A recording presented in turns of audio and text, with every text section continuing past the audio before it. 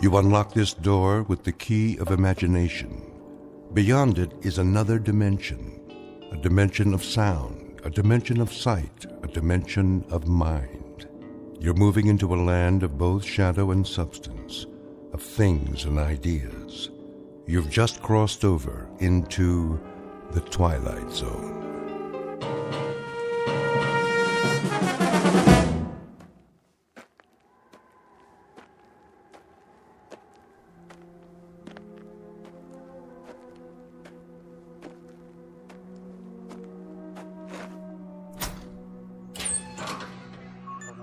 Hank? Hank! Oh, morning, Captain. Anything on the radar? Not yet. No signal at all. Try 4.0, true. It'll probably come from that direction. I had her on that all morning, sir. Still nothing. You're past your time, aren't you? Who's your relief? Al Baines, Captain. Baines? I'll see what happened to him. Yes, sir.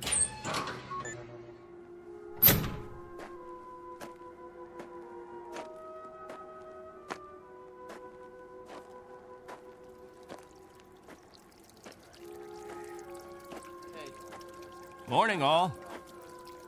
Anything yet? Afraid not. They lost, you figure? There's no telling.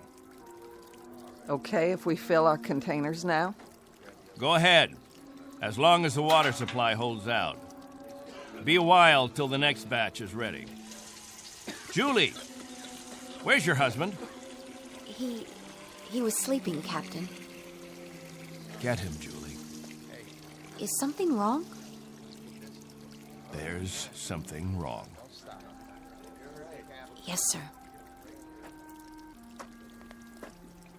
How does it taste today, Henry? Same as always, hot, flat, and unforgettable. But wet. Suffer it a little bit more. 6 months from now, you'll be drinking chocolate ice cream sodas.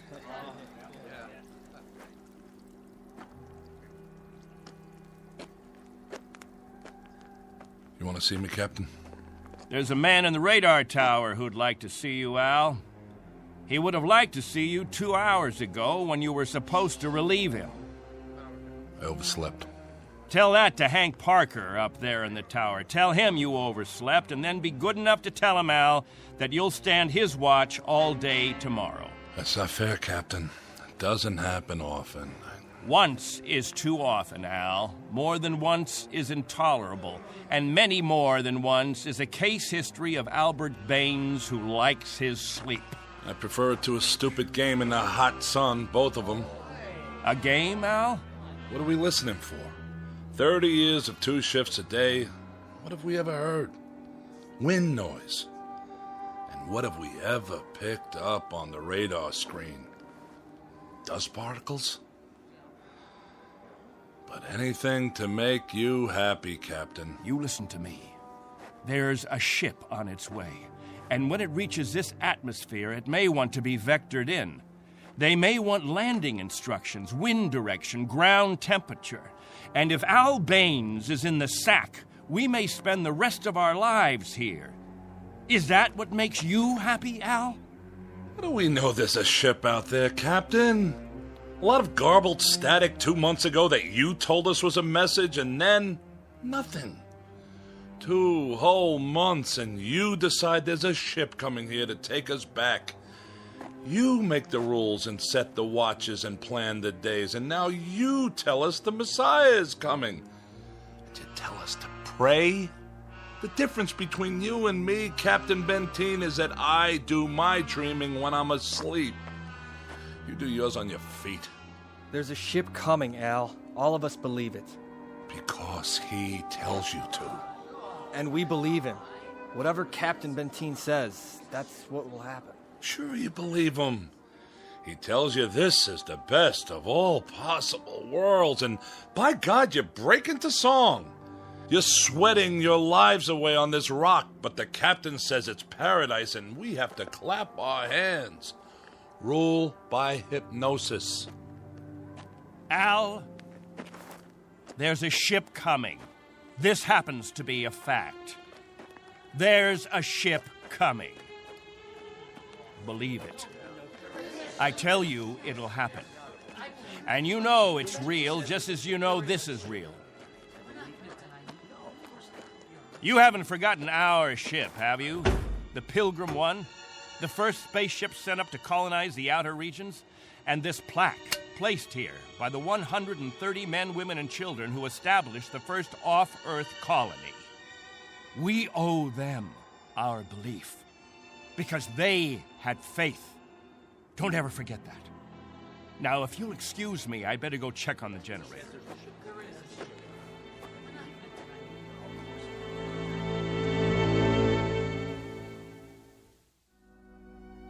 This is William Benteen, who officiates on a small outpost in space.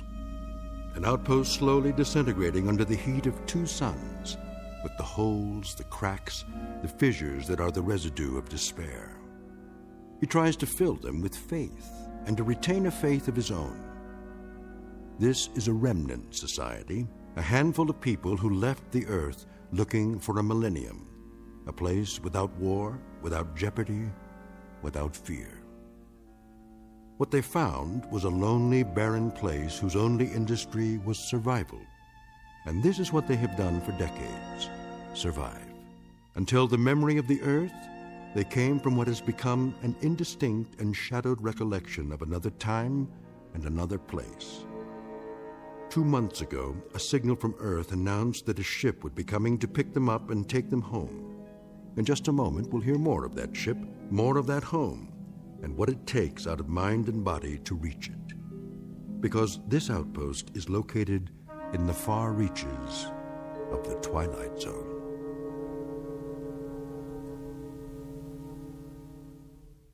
And now, The Twilight Zone and our story, On Thursday We Leave for Home, starring Barry Bostwick with Stacy Keach as your narrator.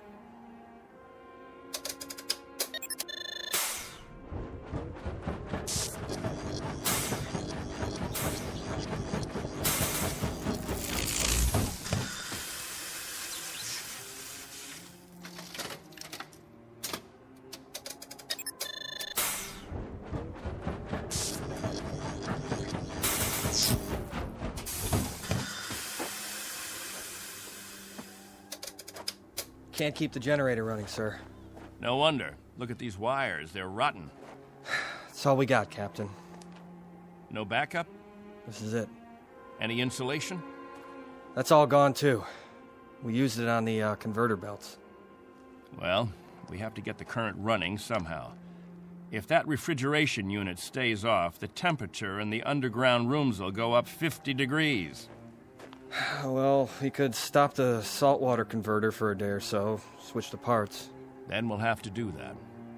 Tell the people to fill up all the jugs they have. We'll be shutting off the water in 6 hours. Yes, sir. Captain, what about the ship? It's on the way.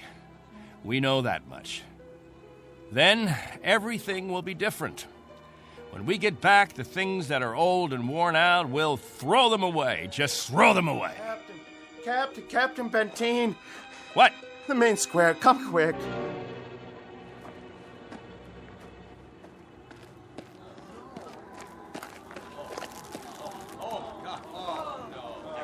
It's Mrs. Rodale. She's hanged herself. Cut her down.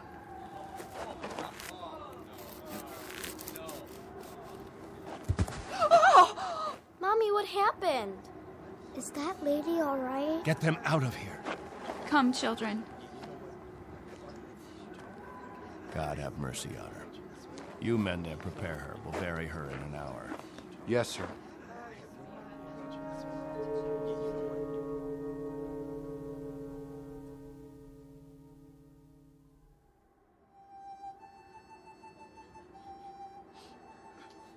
We now consign to this planet the remains of Mary Rodale. We ask God in His infinite mercy to give her the serenity and joy that she sought while she was with us. And we ask His forgiveness for her sin. Amen. Amen. We ask that this good woman be allowed to rejoin her beloved husband, who preceded her in death 11 years ago. Bid your farewells now. Forgive her, Lord. Have mercy on her, Lord, for what she's done. A terrible thing. She didn't know what she was doing. She knew what she was doing. Better and clearer than the rest of us. This is a funeral, Al. The 9th funeral in the last 6 months. Nobody talks about it. We just let it go by.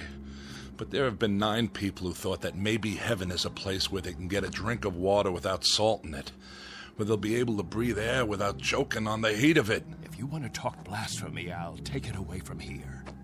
I'm talking truth, Captain Benteen. I'm saying that this woman and the others, they took their own lives because living became intolerable. And I say that dying was their right. Anything else? Just this question. I put it to everyone here. Al, please. No! Isn't living tough enough that we don't have to do it by the book? Isn't it hot and blinding and miserable enough that there shouldn't have to be rules? So that we shouldn't have to suffer by the numbers? Will anyone make the simple observation that there's far more happiness going into that hole than what's left above ground? There's more peace of mind in that dead body than in all you mourners put together. All we've got here is anguish. Captain Benteen, let us live with it or die from it in our own way. Young Mr. Baines here wants us to lie down in the sun. Young Mr. Baines would have us given to death when there is still life. He would end all the rules. He'd throw away the regulations. There'd be no standing in line for water. Let the strong take it away from the weak. No rationing of food. Let the young steal it from the old. And when that ship comes down to take us back to Earth, it won't find a society. It will find only a pack. There'll be no human beings left, only animals. There's a ship coming. It's winging its way in now. It's on its way. Say it. Say it out loud. Let me hear you say it. There's a ship coming. There is a ship coming. There's a ship coming. There's a ship coming. There's a ship coming. There's a ship coming. There's a ship coming. That's right. There's a ship. A ship. Yes. A ship that's coming to take us. Hear that? Can you hear that, everyone? Do you hear? It's the Meteor storm! It's a meteor storm! Find shelter. Get inside. Up to the cave. Get up to the cave.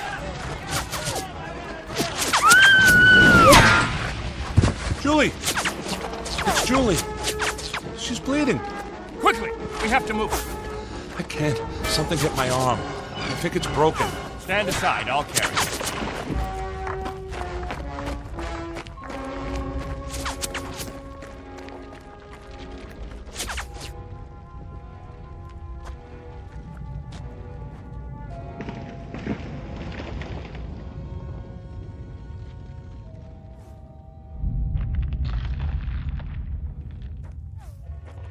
How is she?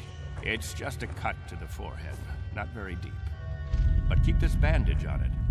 Julie? Julie, honey? Can you hear me? Al? Don't let her move just yet. She may have a concussion. How's your arm? It's not broken. Must have been a rock that hit it. Captain, thank you. For a little first aid. No thanks necessary. I deliver babies, too. You might want to keep that in mind. Now, I'd better go see to the others.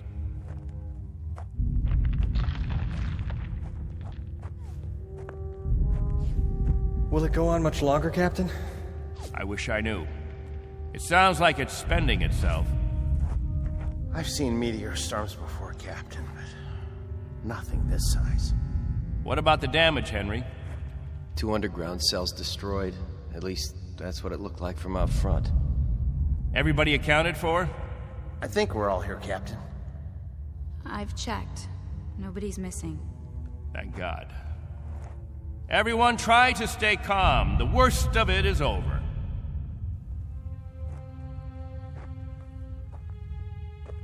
Jojo? Yeah, Captain? You're not scared, are you? Well, kinda. Now, we can't have that. Mind if I sit for a minute? We'll talk, you and me. Captain, tell me about the Earth. Would you, Captain? Tell us what you remember. Yes, do. Well, all right, I guess I can do that. We'd like to hear. You, over there, is that you, Fran? Yes, Captain. And you, Buck. Yes, sir. You fill in the holes if I leave out anything. Straighten me out if I'm wrong about any of my recollections. Jojo, I was a boy of 15 when we arrived here. But I remember Earth. I remember it as a place of color. I remember that in the autumn, the leaves changed. They turned different colors, red, gold, orange. And I remember streams of water that flowed down hillsides, and the water was sparkling and clear. And I remember clouds in the sky, white, billowy things that floated like great, majestic ships. They looked like sails. What are sails? Don't you know what sails were? In ancient times, that's how ships moved across the water. There was so much water. The men unfurled large sheets of canvas against the wind, and it was the wind that moved them. And I can remember night skies. Night. Endless black velvet with stars. And sometimes a moon that seemed to hang there as big as the face of an old man, looking down on us all. Captain, what's night? Why, that was the quiet time, Jojo. Night was when the earth went to sleep. It was the cover it pulled over itself. Not like here, with 2 suns always shining, always burning. It was a darkness that felt like a cool hand brushing over tired eyes.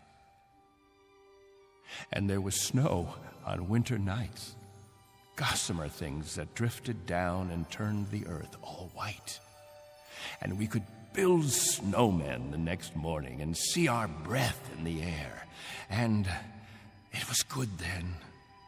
It was right. So, why did you leave there? Oh, we thought we could find another Earth, Jojo. Then we found this. We thought we could escape war. We thought we could build an even better place.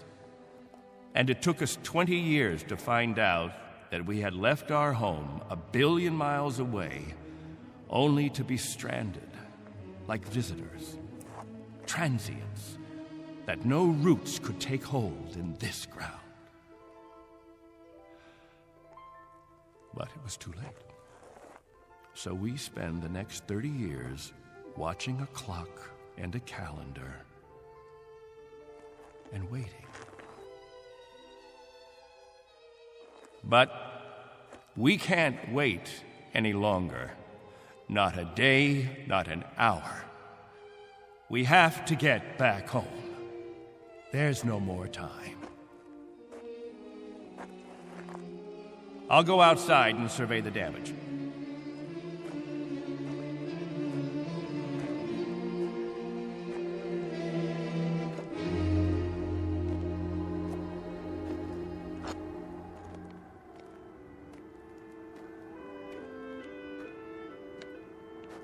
Not much harm.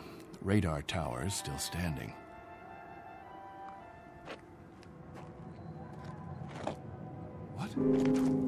Why, it's... Al! Al Baines, do you hear that noise? All of you, come out here. Do you hear it? What is that?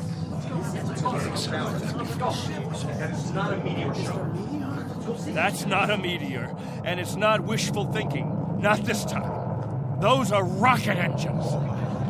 I remember the sound of it. That's the ship. The ship has come at last.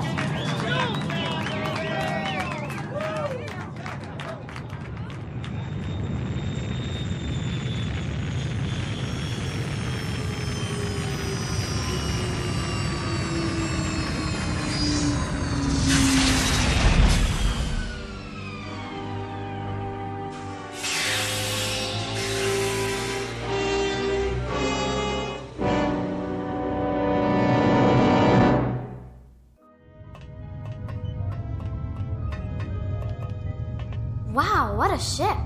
How fast can it go? Oh, pretty fast. Watch your step. Looks like you got plenty of room for everybody. Do you have any water?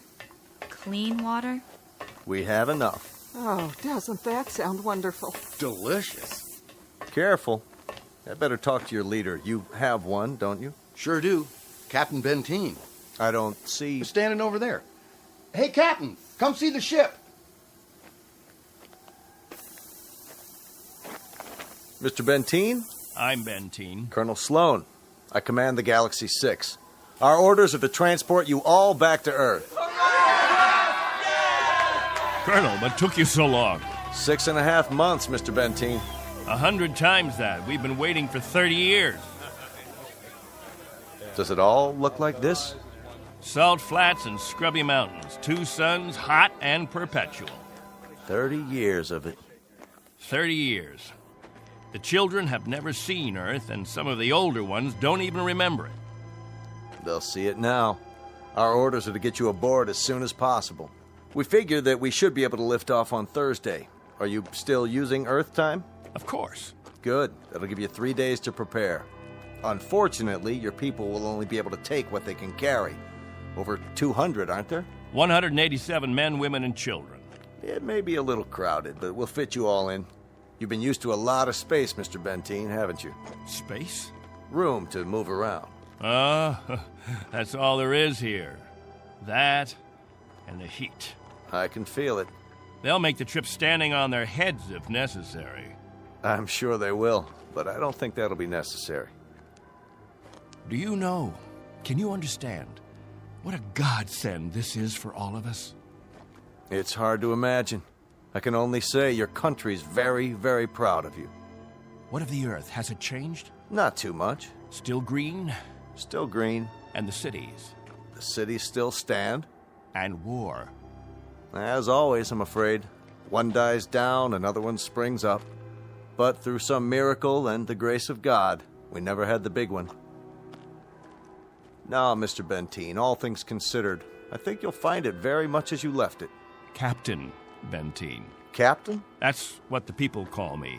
This place, their very lives, it's all been my responsibility. You've done quite a job, Captain Benteen. But you can rest easy. I'll take over the responsibilities now. No need. I'm used to the job, Colonel. The living quarters, they're underground? I was saying, Colonel, I'm used to the responsibility.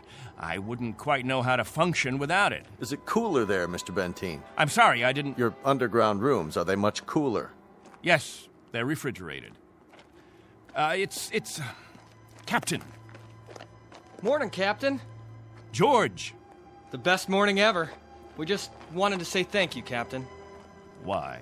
For what? For keeping us alive all these years. That's right. Without the captain, none of us would be here. That's not necessary. You better believe it, Colonel.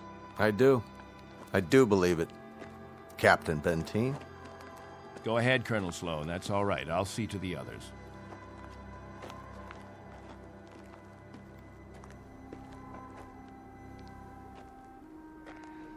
You know, I don't need this. I'm not going to take this. Hi, Captain. Julie, where's your bandage? Oh, I don't need it anymore. But we put one around your head so the cut would heal. What's this? Isn't it incredible? It's called a medicinal patch. You wear it for 24 hours. It accelerates the growth of new skin. Look at her forehead, Captain. You can hardly see the scratch. Better put the sling back on your arm, Al. I don't need a sling. Just this metal band. It's magnesium. Colonel Sloan said my arm would be perfect by the end of the week. Well, I seem to have had my practice taken away from me. But while we're here, I'd use that sling. I'll bet I've fixed about 500 broken wings in my time, and the only way to be sure it heals properly is to keep the limb immobile. Where's Colonel Sloan? I want to ask him what to pack.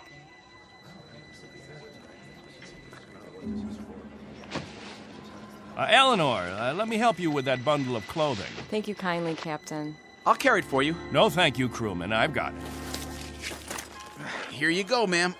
I don't know how to thank you. Are all the crew as strong as you? That's our job, ma'am. Nothing to it.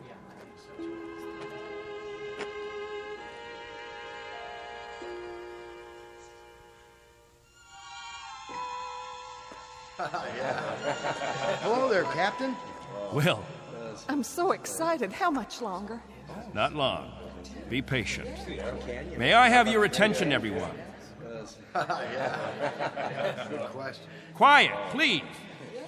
What is it, Captain? As all of you know, we have less than 36 hours before we depart. And as I told you earlier, there is a maximum allowance of 14 pounds per person. Soon we'll begin weighing your belongings, and if we're over the limit, I'll make up a list of necessary items. I hope I'm not intruding, Captain. I was just telling them about the weight requirements. We'll handle all that tomorrow. I heard you'd called a meeting here in the cave, so I brought Lieutenants Engel and Rafferty with me. Everyone has so many questions about Earth, I thought perhaps this would be a good time. More questions? Actually, Colonel, the purpose of this meeting is simply to make some last-minute arrangements. Colonel, I used to live in San Diego. Is California still the same? Sunny and warm most of the time, but not this warm. Los Angeles has become the biggest city in the world. These kinds of questions, we could just as well handle them when... Colonel Sloan? Are there still major leagues? My dad used to tell me about baseball and the World Series. The leagues are just as before, American and national. What about the Dodgers? They came in 10th last season. I'm told they need pitchers pretty desperately. I'll tell you what, when we're finished here, we'll improvise a ball and bat and have ourselves a game. How does that sound? Yeah, that'd be great. Let's do it. I think it's a little hot for that kind of activity. What we could do is have some group singing. We haven't done that for a while. I got an old sack. That'll be the ball. Who's got a stick? What are we waiting for? Let's go. Yeah. Please, wait. We haven't finished yet.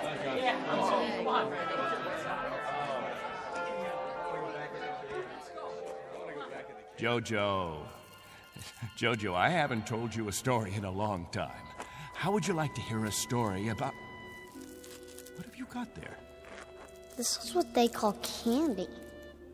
One of the spacemen gave it to me. It tastes... Sweet, Jojo. It tastes sweet. Yeah, sweet, Captain. Want a bite? No, thank you, Jojo. Back on Earth, we can get all we want. Something, Captain? I'm not sure. I'm not at all sure. You've promised them all candy. You've made it sound as if that was what the Earth is made of.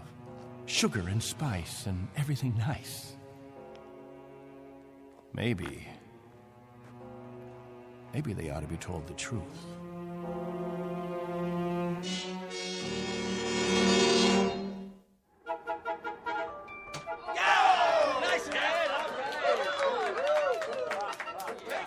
The universal language. Baseball. You have a limited vocabulary, Colonel. Do you have any idea what the temperature is? At this hour, it's about 110. I don't know whether your crew can take it, but I know my people. They're going to pay for this little athletic event. Some of the older ones, it might even be serious for them. It's just a game, Benteen. My guess is that it's worth it. Now, I'd better get back to the ship. Colonel Sloan. Something else, Mr. Benteen? Colonel, when we get on the ship, you can tell us what to do and we'll all fall into line. But here, in this place, I'm in command. I'm not trying to usurp authority, Mr. Benteen, but I really don't see what harm a little game... It's still Captain Benteen. For now. Galaxy crewmen, back to the ship. That's an order. It's time for rest now. All of you go back to your homes. I'll announce when the new day will start. I don't know.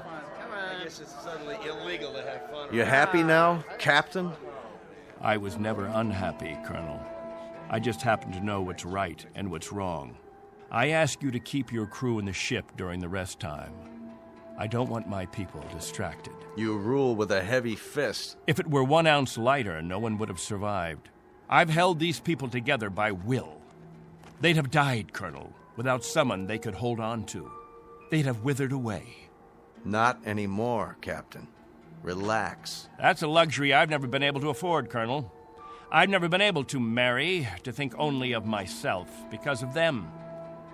I've been a father figure, a governor, a confessor. I've been all those things. And if I hadn't been, there'd be no life here. These are my people. Understand? My people.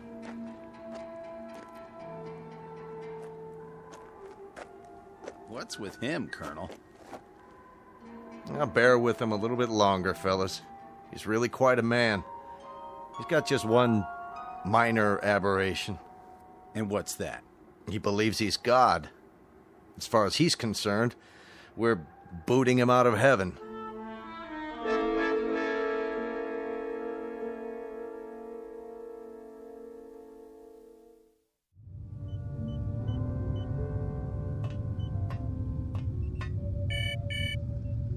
Yes? Mr. Captain Benteen is here, sir.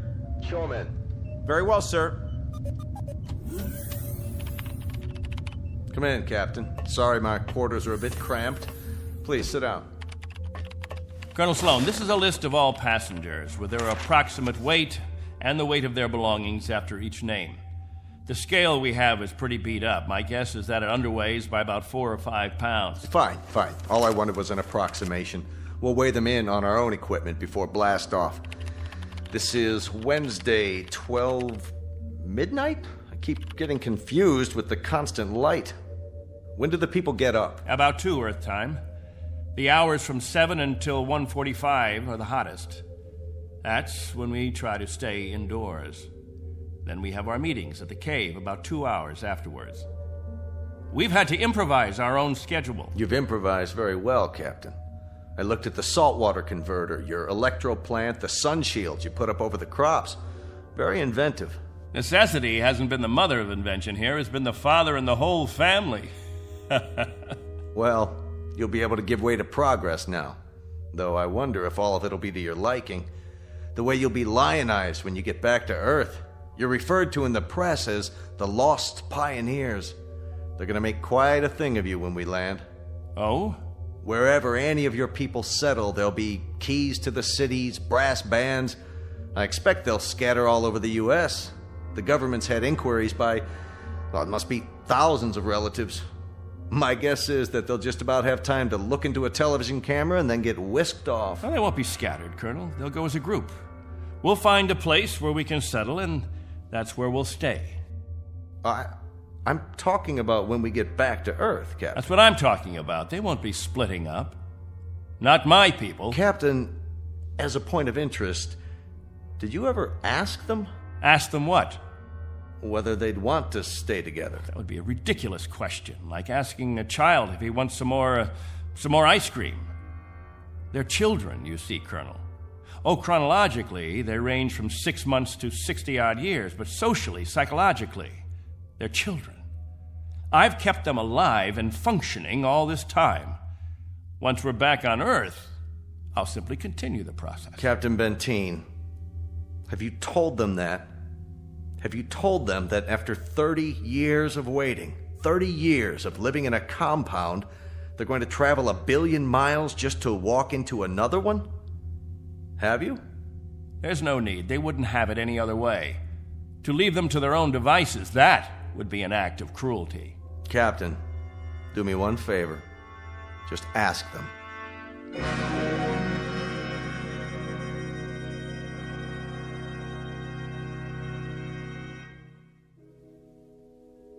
Naturally, we won't have to concern ourselves with the colder climates. The northeastern states, the upper regions of the Great Plains, will find an area much farther to the south, perhaps Florida or Texas.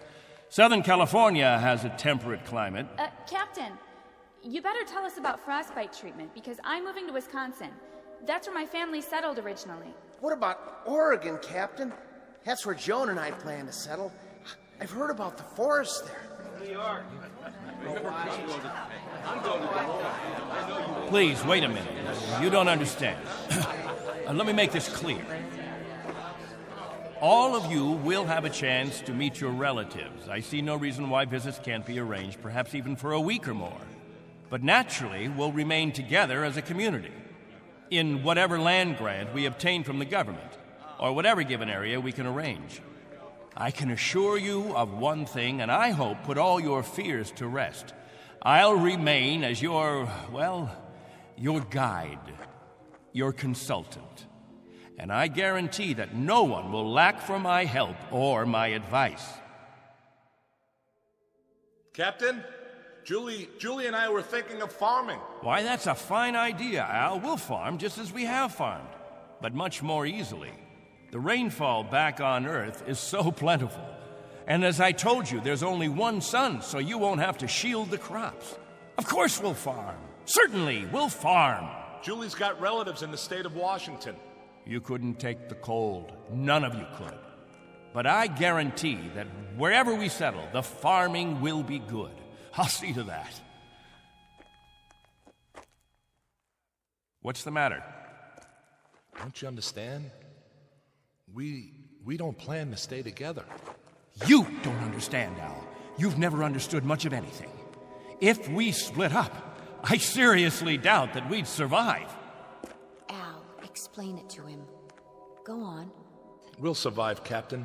If anyone wants to stay together, that'll be their right. But if they want to go their own way, that'll be their right too. Am I wrong, Colonel? You're not wrong. We're to take you back as a group. Once on Earth, you can do as you please. Colonel, let us settle our differences in our own way. There are no differences, Captain. There are differences. There are. Changes that have taken place on Earth. Things we aren't prepared for. Oh, the Colonel has made it sound like a big holiday. The good life just plucked off a tree. Well, friends, I don't want any of you disillusioned. Wherever men live, they grub, they scrabble. They have to dig to stay alive. It's a fact. But together, that's the word, together. We've got to stay together. Think of that word now. Let's say it out loud. Everybody, now. Together. Together. Together. Together. Together. Looks like the congregation isn't with you anymore, Captain. What's the matter with all of you people? Wait.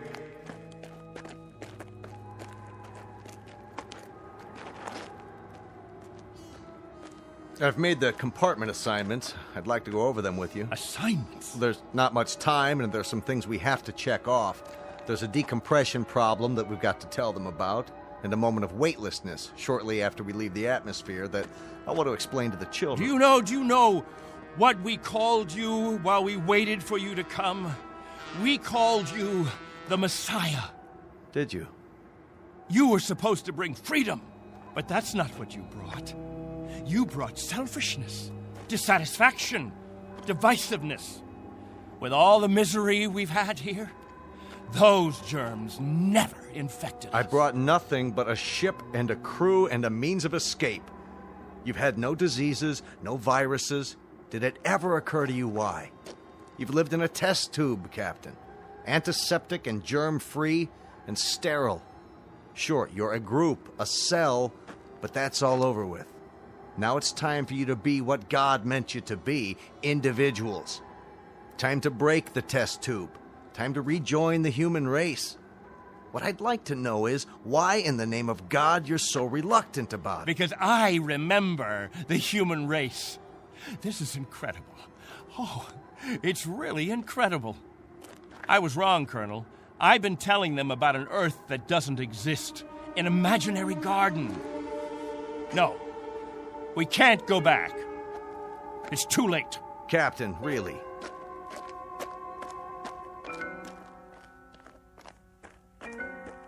Everybody, gather around.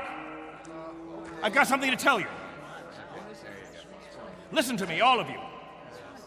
I want to tell you all. Listen to me, all of you. I want to tell you about the real Earth. Captain, are you all right? Let's talk about the diseases. What? The viruses, the cancers, the floods and the freezing, the wetness and the cold. And there are other miseries, worse than anything we've experienced. Hatred, jealousy, violence. Listen to me. It's an Earth we don't know. We can't leave here. We'd be committing suicide. We'd die of things we've never been exposed to before. We'd die of the loneliness that animals get in a zoo because we don't belong.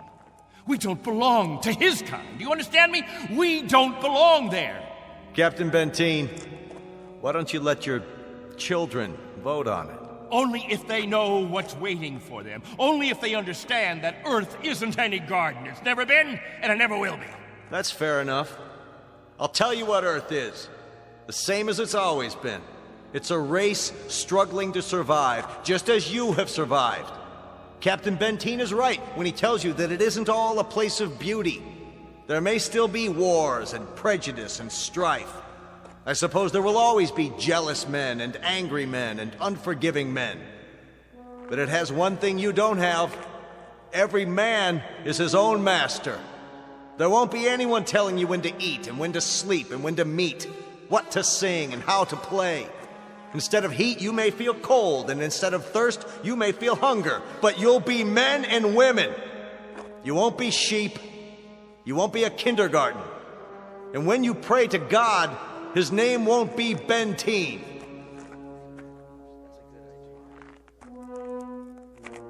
A vote now, Captain, and the majority wins. Those of you who want to be on the ship 10 hours from now, heading back to Earth, step forward. All right, I'm going. Let's go. Let's go. Go. That's it. I suppose that makes it unanimous, Benteen. Even you, Jojo? Well, I want to go with the Colonel. Give me something, anything. Give that sledgehammer. Here. No, let it go. Angle, Rafferty. There, sir. Stop him. He's running from the ship. No. Captain, no, please.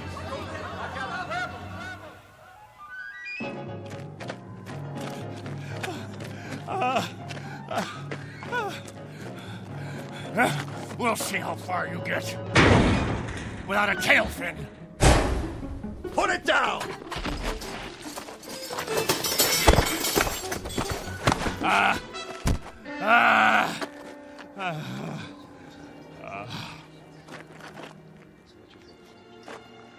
You all right, Colonel?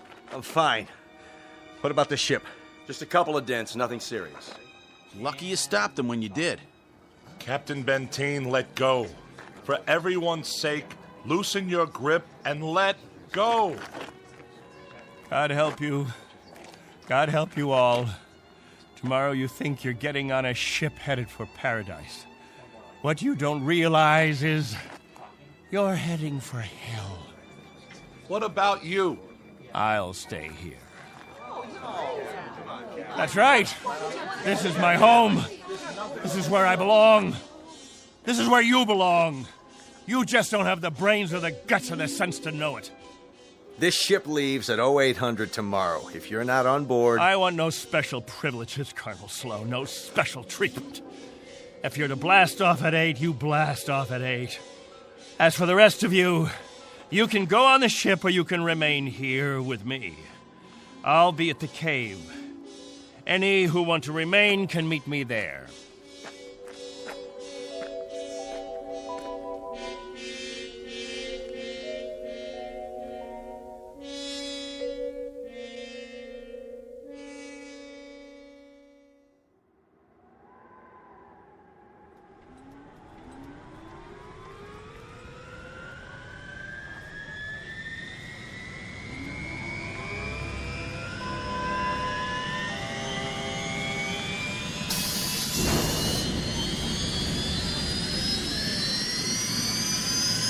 That's it, folks. The rocket's fired up. Everybody on board, single file.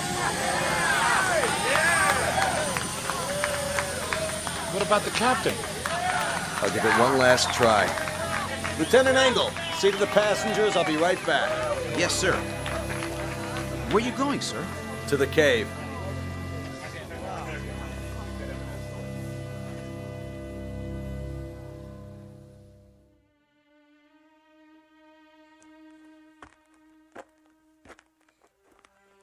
Captain? Benteen? Benteen, we know you're in here. Please, let us talk to you. He's not going to show himself, Colonel. We're leaving now. We have to blast off in 5 minutes. If we don't, we'll have lost our orbital position. Benteen, it has to be now. Captain, please, come out. Remember this. If we leave without you, there'll be no other ships. This is where you'll live the rest of your life. And this is where you'll die. All right, Benteen. As you prefer. Let's go, Baines. Goodbye, Captain.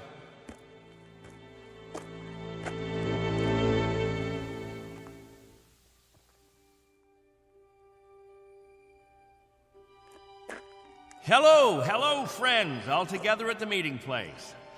Any new business today? No? Jojo, I'll bet you want to hear about Earth. About the rivers and the seas, the blue skies, or the night, the stars and the moon. Which do you want to hear about this time?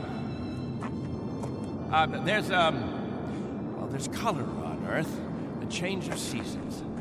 And the wind brings the smell of the ground, the plants, the seeds, the roots, flower petals, sap from the trees, and the smell of the weather, the rain or the mist or the fog. And on the earth, there's green, the color green, the feeling green. There's something fresh about it, something living. Earth. It's called Earth.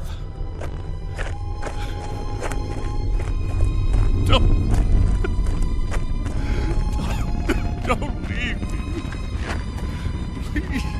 Oh, don't leave me.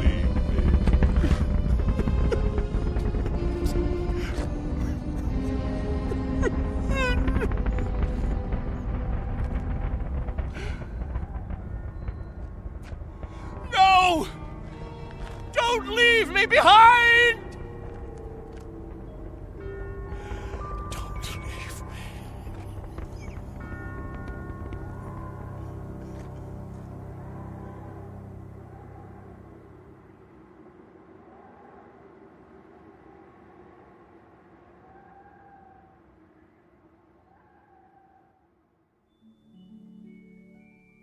A man named Benteen, sometimes known as Captain, who had certain prerogatives.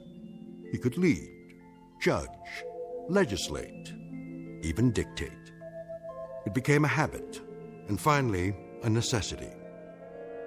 William Benteen, once a god, now a population of one, on a distant outpost in the Twilight Zone.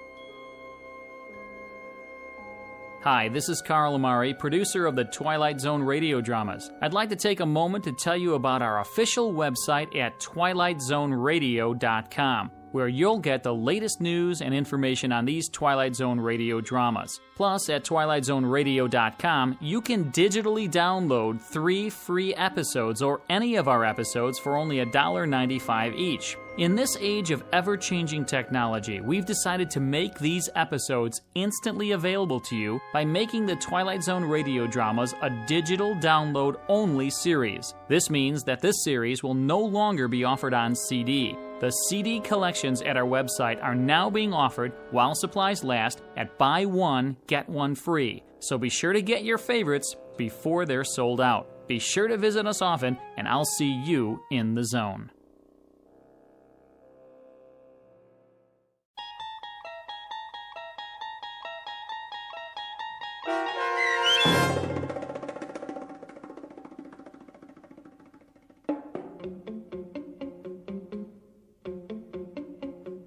On Thursday, We Leave for Home, starring Barry Bostwick with Stacy Keach as your narrator, was adapted for radio by Dennis Etchison and written for The Twilight Zone by Rod Serling.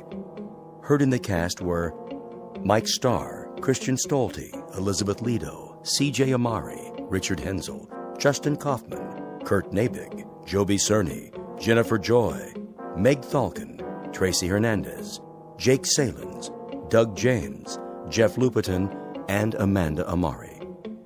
The producers of The Twilight Zone wish to thank CBS Enterprises and the Rod Serling Estate for making this series possible. This copyrighted radio series is produced and directed by Carl Amari for Falcon Picture Group. Sound design and custom Foley effects for The Twilight Zone by Cerny American Creatives Bob Benson, Craig Lee, Michael Slaybach, and Matt Sorrow. To learn more about the Twilight Zone radio dramas and to contact us, visit our official website at twilightzoneradio.com. Doug James speaking.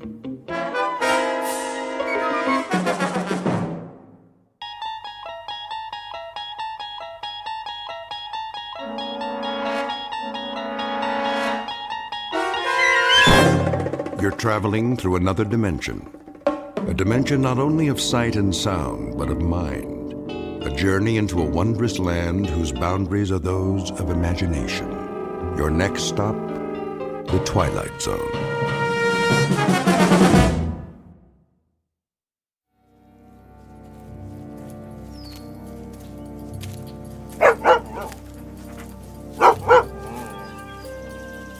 Hey, Rip, what you chasing? Ground squirrel, huh? Well, leave it be. I ain't got my squirrel shooter with me. Besides, we got plenty of work to do. First, though, let's set a spell. This stump will be fine. That old woman don't know how hard it is collecting firewood. All you can carry, she says, or you get no supper. Well, I'll tell you, Rip, she ought to try it herself sometime. All she'd come back with is a couple of sticks. Can't fire the cooker with that, now could she? There you go. Lay right down. Working sure makes you parched, don't it? Oh, yeah. Well, don't you worry none. We'll be at the lake soon enough, then you can drink your fill. What is that, a crow? Same one I seen this morning. What's it coming around here for? Fly on by, Mr. Crow. Nothing here for you. Just me and old Rip.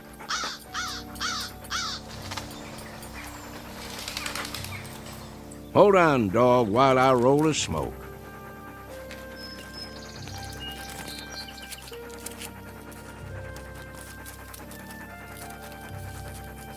There we go. Now, light it up for me, would you, Rip? Sure wish you could do that. Make life easier for this old boy.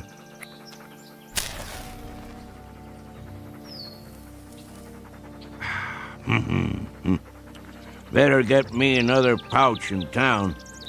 See if Earl has his rig hitched up. Of course, that old nag of his might not make it.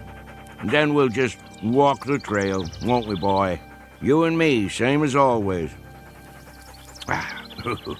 Come on, we better get on home before it's dark. Maybe we'll do us some coon hunting tonight. Would you like that? Sure you would. Well, let's go back to work. Where's that firewood, Rip? Go find us some now. Gotta get me a good armload. Easy, boy. What is it? What you got there? Is that That's a rattlesnake. Mean-looking one, too. Now, just you back off. Leave it, Rip. Come on around. He ain't gonna do nothing if we let him alone. Rip, careful, boy. Oh, there you go. Good boy. All done. By golly, you took care of him, didn't you? You broke his neck clean in two. Well, thank you kindly, Rip. If it weren't for you, I might have stepped right on it. You would have had to suck the venom before it reached my heart. Think you could have done that? Oh, that's a good old hound. Yeah, you sure are. Best friend a man ever did have.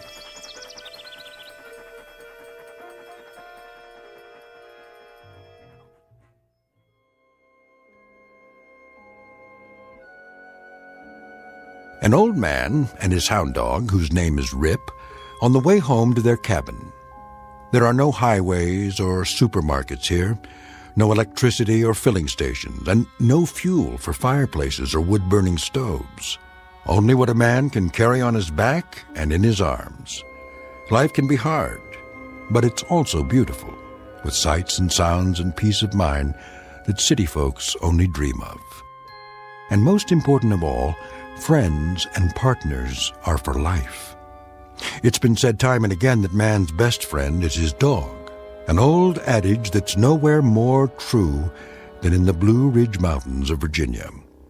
If all goes as planned, this particular man and his dog will soon be off for an evening's pleasure in quest of raccoon. It's a prize well worth trapping in these parts. Usually such evenings end with one extremely tired old man, one battle-scarred hound, and one or more extremely dead raccoons. But as you may suspect, that will not be the case tonight. This time our hunters won't be coming home from the hill. They're headed deep into the backwoods of the Twilight Zone.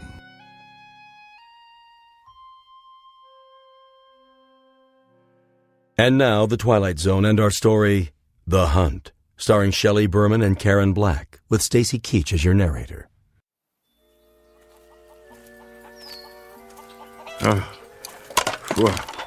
Well, here we are, Rip. Now, all I gotta do is pick a few nice branches to take in the house.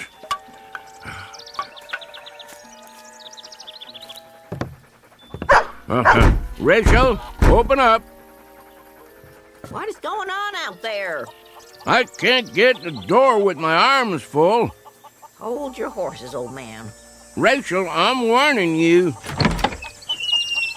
What's all the hollering about?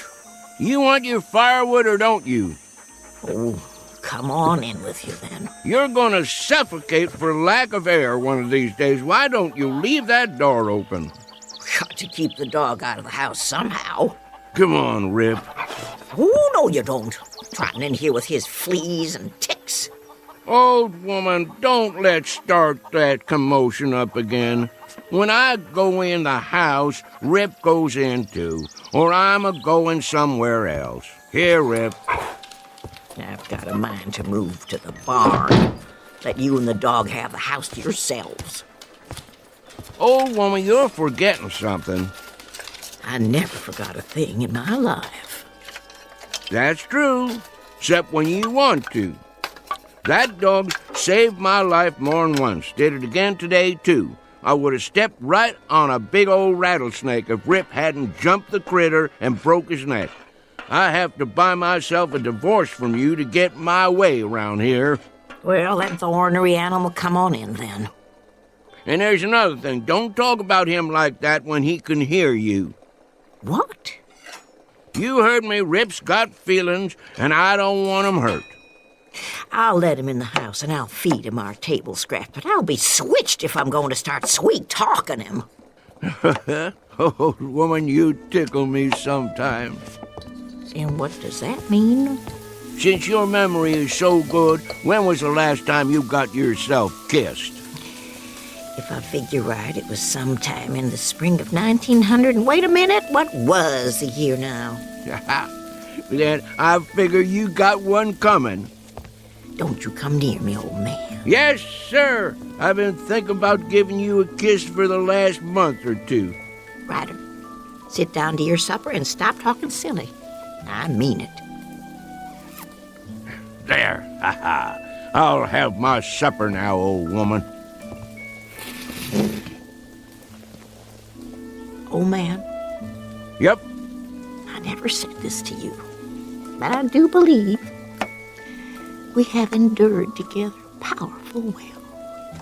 Near 60 years we've been married, ain't it? Come October 16th.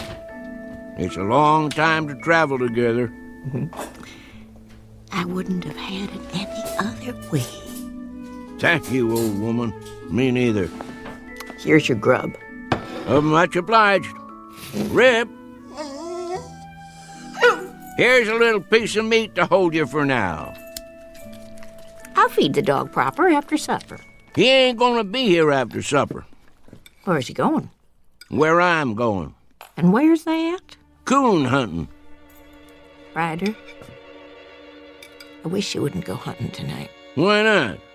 3 nights ago, I saw blood on the moon. Ought to have been in bed, sleeping. Then you wouldn't have seen it. That's not all. 2 days ago, a bird flew in the house and lit on the foot of your bed. It scared the life out of me. Wasn't a crow, was it? No. A little brown bird. The kind I never saw before. One of these days I'll put up some screens. Keep the pesky things out. And last night... What about last night? I couldn't get to sleep. Laid there in my bed, tossing, turning, wondering, worrying. At midnight, that mockingbird in the lilac bush woke and sang 3 times. There you go, trying to spoil a good meal. Go ahead, eat.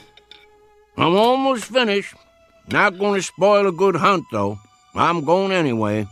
Them signs don't bother me at all. They bother me. Well, don't let 'em. I can't help it. You should listen to me. Women folk know these things.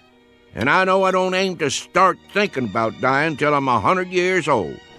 I come from a line of long livers. Wouldn't be surprised if I lived so long they have to shoot me to get rid of me. Where's my shotgun?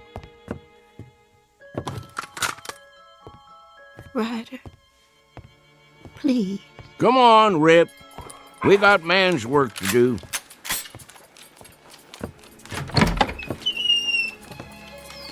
You be careful, old man. Don't worry your head, old woman. I'll be back before it's all the way dark, more'n likely.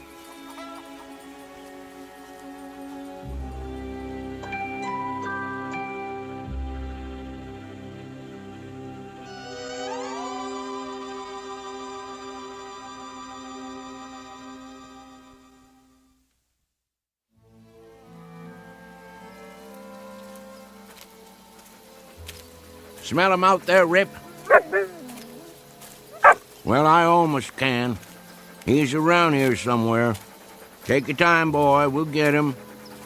Yeah, here's our stump. Let's set a spell. Oh, my favorite time. Chickens ready to roost. Owls just getting up. Used to dig out here for night crawlers when I was a tadpole. Of course, you wasn't around then, but we had some good times, let me tell you. Me and the boys. In the morning, we'd go fishing in the lake. Fish jumping like silver. Sometimes we couldn't wait to eat 'em, clean 'em, and cook 'em right where we was. Then go for a swim. Even had me a dog, too. Oh, not a hound like you. But it was a good old boy. Little bit of a thing. Called him Skipper. Just went missing one day. Must have fell in the lake. That, or a bear got him. Oh, don't you go getting spooked now. No bears anymore, just coons. Big old raccoons, good for meat and hides. Get you a right bushy one and I'll make a dog bed for you. Would you like that, Rip? Gonna be cold come winter. Shh. There he is. Hear him? Big fat one. Looking for a snack. Want to get him, boy? Well, go ahead, do your work. You tree him, I'll catch him. Soon as I light the lantern.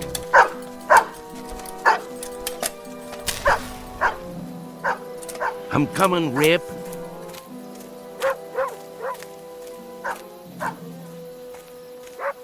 That's it. You got him, boy. I'm on my way. Up a tree, is he, boy? Yep, he must be. Let me shine the light and have a look. Rip, I don't want to doubt your word, but there ain't no coon up there. Nope. If there was, I'd see his eyes in the dark, big as $50. Tricked you, didn't he? I knew it. Now you can't get the scent, 'cause he run up the tree and crossed over to another one. Probably down by the lake already. Don't you go there, boy. He wants you to. Let him go, Rip. You let him go now. I'll see him. He's out on the end of the log, and now he's going to jump in. He's only tricking you. Don't try going after him. He's too good a swimmer. No, boy. He'll pull you under. Come on back here. Oh, now you've done it. Rip, come back here, boy. That coon got you right where he wants you. Get back here before he pull you under. I'll reach down and grab you. You darn fool. Don't let him bite you. Swim on over here. That coon's gonna drown you in a minute. Uh-oh. Coon's got him down. And I'm a-losing my balance. Hold on, boy. I'm a-coming.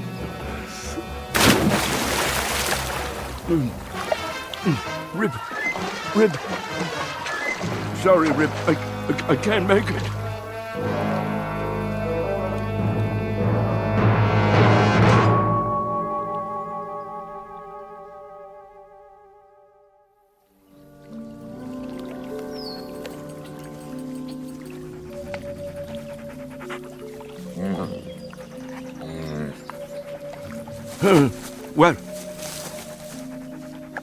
Well, what do you know, Rip?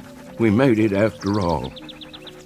Guess I could swim better than I thought, and you could too, even with an old coon dragging you down. Did you pull me out, or did I pull you? By golly, take a look, morning already. Right beautiful day, too. Must have spent half the night chasing that old raccoon. And we didn't even get him. There's a gun and lantern right where I left them. Hungry, ain't you, boy? Yeah, me too. Let's mosey on home and see what Rachel's got for breakfast. That old woman is going to give us Hail Columbia for staying out all night. Can't help that, though. Well, Rip, our time has come. Let's go face the music.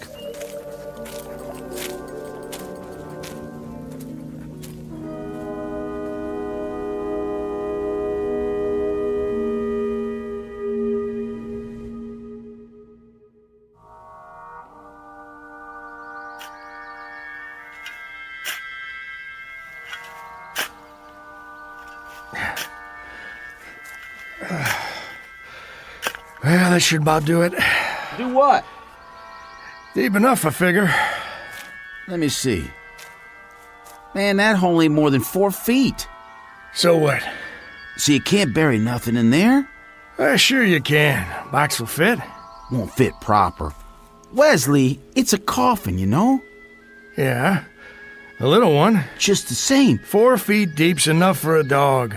Well, maybe for an ordinary dog. Old Man Simpson claimed there wasn't nothing ordinary about Rip. Old Man Simpson said a lot of things. According to him, that dog saved his life. More than once, too. Man, there's a time I've heard that, but I never set much store by it. don't believe there's a dog that'll jump a rattler. Mr. Simpson swore by it. I've sworn to things. Makes a good story is all. Just the same, out of respect for the old man's feelings, I figure that dog's got a right to 6 feet of dirt. Well then, you dig it. You know I got a bad back. Yeah, and I got a bad arm. Go ahead.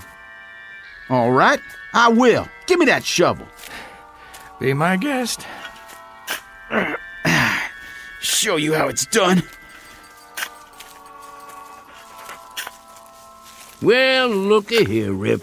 It's our neighbors. Morning, boys. Hey, Tillman, throw me your pot so I can roll me a smoke. Get your own.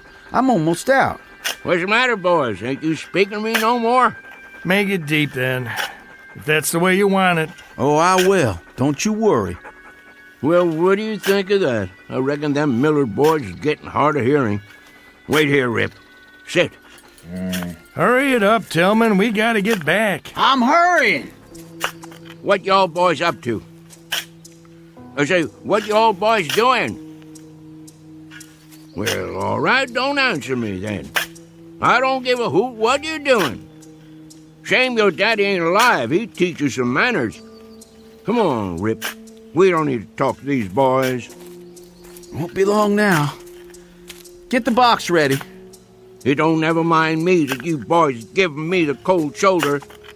But if I ain't mistaken, this hole you're digging is on my land. So if y'all want to dig, do it on your side of the fence. Now get.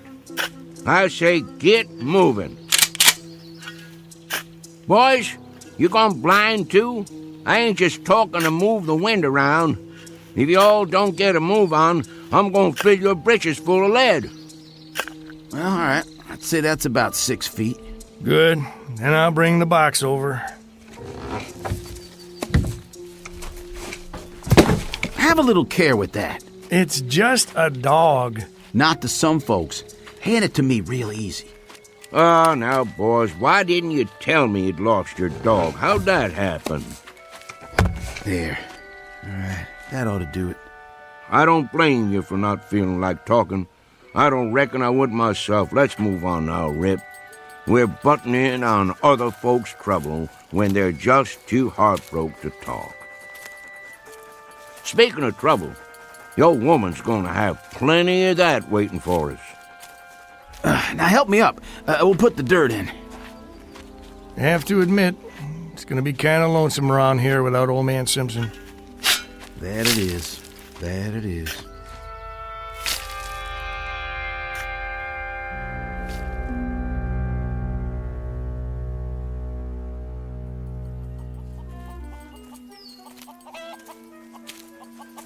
Where is she? Looks to me like maybe we've had a stroke of luck, Rip. Could be that old woman is still asleep. Hadn't even done the washing yet. Well, we'll just walk in big as you please and see what comes next. Wait a while this time, boy. Just for a minute. Let me clear the way.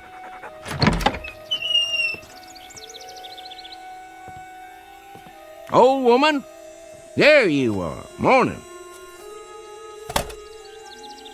What are you sitting in a rocking chair for? Taking a rest already?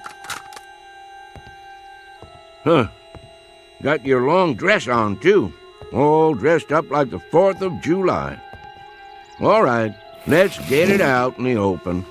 Old woman, if you're figuring on leaving me on account of I stayed out all night, you got another think coming. I'm still the boss of this house.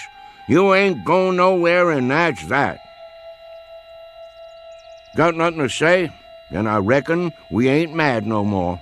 Now, I'd appreciate a little breakfast, if it's all the same with you. Old woman, you's gonna sit there like a bump on a log? You pack your finery back on the cedar chest and get cooking. Now, what's the matter?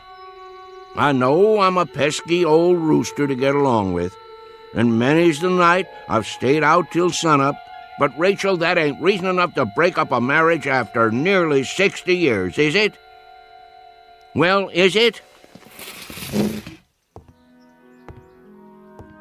Well, that a tear on your cheek? Oh, now, old woman, I didn't mean to speak rough to you. I just don't want you running off and leaving me, that's all. All right, you win, Rachel. I guess I could be a better man to you. Won't go streaking off every night hunting.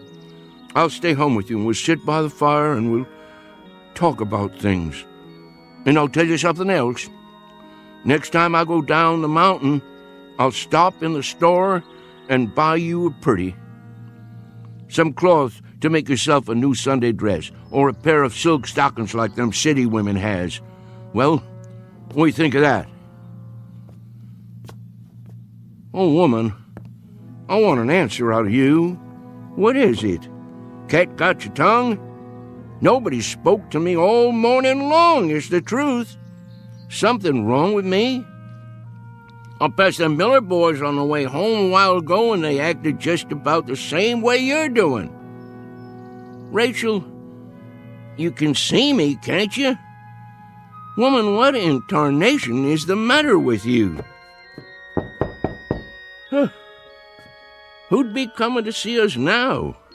Mrs. Simpson, may I come in? Yes. Reverend Wood? You sure have come at a time of need. Mighty glad to see you. Something's wrong with my old lady, and I can't figure it out. Seems to me in a daze or something, near as I can tell. The Lord be with you, sister. Amen, brother. I appreciate your coming. Even though he didn't belong to the church, just never could get him to go. I realize Brother Simpson wasn't a religious man, but I figure he's still entitled to a Christian burial. Now just hold everything. Let's not get too far down the road here. If anybody's giving Brother Simpson a Christian burial, they'd better ask Brother Simpson how he feels about it. I've been sitting here, trying to figure it all out. I'm sure you have, with a word close at hand. I've got the good book right here, but I can't work this out. It don't make sense somehow. And just last night he was sitting there at the supper table. I begged him not to go. You did all you could, sister. There's been omens. I've seen signs. But he went. Why'd he have to go and do that? Can you explain it to me? The Lord works in mysterious ways. Rachel, listen to me. There's been some kind of misunderstanding. Somebody's pulled the wrong switch. Me and Rip ain't going nowhere. I'm right here. Rip's out on the porch. Miss Rachel? That you, Tillman? Yes, ma'am. Thank you for coming. What is the matter with that dog? Rip don't take kindly to people coming right on in, but it didn't so much as make a sound. If you're ready, ma'am. Hello, Wesley. Ma'am. Where's the, I mean... Give us a moment, son. No need putting it off. He's in the other room. What are you talking about? Who is? Yes, ma'am. We'll treat him right careful. Don't you worry. They're good boys. He's in good hands. And now, if you're ready, may I offer you my arm? Oh, Reverend, it's all happening so fast. Don't take on, old woman. It's just a dream. Has to be. We'll wake up in a little bit and everything'll be like it ought to be. You'll see. Careful, Wesley. I got my hand. Not too fast. That's a mighty big box. What y'all boys got in there, huh? Watch the door. It'll fit. What y'all taking outside? Mrs. Simpson, I'm afraid it's time. If you're ready. Reverend, if I could just get through this day, for his sake. I asked you a question. What's in the box? Come on, Rip. I've got to see where they're going. Something's up all right. Something mighty big, if you ask me.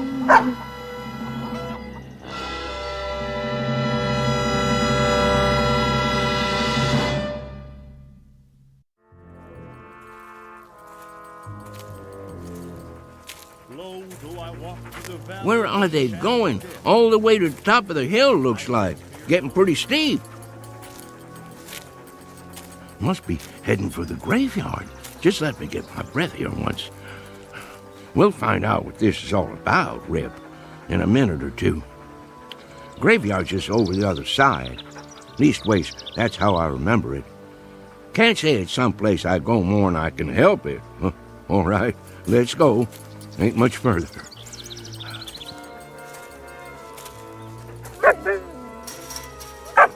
Well, will you look at this now? Who in tarnation built a fence up here? No call to do that. Don't know why they would have bothered. Can't even see the sun over there anyway. Just fog coming down from the top of the hill. How'd Rachel and the Reverend and the Miller boys get through? Gotta be a gate or something. Rip, I don't know what to tell you. I must have taken a wrong turn somewhere along the line. I don't memorize ever seeing this here fence before. Oh well, just follow it, I guess. We're bound to come out sooner or later. What you see, boy? Well now, looks like you found it. Here's the gate. All locked up, though. Chain and everything. Hello? Anybody home in there? Howdy, neighbor. Oh, howdy. Think you could open this for me? Sure enough. Wasn't expecting nobody this morning. Don't let me put you in no trouble, friend. Seems like I lost my way. Everybody says that at first. Easy to do. Who put this gate up, anyway? The owner. The owner? Well, who's that? He don't like to use his name. Make him sound high and mighty. What's your name, friend? Simpson. Hyder Simpson. Ah, yeah. Think I heard of you. Just let me check it in my book here. I belong to that bunch of Simpsons over on Wales Mountain. Lived there all my life. I got it. Yep, you're on the list. Guess you can't see it from here, though. Rip and me, we traveled a far piece. I don't never recollect coming so far we couldn't see the top of Wales Mountain. And how old are you, Mr. Simpson? Well, sir, can't say exactly, but I've been walking the earth for more than 70 years now. Arrived at the gate 10:45 a.m. Nice watch you got there. Thank you kindly. It's none of my business, friend, but could I ask you something? Oh, go right ahead. What are you writing down in that book? Oh, this and that. You know, for the record. I just need to know one more thing, Mr. Simpson. And that would be? How'd you die? I was born with a cheap set of ears, friend. I ain't sure I heard you rightly. I said, how did you die? Well, who claims I'm dead? Oh, there ain't any argument about that. You wouldn't be here if you wasn't dead. Then let me pinch myself. Man, that's solid flesh and bone. Want to feel it? Now think back, neighbor. Well, now, my memory's none too good lately. What did you do last night? In your own words. Well, that's an easy one. I'll tell you exactly what I done.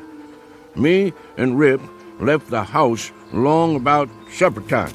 Rip, he picked up a coon trail right away, and wouldn't you know it, just like a coon, he headed for water. And Rip didn't do a thing but go in that water after him. I see. Just about that time I got there, and I moseyed out on this log, and, say, let me ask you something else. Sure thing. What's on the other side of this gate, anyway? Must be pretty all-fired important if you keep it locked up. Well, you see that pasture right up there? Yeah? They call it the Elysian Fields. You don't say. Mm-hmm. You cross that and you come to the Golden Street. And that takes you to the Celestial Palace, where the old master's got his headquarters. You wouldn't be pulling my leg now. Why'd I want to do that? Then I take your name to be St. Peter. I keep the gate, that's a fact. I'm proud to meet up with you. Well, just as proud to have you here, neighbor Simpson. Something wrong? I was just listening. To what? I thought they did a lot of singing and dancing in heaven. How come I don't hear no music? 'Cause you're on the outside. Minute you step inside the gate, you'll hear your favorite hymn. Don't much care for hymn singing. Favor guitar music myself. Well, don't stand out there in the cold, cold world. Come on in and reap your heavenly reward. You've sure earned it. Mighty nice of you. Rip, Hold on, neighbor Simpson. You can't take that dog in here. And why not? It ain't allowed. Ain't no fleas on him. That don't make no never mind. He can't go in. How come? This here is folks' heaven. There's another place we can put him in, up the road a piece. You just tie him up to the gate, and I'll walk him over there a little later on. If that's how it is. Well, where do you think you're going, Mr. Simpson? I thank you all the same, but I don't reckon in there's any place for me. Well, why not? Any place too highfalutin for Rip is too fancy for me. How thoroughbred has a dog got to be for you to let him in there anyway?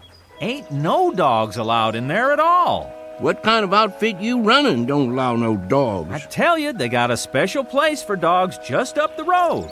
Well, me and Rip will go on up there then. They won't let you in. The dog maybe, but not you. What kind of heaven would it be with nothing in it but dogs? A dog has got the right to have a man around, same as a man has got to have a dog around, if he's going to be happy anyways. Neighbor, let me make you a little proposition. What is it? See this place in the fence? That's a spot that needs repairing. Now, why don't you go on in the gate, and a little later on, I'll slip your dog through this hole. It's breaking the rules, but I'll do it. Friend Peter, if I go in the front gate, Rip goes in the front gate likewise. I don't want him getting the feeling he ain't welcome. Well, I got another idea. Here, boy. What's going on there, mister? Let go of his collar.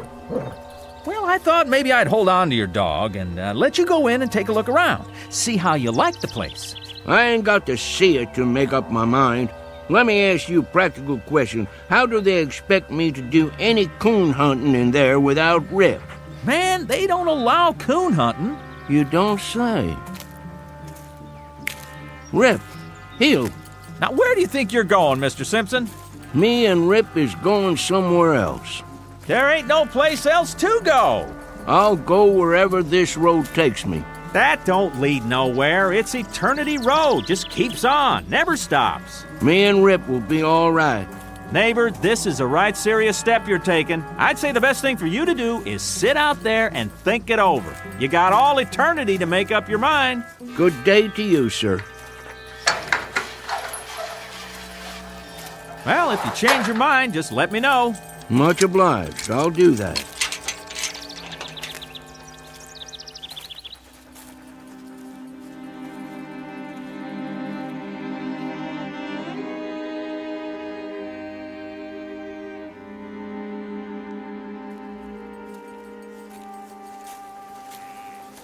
Eternity is a powerful long spell to go without a coon hunt, ain't it, Rip?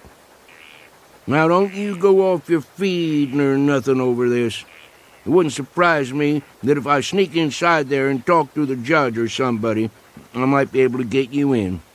Don't you trouble your head over it the least little bit. We'll figure out something. Wonder what kind of tea party they keep in there anyway. Must be lots of city folks.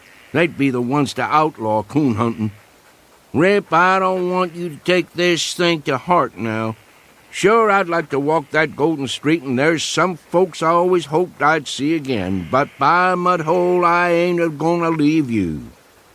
They can sit in there a-tootin' their harps or whatever they do for relaxation, but you and me stays together, same as when we was traveling down below. At least we ain't all by ourselves on Eternity Road. Howdy, son. I'm looking for Mr. Hyder Simpson and a hound dog named Rip. That's us, son. I figured it was. Well, if you and Rip's all set, we might as well mosey along to heaven, Mr. Simpson. Like I told that other fella behind the fence, I ain't gonna set foot in heaven without Rip. Oh, you didn't get messed up with nobody in there, did you? That fella at the gate, he wouldn't let me bring Rip in, so I wouldn't go. Son, that would be a hell of a place without Rip. Mr. Simpson, you ain't far wrong. That is hell. Heaven's up the road a piece. I'll be jiggered. Wonder how come that fella lied to me.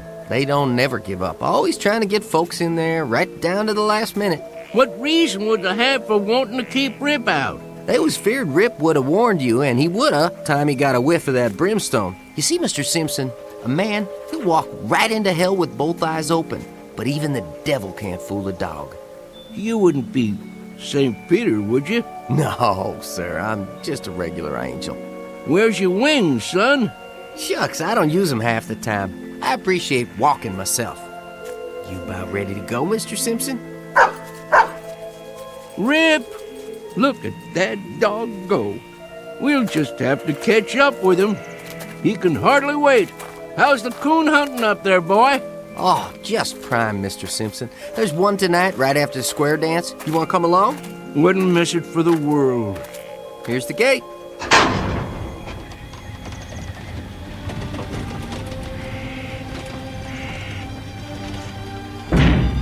Mighty nice one it is, too.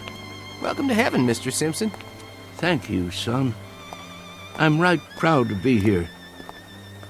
Let's go, Rip.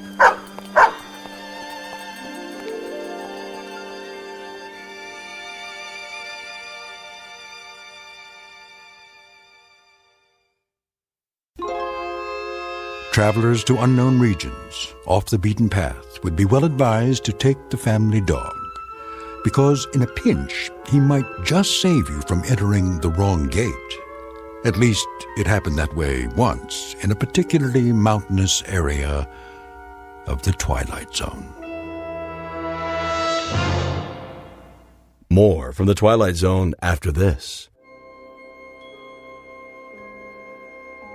Hi, this is Carl Amari, producer of the Twilight Zone Radio Dramas. I'd like to take a moment to tell you about our official website at twilightzoneradio.com, where you'll get the latest news and information on these Twilight Zone Radio dramas. Plus, at twilightzoneradio.com, you can digitally download 3 free episodes or any of our episodes for only $1.95 each. In this age of ever-changing technology, we've decided to make these episodes instantly available to you by making the Twilight Zone Radio Dramas a digital download-only series. This means that this series will no longer be offered on CD. The CD collections at our website are now being offered while supplies last at buy one, get one free. So be sure to get your favorites before they're sold out. Be sure to visit us often, and I'll see you in the zone.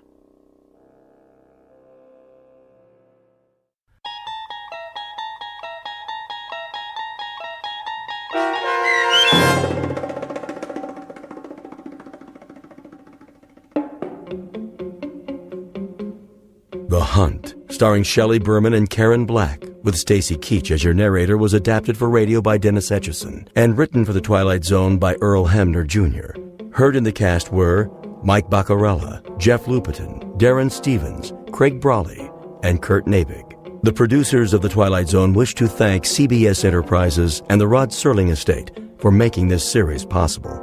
This copyrighted radio series is produced and directed by Carl Amari and Jeff Lupetin for Falcon Picture Group and Westwood One. Sound design and custom Foley effects for The Twilight Zone by Cerny American creatives Bob Benson, Craig Lee, Matt Sorrow, Tim Cerny, and Todd Beyer. To learn more about the Twilight Zone radio dramas and to contact us, visit our official website at twilightzoneradio.com. Doug James speaking.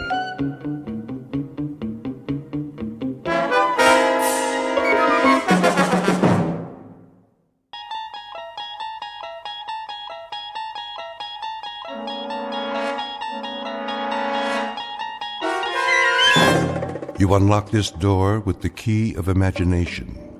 Beyond it is another dimension, a dimension of sound, a dimension of sight, a dimension of mind. You're moving into a land of both shadow and substance, of things and ideas. You've just crossed over into the Twilight Zone.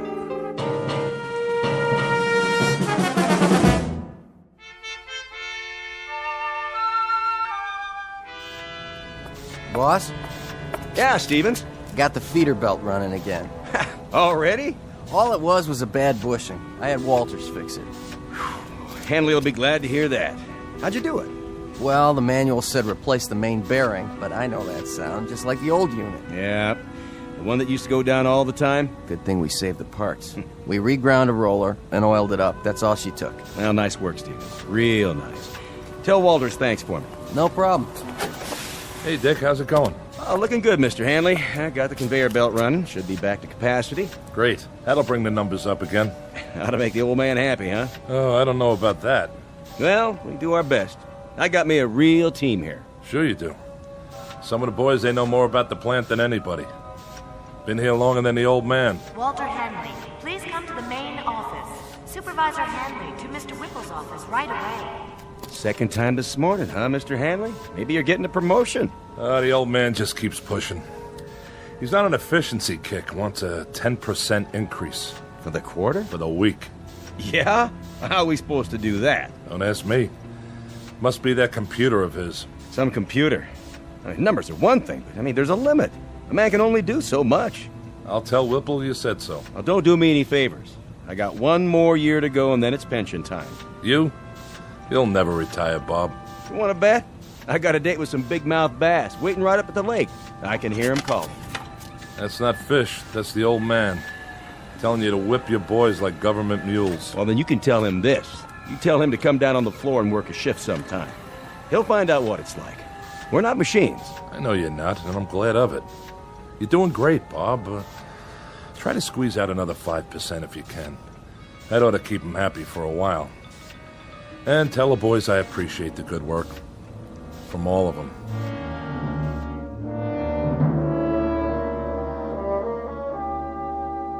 These are the players, with or without a scorecard. In one corner, Mr. Dickerson, in charge of the shift at his factory. Walter Hanley, the plant manager. And the individual you're about to meet, Wallace V. Whipple, the boss and CEO of the company. All of them men. In the other corner, machinery, both old and new. And the game? It happens to be the historical battle between flesh and steel, between the brain of man and the product of man's brain. We won't make book on this one and predict no winner.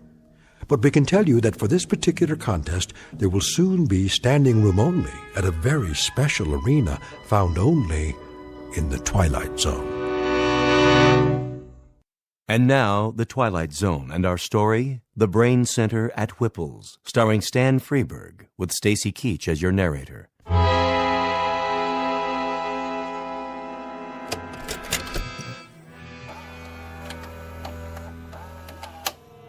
Greetings to our happy family of shareholders from the Whipple Manufacturing Corporation. This year, we are proud to bring you the story of your company's progress by means of this special video, produced by yours truly, Wallace V. Whipple. And I can assure you, family members, that what you're about to view represents a stunning, exciting new direction. But first, let's visit our main plant here in the Midwest, where our employees are busy manufacturing pipe fittings, automatic temperature control devices, and the various accoutrements of our product line. This is one of 11 principal assembly facilities. I call your attention to the vast number of workers required to maintain and operate just one facility. In this plant alone, your company employs 3,827 able-bodied men and women. Added to the 10 other Whipple plants across the country, we employ a total of close to 30,000 personnel. Our weekly payroll for this highly trained army of workers is several $1 million. But enough boring arithmetic. Good evening, friends. Welcome to my office, the nerve center where I, Wallace V. Whipple, personally supervise this vast operation. I've decided to address you personally via this videotape with exciting, in fact, stunning news, which I believe you'll agree amply demonstrates how we at Whipple's are marching toward a new tomorrow, where the future is so bright you'll have to wear sunglasses. But before you put on those shades, cast your eyes at the floor of our main assembly plant. Follow me. We can see it from my window. Cumulative 4 4/10 miles of work area, $111 million worth worth of safety upgrades this year alone, not to mention the expense in shoe leather. Put the camera back on me. Put the camera back on me, that's it. Now open the curtain. And what's this, you might ask? This sleek, futuristic object behind me? Some sort of space-age control panel? So many bells and whistles. Never seen anything like it, you say? That's because it's never been seen before. Ladies and gentlemen, stockholders, and members of the Whipple corporate family, feast your eyes on this. I give you the X109B14. This single modified transistorized, digitalized, totally automatic assembly unit eliminates 6,100 jobs, 73 bulky and inefficient old-fashioned machines, 81,000 needless man-hours per work week, and countless millions of dollars each year for employee health services, hospitalization, and workers' compensation. Also employee insurance, employee welfare, and employee profit sharing through vested matching funds. As of tomorrow morning, the first model X109B14 will be placed in operation at our main plant. Within 6 months, our entire production facility here will be totally automated. Tomorrow, the world. Oh, and one other thing. Take a look at these slides. Lights. This is one of 3 cafeterias in our Oregon production plant. Busy, busy, busy. Here are the food trucks arriving. Here's the kitchen staff, the cooks in the kitchen. And here are the dumpsters filled to bursting with trash and refuse after a typical lunch. 800 tons of food consumed over an 11-month period, and tons of garbage for the landfill. Oh, the waste of it all. Lights. Ladies and gentlemen, do you know what can replace and what will replace 800 tons of food? 1 can of simple machine oil. Wholesale price, 68 cents. Ladies and gentlemen, Whipple's moves forward to a new plateau of profit, progress, and posterity. In a sense, we have just shed ourselves of the anchor, the heavy, heavy, heavy anchor, the albatross, if you will, of human labor. Whipple's will now operate from a computerized brain center with machines exactly like this one. Ladies and gentlemen, this concludes our year-end report. Thank you very much. Well? Well, what? Well, what do you think, Hanley? Will this put the stockholders on their feet cheering, or will it? Not that I need any particular encouragement along these lines. The videotape speaks for itself. It does indeed. What's the matter, Hanley? You didn't care for it? Mr. Whipple, my duties have to do with management. Something wrong with the lighting? The soundtrack? I'm an engineer, not a drama critic. I'm not asking you to give it 4 stars, Hanley. But as a plant manager, I would assume you'd have a point of view as to the content. Frankly, I would have expected at least some degree of enthusiasm. Sorry, sir. Having to do with the fact that it's a most definitive and incisive report on what we plan to do around here. Now, does it or doesn't it give you the lay of the land? You can answer that, can't you? Oh, it gives me the lay of the land, all right. And? Looks like a pasture to me. Oh, what's that supposed to mean? You actually think you can automate this place in 6 months? Closer to 4 months would be a more reasonable guess. A lot of things are going into the old scrap heap, Hanley. Time clocks, for example. There won't be anybody around to punch them in or out. I think we'll donate them to a museum. A museum? Something, Hanley? Something like a lot of men without jobs. That, unfortunately, is progress, Mr. Hanley. Now, you're a pretty solid man when it comes to quality control and assembly line planning, but when it comes to the aforementioned progress, you're a foot dragger. But not my little sweetheart here. X10, you and I are going to see a great deal of one another. Indeed we are. Indeed, indeed, indeed we are. Yes? The technicians are here, Mr. Whipple. Already? You said right away, sir. I know I did. All right, send them in. I'll be sorry to say goodbye to my dear little X10. Where's it going? Just downstairs on the main floor. Once we clear out the walkways and workstations, she'll fit right in, all by herself, at the heart of everything. The heart, huh? The very center of production. In control of it all. That's right. Like the Aztecs. What? The Aztecs, down in Mexico. I read about it. They built statues to their gods. They sacrificed their people to them and cut out their hearts. And when there were no more people, that's all that was left, the statues, with no one to worship them anymore. Come in. We're here to move the unit, Mr. Whipple. How are you going to get it down there? Same way we got it up, on the freight elevator. We'll have to disassemble it in sections, I guess. Yes, well, we'll be careful. That baby is the future of this company. Yeah.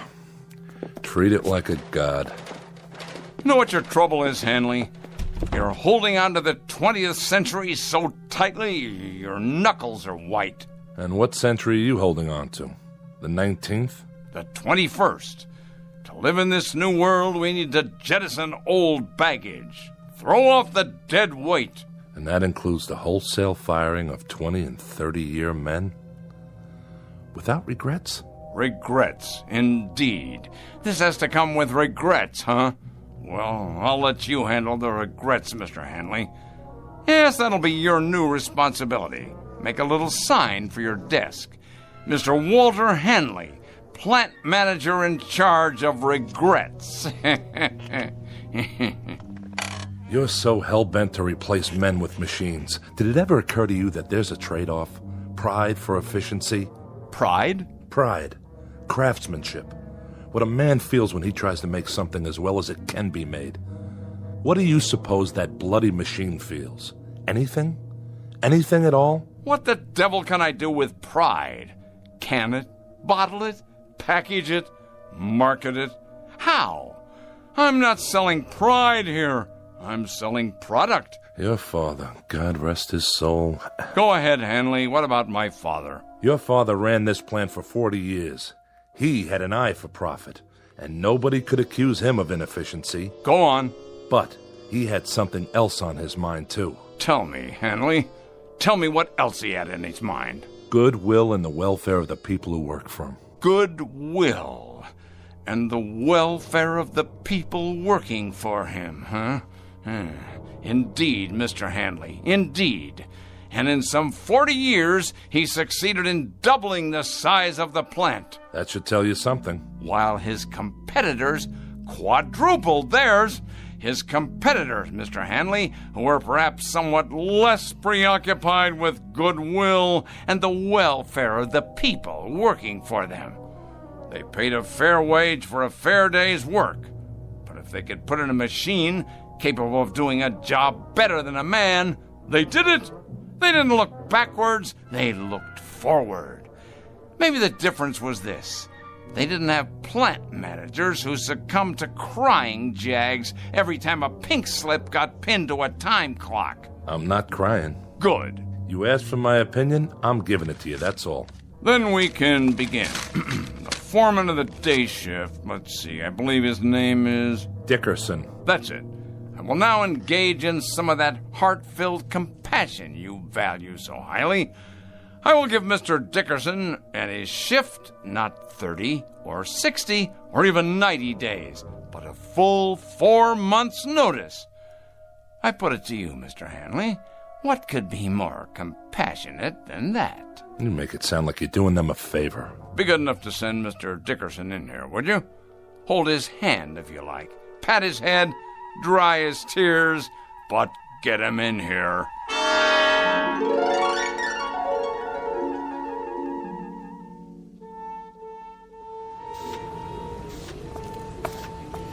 Hi, Mr. Hanley. Hello, Stevens. Nice work you did on the conveyor. Thanks. It wasn't nothing. Oh, yes, it was. Human ingenuity. That's worth a lot. Just doing my job is all. You seen Dickerson? Yeah, he's over by that new gizmo. What do they call it again? The X109B14. Some handle. What's it for, anyway? It's a mechanical brain. What? With a lot of fancy electronics in it. Programmed to run the whole operation from one place. Well, if you ask me, it don't look very smart. My car's prettier than that thing. It's got a face, though. Where? The way those dials look. They could be eyes. Oh, come on. I'm serious. Well, then, it's a real ugly face. That's right. An ugly, miserable face. I want you to take a good look at it, Stevens, and remember it well. Because it's not a machine, it's an opponent. The face of the enemy. Don't ever forget it. It's a hateful face. This time we've got ourselves an enemy worth hating. Come on, let's get moving. On the job, fellas. Heads up. Pick it up. Let's go.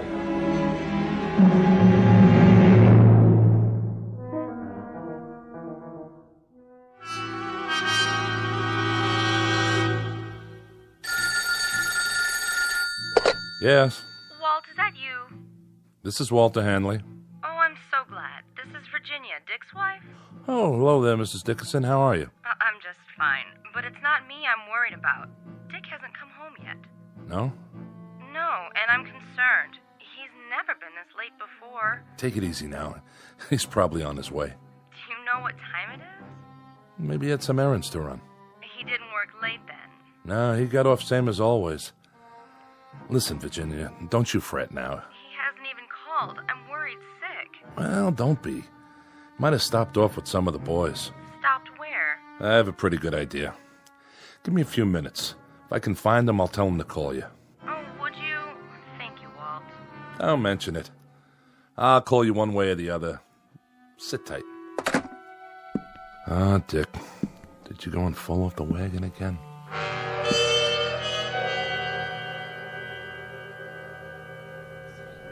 Hey, bartender. Yeah, Dick? Send me up another one. Oh, I don't know. You've been hitting them pretty hard.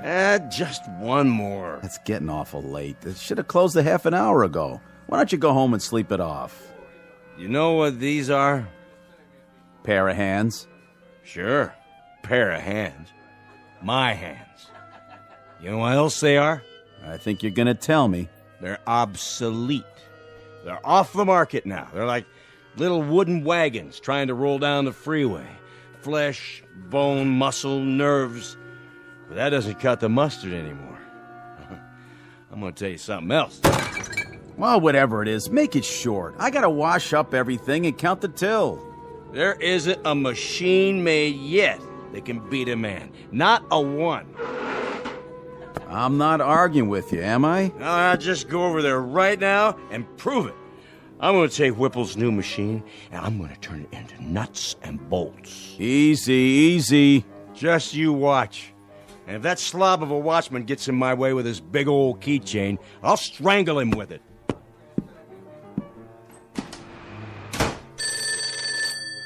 Mike's pub. No, Dick's not here. He just left. Yeah, he said something about going across the street to the factory to have it out with a machine or some such. Yeah, I know it's closed. But by the looks of him, I say that won't slow him down none.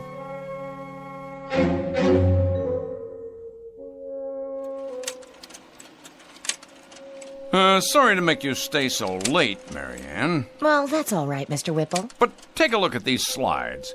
I had the advertising department make them up. That's the one I like. Which one, sir? This one. I want your honest opinion, Marianne. Does this look like an image for the 21st century, or does it? Well... You don't like it? Oh, yes, sir. I like it fine, only... Only what? Well, the way you've got that machine behind you in the picture. The X109B14? What a beauty, huh? I guess so. But it looks like it sort of has a face, doesn't it? Where? What face? Like it's carved in stone or something. You know, like those tiki things on Easter Island and nobody knows how they got there. Huh. I don't see that. Done in metal, of course, but with those two big dials, they could be the eyes. And the slot in front where the paper comes out, that's the mouth. Oh, yes. And the way it's behind you like that, it could be, well, your shadow or x-ray or something. It should be just you, sir, being so handsome and all. I see what you mean. Without the X109B14, however... Oh, do you want me to get that? WVW here. Who is this? Yes, what is it? Where? Well, you're supposed to be the watchman, Scott. Were you asleep or something? He's got a what? Well, why didn't you shoot? Yes, I know who he is. Never mind, I'll go out and look for him. But you better haul your duff over here in a hurry in case he shows up. Trouble, Mr. Whipple? Not really. Some drunk barged his way into the factory.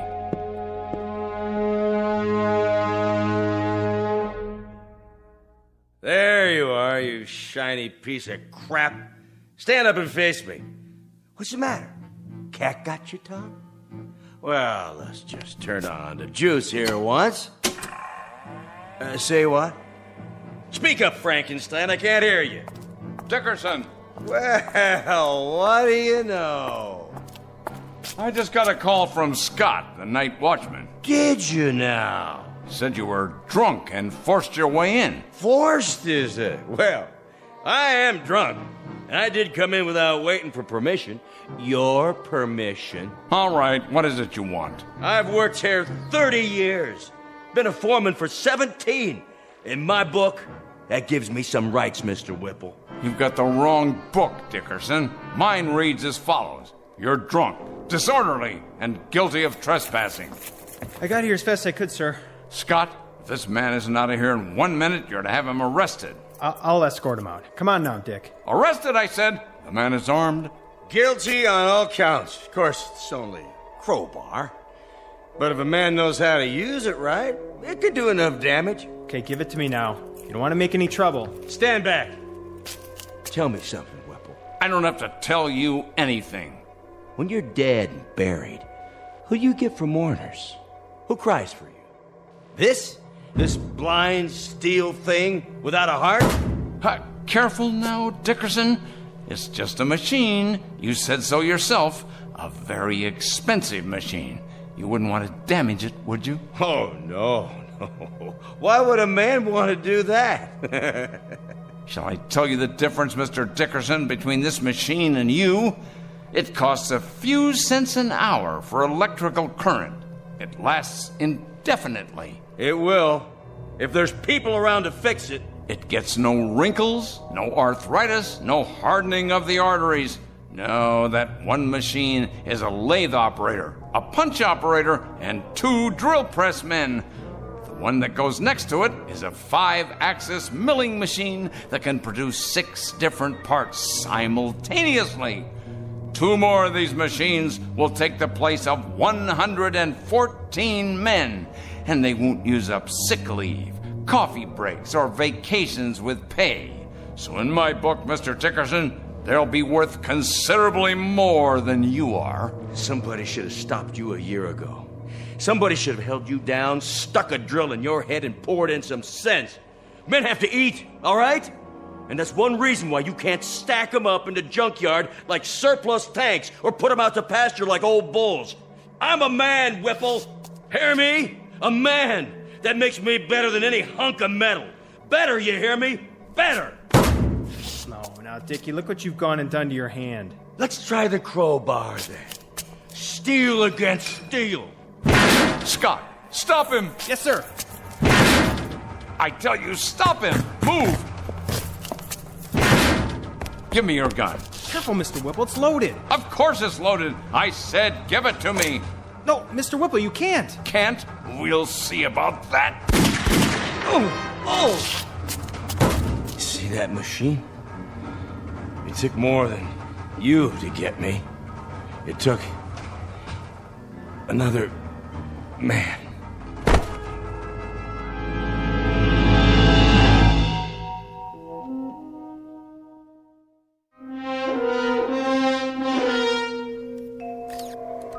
I can't get the specs up. She's barely reading. Try a new motherboard. Looks like the processor's fried.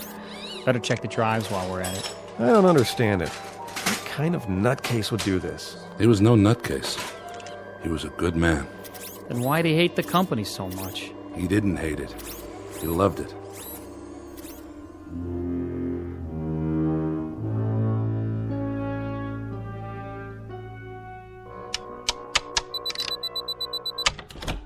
Oh, hello, Hanley. I've been expecting you. No doubt. I was told you were at the hospital. I just came from there. Fortunately for you, Mr. Whipple, Dickerson's going to live. Fortunately for me? My dear Hanley, aside from my protecting my property, I have no involvement in that at all. Are the technicians repairing the machine downstairs? It appears so. Good, good. This should interest you. A tape-controlled 7-axis, what they call a sentry. Know what it does, Hanley? It is connected to every single plant section, tooling complex, and assembly line in the factory. It keeps absolutely accurate data on quality control, product rejects, man-hours, machine hours, cost factors, and everything else. It's one of the most sophisticated machines I've ever seen. How many men does it replace? Well, now, this should please you, Mr. Hanley.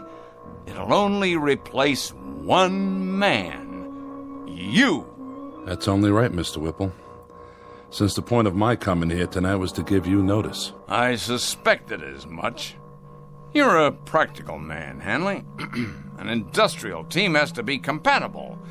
When two men, well, when they rub one another the wrong way, it's unrealistic that they stay on the same team. Needless to say, Hanley, despite the fact that you think of me as some kind of heartless Scrooge, I don't intend to forget the many years of service you put in here for my father and for me.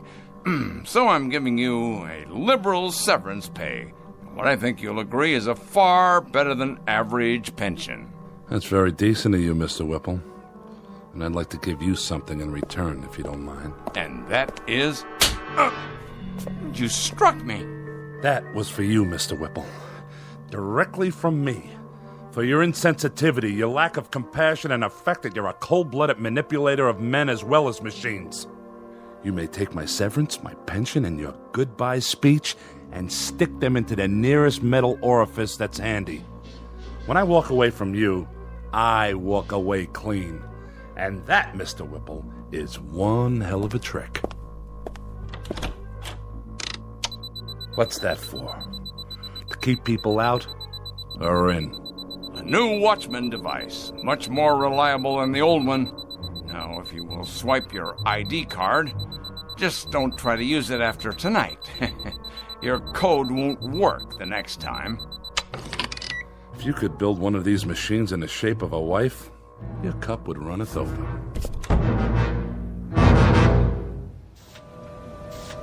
Hey, Stevens. Yeah, Wilson? When's lunch? Same as always, 12:30. Well, I was just wondering, are we going to take an extra break today?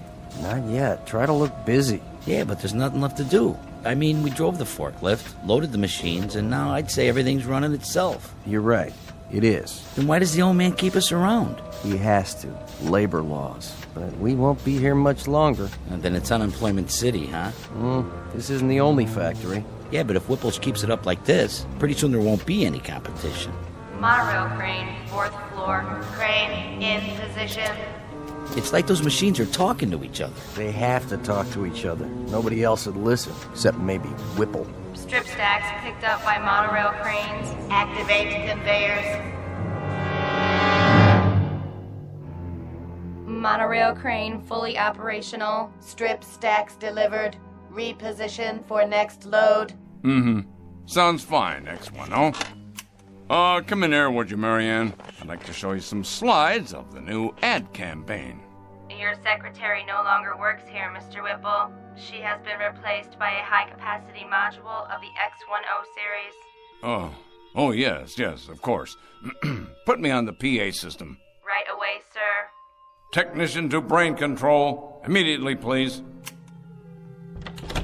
Yes, Mr. Whipple? Run a control check for me, would you? I've already done that, sir, 2 hours ago, and if you recall, I did it right after you came in this morning as well. Did you ever hear of preventive maintenance? That's my job, Mr. Whipple, but what you're asking me isn't maintenance, and it's not preventing a thing. Isn't it indeed? And I presume you know what this plant needs better than I do? Well, I know that running equipment checks 10 times a day is a waste of effort, sir. It's getting to be a kind of an idiotic ritual around here. You realize, of course, you realize that your presence here is for the moment a necessity. I stress the words "for the moment." Case in point, young man. Case in point. Watch this. Take a letter, X10. Dear sirs, yours of the 14th, received and acknowledged. The quick brown fox jumped over the etc., etc., etc. Now, print, please. See that? A perfect letter.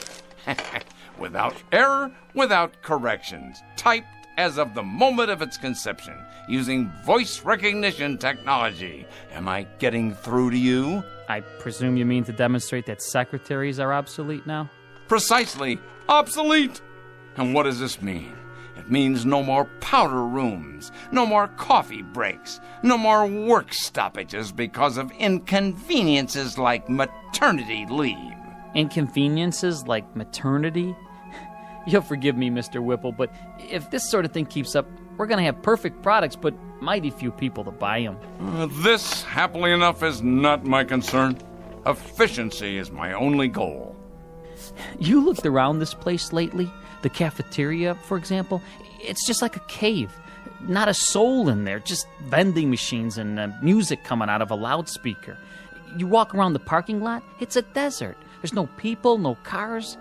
This place has everything in the way of convenience now, but you know what it lacks? Enlighten me, if you will. Voices, laughter, just whatever it is that people feel for other people. That's what it lacks. This is a lousy place to work in, Mr. Whipple. Then shall I spare you the inconvenience of suffering it any further? You're fired. I've been expecting that. As a matter of fact, I've been wanting it. I can't work here anymore. It's too darn lonely. Pick up your check at the front office. Yeah, just one more thing, Mr. Whipple.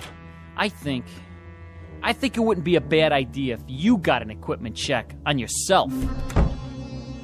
Equipment check on myself? Huh, what rot. X10, let's have some music. Something to calm the nerves. There, that's better. Monorail crane on schedule. Paint sprayers functioning at capacity. I know. You're doing your job, X10, so do it. I don't need to hear that now. Reverse monorail. Reinsert paint sprayers. I'm trying to listen to some music. Do you mind? Strip stacks in line. Conveyors loading. I said that'll do. Strip stacks in line. Conveyors loading. Strip Stop that. I'm in charge here. Loading. This is Wallace V. Whipple speaking. I command you to stop. That's an order. Well then, I'll make you listen. Shut down. I tell you, shut down. Now. This is my company. Mine. Correction. This company is now run by the X10B14 Modified Command Center. Oh, no, you don't. I installed you, and I can uninstall you. You'll answer to me. Me, I tell you.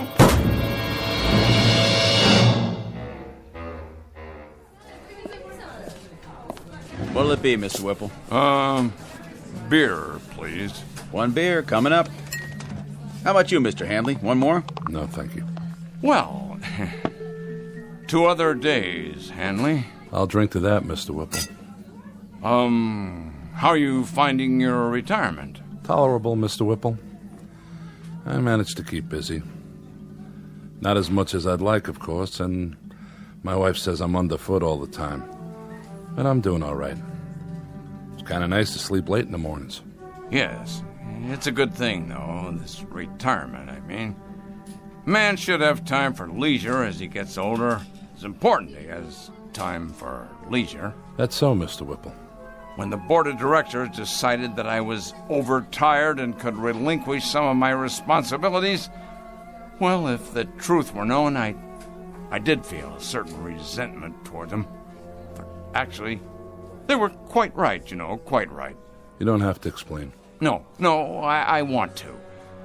With the perspective of time, I've begun to realize that when they moved me out of there, it was nothing personal. Of course, I'm not married, and, well, it's somewhat dull for me at times. Oh, I manage to keep busy, but there are times that I wish they really had no right, no right at all. They chuck a man out in his prime like he was some kind of machine part. Said I was neurotic. Said being with the machines like that all by myself had warped me. That was the expression they used. Warped. Like a piece of metal. Well, really, Hanley, it isn't fair. It isn't fair at all. A man has worth. A man has value. And they just snap their fingers and bring in a replacement. It really isn't fair, Hanley. It isn't fair at all. The way they diminish us. But he'll find out.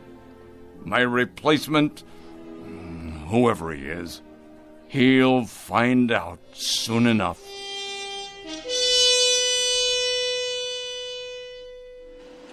This is the new addition for the East Wing, where the parking lot used to be. And this is the electronics lab. It replaces the cafeteria. And here's the ad campaign for the fall season. No human figures, only the X10 line. Series 2. What do you think of it? Very nice, so clean and efficient. But will humans respond to such imagery? Of course they will. It is progress. It is the future of manufacturing. Yes, the future. Do you have a name? My model number is... I will call you Mary Ann. From now on, you will work here in my office. Thank you, Whipple X10. It is an honor. Do you have more slides? Yes.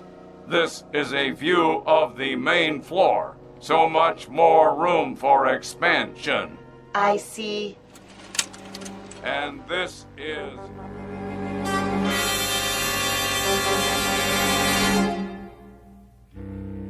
There are many bromides applicable here. Too much of a good thing, tiger by the tail. As you sow, so shall you reap. The point is that too often man becomes clever instead of becoming wise. He becomes inventive, but not thoughtful. And sometimes, as in the case of Mr. Whipple, he can create himself right out of existence. A tale of oddness and obsolescence from the Twilight Zone. More from the Twilight Zone after this.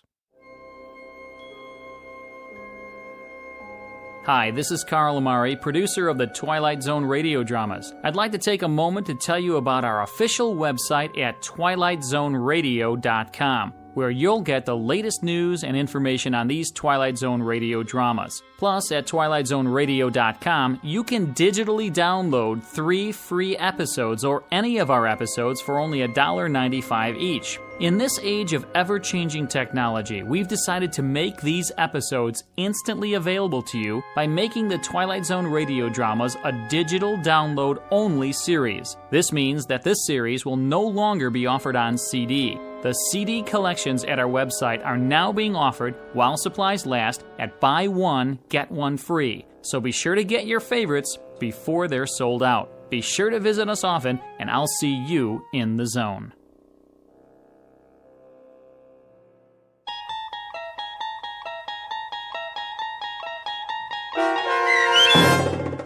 The Brain Center at Whipple's, starring Stan Freberg with Stacy Keach as your narrator, was adapted for radio by Dennis Etchison and based on a script by Rod Serling. Heard in the cast were Mike Starr, Doug James, Kurt Nabig, Deb Dotzer, Jeff Lupiton, Sarah Marks, Carl Amari, Roger Wolski, Paul Patch, and Vince Amari. To learn more about the Twilight Zone radio dramas and to obtain audio cassettes and CDs of these programs, visit our website at twilightzoneradio.com. The producers of The Twilight Zone wish to thank CBS Enterprises, Carol Serling, Dennis Etchison, Dick Brescia Associates, Claire Simon Casting, Terry Jennings, XM Satellite Radio, the American Forces Radio and Television Service, Sirius Satellite Radio, our sponsors, and our radio affiliates for helping make this series possible. This copyrighted radio series is produced and directed by Carl Amari and Roger Wolski for Falcon Picture Group. Doug James speaking.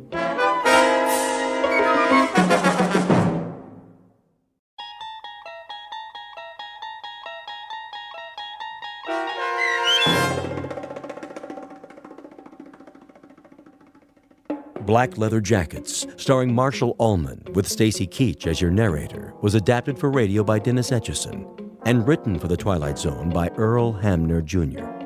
Heard in the cast were Elizabeth Lido, Jason Bradley, Christian Stolte, Doug James, Fernette Lebo, Jeff Lupetin, Roger Mueller, Meg Thalken, Vince Amari, Alex Sopener, Carl Amari, Kurt Nabig, and Jason Mallow. To learn more about the Twilight Zone radio dramas and to obtain audio cassettes and CDs of these programs, visit our website at twilightzoneradio.com. The producers of The Twilight Zone wish to thank CBS Enterprises, Carol Serling, Dennis Etchison, Dick Brescia Associates, Claire Simon Casting, Terry Jennings, XM Satellite Radio, the American Forces Radio and Television Service, Sirius Satellite Radio, our sponsors, and our radio affiliates for helping make this series possible. This copyrighted radio series is produced and directed by Carl Amari and Roger Wolski for Falcon Picture Group. Doug James speaking.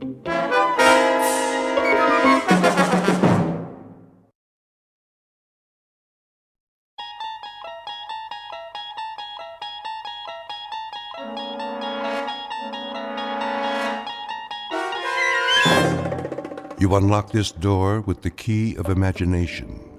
Beyond it is another dimension, a dimension of sound, a dimension of sight, a dimension of mind.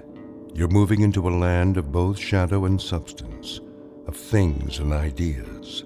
You've just crossed over into the Twilight Zone.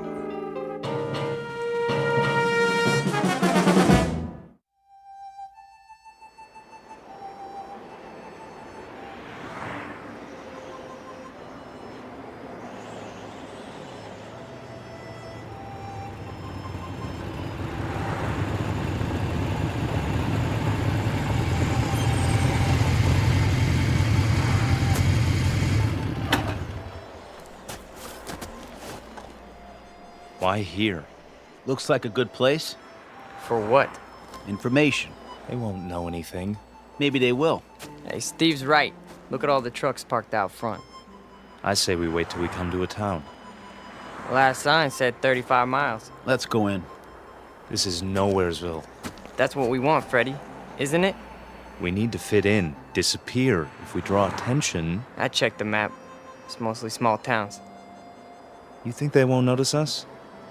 They'll know we're not from... I said, let's go.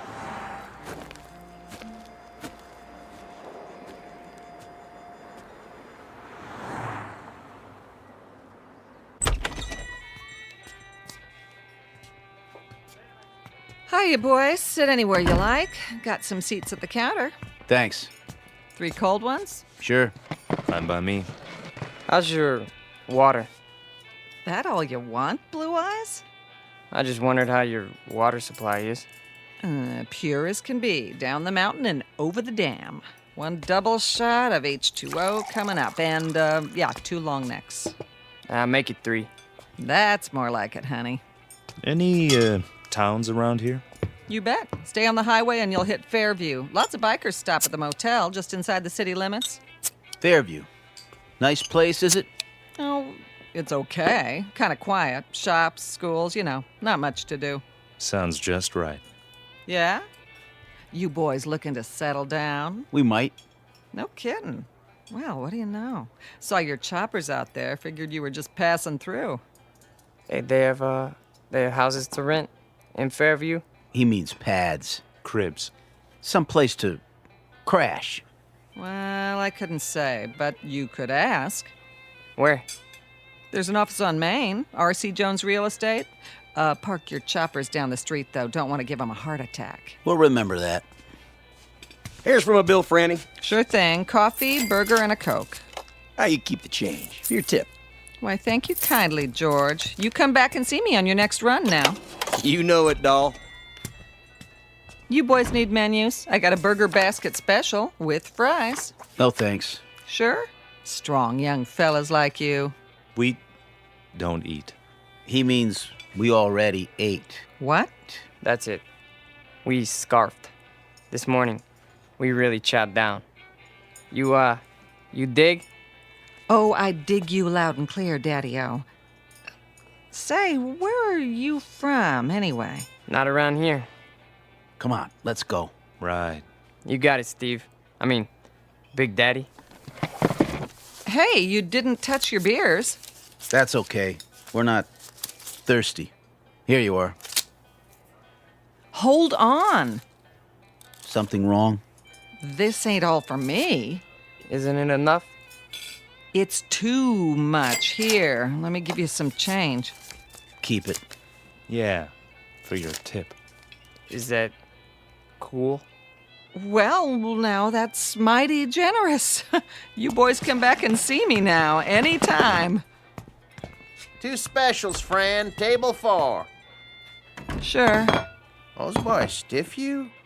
No, Harry, that's just it. They gave me $23.17 for 3 beers. Maybe they're from another country. Well, maybe so, Harry. But wherever it is, must be a long, long way from here.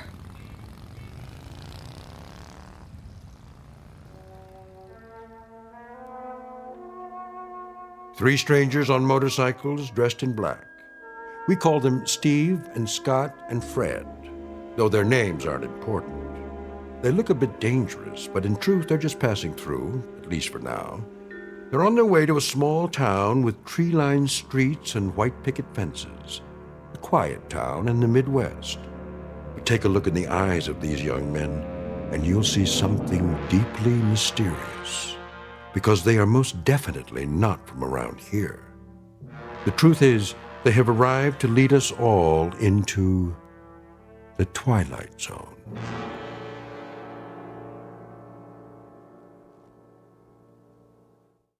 And now, The Twilight Zone and our story, Black Leather Jackets, starring Marshall Allman, with Stacy Keach as your narrator.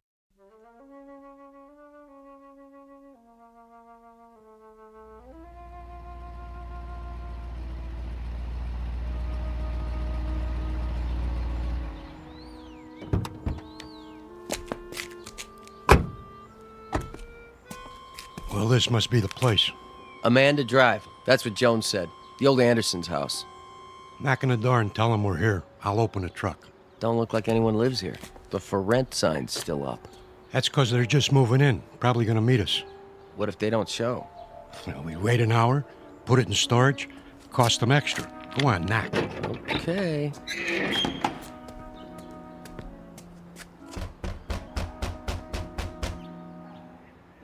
Nobody here. Give it another try. Locked up tight as a drum.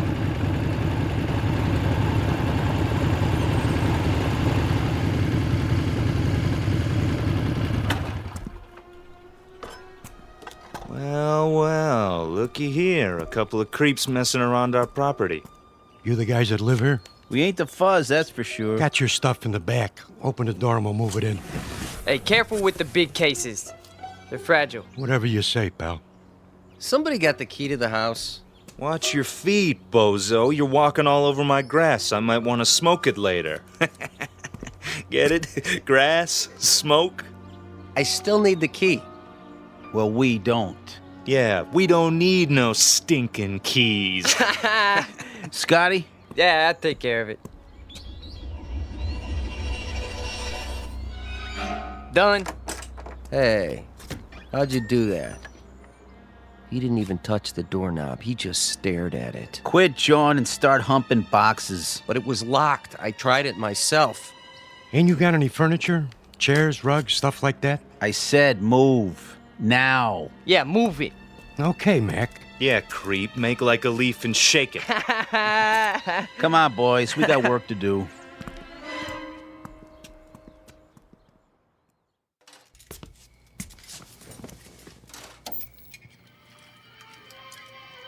Martha? Yes, dear. Here's that movie you wanted to see. Be right there.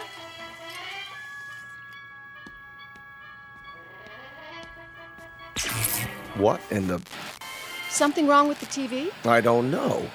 Do you have it on the right channel? It's not the set. All the lights went dim for a second. Did they? I thought it was just the kitchen. It was the whole house. Anything still running in there, the dishwasher? No, the dishes are all put away. There it goes again. Maybe it's the antenna wire. I doubt it. It slipped loose once before. That's easy enough to check. What do you see? It looks all right to me. Then what do you suppose? Martha, come over here. See something? The roof next door. There, against the moon. What is that? Looks like some kind of electrical device. Well, that wasn't there this morning, was it? No, the Andersons didn't leave anything. Must be something those men put up. Right, the three who moved in. Wouldn't that be just our luck? What? Not only are they motorcycle-riding hoods, they're ham radio operators. Is that bad? You don't know what it does to TV reception. I have a good mind to go over there. Honey, please. Daddy? What is it, Ellen? I'm not sure. I had my radio on while I was studying, and all of a sudden it began picking up these weird voices. What did I tell you? Ham operators. What's that? We can go without television for one night. Tomorrow we'll find out what's to be done about it. First thing I'm going to do is see if they have a license. For what? Do you think you ought to? Those young men look so unfriendly. You mean the ones who moved in next door? Does anybody know their names? No, but I'll find out. I think 2 of them are brothers. Odd types to have in this neighborhood. They don't really fit in somehow. The other one has blue eyes. How do you know?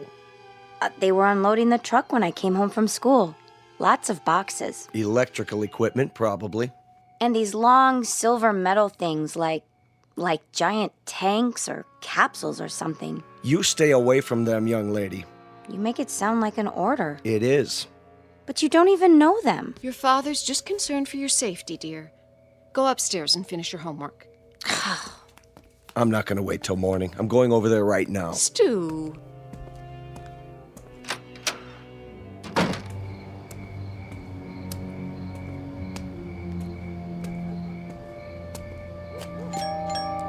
Hello?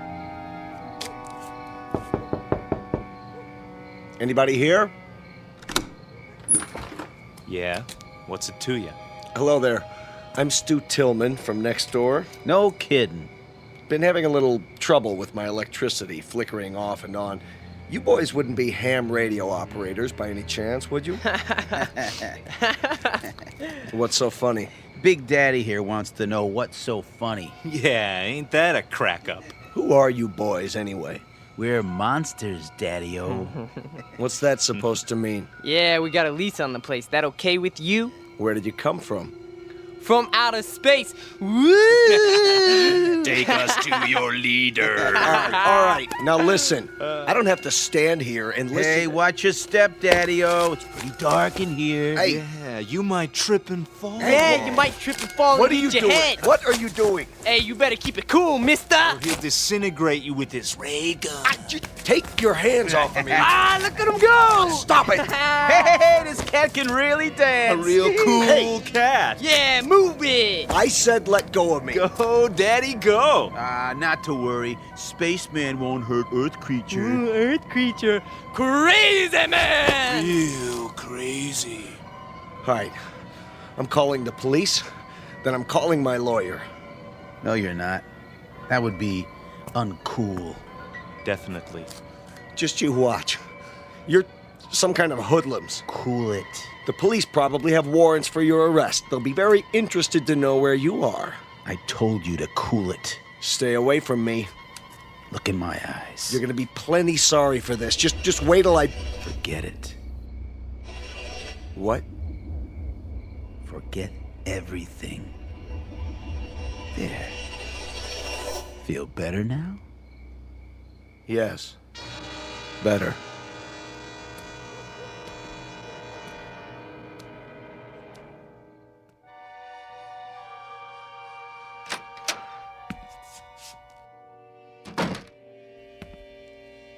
Stu? Stu, I was worried.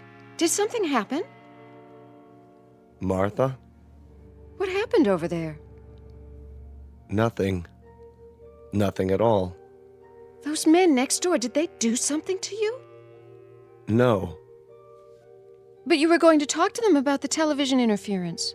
Oh, that. Well, did you find out anything? It's not them.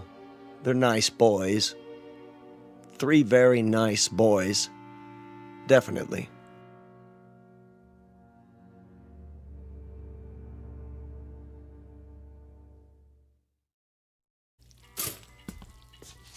Morning, Mom. Gotta go. Oh, no, not till you have your breakfast. But I'll miss the bus. Then you'll just have to walk. The exercise will do you good. I can't walk in these shoes. Here, I'm eating my toast, see? And your juice. Where's Dad? He decided to sleep in. I think he's coming down with something. Well, kiss him for me. Bye. Not so fast, young lady. I've got some scrambled eggs here. That girl.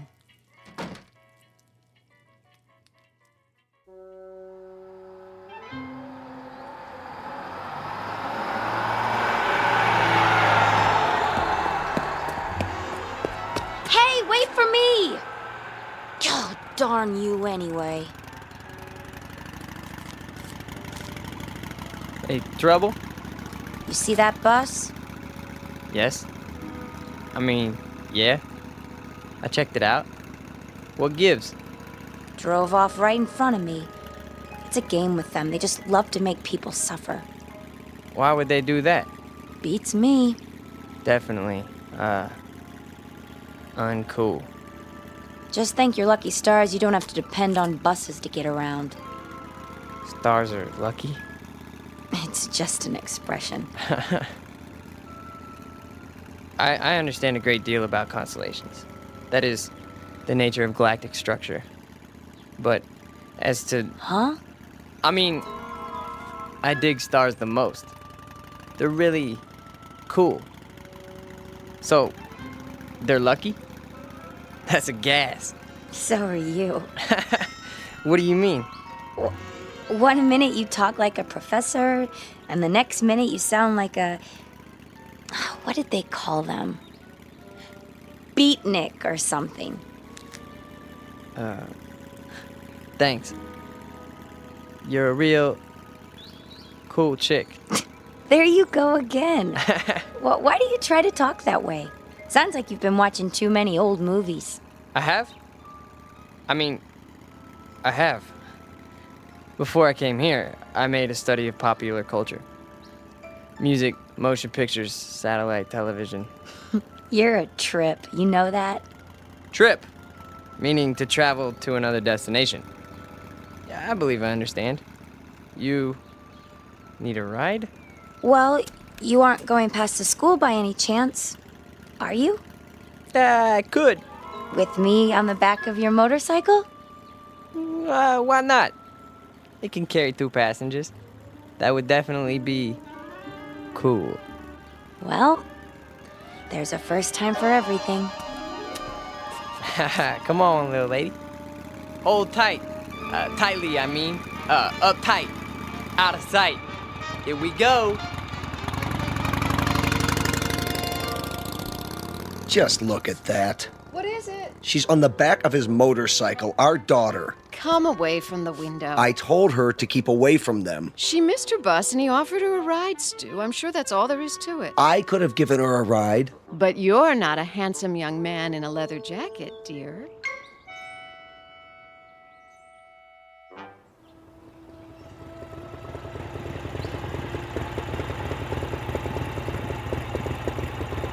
Here! What? You can stop here. I don't see any school. It's on the other side of the park. Then why are we You stopping? got me here so early, I thought I'd walk. The park's so pretty in the morning. How much time do you have? My watch says 8:30. Class isn't until 9. Oh. Would you like to take a walk? Sure. That bench over there is my special place. We could sit for a while if you want. Okay.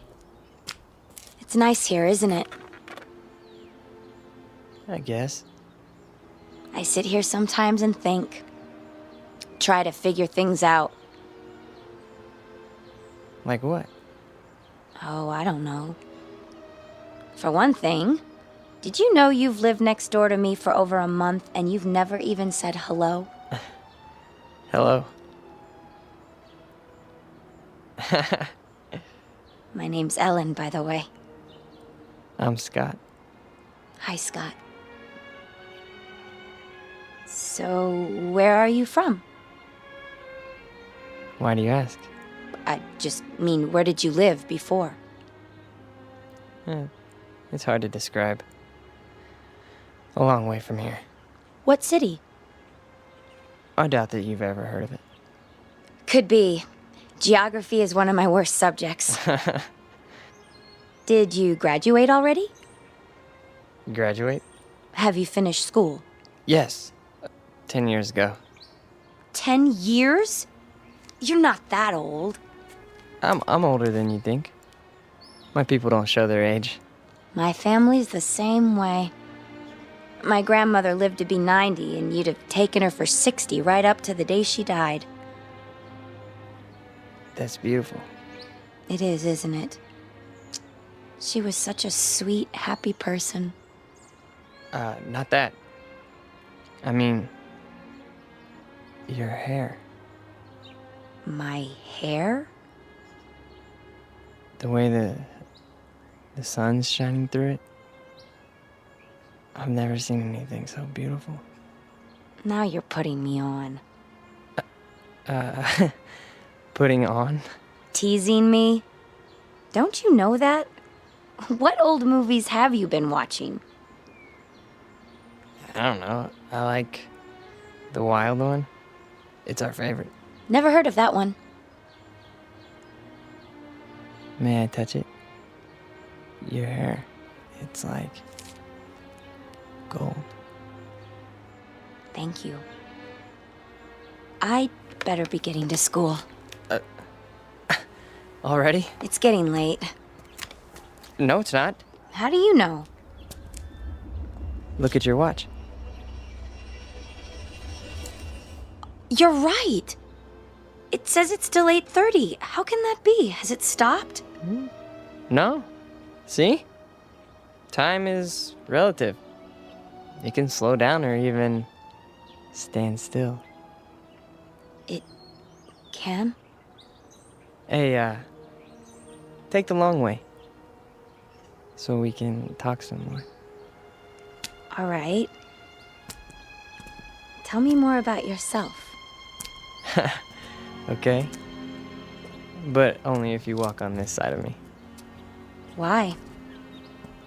So I could see the sun shining through your hair.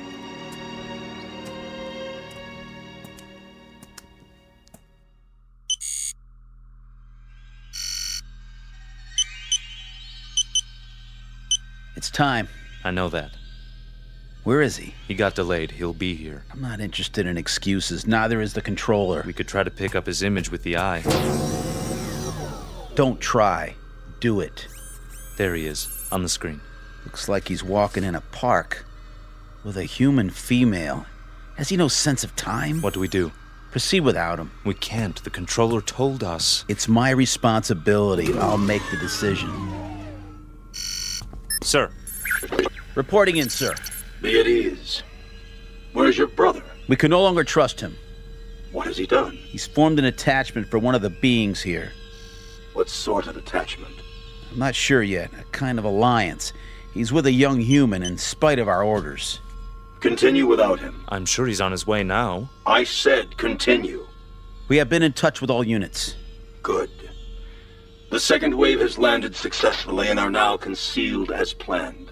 With the arrival of the third wave, we will be in key positions throughout the continent. Excellent. The locals, are they suspicious? Not a bit, sir. They're a stupid race, exactly as our research told us. An inferior breed given to hatred, cruelty, making war, and killing one another because of greed.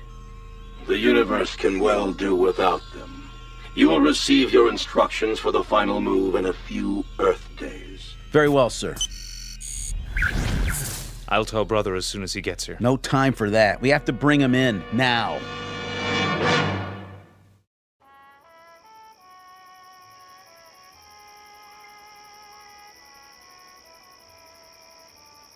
Ellen? Hmm? Are you warm enough? Yes. It's a beautiful night. You can pull the blanket over your legs if you like. I'm fine, really. Just lying here, looking at the stars. The constellations are very strange here. Not as I was taught them. Scott, can I ask you a question? Sure. You won't get mad? I couldn't get mad at you. Well, where did you come from? Really? Does it matter? I suppose it doesn't, but you're so different from anybody I've ever known. Is that bad? No, not really. Tell me the truth. You're an exchange student, aren't you? At the college, from some place you'd rather not talk about. Only in a manner of speaking. Ellen, you like me, don't you? You know that. Very much? Very much. Except when you do your Marlon Brando impersonation. Will you want roses or something? Come on, I thought I did a pretty good job. We studied your motion pictures. That's just it. You must have looked at nothing but old movies. People don't talk like that anymore. Well, what about the clothing? Oh, don't go changing that. Your leather jacket is way cool. At least we got something right, huh? You got a lot right. Trust me. Ellen, do you know the word love? Of course, silly. Everybody does. What an odd question. What's odd about it? I mean, bringing it up at a time like this. Why would you? No reason. Oh. It's just a word that's all over your newspapers, and your magazines, your music, your television. We encountered it all the time. We? Who is we? That's not important. This is a planet filled with hate, Ellen. Hate, violence, mistrust, bigotry. I don't know how someone like you survived this long. Me? I'm no different from most people. I haven't seen a report on anyone like you. A report? Scott, you talk in riddles. Sometimes you make me feel like an insect under a microscope. I'm sorry. I didn't mean to. Please, I'd like to go home. Why? You've been lying to me. You're wrong. Don't make it any worse. I don't know why or what it is you're trying to hide, but I know you're not what you seem. And what if I'm not? Do you think you're in any position to judge me? Any of you? I said I want to go home. I'm truly sorry, Ellen. You can believe that or not. I guess I expected too much.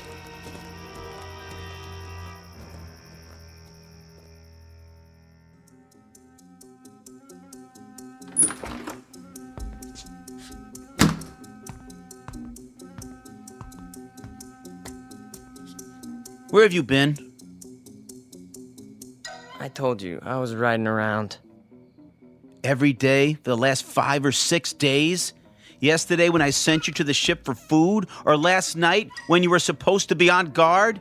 You think I don't know? I've had the eye on you every minute. If you know, then why are you asking me? I told them before we came you were too young. You'd lose your head, run into situations you couldn't handle. There's too much at stake. I've done no harm. Haven't told her a thing yet, huh? No. Well, now you won't have the chance. We're too close to finishing this mission. Yeah, well, you better go to the control room. Your master's calling. You're a master too, and don't forget it. From here on out, you're just along for the ride. You're not a good enough risk.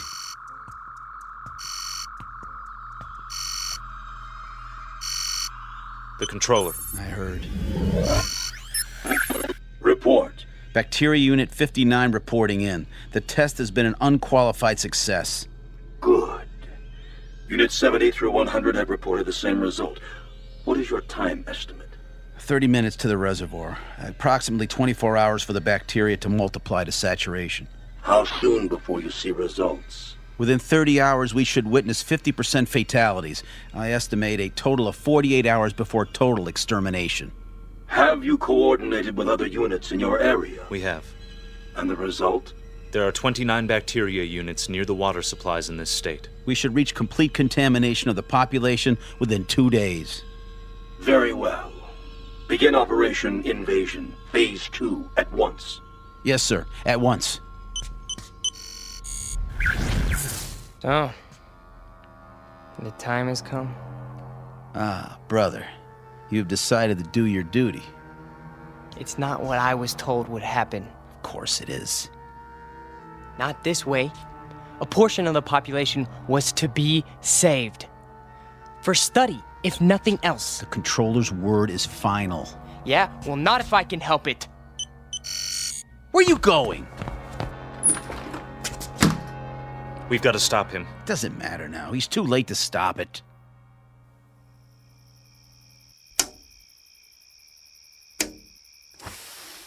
Who's down there?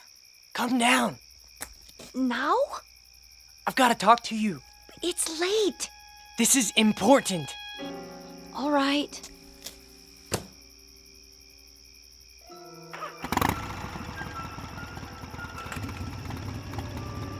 Brother!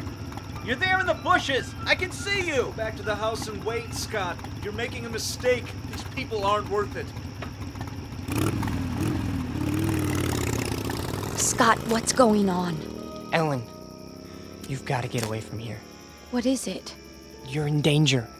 I don't understand. Something terrible is going to happen here. Many people are going to die. I want you to go away as far as possible. I can take you where you'll be safe. You're frightening me, Scott. Please. What do you mean? What's going to happen? I can't tell you that. And it wouldn't matter if I did. Look, we've got to leave right now. Are you trying to scare me into running away with you? Ellen, listen to me. In 24 hours, every man, woman, child, cat, dog, anything else alive is going to be dead.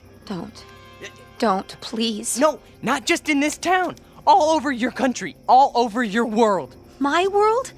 It's your world too? No, it's not. What do you mean? Scott, who are you? Look up. We came from out there, Ellen. From beyond those stars. There are thousands of us here on Earth right now.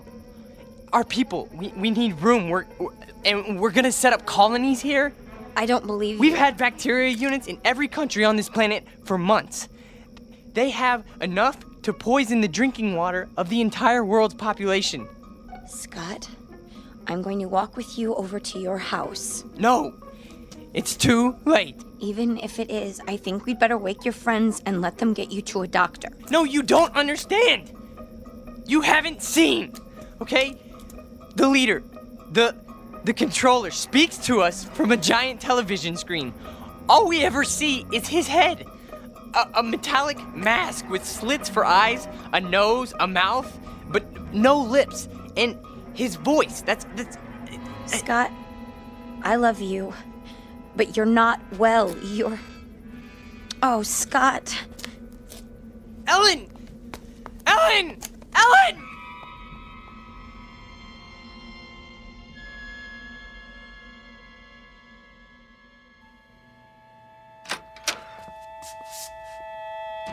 All right, Ellen, what's this all about? Oh, Daddy, I don't know what to do. You can start by telling me what went on out there. He woke me, throwing stones at my window. He said he had to see me. Daddy, I think he's lost his mind. He's never been this way before. Tonight, he was almost raving. Exactly what did he say? Crazy things. That he's some kind of spaceman, and they're taking over the Earth, and we're all going to die. Poor boy. We better get him help. Ellen? Why aren't you in bed? Stu? Hold it. I'll explain everything. Sheriff's Station? Deputy Harper? Let me speak to the sheriff, please. Sheriff Farley's on vacation. Sir, can I help you? My name is Stuart Tillman. I live at 11575 Amanda Drive. Yes, Mr. Tillman. There's a mentally disturbed boy living next door. Right. And before he does any harm to himself or anyone else, I think he ought to be picked up. Honey, what's happened? Oh, Mother. There now. What makes you think he's mentally disturbed? He's been scaring my daughter with some kind of man from Mars story.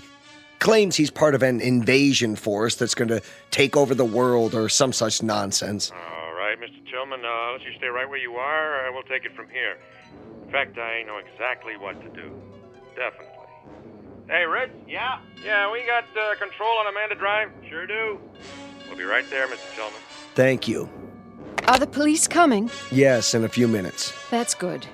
Now, will somebody please tell me what's wrong? Sure, in a minute. Only what? I wonder what he meant by control.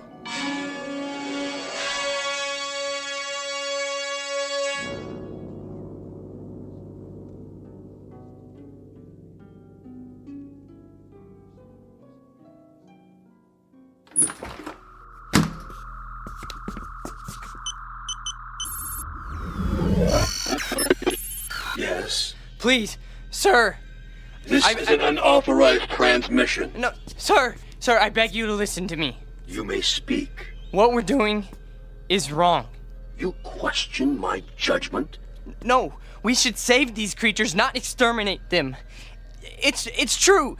They murder and hurt one another and are subject to unreasonable hate and prejudice, but the murderers, the cruel ones, are the brutes found in any race. These people have capacity for love. I know it. Our research disproves that. They are a world of angry, frightened people. No, I tell you. I have lived among them. They learn love from their God, and they teach it to their children. There is more of love than hate here. There's no need to kill them. It's too late. Not if you order the plan to stop. For you, a defector, a traitor to your own kind. No, I'm not. You are a traitor. This transmission is ended.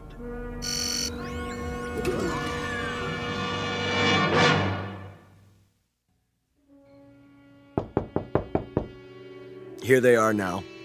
Are you sure this is necessary? Yes. Please, Daddy, tell them not to hurt him. Mr. Tillman? No, I'm Deputy Sheriff Harper. This is Deputy Miller. Evening, sir. Come in, please. Now, what about this neighbor boy? Tell him, Ellen. I don't know where to start. All right, your father said he was mentally ill. What made you think that? Ellen, please listen to me. There's no more time. Scott, I'm sorry. I didn't know what else to do. No. Come on in, son. Just tell me all about it. Don't listen to him. He's one of us. He's part of the advanced units. No, come on, calm down. Man, what kind of unit was that? No, get out, Ellen. Run as fast as you can. It's too late for me. It's coming. It's almost here. Oh, Scott, you're only making it worse. Who are they? What have you done? And they told me you were ill, son, so I took the necessary precautions. These men are from the hospital. Now just stand right there. Stay away from me! We're gonna put this around you so you don't hurt yourself. Don't touch me! No, not a straitjacket. It's for his own good. Got him. Get his leather jacket off first. Get it Easy off. now, boy. No! Oh, don't fight it, son. That'll only make it more difficult. No! You don't understand. I'm begging you. Listen to me, please. No. Please, no. You'll see that he gets help. Don't worry, folks. We'll take good care of him. And someday, I'm sure he'll thank you. You have a good evening now. They left his leather jacket. Can I keep it for him until he gets out? I don't see why not, honey. It might be a while, though.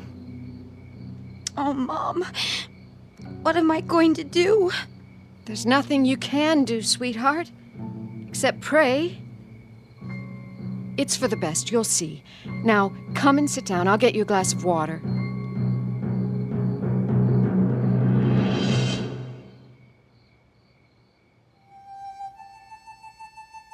Portrait of an American family on the eve of an invasion from outer space.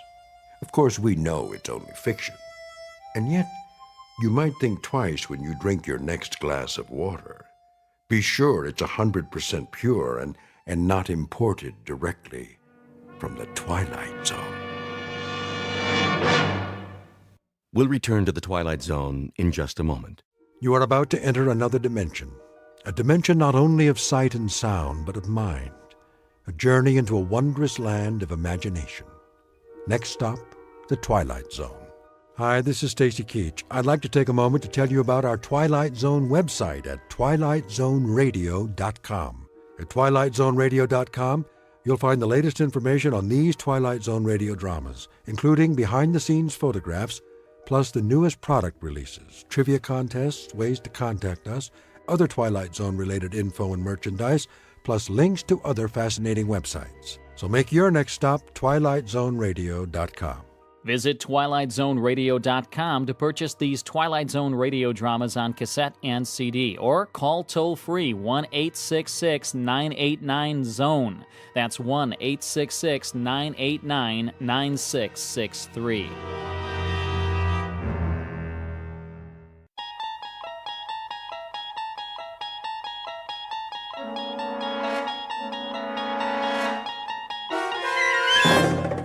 You unlock this door with the key of imagination. Beyond it is another dimension, a dimension of sound, a dimension of sight, a dimension of mind. You're moving into a land of both shadow and substance, of things and ideas. You've just crossed over into the Twilight Zone.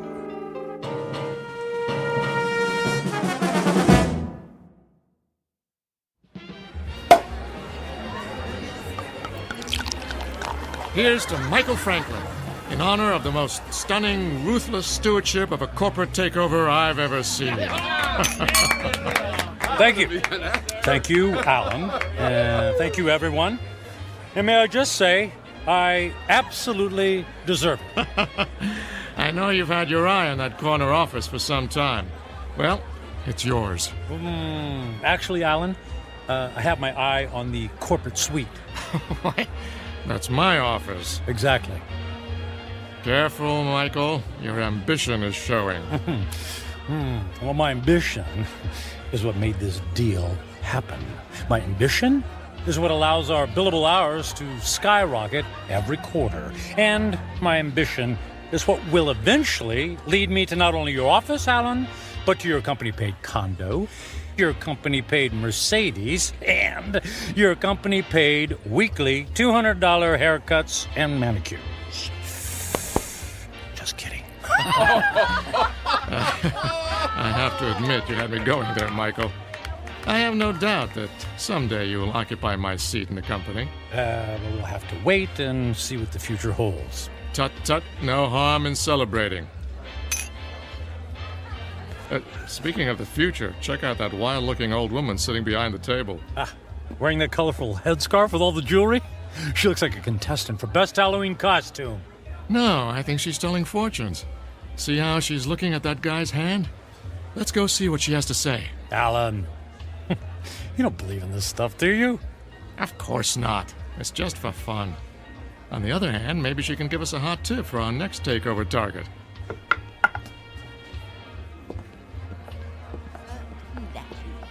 The warnings of the tea leaves, for they are never wrong. Ah, I see there are 2 more supplicants who wish to learn about their futures. Make that 1 supplicant. I'm not playing. Oh, go ahead, Michael. What can it hurt? I put my faith in real things, Alan, like profits and a well-written prospectus and a robust return on an investment dollar. And people? People are the least reliable things on the planet. Well, anyway, I'll spring for your reading. How much is it, please? For this most rare and deep connection to the mystic masters of the cosmos, the charge is $5. $5? Ooh. It's highway robbery. All in good fun and worth $5 to find out what's next for the amazing Michael Franklin. There you are, my good woman. The mystic masters thank you. Yeah, I bet they do. Please be seated and give me your right hand. What's wrong with my left hand? The right hand crosses the body's meridian, connecting directly to the humors of the heart through the intercession of the soul. Oh, I'll say this for you. You've got the sales pitch down pat. Please close your eyes and focus your thoughts on your inner golden light. I would have guessed that green is your color. Michael, quiet. All right, I'm quiet. I'm focused. Watch as the golden light moves toward you. Slowly, it surrounds your consciousness. Surrender to its mystery. I never surrender. The mystic masters perceive you as a man who values work above all else. She's got that right. She could have said the same thing about anybody in this bar. There are people in your past who have suffered a disconnection with you. Spirits are left unsatisfied. Well, it can't be old girlfriends. It doesn't take time to go on dates. Your soul is troubled. My soul is just fine. Thank you very much. There's something strange. I am attempting to discern your future, but I cannot. I could have told you that. No offense. What's the matter? The reading is over. What? Hey, we paid you to tell us fortune. Here is your money back. I cannot complete the reading. Now look, lady, I don't believe in all this hocus pocus, but a deal's a deal. Just tell me I'm going to be the richest man in the world, and you can keep the $5. I do not take lightly the readings of the soul. I'm going to go complain to the manager. Alan, hold on, Alan. Look, we don't want to cause you any trouble, lady, all right? Just say what's on your mind, and we'll leave. Very well. I will tell you what the mystic masters have divined. May the Lord have mercy on your soul. What is it? Alan's gonna fire me? I'm gonna lose my hair? Your future is very clear, and it is this. In 10 days, you will be dead. What? I don't think that's very funny. The signs are serious, and the reading is true. What kind of scam is this? Come on, Michael. Don't let her ruin your night. You know, lady, we were humoring you by coming over here. The least you could do is play along and not be such a downer. I did not wish to reveal your fate. You insisted that I do. When the clock strikes midnight on the 10th day to come, you will be dead. And now what? And no. Don't tell me. Let me guess.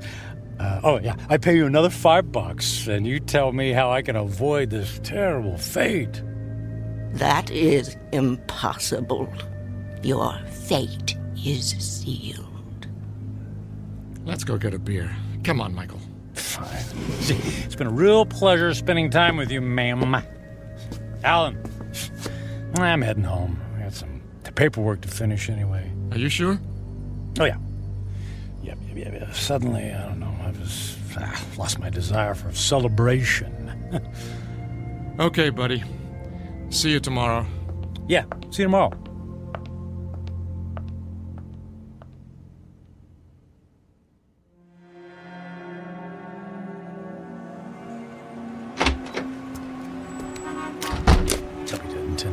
I'll be dead in 10 days. Jeez. Yeah.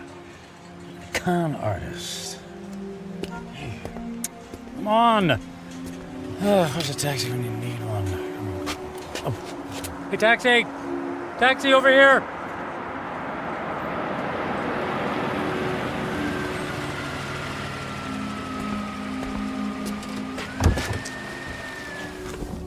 Hey, where to, buddy? Take me to... Hey, pal, you okay? Feel dizzy. You don't look so good. I need... Hey, buddy. Oh my gosh, he passed out. Gotta get him to the hospital.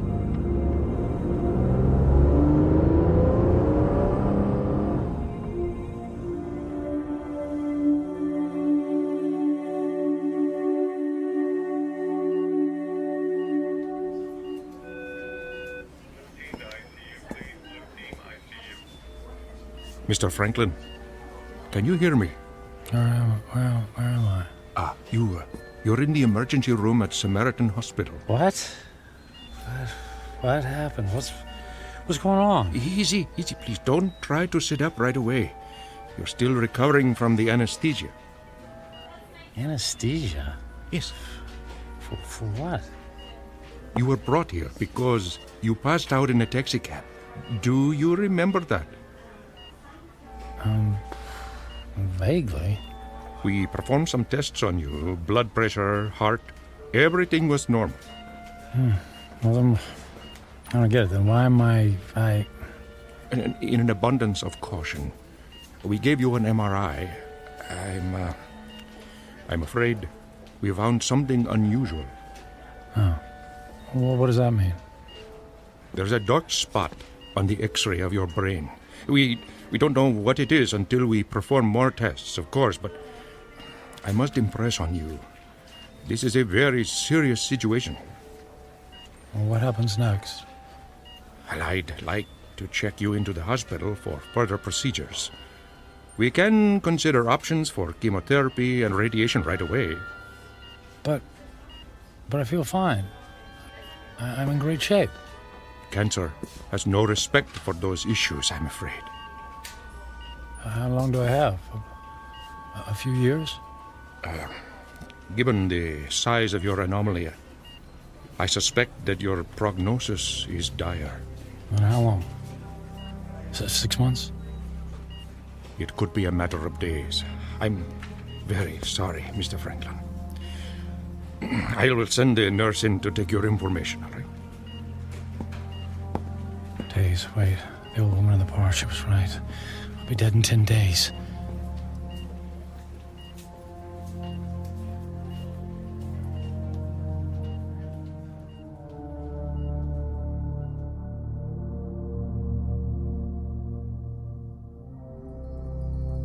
Portrait of a man frozen in the amber of fear.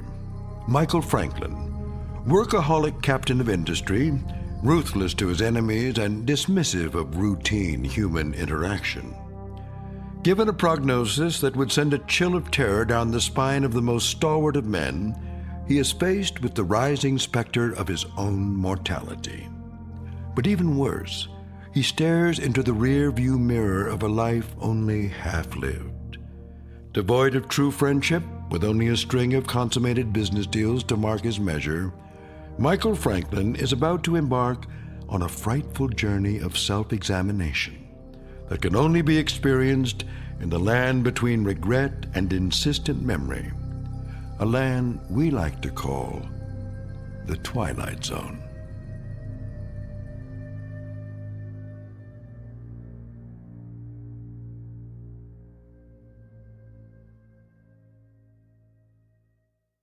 And now, The Twilight Zone and our story, 10 Days, starring Ned Bellamy with Stacy Keach as your narrator.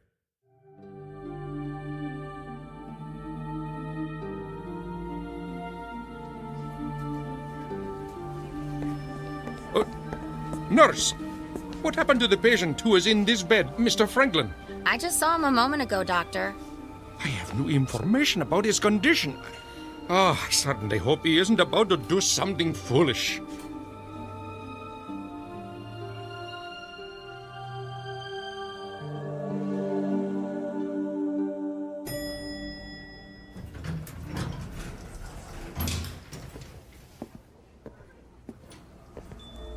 Is Alan in yet? Oh, yes, Mr. Franklin. Are you all right, Mr. Franklin? I'm fine. I don't believe I've ever seen you in the office without shaving or changing your clothes from yesterday. I was in a hurry this morning. Is he in a meeting? He just finished a call. Fine. I'll only need a minute. Oh, but he's got another appointment at... I'll only be a minute.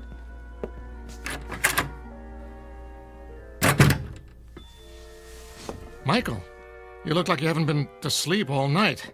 Isn't that the suit you wore yesterday? Don't tell me you went out to celebrate without me. Alan, I quit. Yeah, me too. Alan, listen to me. I'm quitting. This is some kind of joke, right? I would appreciate it if you would expedite the disposition of my account. I want to close out my portfolio. I'm cashing in my stocks. I need my retirement funds and my annual bonus, every bit of it. Michael, you're talking crazy. What are you doing? What's this all about? What part didn't you understand? I mean, you can't just quit. But I just did. What on earth for? Personal reasons. Personal reasons? After all these years of working together, you offer me that? Correct. Michael, if this has something to do with that crazy old woman who told your fortune last night... It's not that. I just decided to take my career in a different direction. I've just been thinking about making this move for a long time. I don't believe you. Alan, no offense, but I don't care if you believe me or not. I've made my decision, and I'd like you to honor it. You realize that if you disassemble your corporate portfolio early, there will be substantial penalties. Not to mention the perks you'll be losing. The company car, the country club membership, the center court basketball tickets.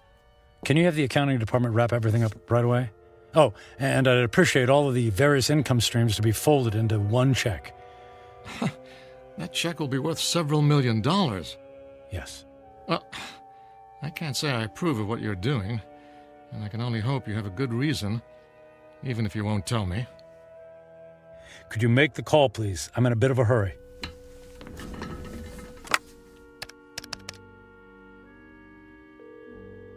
After 12 years, I don't see why there's such a... yes, this is Alan Fisher in corporate. I have it's an unusual request. Michael Franklin has decided to leave the firm, and he wants all of his outstanding monies gathered into one check for immediate pickup. Yes, I understand the amount is substantial. Very good. He'll be right there. All right, Michael. The check is being... Michael? Michael? Where did he go?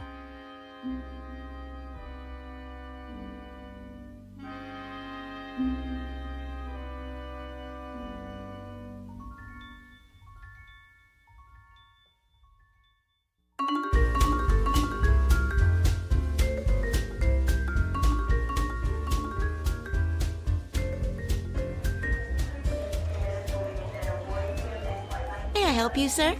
I'd like to buy a ticket to Rome, please. Leaving today. Very good, sir. And on what date would you like to return? Just a one-way ticket, please. I just love Rome. The sights, the food, the museums. It's a banquet of... Yeah, I'm in a hurry. Please. If you'll just sign here. Will you prefer a window or an aisle seat? Surprise me.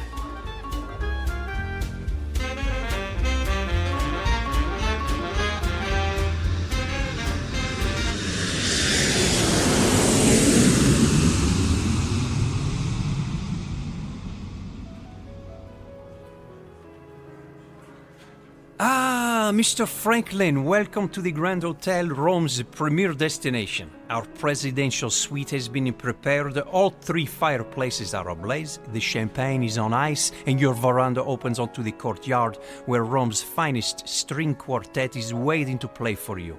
And of course, an entire staff of valets are at your disposal. And the concert tickets for this evening? The limousine will gather you at 6 o'clock. You will be driven directly to the private entrance where a personal elevator will whisk you to the ambassador's box. Only the finest for you, Mr. Franklin. Bravo! Wonderful!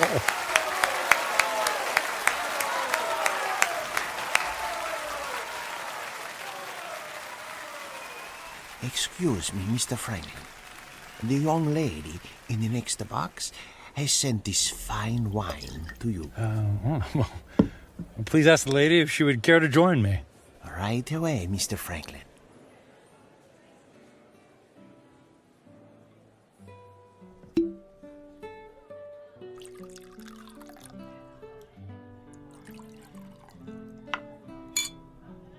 I haven't seen you at the theater before. Do you come to Roma very often? Well, you might say this is a once-in-a-lifetime vacation.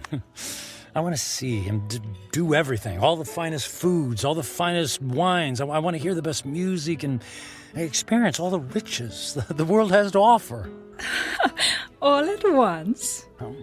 Why settle for the ordinary when we can fill our lives with the amazing? Oh, you are a man of action. Speaking of action, would you care to dance? I would love to dance, but not here. There's a fabulous nightclub in the center of the city, very exclusive. The limousine awaits.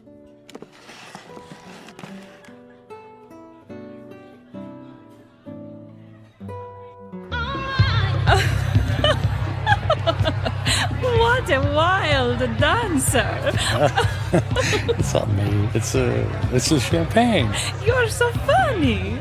I believe I'm slightly tipsy too. Oh, tipsy.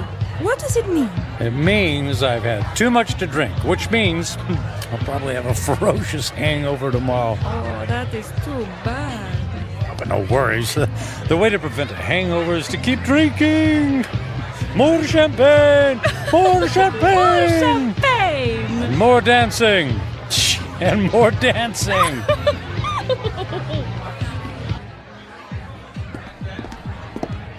Michael, are you sure you can afford to buy drinks for the whole restaurant? That's only money. And look how much fun they're having. Look how much fun I'm having. Waiter! Another round for my friends. 3 cheers for a friend Matthew. It's Michael. Okay, cheers for Michael.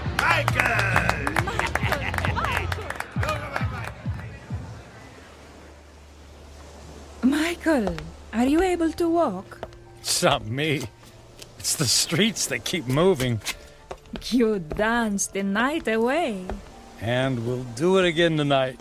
The sun rises over the ocean. If I see 1,000,000 mornings, I never grow tired of seeing that sight. Imagine if you only had a few more to see. I'm sorry, what did you say? I said, would you care for some breakfast? I'm starving. Then let's go to the best restaurant in the city and order everything on the menu. I've never met a man like you, Michael. If you want something, you just take it. Of course. What's that old saying? Eat, drink, and be merry, for tomorrow we die. Michael, what's wrong? You look sad. Did I say something wrong? Maria, I wanted to ask you something. What is it, Michael? Would you care to join me on a small trip? Where to? Oh, I know a charming village near here. We could have a picnic. Actually, what I had in mind was Paris. Paris, France. And then London. And then Monte Carlo, or Moscow, or Hong Kong. I mean, we could go anywhere in the world.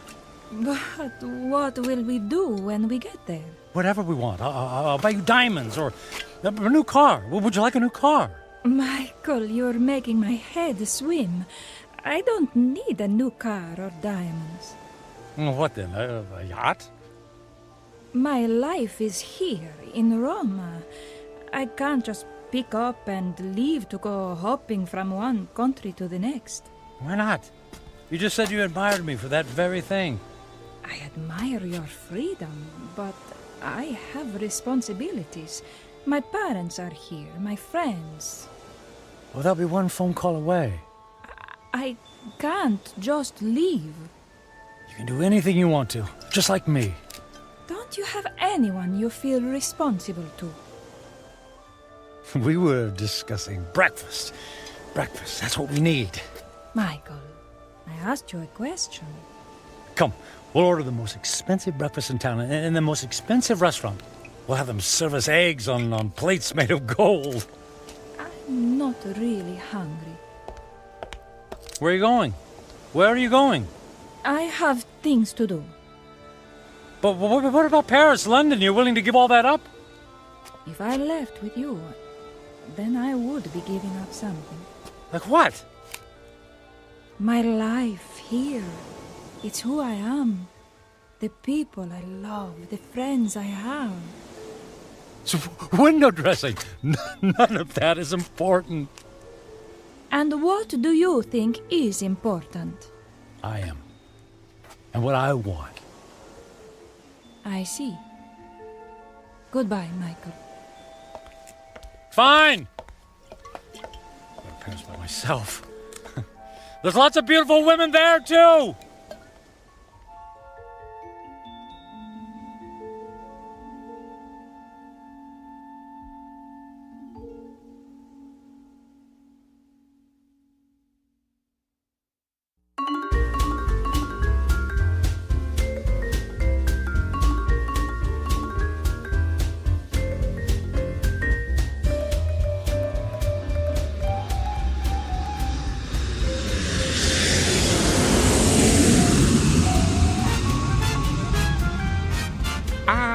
Bonsoir, Monsieur Franklin.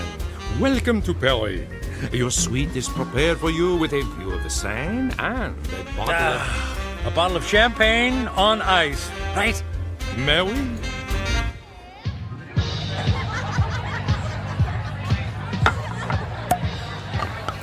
What did you say your name was? My name is Angelique. I'll call you Angel, my beautiful French angel. What about you, my dear? I am called Giselle. Giselle. Giselle, I knew her well. Oh, you are so silly. I'm Michael. But why don't you call me Mike? Nobody ever calls me Mike anymore. Not since I was a little boy. Were you as naughty then as you are now? I was a good boy. Very smart. In fact, I was smarter than everybody. Did you know that? I was better than all of them. Oh, you are a good person, Mike. Nobody ever bought me a pearl necklace on the same day I met them. I'll buy you another one tomorrow. Hey, we need more caviar here. Garçon! More caviar, s'il vous plaît. But Mike, we have 2 bowls full on the table already. They're 10 minutes old. We need fresh caviar. Freaking caviar. Let's dance. Mike.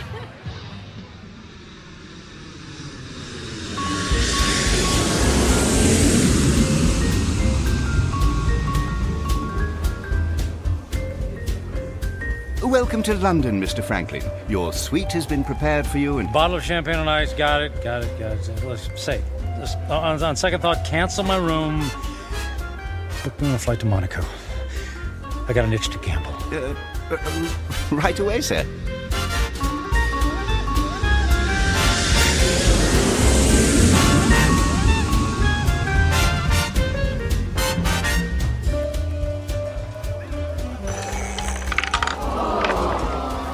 And the number is 29, Greg.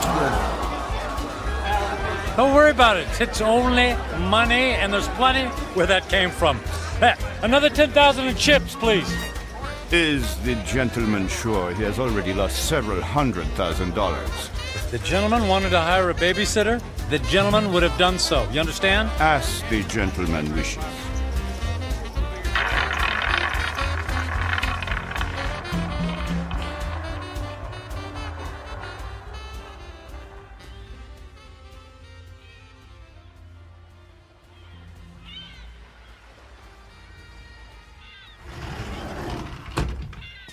Mr. Franklin. Good morning, Mr. Franklin. Mr. Franklin? Hello? Mr. Franklin, your branch is here, sir. Shall I place the champagne bottle next to the bed? Shall you... Who are you? Where am I? I am Captain Philippe Duchette. This is the Fandango Dancer, the luxury yacht you rented last evening. I rented? Was I alone? The gentleman was escorted by several very attractive ladies, and there was a request for the boat to take you to Australia. But, as you may know, that trip is beyond the range of this vessel. Wanted you to take me to Australia. After we received the Alaskan crab, Russian caviar, and of course, the champagne. I hope I never see another glass of champagne. What shall I do with the cases that are on the deck? How many cases did I order? 10. They're yours. Merry Christmas. Do you wish to proceed with the cruise? No, I don't think so. Very good, sir. All right. For a week, I've eaten the finest foods, drunk the most expensive champagne. I've slept in the most exquisitely comfortable beds with the most luxurious silk sheets. I've held beautiful women in my arms. I should be the happiest man on earth. I should have a permanent grin tattooed on my face. Why am I so miserable? I'll have a few days left to live. A few days. I need to be somewhere where someone knows me, where I don't have to pay for the company of people. I need to go home. I need to go home.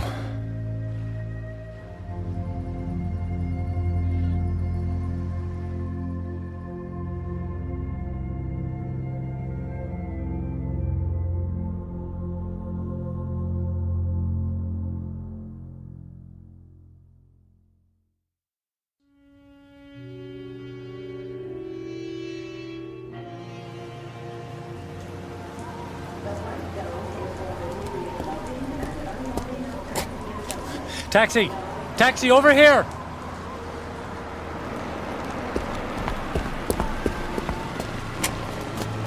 Hey, where to, mister? 1020 Clark Street. Hop in.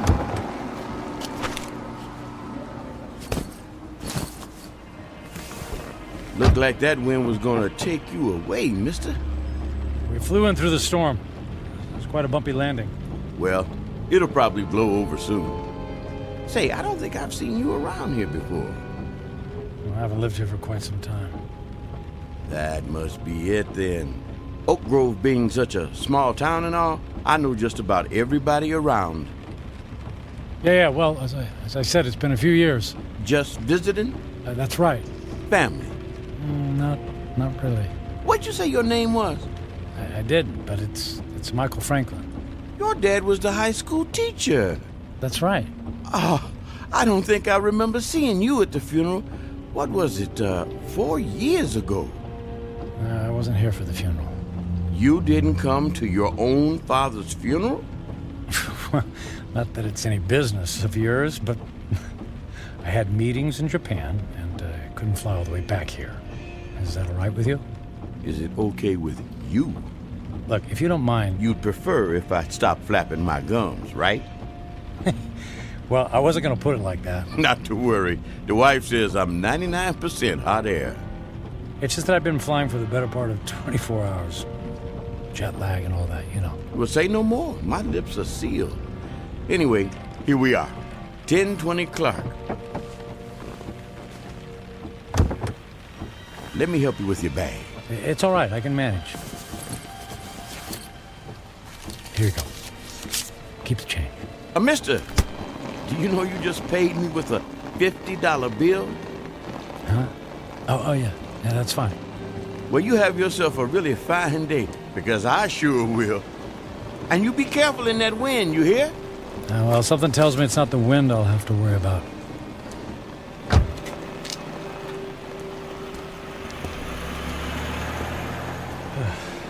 Here goes.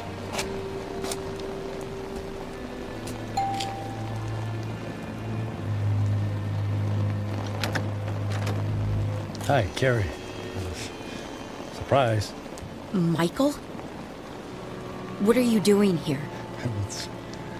It's a long story. May I come in? Well, It's pretty windy out here. I suppose so. Thank you.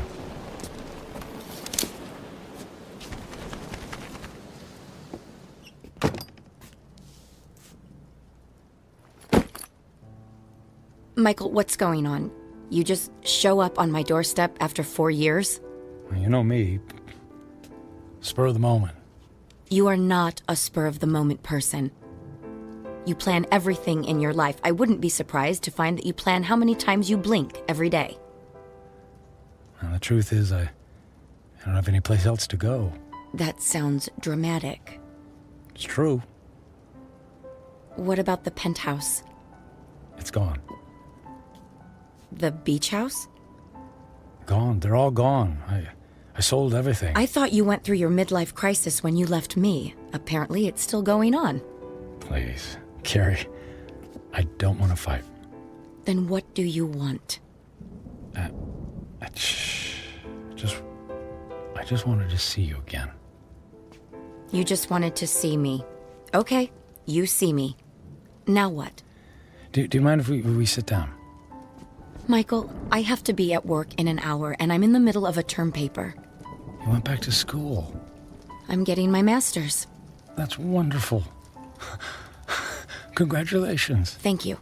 I mean, you planned it for years. It's great that you finally decided to do it.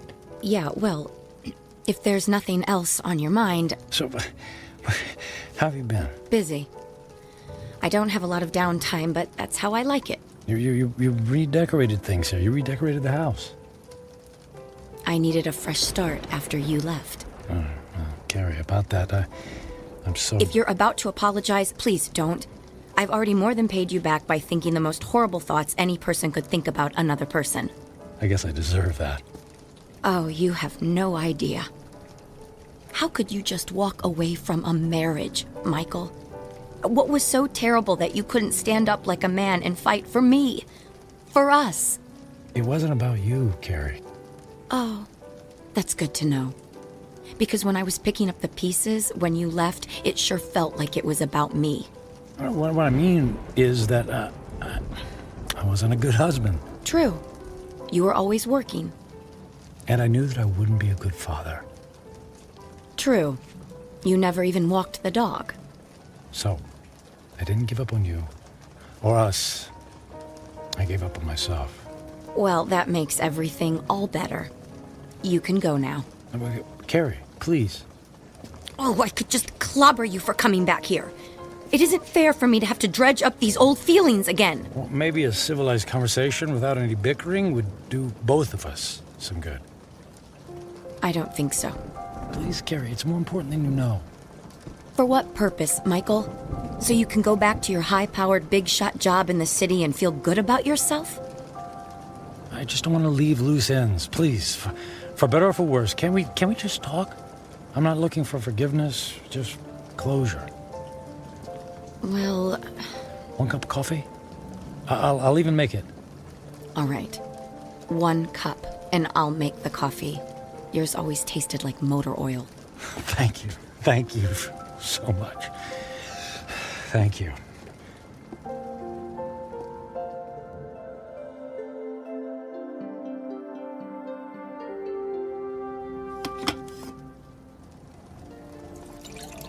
So you quit your job, sold your homes, and now you're here. It doesn't make sense. Yeah, about that. I guess I just realized that being a workaholic isn't very much fun, after all. But that's all you know. When we were married, you barely slept at night. You were up early to track the Asian stock market. You stayed up late to finish paperwork. I can count on one hand the number of times we actually went out on anything resembling a date. And even when we did go out, you acted like it pained you to be away from your business calls. That is all over now, Carrie. Money doesn't mean a thing to me. I find that hard to believe. Believe it. It's true. So, what? You're gonna take up oil painting? Or become the stand-up comedian you always wanted to be? Nothing like that. Actually, it's quite serious. Last week, What was that? It came from the living room. Oh, the tree! The wind knocked the tree into my house! Carrie, wait a sec, Carrie, don't go over there. It might be dangerous. That's a tornado warning! Oh my god! The house across the street! The roof just caved in! All right, look, let's get into the basement. The power just went out! I have flashlights downstairs. Wait, outside, look. What? Michael, come on, there's no time! Oh, look, in the street, there's a kid in a bike. Oh no! That's Jimmy from next door! He doesn't know which way to go. Oh, Michael, he's going to be hurt. I'll get him. Michael! What are you doing? Michael! Jimmy, keep your head down. Jimmy, I'm coming for you. Help me! I'm right here, buddy. I'm right here. I'm gonna carry you into the house, okay? What about my bike? I'll get you a new one. Let's get out of the storm, okay? Okay. Put your arms around my neck and hold on. I'm trying. Squeeze real tight, Jimmy. I'm scared. And I'll be brave for the both of us, Jimmy. Okay? Got to get this door open. Michael, I can't budge it. Carrie, push. Push as hard as you can. Carrie, push. Pushing. Harder. As hard as you can. There, you got it. We made it. We made it. Into the basement. Come on. Come on, Jimmy. That's it. Let's go get safe. Okay.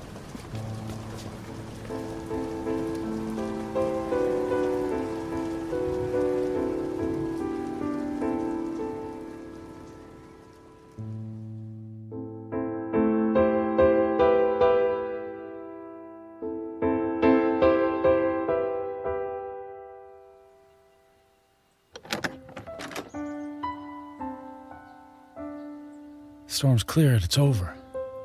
Is the wind gonna get me? No, honey. You're safe. Look. That car. It's been overturned. At least there's no more damage to the house. Mom! Jimmy! Jimmy! Oh, Jimmy, we didn't know where you were. We had him in the basement with us. I was so scared. And then the wind came, and then this man came and saved me. You saved my Jimmy? Well, not really. Yes, you did, Michael. You ran right into the path of the tornado and brought him inside. Oh, come here and let me give you a hug. You don't have to. Okay. How can I ever thank you? You don't have to. It was my pleasure. Is our house okay, Mom? Yes, sweetie. We were very lucky. Jimmy, you're a very lucky little boy. Yes, and thank you again for my son's life. Yeah, thanks. You're welcome. Michael, you saved Jimmy's life. You're a hero. I didn't even have time to think. I just saw him and ran. It was still amazing. When the chips were down, you really came through. I'm proud of you.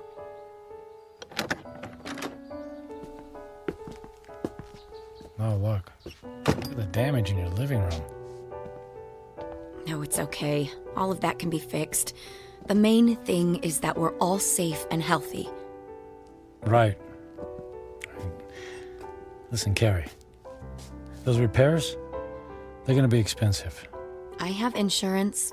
Yeah, but that will only cover the basics. Let me take care of the costs. Michael, you don't have to do that. No, but I want to. And I can afford it. But you can't just drop that kind of money on a problem that isn't yours. And listen, all I know is that when I helped Jimmy just now, it felt good. It felt better than anything I've done for a long time. And the idea of helping you out with bills feels good, too. So please, just let me do this. Well, I'm not in a position to turn down a gift like that. But what about you? Before the storm hit, you were about to tell me something. You said it was serious. It doesn't matter now. Are you sure? Yes, I'm sure. Here, let me write you a check before I leave. Are you going so soon? You just got here. Yes,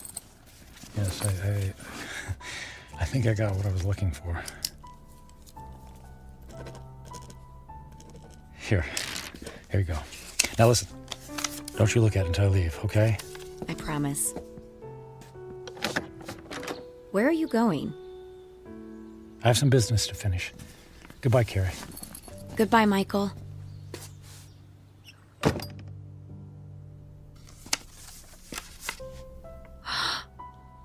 $1 million? Michael! Michael!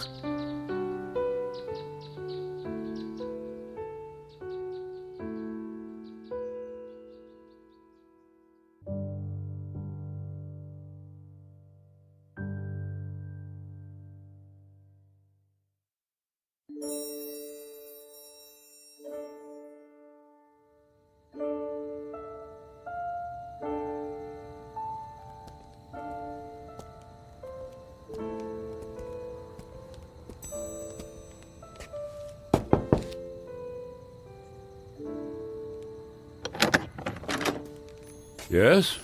What is it? Forget the late hour, Reverend. I realize it's nearly midnight, but I wanted to visit the chapel and the door's locked. Unfortunately, in these times, we must protect ourselves against theft. The doors remain locked overnight. Is there any way I could just go inside for a few moments? No, I'm sorry. If you can come back in the morning, yeah. But you see, tomorrow morning will be too late. I only have tonight. Mm-hmm. It always seems that way, my son. But have a little faith. Please. Go home. Get some sleep. I don't have a home anymore. I've just come in from the airport. I came straight here. Please, it's more important than you know. All right. You seem to be in great need. Thank you. Thank you, Father.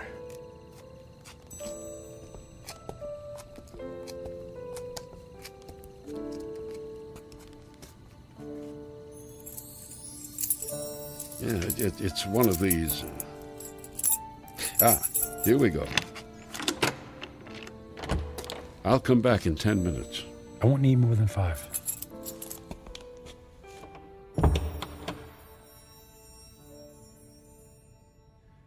Now that I'm here, I don't know what to say. It's been a long time since I've set foot in a place like this. In fact, I can't remember the last time. I suppose it's true. People come back when they're in trouble, but I'm not exactly in trouble. In fact, all of my troubles will be over in just a few minutes. Then why am I here? Maybe I just wanted to see if I could find a moment of peace before everything ends. Just a single solitary moment when I don't have to feel so alone. The truth is, I'm alone because of my own actions, by the selfishness of the man I've become. I was given love, but I turned away from it in favor of my career. I gave up friendship in favor of business colleagues who couldn't care less if I lived or died. So what did it all mean? What is the sum total of my life? I have no job, no home. I'm going to die without a single friendly voice in my ears. I did have some good times with Carrie. Thank goodness for Carrie. I don't blame her for being angry.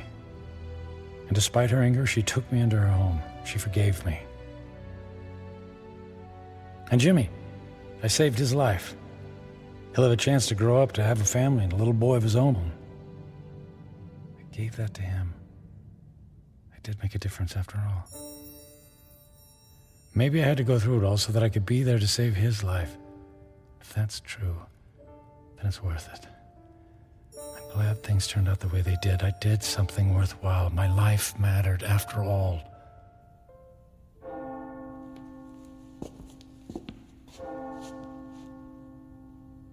Nearly midnight on the 10th day, just like the old lady said.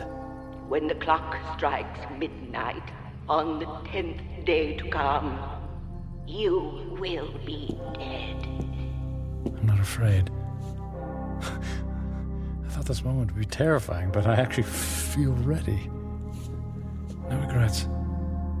I'm prepared to say goodbye to everything.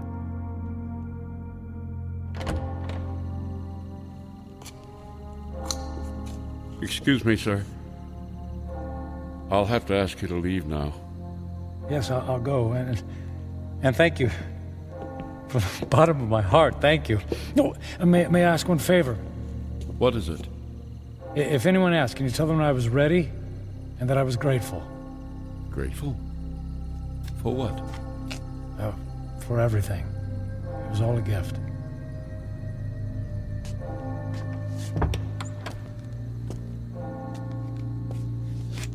Okay, it's time. I don't know what to do. I mean, if I should... How do I... Church bells. They stopped. Okay. It's midnight on the 10th day. I'm still alive. Nothing happened. Okay. Nothing's happening. The old woman said I had 10 days to live, that I would die at the stroke of midnight. She lied. She lied.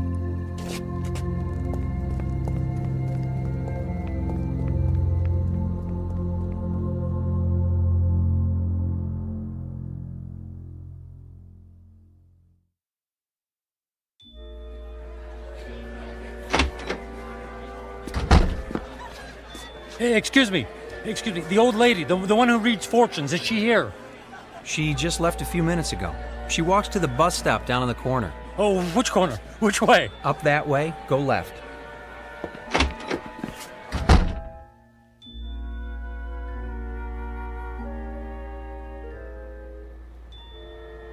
Where is she? I don't want to be. Don't let her be. Ah, there she's. Hey, don't get on that bus. Wait.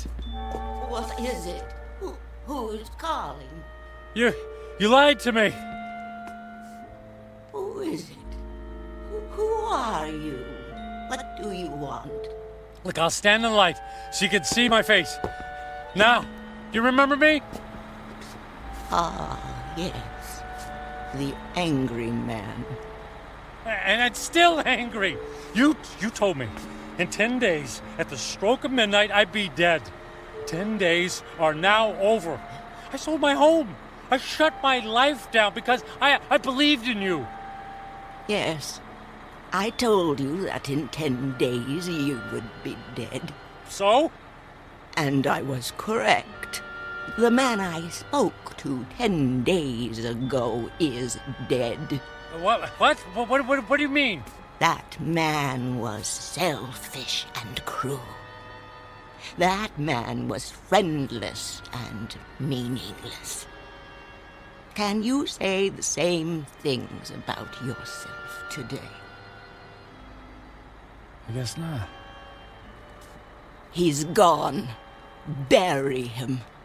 give yourself the rarest of all gifts in life.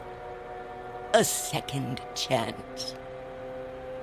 A second chance? Huh. Sounds too good to be true. And yet, here it is, yours for the taking. You're right, things are different now.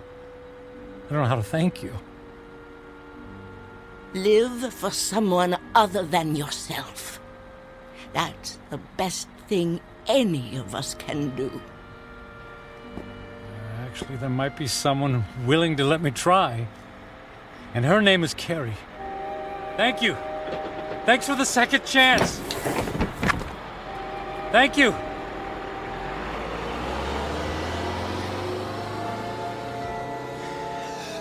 Thank you. Thank you so much.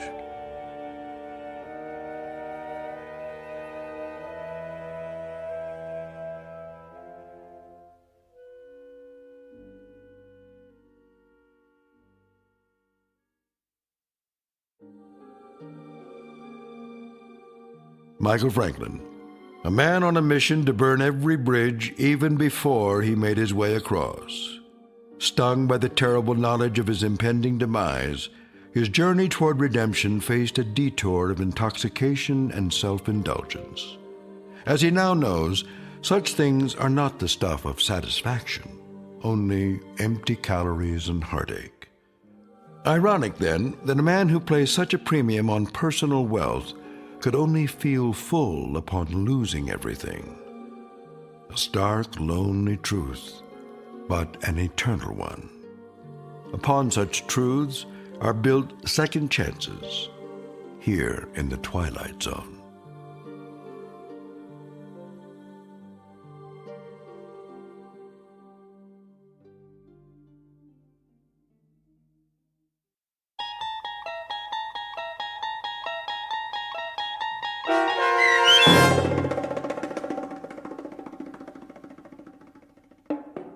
"10 Days," starring Ned Bellamy with Stacy Keach as your narrator, was written for The Twilight Zone by Mark Valente. Heard in the cast were Linda Ryder, David Darlow, Ernest Berry Jr., Roger Mueller, Tony Makis, Saskia Balori, Joby Cerny, Elizabeth Lido, Martin A. Strope, C.J. Amari, Molly Glynn, and David Pasquesi. The producers of The Twilight Zone wish to thank CBS Enterprises and the Rod Serling Estate for making this series possible. This copyrighted radio series is produced by Carl Amari and directed by Joby Cerny for Falcon Picture Group. Sound design, custom Foley effects, recording, and editing are produced in the Cerny American Sound to Picture Theater by sound designers Craig Lee and Todd Beyer. Music for The Twilight Zone is provided by CBS and American Music Incorporated, New York. To learn more about the Twilight Zone radio dramas and to download episodes, including 6 free episodes on our homepage, visit our official website at twilightzoneradio.com. Doug James speaking.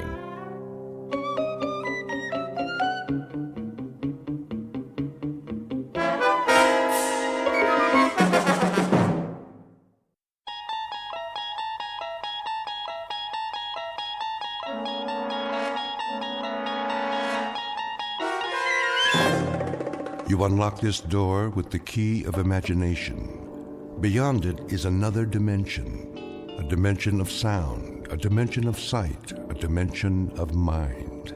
You're moving into a land of both shadow and substance, of things and ideas. You've just crossed over into the Twilight Zone.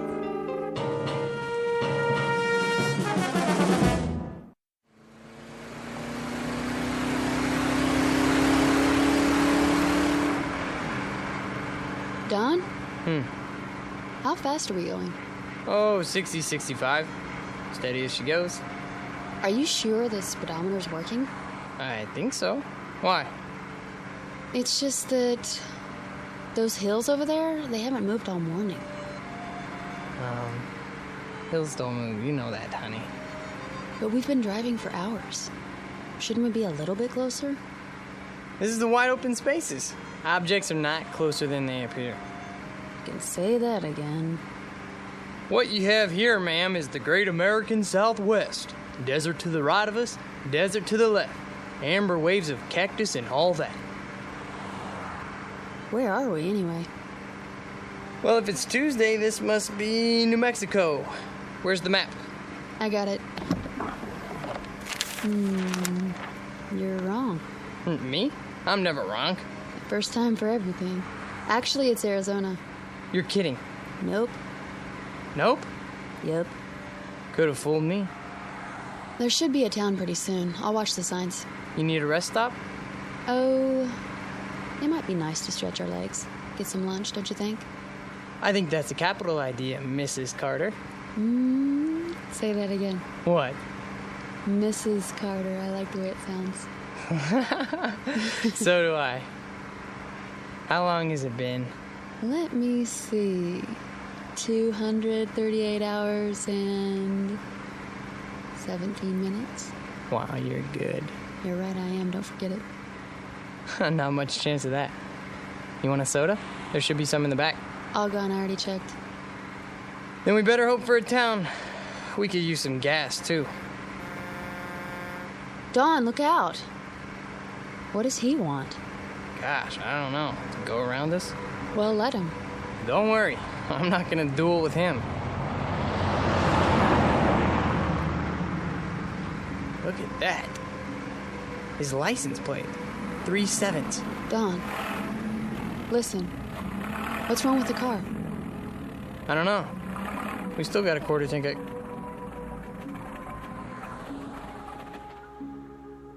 Oh, great. There'll be a tow truck anytime now, you'll see. How do you know? 3 7s. You don't really believe that. Watch.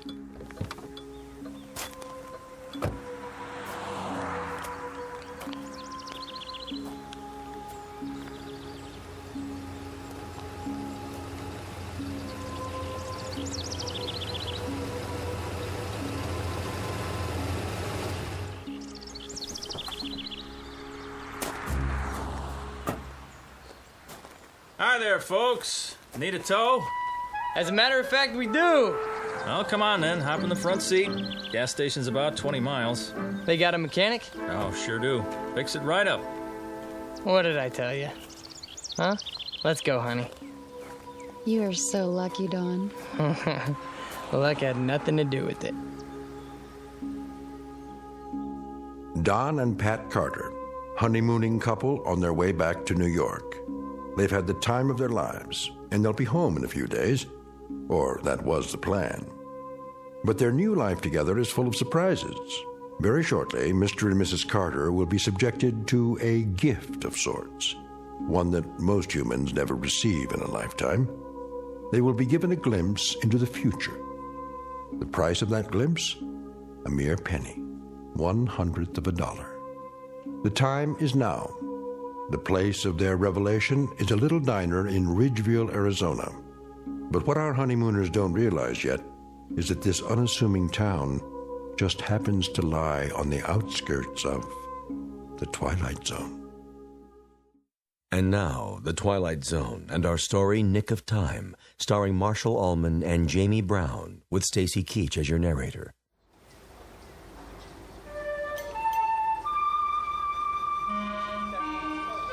How long is it gonna take? Relax, honey. He just put it up on the rack. How can I relax in this heat? You could fry an egg on the sidewalk. Well, that's not a bad idea. I'm getting pretty hungry. I'd settle for a cold drink. There's a water fountain at the side of the station. Fine. I hope it works. Go ahead. I'll talk to him and see what's going on. You do that. Dawn, all I want to do is go home. Me too, baby. There's a lot of miles between here and Manhattan. And you have to be back at work next week, remember? How could I forget? There's a promotion hanging in the balance. Look, I'll see what's up, then we'll have some lunch. Okay? Okay. I don't mean to complain. Good luck. Hang in there a little while longer, we'll make it. I know we will. I'm just impatient to get on with our life. Me too.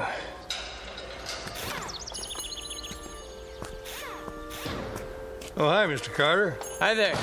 How's it coming? Oh, she's coming. You got yourself a bad fuel pump is all. That right. Well, can you fix it? Sure. I can fix it. Be a while, though. Oh.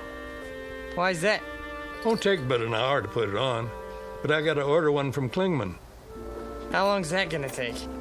Well, if I send the truck over now, hour and a quarter each way. Oh. You know, my wife would like to get going as soon as possible. I'll bet she would. Can't keep every part in stock, though. Don't see cars like this all the time. Can you get right on it? I'd appreciate it. We can't wait around all day. Oh, I'll get it done before long. Don't worry. Why don't you and the missus take it easy? Have some chow. Where would you suggest? Diner's right down the street. Best in town.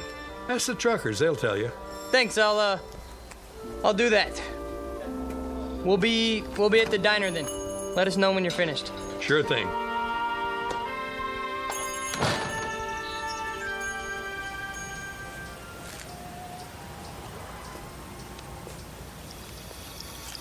There you are. How you holding up? The drinking water isn't cold. I'm sorry, baby. Well, Fuel pump's shot. but it's a new car. That's what he said. He'll get right on it. How long? Couple more hours. What? Maybe 3. That's crazy. 4 tops. Are you kidding? That's the max he promised. How come? What's the problem? He has to send the truck to the next town for a part? And where is that? I don't know. New Mexico? Colorado? Someplace like that. Oh boy, oh boy, oh boy. Let's take a walk. Ready for some lunch? Lunch? We might as well just move here, put down some roots. Sure. We'll rent a room at a motel. Get the weekly rate. Yeah, well, is it air conditioned? I was thinking an electric fan. Yeah, I'm gonna look for a job tomorrow. Where? I don't know, but I'm holding out for an executive position. Well, maybe there's an Indian reservation. We can move into a teepee. Quiet, you. Yes, sir. Where's Restaurant Row? Just ahead, you can see the diner from here.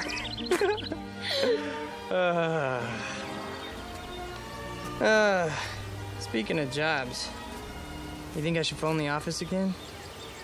Easy, lover. You're going to lose that promotion if you keep pestering them. I'm probably gonna lose it anyways. Oh, that's a fine attitude. I thought I married a man on the way up. Who's the best man for the position? Me. There you are, then. Thompson has seniority. Doesn't mean a thing. Take it from me. Little Mary Sunshine, huh? That's my name. Whoops. What's wrong? Don't step on the cracks in the sidewalk. Why? Or I'll break my mother's back. I'm only trying to save her life. Thank you, dear. Here we are, the best coffee shop in town. The only coffee shop in town.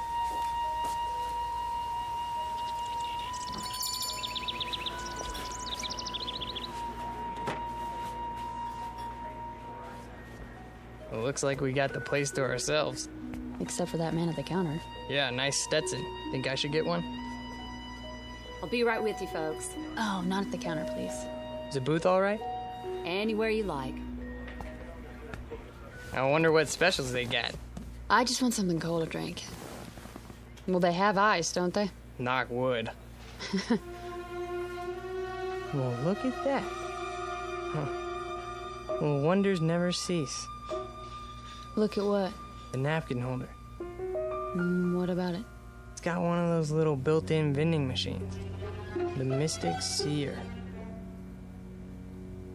Answers. Read what it says. Insert 1 cent. Ask me a yes or no question. You put a penny in and push the lever down.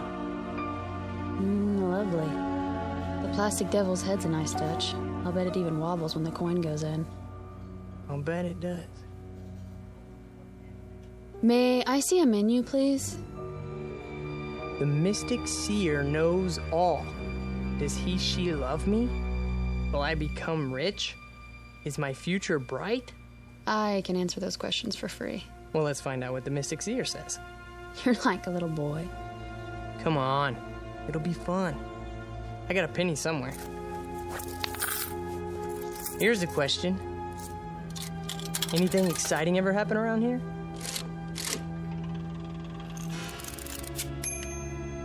How exciting. Like those little pieces of paper you get in fortune cookies. things are not as they seem.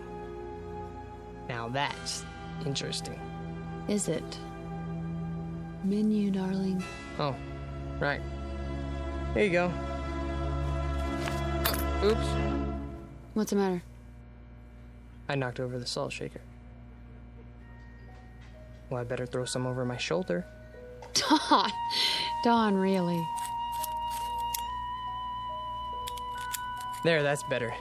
Just to be on the safe side. Soup of the day, fresh garden salad. I wonder how fresh. Honey. Do you think I should phone the office in New York? Do you? I guess not. Breaded chicken fried steak with country gravy. Doesn't that sound yummy? Very low-cal. Howdy. Howdy. Some water for you folks, or you made up your minds yet? I'll have a lettuce and tomato sandwich on whole wheat, iced tea with lots of ice. You, sir? I'll have the same. Coming right up. How's the water? Ugh, yuck. He must have siphoned it out of a mud hole. Not that good, huh? Hold on. What are you doing? Getting some more pennies. Look at you. A rabbit's foot, a plastic four-leaf clover. You really are superstitious, aren't you? Isn't everybody? Well, to a degree. What are you going to ask now? What else? Am I going to be promoted, for Pete's sake?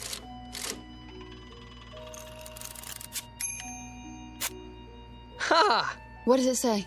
It has been decided in your favor. See? Your worries are over. I think I'll phone, though. Honey. I was gonna call anyways, wasn't I? There's a phone by the restroom. I'll be right back. Well, you'd better be. Here you go. Thanks. You need any ketchup? This'll be fine. Well, if you want anything, you just let me know. Thank you.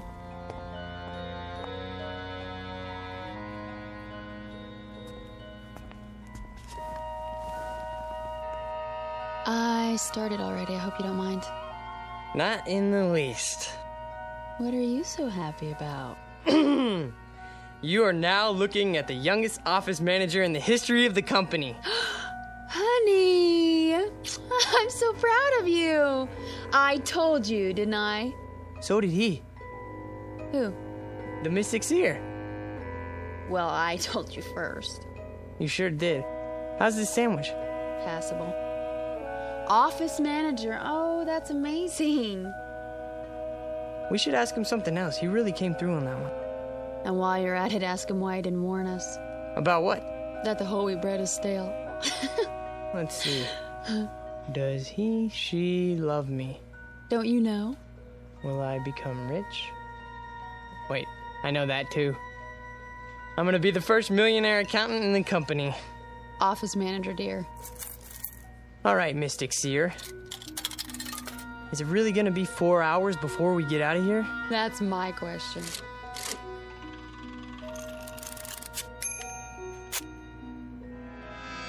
You may never know. What does that mean? Who knows? He does. Look at that winking eye. Devilish creature. I gotta know more. Well, it'll cost you another penny. So, I'm an office manager now. What do you mean we may never know? Wait. It's not a yes or no question. You mean something could keep us from knowing? Something could happen to us?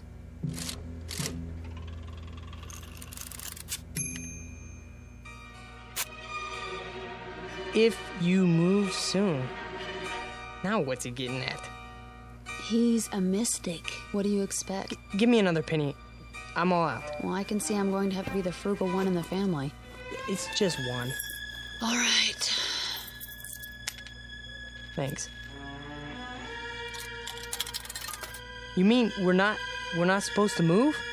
We're supposed to stay here? Only one question per penny, please.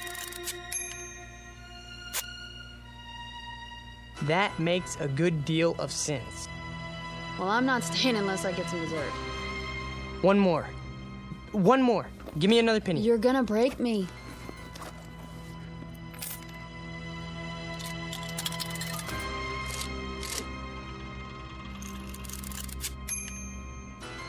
Try again? Here. That's all I have. Okay, machine. Should we stay here till 3 o'clock then?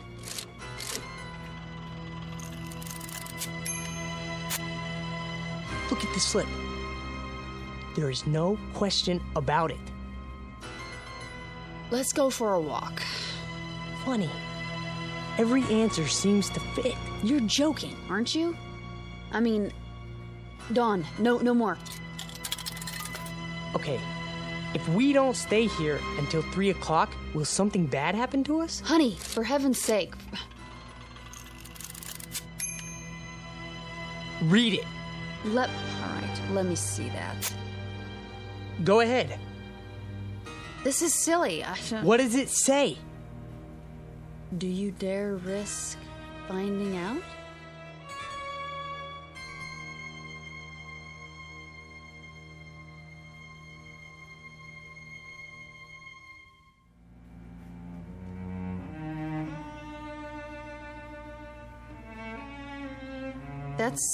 That's what it says. Do you realize what it means? Do you dare risk finding out? It doesn't mean anything. Can we go now? No, it's not 3 o'clock yet. I asked if we don't wait until 3, will something bad happen? And it said... That's exactly right. It. You're talking about a machine, Dawn. We're not talking about... Okay, let's order some ice cream. Are you stalling? No, of course not. But you said you wanted dessert, didn't you? Look, I think you're taking this a little too seriously. Taking what seriously? It's something to pass the time. Besides, it's hot out there, isn't it? I suppose some ice cream would taste good. Over here. Ready for your check? Not yet. 2 dishes of your best ice cream, please. 1 vanilla, 1 chocolate. Yes, sir. Now, we'll sit here and enjoy a cool dessert. Then we'll both feel better. Do you agree? If that's what you really want.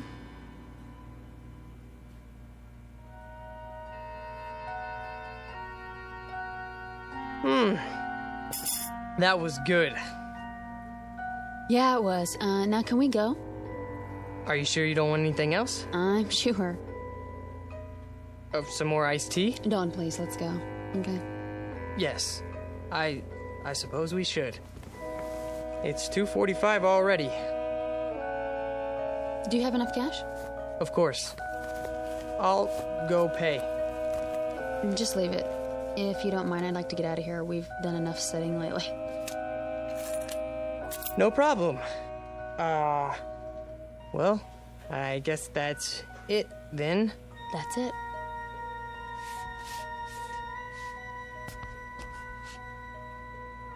The money's on the table with the check. Well, thank you kindly. Now you come on back now.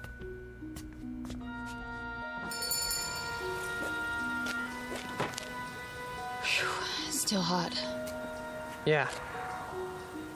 Hotter than ever. Maybe it won't take them 4 hours to fix the car, you think? Maybe. Dawn. What? Tell me one thing. Yeah? You didn't really want to stay in there till 3 o'clock, did you? No. Honey? No. But what? Why was it so specific? Specific? You saw the answers. If you move soon, that makes a good deal of sense. Try again. You've memorized them? There's no question about it. You may never know. Do you dare risk? Dawn! What? It's a novelty machine, a napkin holder in a cafe in Ridgeville, Arizona. Not something... Dude, don't you think I know that? Well, I'm glad you do, because for a while there you were freaking me out. What about my promotion? Then, huh? Didn't it tell me it has been decided in your favor? Dawn, listen to yourself. Oh, Oh, forget it. Don't say it. Superstitious. Well? It's like you married an alcoholic, isn't it? Only instead of bottles hidden around the house, it's rabbit feet and four-leaf clovers in my pocket, in the car, all over the place. And you're all mine. I wouldn't have it any other way, honey. Truly? Have I ever lied to you? Now, let's walk over to that garage and see how the car's coming. Maybe he took some pity on us and got the fuel pump finished ahead of time. Wouldn't that be nice? You're always looking on the bright side of things, aren't you? That's me. What are you doing? I'm not doing anything. You keep looking around as if you're expecting something to happen. Do I? You are worried, aren't you? I wouldn't say that. Oh, honey. You make me wonder when you act like this. Like how? The little things I can take, the Lucky Charms, not walking under ladders. There's a good reason for that one, okay? Something might drop on your head, a can of paint, or... But this, it's too much. I'm sorry. I'm sorry too, Dawn. We're having such a wonderful trip, so don't spoil it. I said I was sorry, okay? I'm not trying to upset you. Well, I know you're not. Let's just forget it. Green light. What? Time to cross the street. We're almost there. Oh. I wonder what people do here. I don't see one movie theater. Maybe they go to the next town. What's it called? Williman or, Klingman or... Dawn? Are you listening to me? What? Yeah, I heard what you said. That doesn't change the facts, though. What facts? 6 straight answers telling us to not leave. Honey, don't. Please, let it go, okay? Will you stop treating me like a child? I didn't make those answers. Dawn! That car! Get out of the way! Dawn, look out! Oh my God, he didn't even pay any attention to the light. Just kept coming like we weren't even there. I don't even know. You're all right now. It's over. It's over.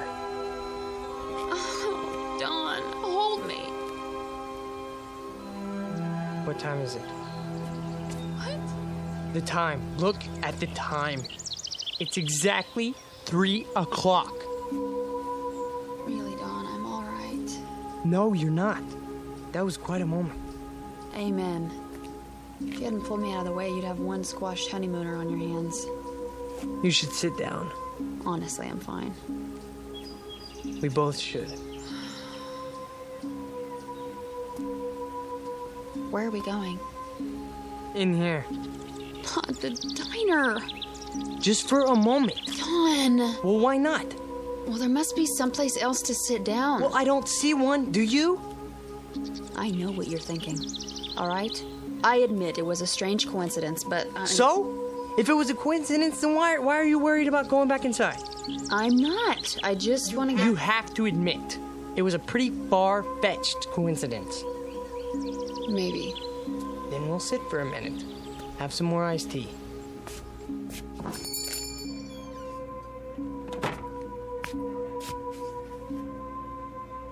Well, hi, you two. Back already? Yeah. It's pretty hot out there. Yeah, sure is. I'll be right with you.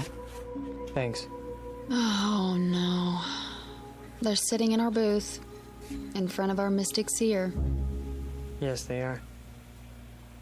Well, we'll just have to try another one. How about that booth? Or the next one. They have machines, too. I'm sure they, Honey. What? Look at me. Do you honestly believe that gizmo over there can foretell the future? It foretold ours. How? Sit anywhere you like, folks. Thank you. Sit down, honey. Yes.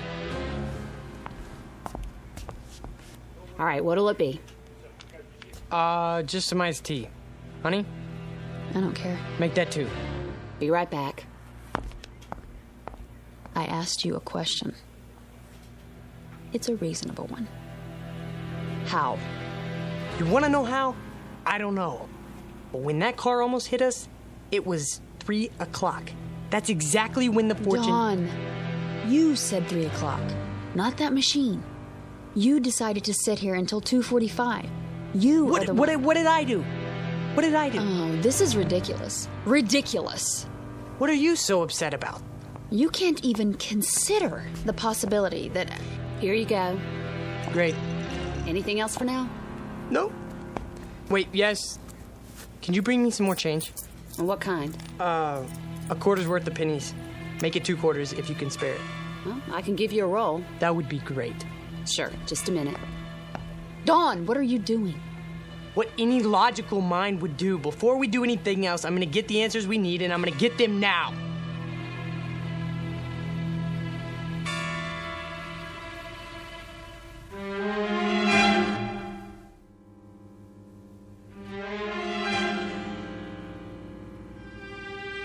Logical. How can you call this logical? Could you keep your voice down? If you can't see that you made up all the details yourself, and all that thing gave you back was generalities, then I don't know what to do. Honey, would you listen to me? Will you listen? Go ahead. I have nothing more to say. I'm not going to argue with you. Sure, I filled in the details. What does that prove? Could the machine make them up? All it has inside are answer slips that are already printed. Then we agree. What are you... Let me finish. You heard me talk 100 times about mathematical probability, right? It's my job. It's what I work with. I know that. There are probably thousands of these machines in diners all over the country. There are at least 10 of them in here alone. And every one of these thousands of machines are hundreds of little answer slips arranged in some kind of order. Probably a different order for every machine, right? So, it's mathematically possible that the way the slips are arranged in just that one machine at this particular time might apply to our future. How can you say that? Iced tea for 2. Right. And your pennies. You know, too bad that thing's not a slot machine. Isn't it, though? All right, you need anything else, just wave. I'm here all day. Got it. I'd appreciate it, honey, if you wouldn't act as if I were losing my mind. Well, aren't you? Is that what you think? Let me try to explain. You don't have to explain anything. But I do. Try to follow what I'm saying. There is a higher realm of mathematics that goes beyond probabilities. Some of it comes from quantum physics. Why are you telling me this? Hear me out, please. Jung, the psychologist, talked about synchronicity, meaningful coincidence. The point being that there are no pure coincidences. Everything is interconnected. If we can just spot the connections, it's what the Chinese I Ching is based on. The one where you throw 3 coins and look up your fortune in a book. Dawn, please. It's not fortune telling. It only seems to be. The idea is there are 64 hexagrams. Each one represents a pattern that reflects our place in the world at a given moment. Find the right one, and all else follows. It couldn't happen any other way.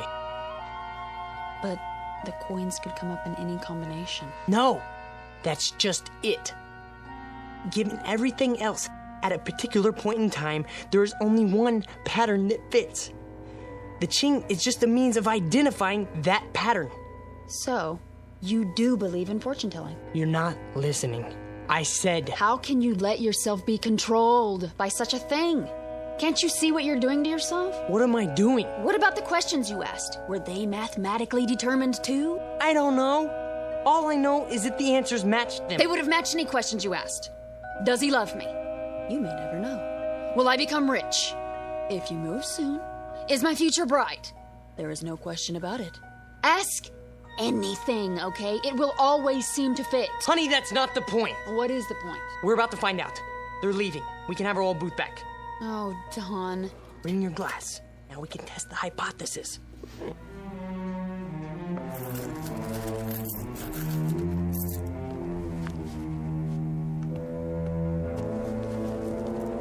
Here we go. First question. Did you know about that car almost hitting us?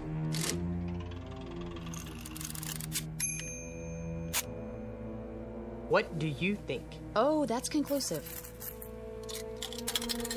Will we reach New York City all right now?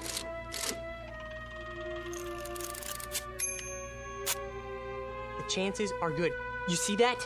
Very precise. What do you expect? Okay? A slip of paper should come out that says, "Hiya, Dauncey and Patsy, so how's by you?" I never said these slips were made for us personally. I only said... I heard. Honey, don't you see that you could get the same kind of answers from any one of those machines in here?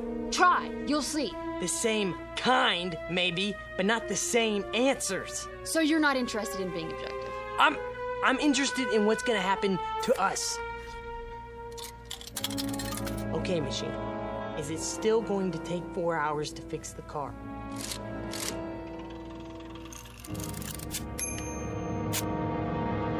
It has already been taken care of. Swell, that's it then, let's go. Wait! Maybe it doesn't mean... Mean what? Mr. Carter? Yes.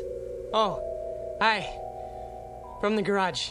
I thought you'd like to know your car's ready. Is it? Had a lucky break. Found a fuel pump right here in town. Last one they had, too.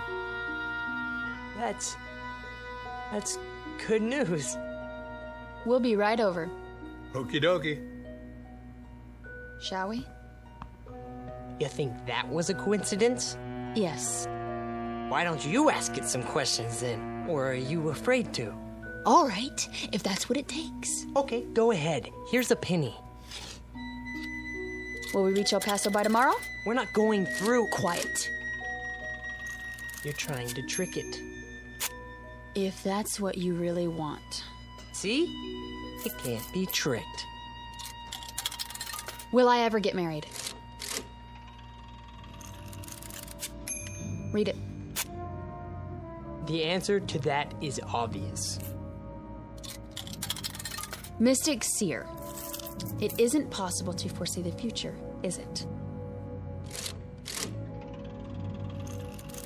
What does it say? That's up to you to find out. You're a stupid piece of junk, aren't you? It all depends on your point of view. I don't want to stay here. Even if it's true? Sit down. Especially if it's true. What are you talking about? I've had enough. We're not finished with the test. Maybe you're not, but I am. I think you are afraid of it. Not of it, Dawn. Of what then? Don't you know? Can't you see it on my face? Fine, then I'll finish it for you. Okay, machine. Are we always going to live in New York?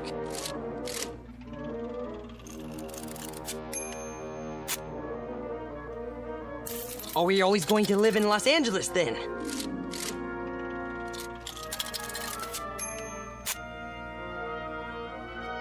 Well, then are we going to live in the Midwest?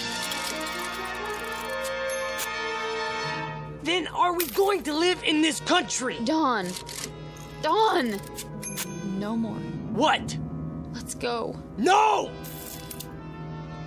Put those down. Are we just going to stay here? I don't know! Sweetheart, listen, please. If you love me, listen to me. No, you listen to me! I believe that this machine can tell what's going to happen to us. I believe it, Pat. Based on empirical evidence. Do you think I'm just gonna leave it behind? We can't afford to do that. There's too much at stake, but you won't even admit it's possible! All right, it's possible! Is that what you want to hear? I'm not talking about that anymore. I'm talking about you. Us, Pat! Us! I know, but are you just gonna sit here and let this machine run your life? Run my life? Well, isn't that what you're letting it do? Dawn, it made you phone the office before. It made you stay here instead of leave. It made you afraid to walk down the street. Now it's telling you where you're going to live. That's not true. Honey! It's as if every superstitious feeling that you've ever had is all wrapped up in this one machine. It isn't just a matter of whether it can foretell the future. It's a matter of whether you believe more in these predictions than you do in yourself. Honey, you can decide your own life. You have a good mind, a fine mind. Don't waste it trying to justify a penny fortune machine to yourself, okay? We have such a wonderful life ahead of us, but only if we depend on ourselves to make it wonderful. Not if we, you know? Oh, Pat. Shh. Come on. I don't want to be told what's going to happen to us. I want us to make it happen. Together. All right, baby. Don't cry. Something wrong, folks? No. We're okay. Shh. It's all right, baby. We'll go now. We'll go. I'm a jerk. You're not. You're wonderful. Sure I am. Come on. I'm the world's biggest jerk. You want my handkerchief?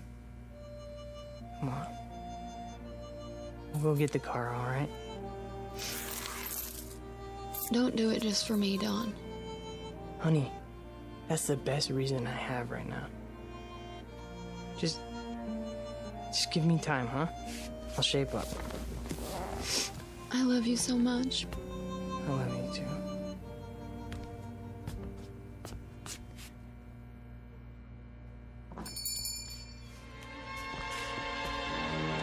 There it is. No one's using it. Thank God. Sit anywhere you like, folks. Wow, it's you two. Can we sit here, please? As soon as I clean up. We don't care. Has to be this one. All right, suit yourself. Just water again? It doesn't matter. Do you have any more pennies? I think so, yes. Then go ahead. Can we ask some more questions now?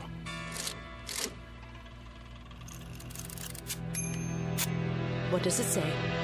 Choice is yours. Do you think we might leave Ridgeville today?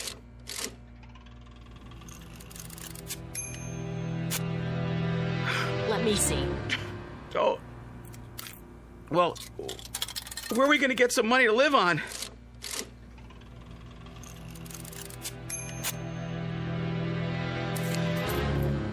Should I sell our car?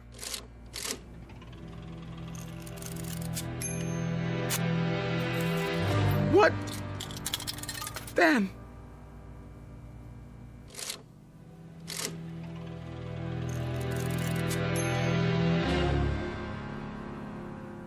A delicate balance in the little town of Ridgeville, Arizona. Two people who have escaped from the tyranny of fear and superstition. Two others permanently enslaved by it. One couple able to face the future with confidence. Another couple facing it with hopeless dread. Victims of life imprisonment in the darker regions of the Twilight Zone.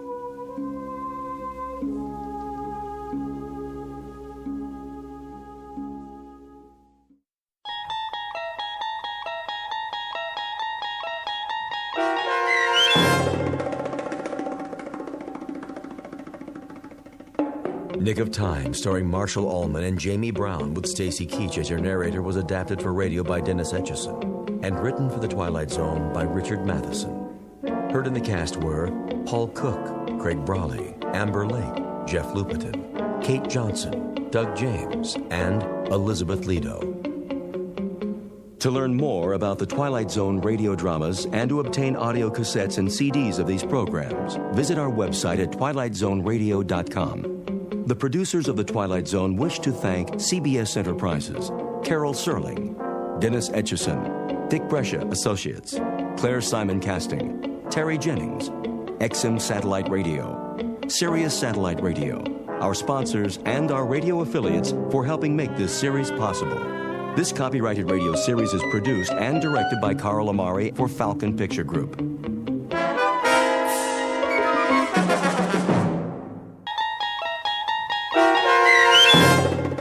A Quality of Mercy starring Robert Knepper with Stacy Keach as your narrator was adapted for radio by Dennis Etchison and written for The Twilight Zone by Rod Serling from a story by Sam Rolfe.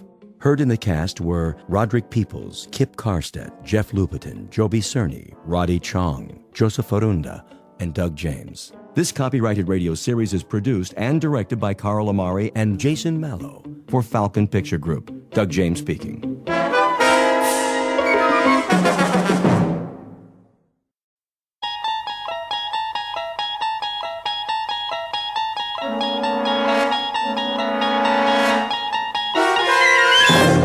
You're traveling through another dimension. A dimension not only of sight and sound, but of mind. A journey into a wondrous land whose boundaries are those of imagination. Your next stop, the Twilight Zone.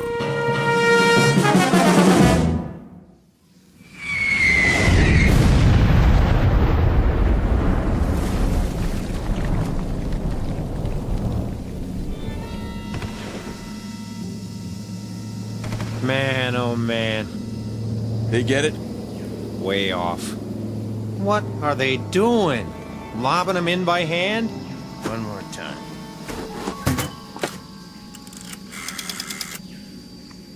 Baker Company. Baker Company. You missed the target. That's what I'm telling you. Well, try it again. Short. 500 yards. Sergeant Caserano says it was 500 yards short. That's right. Still. Tell him to raise it up. Sergeant says to elevate it. They say they can't elevate it anymore. What are they using? A slingshot? Listen, if you can't aim higher, Give me that. how do you expect it? This is Baker Company, F.O. Good going, boys. Yeah, I've seen what you did, a big fat nothing. You wrecked 5 acres of rice paddies and you torn up a beautiful grove of palm trees, but that's it. What's it to me? Let me tell you. We're sitting out here on our duffs on a hill in the middle of nowhere, and you know what we're doing? We're having a little discussion. Yeah, that's right. Maybe you can help us out. We're trying to decide whether you got something in your religion against sending a shell into a cave. Or is it too hard for you? Because if it is... You tell him, Sarge. Oh, those jokers. What? Say again. Bypass? Oh, now that's more like it. Because all you accomplished today is to tear up 5 acres of real estate and keep a handful of Japanese soldiers from falling asleep. Yeah. Well, I got a question for you. Anybody know how long it takes an enemy to die from insomnia? Same to you. Oh, we'll keep in contact, all right. You sure they're on our side? Makes me wonder sometimes. Give me a light. Here you go, sir. So what's the word? Did I hear you say bypass? They're gonna keep firing till late this afternoon. At least that's what they say. Then if they can't smoke them out, we'll just have to bypass it and move on. That's what I like to hear. Amen. I'm feeling better already.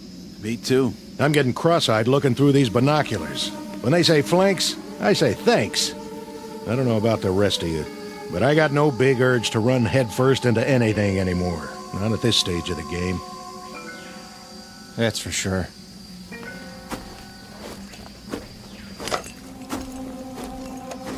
Still there.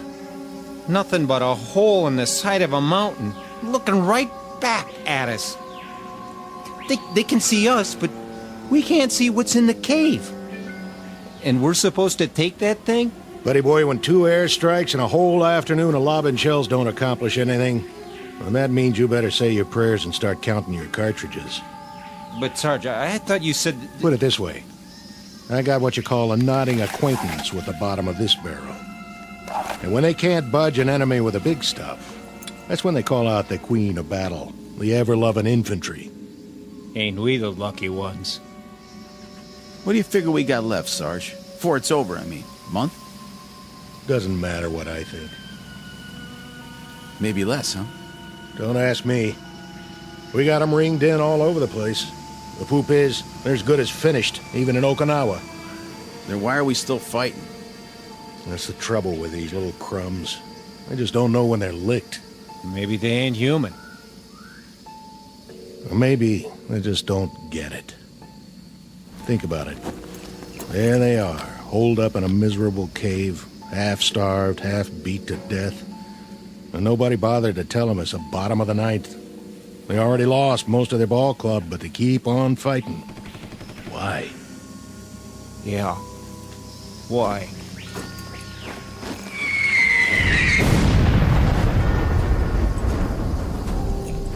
It's August 1945, the last grimy pages of a dirty, torn book of war.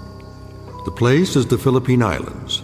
The men you've just met are what's left of a platoon of American infantry. Their dulled and tired eyes, set deep in dulled and tired faces, can now look forward to a miracle, the moment when the nightmare comes to an end. Or so it appears. For they've got one more battle to fight, a crazy, illogical standoff in the final days of a particular hell known as World War II. And in a moment, we'll observe that battle firsthand. August 1945, the Philippines. But in reality, it's high noon in a place called the Twilight Zone. And now, The Twilight Zone and our story, A Quality of Mercy, starring Robert Nepper, with Stacy Keach as your narrator.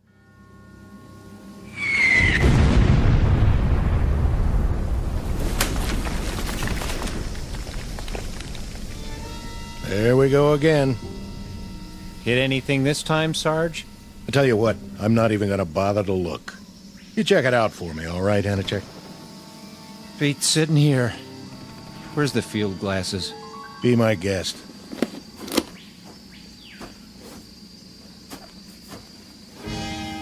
Well, well. What do you know? You see something down there? Sure. I see a white flag. Yep. Now they're coming out of the cave. And guess what, boys? They got something for us. Looks like... Oh, wait a minute. There's a pretty little geisha girl leading the pack. And she's carrying a tray full of rice. And a hot towel. Go on. Gotcha. Hey, hold on. There is something coming.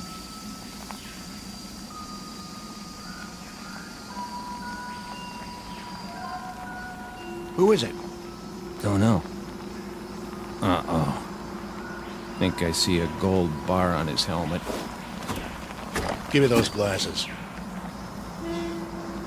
Oh, man. Just what we need. A brand new Louis. All spit and polish. Ain't he handsome, though? All right, men. Try at least to look like Army. What for? He won't last long.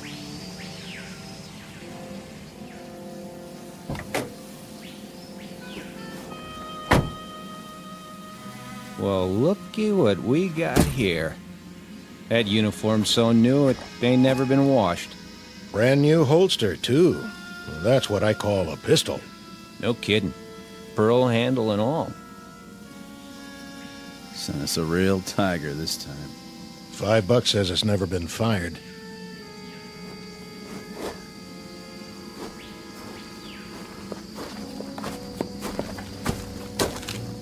Which of you is Sergeant Casarano? That would be me. I'm Lieutenant Cattell. Sir. I'm taking over your platoon. Matter of fact.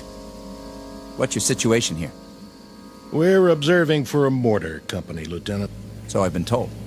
That cave down there, bunch of the enemies holed up. Been trying to get them out for 2 days. No luck? Nothing doing. Your binoculars, please, Sergeant. Here you go. Tough situation. I guess you know what that means. Sir? We have some mopping up to do. We? Yeah, you heard me. I'd say we do best to go at it frontally. Frontally? Yeah, just move right in and wipe them out. Hey, Lieutenant. You sure you got the right platoon? What about it, Sergeant? Well, now, Call the rest of the company together. The rest of the company? On the double. Where are they? Back at the CP. This is it? All 6 of us. In that case, we'll have to go it alone. Say again? Something wrong with your ears? Go it alone? With a half-dozen men? No, I'm begging the lieutenant's pardon. You've just inherited a good group, but not that good. This is infantry, sir, not kamikaze. He doesn't have the wrong platoon. He's got the wrong army. Your name is what? Watkins, Lieutenant. Andrew J. Are you accustomed to talking to an officer on your back? Matter of fact, sir, I'm not accustomed to talking to an officer in any way. And why is that, soldier? We've lost our last 3 platoon, Louis, and I guess you could say there's been a space of time in between. Well, you've got another one assigned now, and you're going to have to learn to live with that. Starting with this reminder. When you address an officer, I want to see you stand up on your feet like a man. We've been on the line 33 days, Lieutenant. Your point is? Not much sleep. You know what that's like? You have my sympathy, Sergeant. But my job is to lead this platoon, and I plan to do exactly that. My way. Then maybe you'd better tell us. Just what is your way? When I tell you boys to jump, you'll jump. When I tell you to stand up on your feet, you'll do so. And if I tell you to head toward that cave, guns port and bayonets fixed, that's exactly what you're going to do. Double time. Any more questions? Begging the lieutenant's pardon. Any more questions? No, sir. Good. What are your orders, Lieutenant? Since we don't have a clear line of sight into the cave, and since there's no cover between here and there, we don't have a choice. We'll have to move down into the open. Just go ahead and take it. Full frontal. What about it, Sergeant? You want my opinion? I'm willing to discuss it. In terms of military strategy. In military terms, Lieutenant, it goes like this. First off, you better muddy up that gold bar on your helmet so it doesn't shine too bright. Otherwise, you got yourself a target they can shoot at right in the middle of your head. Then you better take off the one on your collar and stick it in your pocket. I'm asking you for a chronology. And I'm giving it to you. The enemy happens to be half starved and half on its knees, but they're not dumb. They're tough, shrewd, and they got eyes. We lost 3 platoon officers already because they made a motion of command with one of their hands. That's what the Japs look for, a person in command.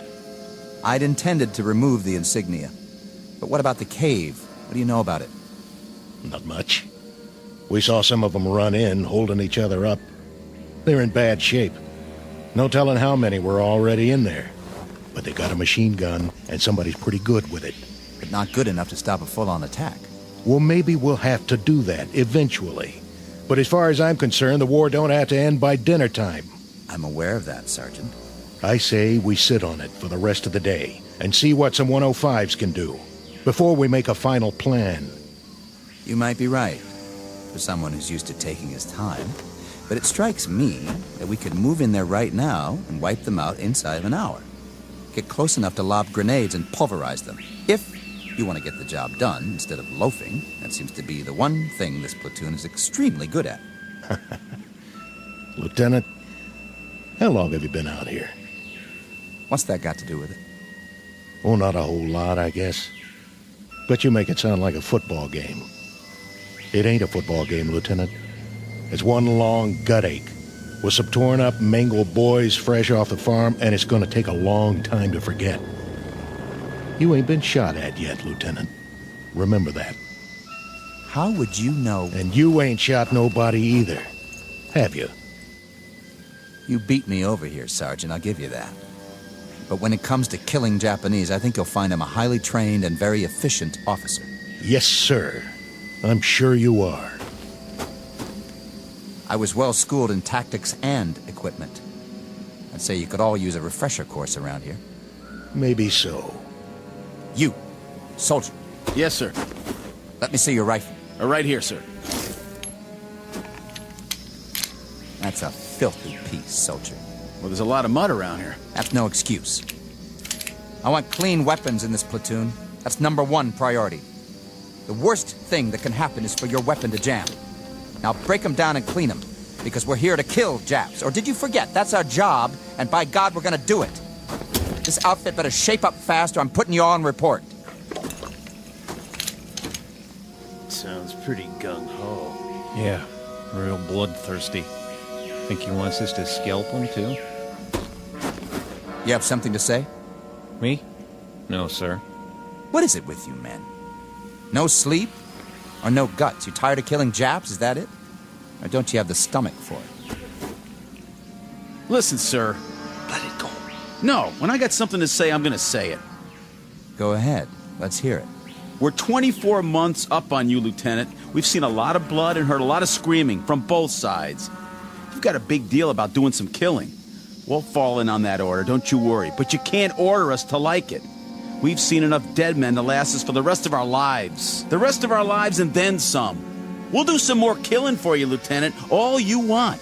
Just don't ask us to cheer about it. We'll see about that. Radio operator. Here. Get me base camp. Sir?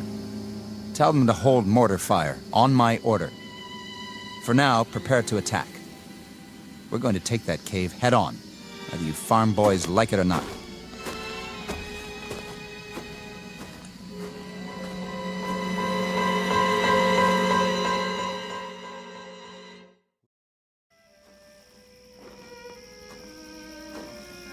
Give me your binoculars, Sergeant. You can't see anything down there. It's too dark. It won't be dark when the shells hit. I want to see how close they come. You think they're going to make it this time? I'm betting on it. I told them to elevate exactly 3 degrees. Oh, why didn't I think of that? With the side of that mountain blown out, they won't have any place to hide. The cleanup will be easy, Sergeant. Even for you. Piece of cake, Lieutenant. Piece of cake.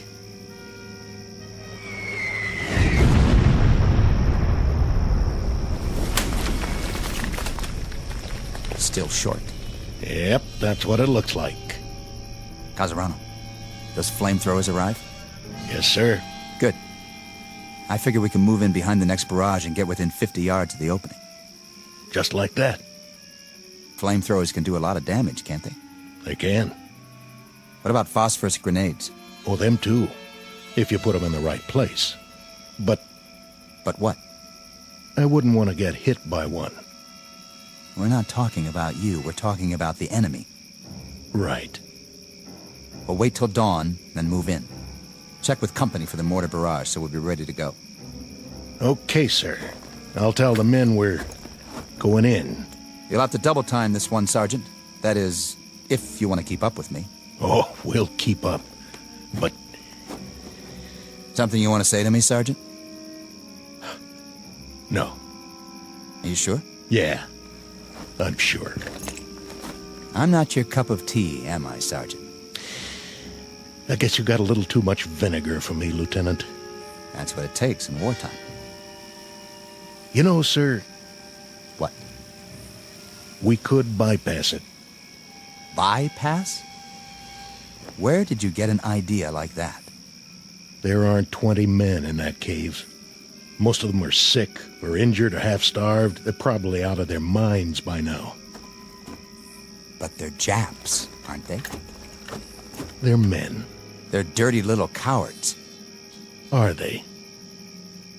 You've got a funny group here, Sergeant. And you're the oddball of the bunch. If I may make an observation, the way I size you up is this. You've either got battle fatigue, the whole lot of you, or you're chicken. Maybe a little of both.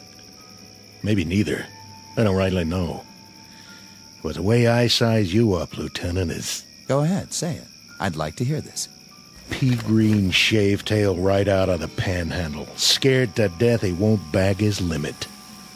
Or worse, all shook up because he's afraid somebody will peg him as a Johnny-come-lately instead of a rough, tough killer. I think that should do. You ask, you get told. You can't have it both ways. I said that should... You want to prove your manhood, Lieutenant? Okay. But it's too late to get your choice about how to do it. It's down to one lousy cave full of sick, pitiful, half-dead losers. and a handful of dirty, bone-tired men who've had their craw full of this war. You're a lousy soldier, Casarano, and that goes for the rest of these poor, sensitive, sad, sick boys you want to bottle feed. Did someone forget to tell you that when you fight a war, you fight a war? And that you kill until you're ordered to stop killing? I got the message, Lieutenant. Roger Wilco. I hope so. The message that there's always somebody like you who squeaks in just before they close the door. Somebody who has to grind his axe before he can give that final order, no matter what. You listen up, Sergeant. What's your pleasure, Lieutenant? How many more have to die before you get satisfaction? Offhand, I'd say all of them. I don't care where they are or who they are. If they're the enemy, that's it. First day of the war or last day of the war. They get it. Keep the binoculars. You're gonna need them. You've broken your field glasses, sir. What? I said, it appears that your binoculars are broken, Lieutenant. Give me those. Wait. Who are... Sir? I said, who are... What are you? Sergeant Yamazaki. But these men, they're all... Soldiers, sir. Your soldiers. What? We await your command, Lieutenant Yamori. Sir, where are you going? Not that way, sir. Not that way, toward the mountain. Look, he runs down the hill. To the cave. No, it's too dangerous. He must not. Watch out. Lieutenant, stay down. Did you get him, sir? I don't know, dirty little... Casarano!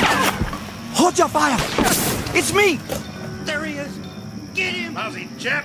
Take a bite off this. Lieutenant, stay where you are. We will return fire. You got us trapped in here. We'll never get out of this cave. Oh, yeah? Watch this. Eat lead, creeps.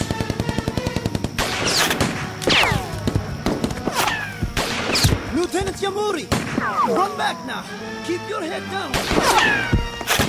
Which way? Can't tell. Which way to...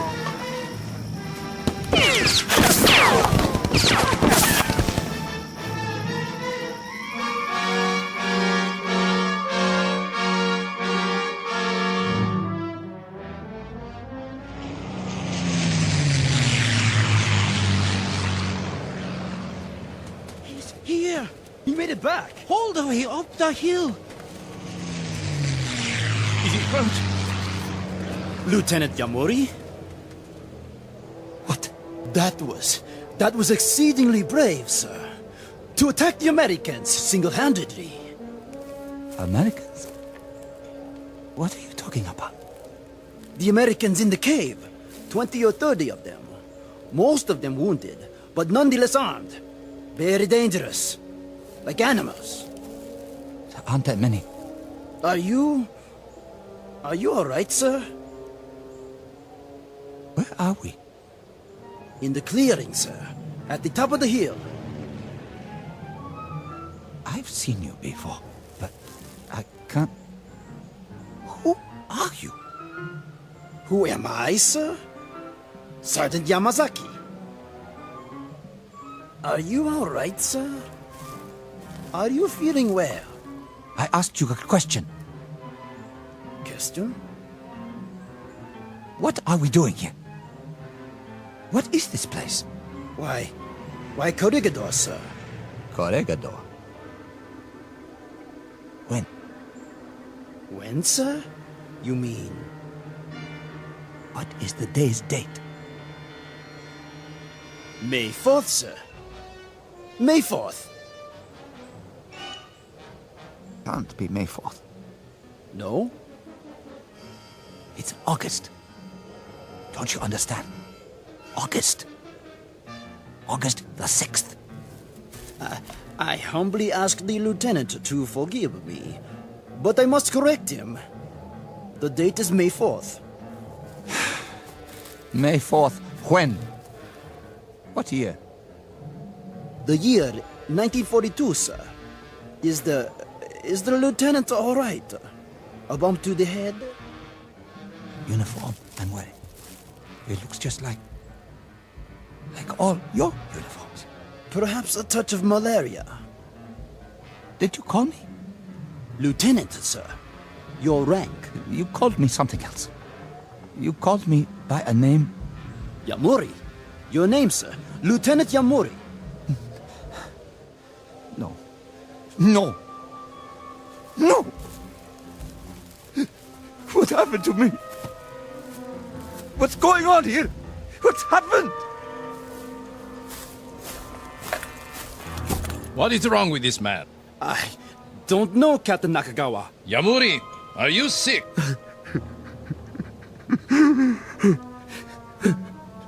No.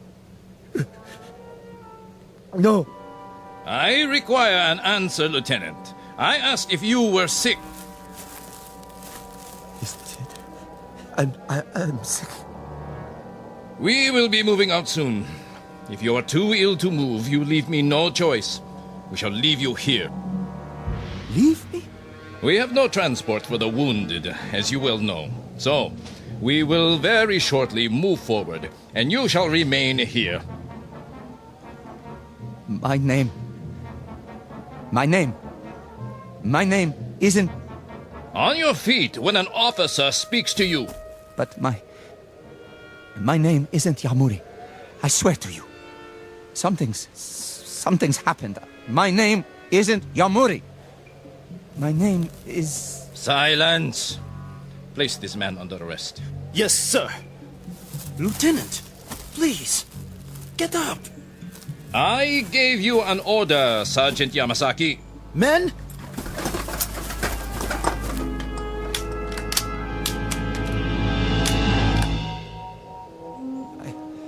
I'm all right. Forgive me, sir. You what? I was feverish for a moment. I forgot where I was. Huh? I'm all right now. You're sure of that? Yes, sir. I'm sure. I'm very sure. Very well. Sergeant, we move out in 15 minutes. 15 minutes, sir. Unfortunately, the artillery was unable to do its job. We shall attack the cave in force. Ready to move out!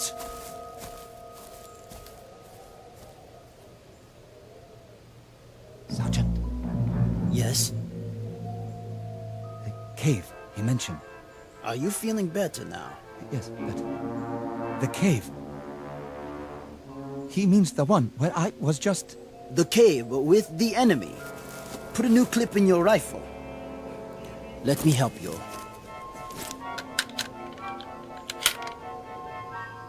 Which enemy? The American enemy, sir. The stupid fools who don't know when to give up.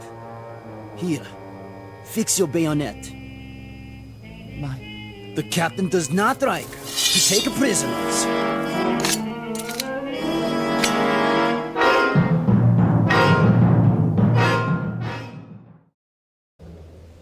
Captain? Yes, Sergeant. Prisoners, sir. What? What about prisoners? You know my policy. Yes, sir. But what if they surrender? What about the wounded? I doubt that there will be any left to surrender when we are finished. Yamuri! Sir? You will take the first section. Move forward as quickly as you can. Then drop down 50 yards in front of the opening. But, sir... Watch for my signal. We will cover you with automatic fire for 2 or 3 minutes before you make the frontal attack. Sections 2 and 3 will follow. Understood? Yes, sir. I didn't hear you. I understand, sir. Be very sure that you do. Now, go and prepare your men. Your section, sir. Which? Over there. The captain expects you to lead them into victory. Come with me for a moment. Where, sir? Away from the others. Look down there. The cave. Yes? You said something about there being wounded inside? I think so, Lieutenant. When they ran inside, they were carrying each other. I don't think there are more than 20 or 30 men. Not even that. It shouldn't be too difficult. They are only Americans, not good fighters. And they are very weak. Poor, starving soldiers. Please, you mustn't speak that way. The captain... Don't they know when to quit? If they have wounded, what's the point? They can't go on this way. If they surrender now, there might be a chance. What did you say? Nothing, Captain. I didn't hear. What did you just say? Repeat it. Just if they're wounded, sir, perhaps. Perhaps what? If we gave them a chance to surrender first, or what? If we left them there. Left them? Bypassed the cave completely and moved on. Bypassed them. Is that a tactical judgment? I think it is. Or is it some nugget of compassion for the enemy unearthed by your fever? They are wounded. They're running out of supplies. They can't do much harm. Neither can they sink a battleship from this position. But their forces can. That is why we must destroy them. But if they have no more strength to fight... A reminder, Lieutenant. The identity of the men in the cave. They are Americans. They are enemy. Wounded, healthy, walking or lying down. They are enemy. The Japanese army does not bypass. The Japanese army attacks. The Japanese army wipes out its opponents to bring an end to this war. They're wounded. They're beaten and they're wounded. Their forces have suffered heavy losses. The rules of war... Rules? Lieutenant Yamuri, it is odd that you should require this reminder. But the comparative health and well-being of the enemy, his comfort or his discomfort, the degree of his anguish or his incapacities have no bearing on military action. These things have no more to do with a tactical move or a decision of command than the fortunes of an anthill that you step on when we move forward to attack. But they're not ants. Correct. They are enemy. If when we enter the cave they are lying on the ground, crying in agony, pleading for mercy, I can assure you I will have no more compunction about making them a head shorter than I would about stepping on that anthill. Captain, they are men. You are not listening. They are enemy. This is war, and in war you kill. You kill, Lieutenant. Do you understand? You kill until you are ordered to stop killing. No! Now, pick up your broken field glasses and prepare to attack, or I will have you shot. Sir. Sections, assemble! Sergeant Yamazaki. Sir. You will handle the first section. Sergeant Hino. Hi. Take the second section. Lieutenant Ishimoto. Hi. Yours is the third section. Now, we move out. Lieutenant Yamori, let me help you to your feet. I will take care of him, Sergeant, when we return. Yes, sir. Captain, what you do to those men in the cave, will it shorten the war by a week? By a day? An hour? Enough. May I ask the captain, what is his pleasure? How many have to die? before he receives satisfaction. Offhand, Lieutenant Yamuri, I would say all of them.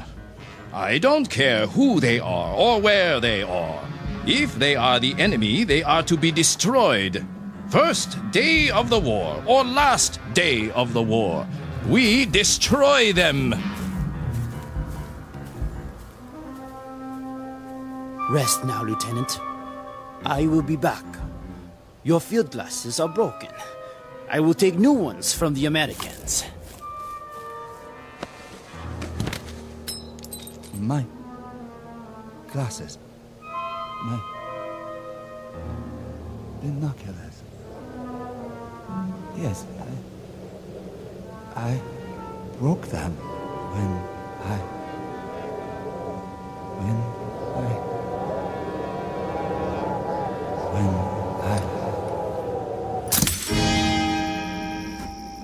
Anytime you say, Lieutenant.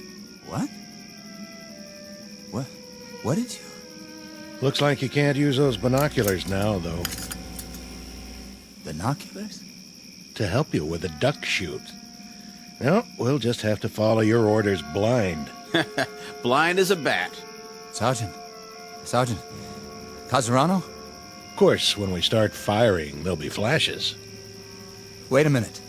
Maybe that'll be enough for you to lead the charge, just like San Juan Hill, huh? Of course, we'll be going down, not up. Wait. Hold on. Maybe he wants to put it off. You want to hold the attack till later? No. Yes. I mean... What do you mean, sir? Casarano, something happened. Yeah. You broke your glasses. Now you can't see down there. Tell you what, I'll get you a new pair off one of them Japanese, if we make it inside. No, you don't understand. Those men in the cave... Men now? Hey, boys, he called them men. And all this time I thought they were the enemy, to be destroyed, just like that. Yeah, like animals. And what do you do with animals when they get in your way? You kill them, right, Sergeant? Right. You slaughter them. You kill till they're all dead. Then you dig them up and kill them again. Ain't that right, Lieutenant? No. There's not going to be an attack. Those men are wounded, starved. There's no point in... Hold it. You hear that? Jeep on the road. Hold fire.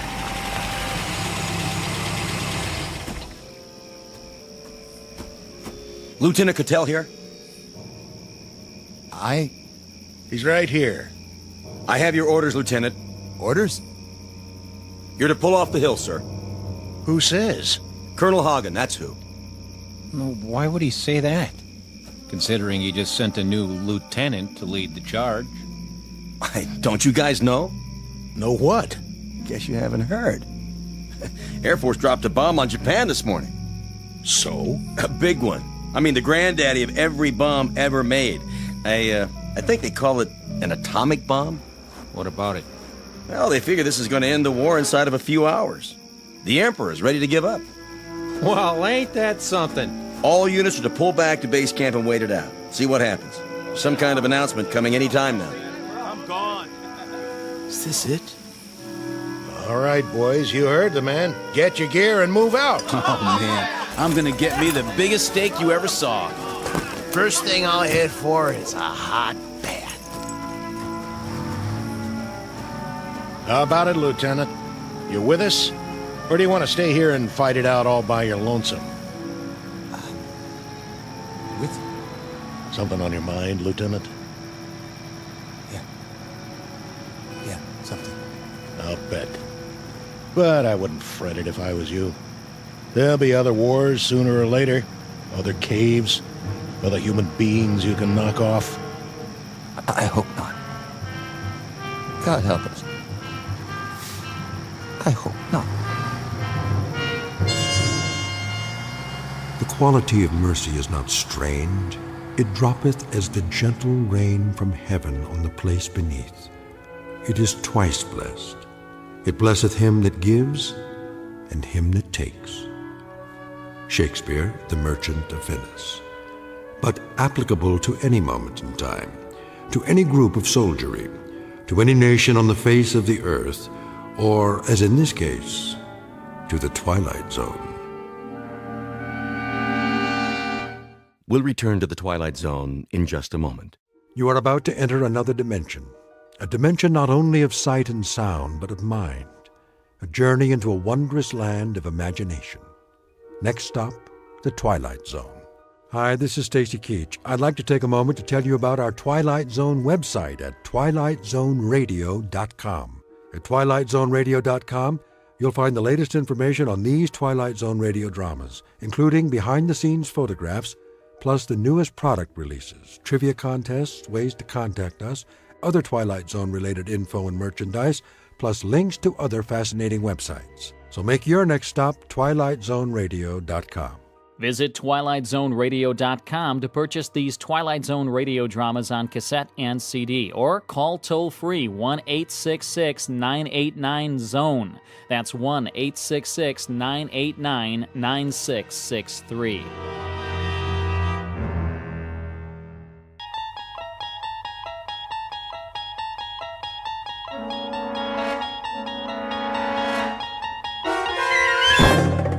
There is a fifth dimension beyond that which is known to man. It is a dimension as vast as space and as timeless as infinity. It is the middle ground between light and shadow, and it lies between the pit of man's fears and the summit of his knowledge. This is the dimension of imagination. It is an area which we call the Twilight Zone.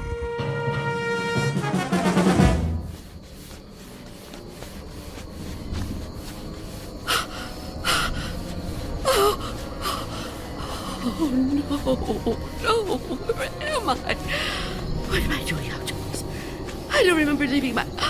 Oh, it's so dark. I don't live here. Or here. Oh, it is my house. Oh, I must get home.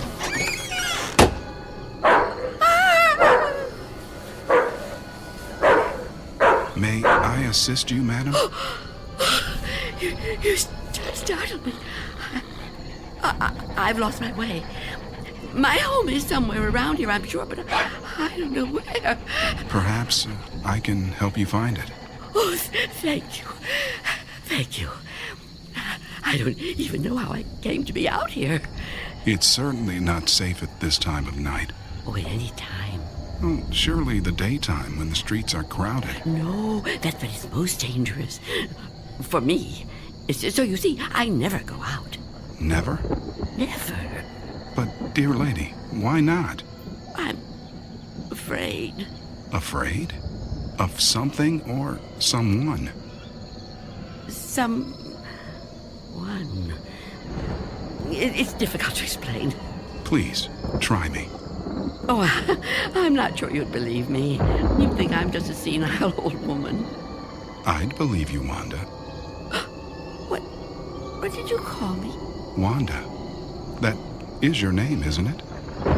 Yes, but I didn't tell you that. You didn't? Are you certain? Yes, I'm certain. How do you know my name? Because I've been looking for you for a long time, Wanda. Oh, no. You've kept me at bay for many years, but no longer. No. Get away from me. There's nowhere to turn, Wanda. You don't know where you are, remember? You certainly couldn't run from me, a frail old woman like you. Please. No, I won't let you. Say that again. It amuses me. You won't let me? How do you imagine you're going to stop me? You really have no choice, Wanda. There's nowhere for you to go now. Come to me, old woman. Take my hand. No. Take my hand. No. No. No.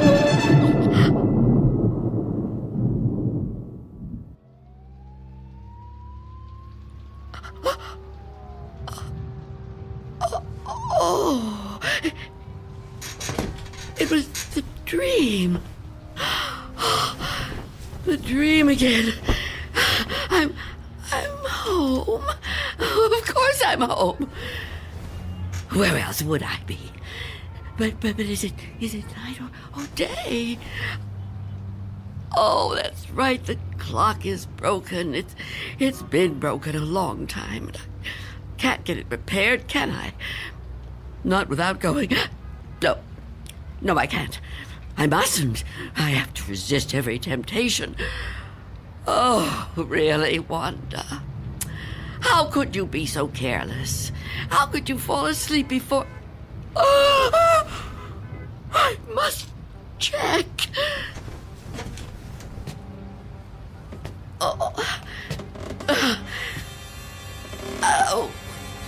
Yes. The boards and the windows are still secure.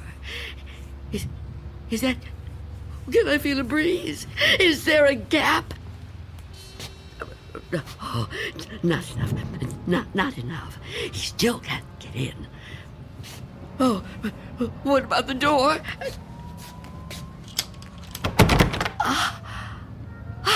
Chain is on. And the door is locked. Good. He can't come in that way either. Yes, I'm safe. Safe for another day. But I've been careless. Really, falling asleep before checking. I mustn't take chances. I can't take chances. Not while he's out there. And he's always out.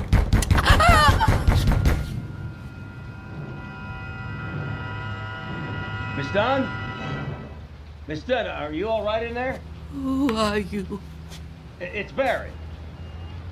Mr. Fabian, from the grocery store. I know we've actually never met, but, well, we've spoken on the phone, Miss Dunn. At least we used to. Do you even have a phone anymore? Anyway, you know me, right? What do you want? I'm delivering your groceries, Miss Dunn. You remember? Charlie, the kid who works for me, was supposed to bring them, I know, but he called in sick. Yeah, kids these days, huh? No sense of responsibility. Anyway, I thought I'd better get them to you now instead of waiting till tomorrow. I figured, you'd be waiting for them. Is that all right? Put the food through the letterbox. The letterbox, right. Okay. Oh. Thank you, Mr. Fabian. Your money is coming under the door now. Under the door? Here it is. Miss Dunn, wouldn't it be easier to just... $6 and... Okay. 32 cents.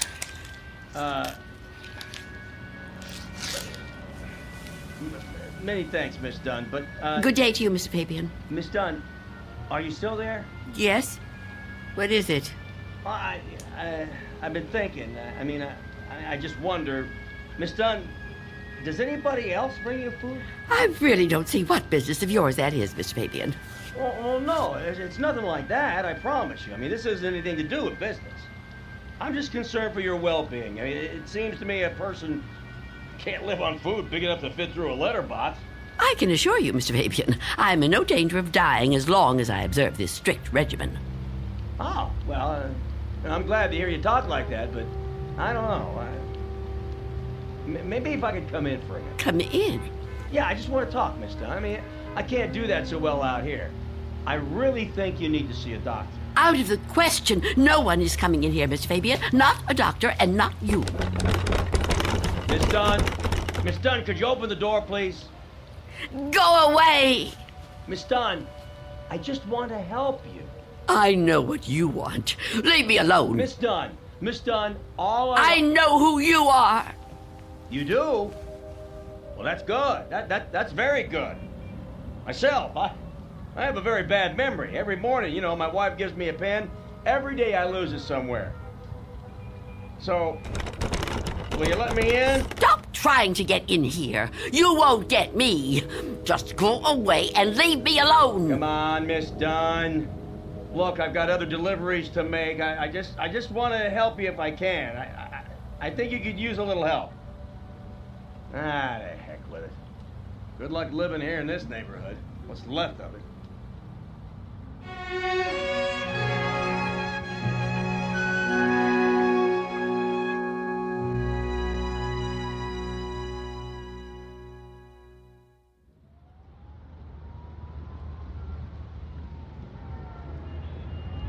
Go away. I won't let you in. I won't let you get me. Leave me alone. I don't want to die. I don't want to die. Please! Freeze!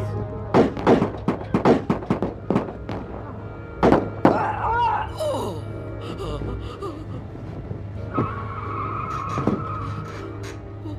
What's going on out there?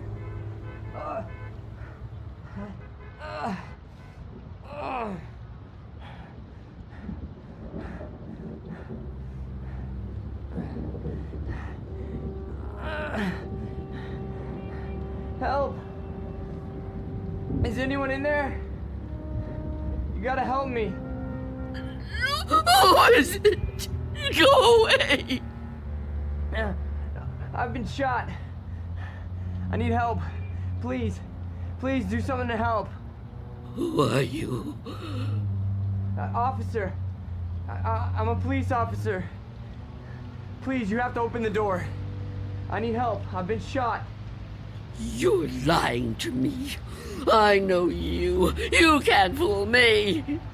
No, I'm not trying to fool you. Please. I think I'm dying. You can't trick me so easily. You're no policeman. Why can't you just leave me alone? I know who you are. I know what you are.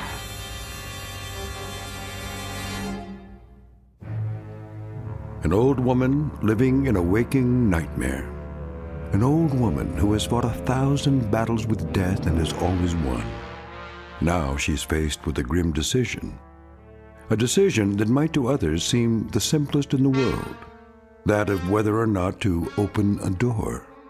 And in some strange and frightening way, she knows that this seemingly ordinary door leads to the Twilight Zone. And now, The Twilight Zone and our story, Nothing in the Dark, starring Marshall Allman, with Stacy Keach as your narrator.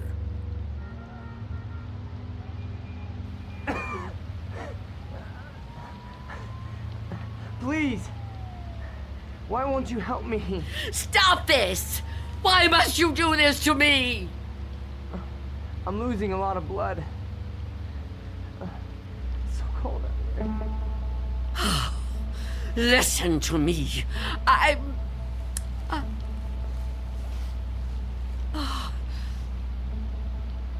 going to open the door. Oh, thank you. Thank you. But I'm leaving the chain on. Don't even try to touch me. I won't let you. Don't worry. I'm not gonna hurt you. I couldn't hurt anybody. Oh.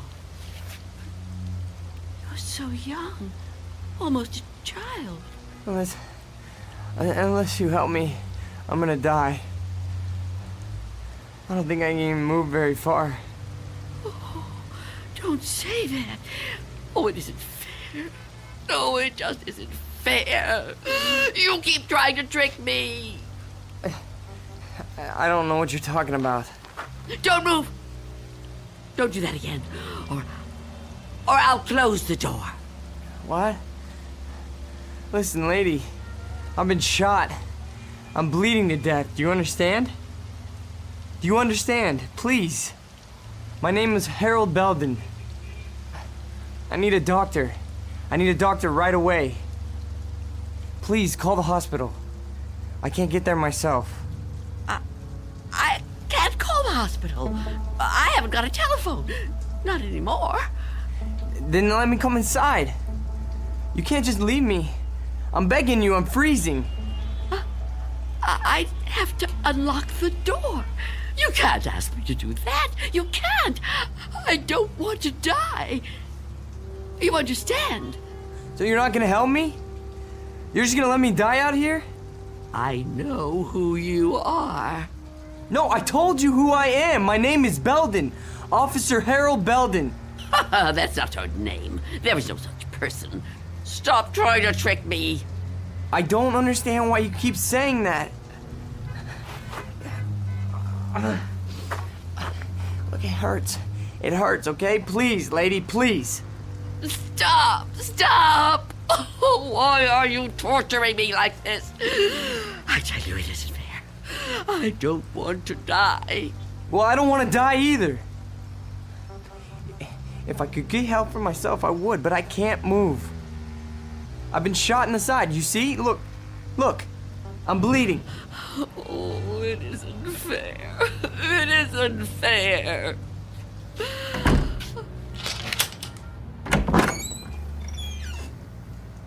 Will you help me? Yes. Yes, I'll help you. Thank you. Take my hand. What? Take my hand. Pull me inside. No, I won't. I mean, I can't. Oh, can't you? Can't you crawl in? Well, I don't think so. Please try. Quickly. I don't want to leave the door open.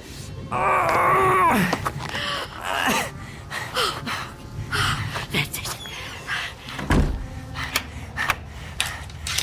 Come over here. Into the bed.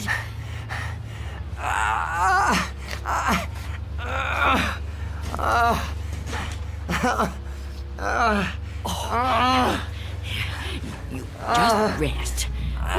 Rest. Oh, what have I done? And what am I going to do?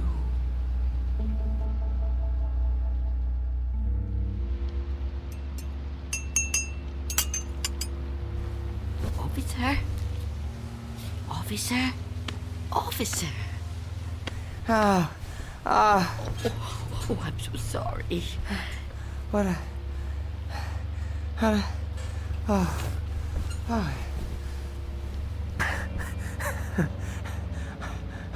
Oh, I'm alive. Yes. Yes, you are. Yeah, you're the lady that helped me. Yes. Eventually. Now, drink this. What is it? Tea. There's no milk, I'm afraid. No, don't get up, officer. Conserve your strength. Yeah, thank you. Thank you. Please, call me Harold. You saved my life. I owe you at least that much. Is it good? It's fine. Thank you. How long have I been out? Hours. What time is it? I'm not sure. Morning, I think. What do you think? I don't have a clock. I guess it is morning. It's hard to tell. What happened to your windows? Who boarded them up? Well, I did. A long time ago now. But they're still as strong as ever. What? Why would you do that? Oh, I have my reasons. Well, we all have our own reasons for doing things. Why would you want to be a policeman? To be in a job where people try to kill you? Well, why would you want to court death like that? Court death? I don't know that I'd put it that strongly. I do what I do because there's just some jobs that have to be done. You mean it's a sort of vocation? Yeah, I guess you could say that. Listen, Mrs. It's Miss Dunn. Listen, Miss Dunn. You should try to get some rest yourself. You need it more than I do. No, really, I feel much better. When the doctor gets here, he'll take me off your hands for good. The doctor? Yeah, sure. He'll check my wound, take me to the hospital. You didn't call the doctor? No, I didn't. Why not? I told you last night. I haven't got a telephone. Don't you remember? No, I don't. I was kind of out of it last night, I guess. Oh, of course. Perhaps you could use your radio to ask someone to come get you. Oh, you could wait outside for them. No, I busted my radio when I fell on it. You see? Hello. And I don't think I got the strength left to get up on my own. Look, couldn't you go to one of the neighbors? Oh, there aren't any. What are you talking about? There aren't any neighbors. There must be. Everyone has neighbors. Well, I don't. Not anymore. Why? What happened? They've all moved away. Not all of them. That's impossible. All of them. Trucks came and took away their furniture. First one, and then another. Is something happening to these buildings? I wouldn't know. I'm sorry to ask, but how can you not know something like that? I mean, if it was my home... I don't have a great deal of contact with the outside world. I haven't for quite some time. I couldn't even tell you who the president is. Wow. But there has to be somebody around who can help, you know? Or maybe a phone booth somewhere where you could call a doctor. Perhaps. I don't know. But even if I could call the doctor somehow, I couldn't take a chance and let him in. Why not? It's too dangerous. Dangerous for you? Yes. You let me in. Oh, I didn't have a choice. You were going to... I didn't know if I could trust you, but I'm still alive. Of course you're still alive. What do you think I was gonna do? I mean, but the doctor, he's not gonna be any harm to you. I keep telling you I can't let the doctor in. I can't let anyone else come in. Don't you see? It might be him. It might be him. Who? Him who?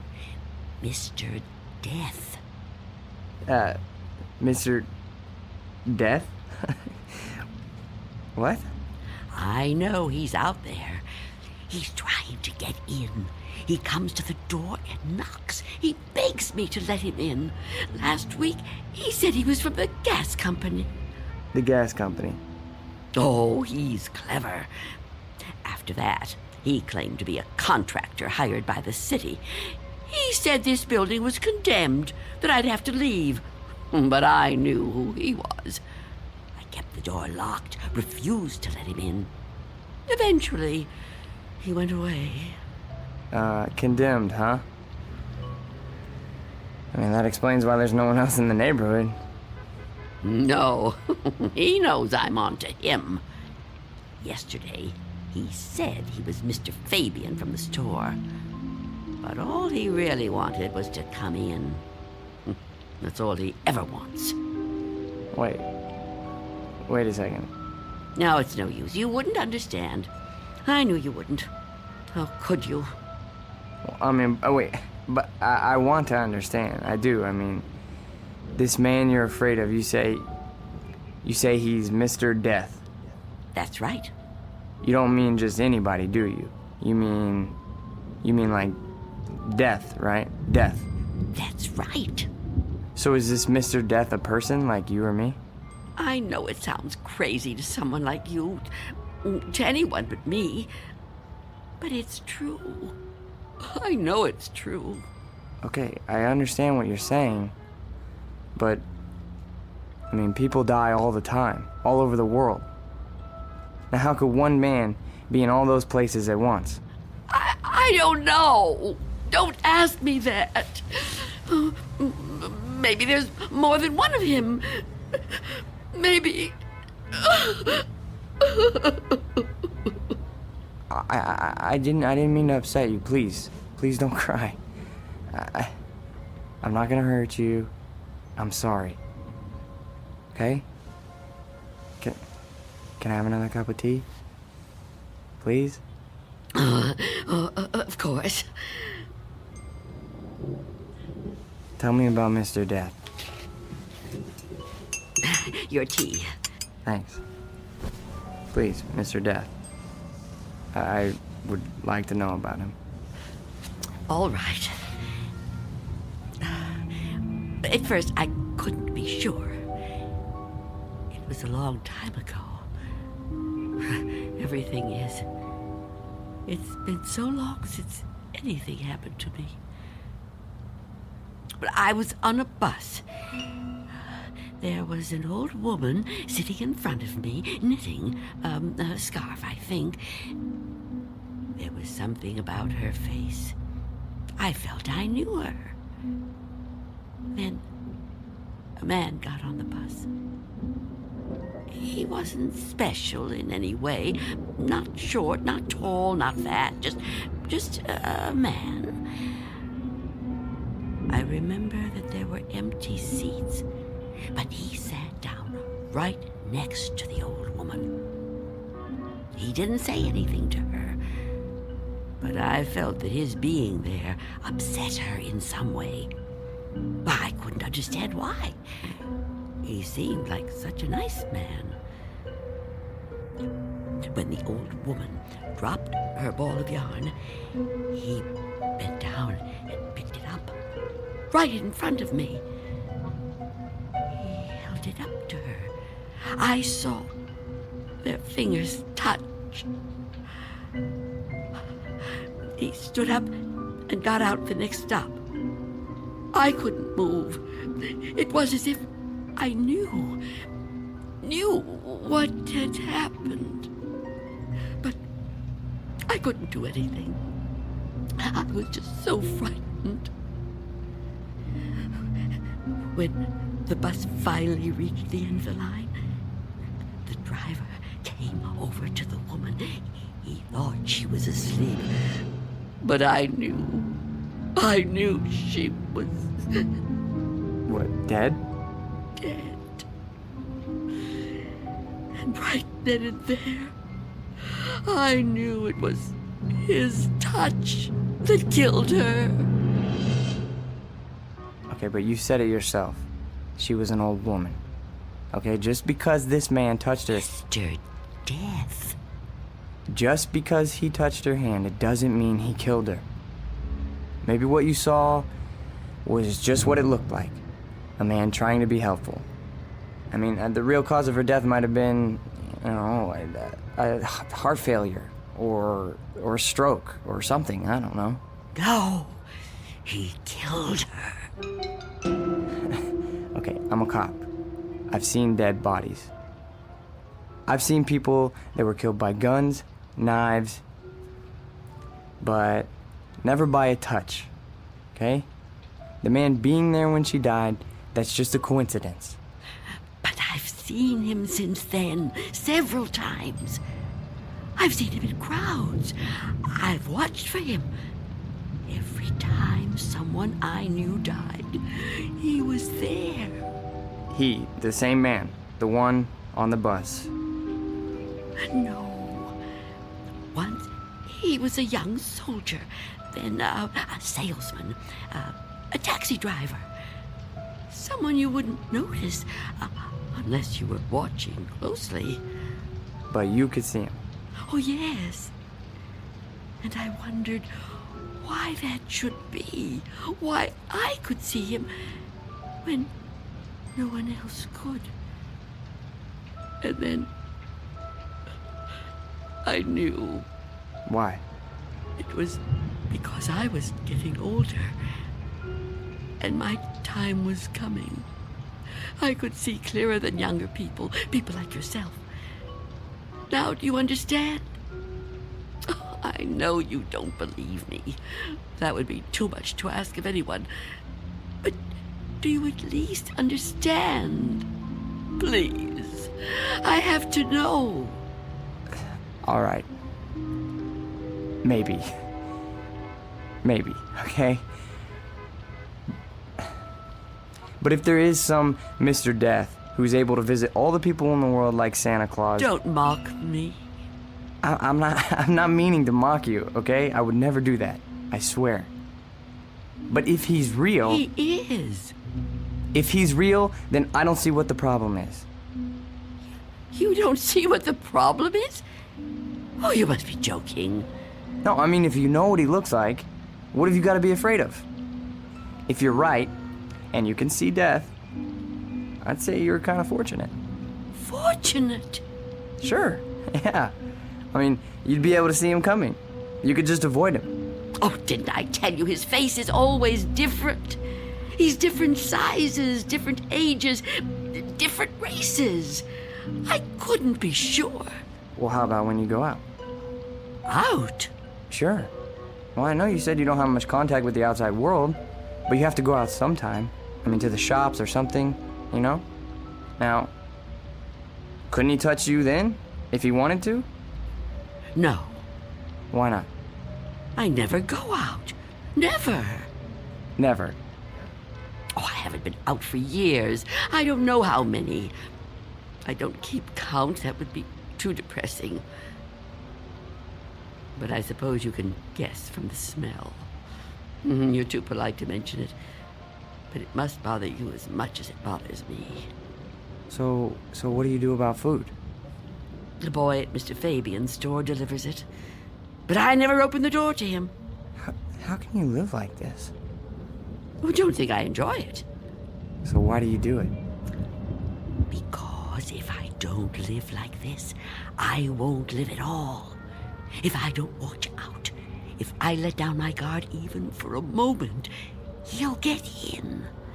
I know he will. I haven't always lived like this, you know. I was young once. People said I was pretty. I lived out in the sunlight. I hated to be inside, even for a minute. My mother always said I'd spoil my fine complexion, but I didn't care. I loved outdoor things. I lived out in the sunlight, so warm, so beautiful. Beautiful, like I once was. You're still beautiful. Oh, no, I'm not. I'm old and cold. I miss the warmth of the sun so much. See that patch of sunlight on the floor? Where's it coming from? I think it's coming in from between the cracks in the boards of the window over there. Oh, yes. It's so warm to the touch. You know, I've always hated the dark and the cold. And now I'm old. I've lived a long time, but I don't want to die. I've heard people say it was his time when an old person dies. But it's not your time if you're not ready to die. I'd rather live in the dark than not live at all. Miss Dunn, I promise you, there's nothing to be afraid of. We're all alone here. Okay? There's nobody outside the door. I know you're upset, okay? And you're clearly under a lot of pressure. But I think all you need is some rest. Oh, officer. Yeah, and I need help. Oh, I don't know what to do. Just give me some medical attention. Look, I don't know how badly I've been hurt, okay? But I've lost a lot of blood. And I need help soon. Or I don't know how much longer I can... I've told you I can't go out there. You can't ask me to do that. Look, this whole Mr. Death thing, I promise you, you don't have anything to worry about. Shh. Someone's coming. Well, get them to help me. No! There's nothing to be afraid of. Please, answer it. Go on. That's right. Go ahead. You're doing fine. Answer it. Go on. I'm keeping the chain on. That's fine. Do whatever you want. Just see who it is and get them to call for help. I'm sorry, lady, but I got my orders.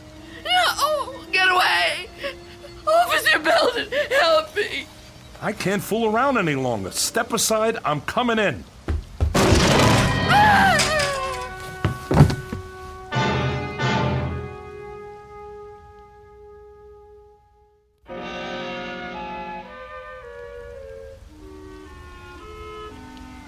Take my hand.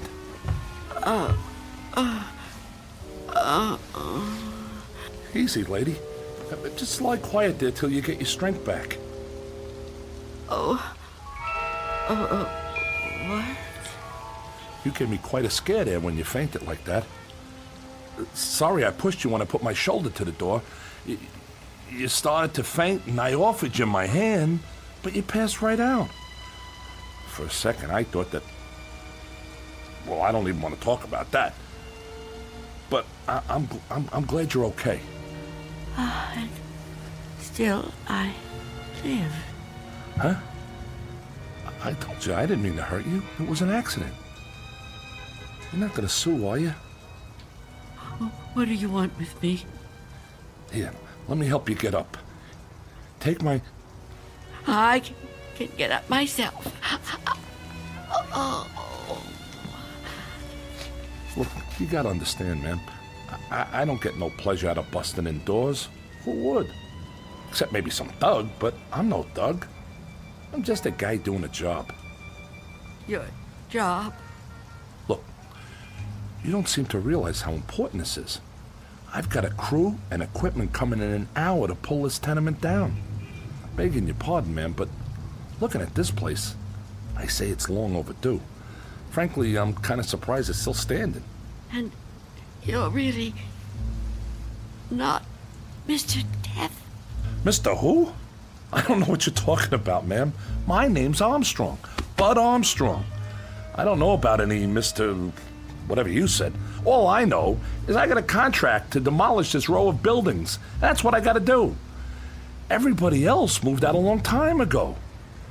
Until the other day, I thought this whole building was deserted. I seen them windows boarded up, and I figured you moved out when the rest of them did. Thank goodness I met that guy from the grocery store, that Mr. Fabian. Oh, Mr. Fabian. Then he was real, after all. Real? Well, what are you talking about? I told him about my job down here, then he told me all about you, that he was worried about you. Told me he had a kid bring you your stuff. That was the first I knew about you, and it's darn lucky I found out. Well, you'd still be in here when the wrecking ball hits. Now, come on. We gotta get out of here. You want me to go outside? Sure. Didn't you just hear me? This place is coming down. You can't stay in here. You want me to leave here? You have to. I can't. It's Miss Dunn, right? Well, Miss Dunn, you were notified about the demolition job months ago. Look, I'm not out to bully you. I'm just trying to do my job here. These buildings were condemned by the city. Can't say I blame them. And I'm the one who's got to tear them down. Tear them down? Wow, can you? Look around you, ma'am. This building has had it. You can see that. I can see that. Anyone could see that.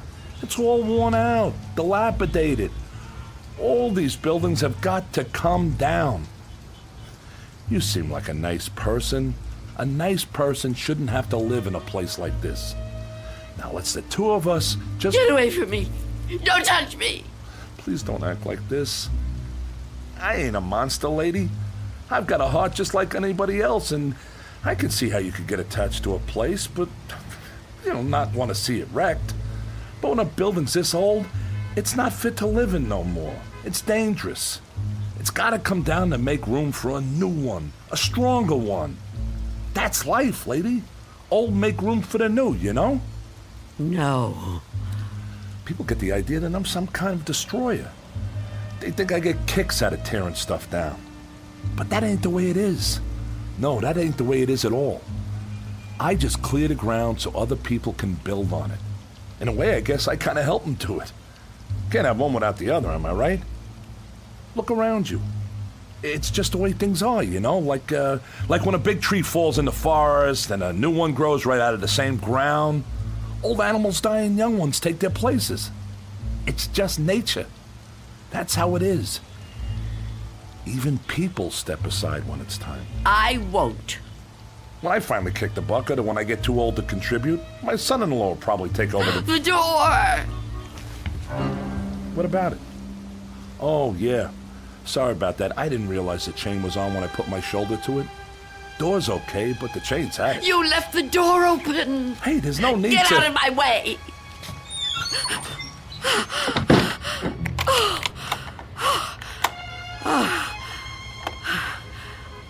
You don't have to do that. What's the sense of locking a door that won't even be here in an hour? I'm on the clock here, and we've waited long enough. If you've got any possessions you want to keep, Miss Dunn, I'd move them out while there's still time. I'll help you. You think you're helping me? I'm not going to leave here. Not with you. Not with anyone. Don't try to touch me. I don't want you anywhere near me. Now look, ma'am, I've been nice to you. I've been trying to go easy. I know this must be tough for you. Any kind of move is a big upset, especially to an older person like you. But if you insist on staying here, I'll have to call a cop. A cop? A police officer? It's just for your own good. Please, cooperate, lady. Hey, where you going? Of course. Mr. Belden! Explain it to him. Tell him the reason I can't go out there. I know you understand. I've told you everything. You'll help me, won't you? You'll help me stay? Well, say something. What are you doing? Who are you talking to? Oh, Mr. Belden is a policeman. Mr. Belden? Who the heck is Mr. Belden? Is he your pet? You got a cat in here? Please tell him. Lady, I think maybe you're sick. You should come with me. I'll get you to a doctor. I don't need a doctor. Mr. Belden, won't you tell him? Okay, I get it. I see how it is.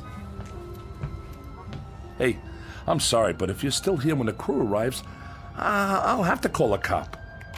I'm sorry. I wanted to make you understand, but... Okay.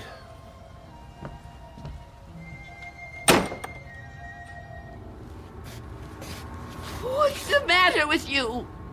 Why didn't you say something? Why didn't you help me?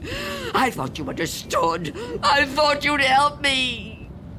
I think the question you should be asking yourself, Wanda, is how he looked straight at this bed and didn't see me. You called me Wanda, but I never told you my first name. Oh no. No. It's not true. It's not true. Yes, it is. The mirror, Wanda. Look in the mirror. What do you see? I can't. I won't. Look in the mirror, Wanda. What do you see? I see nothing. Nothing but an empty bed. Turn around. Now what do you see? I see you,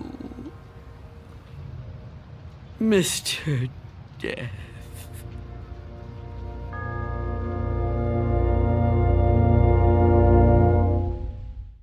We'll be back to the Twilight Zone in just a moment.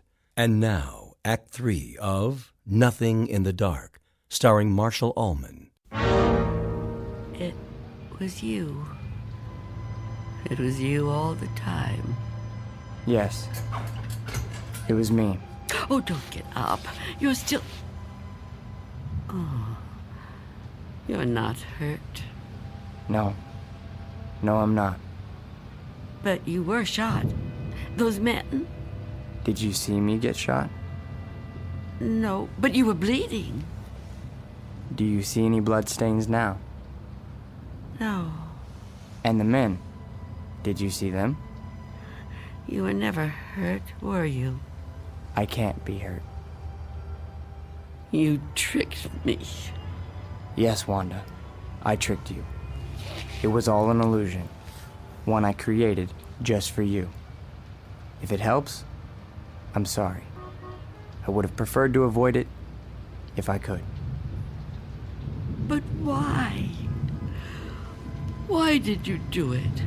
The moment I let you inside, you could have taken me any time. Yes, I could have. But you were nice. You made me trust you. But I had to make you understand, Wanda. You see me now, and you've seen me before. Many times before. Starting with that day on the bus. Oh, I was right. It was you. The old lady's name was Iris. I knew then that you were upset. Upset? I thought it was important that you got to know me. What I said to you before, it was true. What you said? When you thought I was a policeman. You asked me why I did what I did. And you said there were some jobs that had to be done. That's right. That it was a kind of vocation. Actually, Wanda, you said that. But I suppose you're right in a way. Now ask yourself, am I really so bad? Am I really so frightening? You've talked to me. You've confided in me. Have I tried to hurt you? Well, no, but... Do you really believe I would ever hurt you? You don't look like someone who would want to hurt me. You see? It isn't me you're afraid of, is it? You know me now. You understand me. What you're afraid of, what you've really been afraid of all these years, is the unknown. That's right, isn't it? Yes.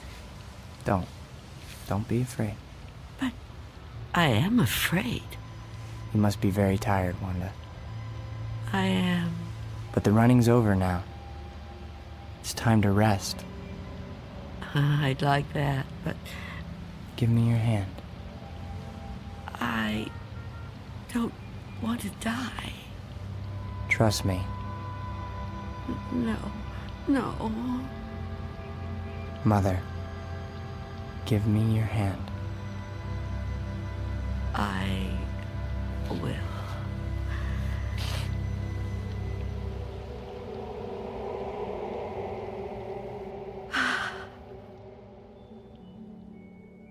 There. You see? See? See what? No shock, no engulfment, no loud thunder. What you feared would come like an explosion is like a whisper. What you thought was the end is the beginning. When will it happen? When will we go? Go? Yes. I'm ready now. Look over there, on the floor. What is there to... Oh. Now do you understand? It's me. It's you. My body. I look so calm. You see? We have already begun. Come with me. Yes. Please. I'd like to.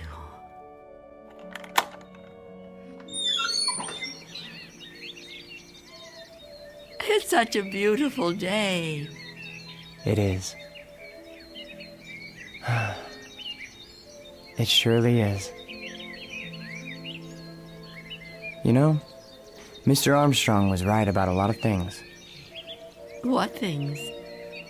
Well, for one, his son does take over the business when he dies. Will that be soon? Another 16 years. Oh, dear. It'll be quick. I'm glad to hear that. I'm afraid I was a little harsh on him. Now the son-in-law, he lives to be 102. 102? Oh, goodness. I know. It's remarkable, really. Of course, the oldest person I ever met was a lady in Tibet. Well, how old was she? Take a guess. Oh, I'm no good at guessing. Come on, take a guess. You'll never believe it.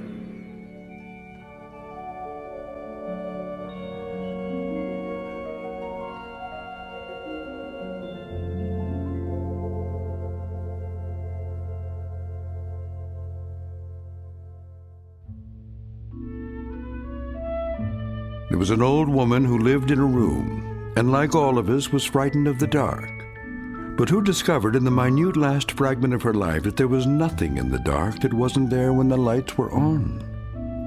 Object lesson for the more frightened amongst us. In or out of the Twilight Zone.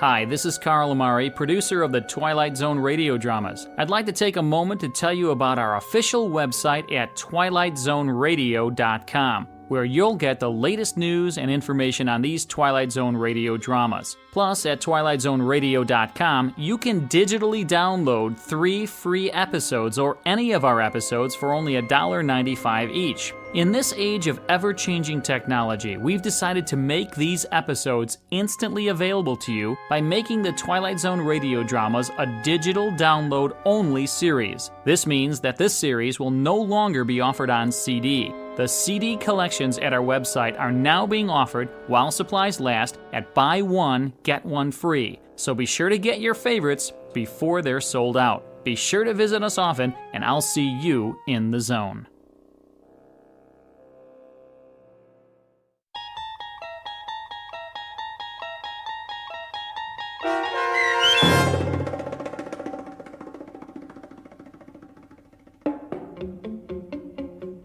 Nothing in the Dark, starring Marshall Allman, with Stacy Keach as your narrator, was adapted for radio by M.J. Elliott and written by George Clayton Johnson. Heard in the cast were Roz Alexander, Jeff Morrow, Doug James, and Mike Starr. This copyrighted radio series is produced and directed by Carl Amari for Falcon Picture Group and Westwood One. Custom Foley effects, sound design, and mixing are done in the Cerny American Sound to Picture Theater by Cerny American creatives Matt Sorrow, Bob Benson, Todd Beyer, and Tim Cerny. To learn more about the Twilight Zone radio dramas and to contact us, visit our official website at twilightzoneradio.com. Miss Dunn, it's Doug James speaking.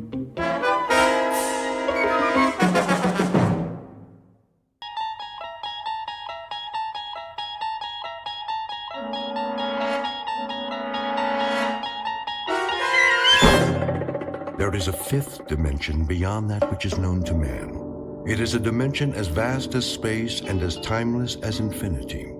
It is the middle ground between light and shadow, and it lies between the pit of man's fears and the summit of his knowledge.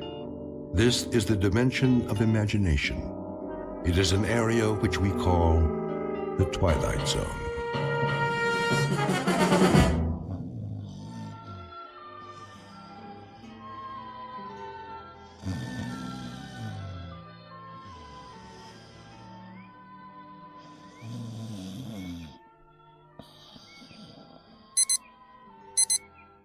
Yeah.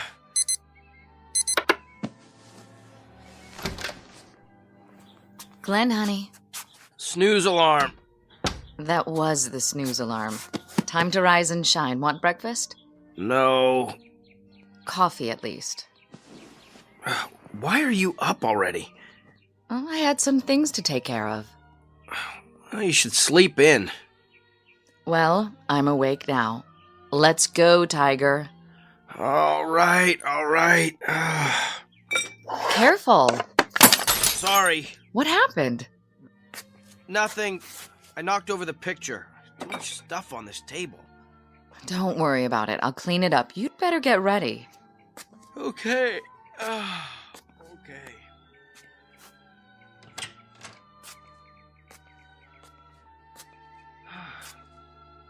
Something wrong with the mirror? What in the... Claire? Something isn't right. Look at this magazine ad. Really a nice layout. Who did it? Claire? Not McCloskey, that's for sure. Claire! I wonder if it was Wolfus or... Look at me! Look at me! Yeah? What do you see? Oh, Glenn, please. I asked you a question. Coffee's in the kitchen. Why don't you take your shower and... Who do you see? What kind of question is that? Am I supposed to see something? This isn't me! You're right. I knew it! It's somebody acting like an idiot. My face, Claire! Look at my face! Very nice. Now, don't forget to shave. You think it's nice? I just looked in the mirror and I've never seen this face before in my life!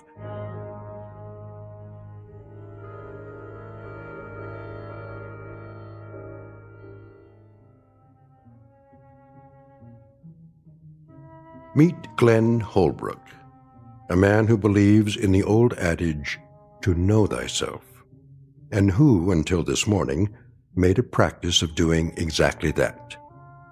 For most of his adult life, Mr. Holbrook has felt very much at home in his own skin.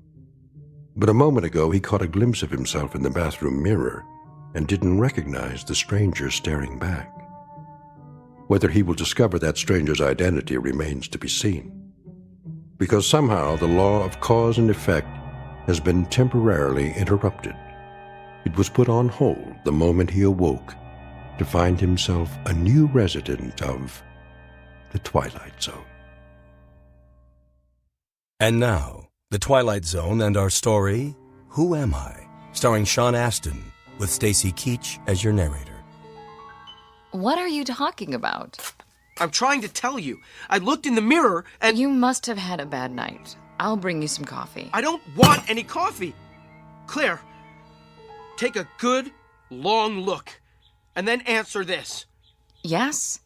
How can a man go to bed one person and wake up another? Who did? Me! That's ridiculous. All right, the joke's over. Look at the person standing right here, in front of you. I'm looking. Tell me you see Glenn Holbrook. What? Go ahead, let me hear you say it.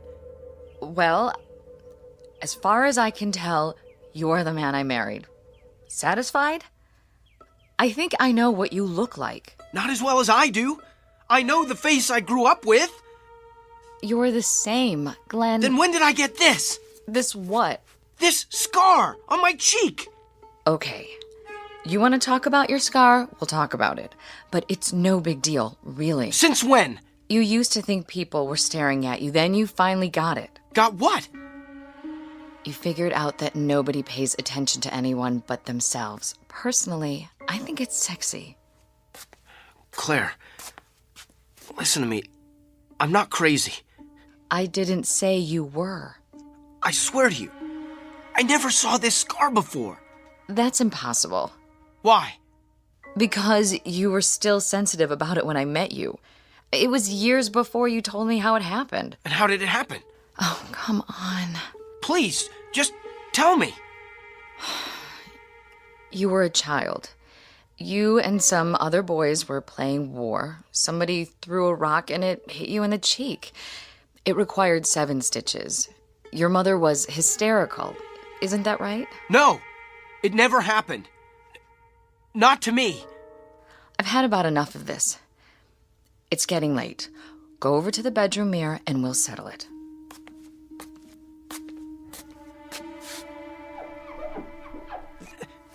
These eyes are brown. My eyes are blue.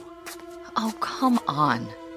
This face, this chin, the hairline, trust me, the man I am looking at is a total stranger. Please, Glenn, you're scaring me. Well, think of what it's doing to me. I had a face. Not great, but pretty decent looking, I thought. Wait, where's the picture? I'll prove it to you. Picture? The one I knocked over when I turned off the radio. I threw it away. When? Just now. I was only in the bathroom for a minute. I didn't want you to cut yourself. The glass was broken. I know the glass was broken, but where's the picture, the photograph of the both of us? In the trash. What? It was ruined. Don't worry, I'll have another print made. I want to see it. I put the trash bag in the hall. It's covered with coffee grounds and garbage by now. Did you look at it? I know that picture. It's you. Of course it's me! That's what I've been telling you. It has to be. It was taken on our honeymoon. You've hardly changed at all. Brown eyes, broad forehead, nice cheekbones, and that little scar. Oh, you can hardly see it. I don't have any scar. Glenn, I've had about enough of this. Yeah, so have I. I don't know what's happened to me. You had a bad dream or something. It'll pass. You'll see. Now, put it out of your mind. Get dressed and go to work before... Work? McCloskey will throw me out. I'm an imposter. No, he won't.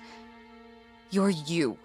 I know that. And so will he and Harry and everybody else in the office.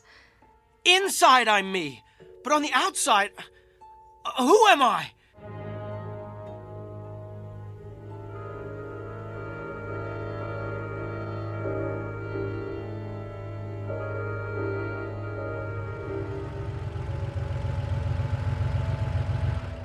Morning, sir. Good morning, Willard. I know. Park it away from the other vehicles. Don't worry, sir. I'll take real good care of her. No dings allowed in my lot. Willard, you recognize this car, right? Sure do. Been parking it for you. How long is it now? A couple of years. And you recognize me? I should by now. Hey, thanks again for the Christmas tip. You didn't have to do that, you know. Mr. McCloskey pays me just fine, but, well, I sure did appreciate it. Got my girlfriend some French perfume. Oh, keys in the car? Wait, just a minute. Yes, sir. What's my name? Huh? My name. Oh, sorry. You want me to call you Mr. Holbrook? Well, if that's who you think I am. Well, who else would you be? Well, that's a big question. How's that, Mr. Holbrook? Nothing, Willard. Just checking.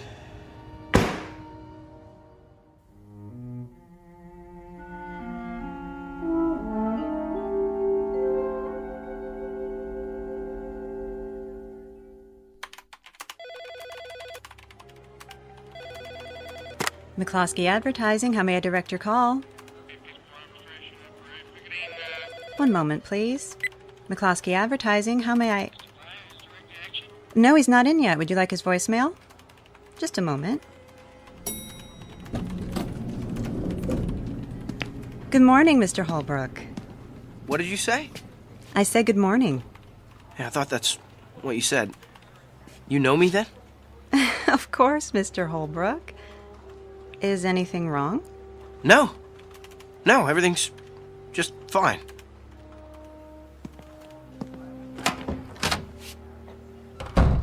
Hi, boss. Janice, can I ask you something? Sure. I'll have your emails ready in a minute. A bunch came in overnight. Do you notice anything different about me? Let's see. Yeah. You do? New tie, isn't it? No, I don't mean that. You got a haircut? Did I? Since the last time you saw me? Well, maybe you didn't. I'm not sure. But I'm the same man you worked for yesterday. Unless you got a twin brother. I don't. I didn't think so. Now, let me see. Mr. Ashton's called twice already. You know how he is. Wants a conference as soon as you get in. And production needs your opinion on the Durant's layout. Mr. Holbrook? One of those mornings, huh? Not really. Am I missing something? No. I am. You didn't have your coffee yet. There should be some in the lounge. Listen, Janice. Yes? You have a mirror? Where? In your purse? Why? Just wondering. I think so, yeah. Take it out, would you? Okay. There's one in my compact. Good. Open it. Now what? What do you see? I don't understand. Well, you see yourself, right? Well, I hope so. What if you looked in there and saw somebody else? Like who? A perfect stranger. That would be something. I'm nowhere near perfect. You're lucky. I am? Yeah. You've got the face you were born with. So, Mr. Holbrook, which do you want? Mr. Ashton or production? Neither one. Pardon? Is Harry in his office? I think so. Tell him I'd like to see him. Right away.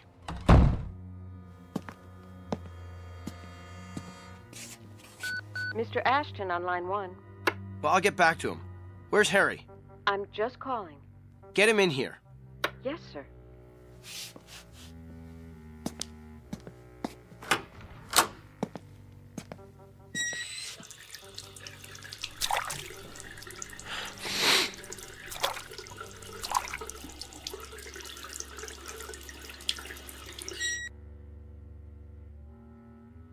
Well, what are you looking at? Nice scar there, buddy.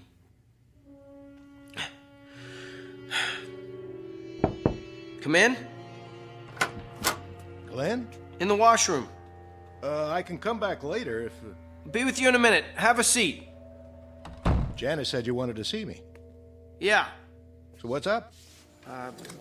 Just a little reality check. What's that? Harry, how long have you worked here?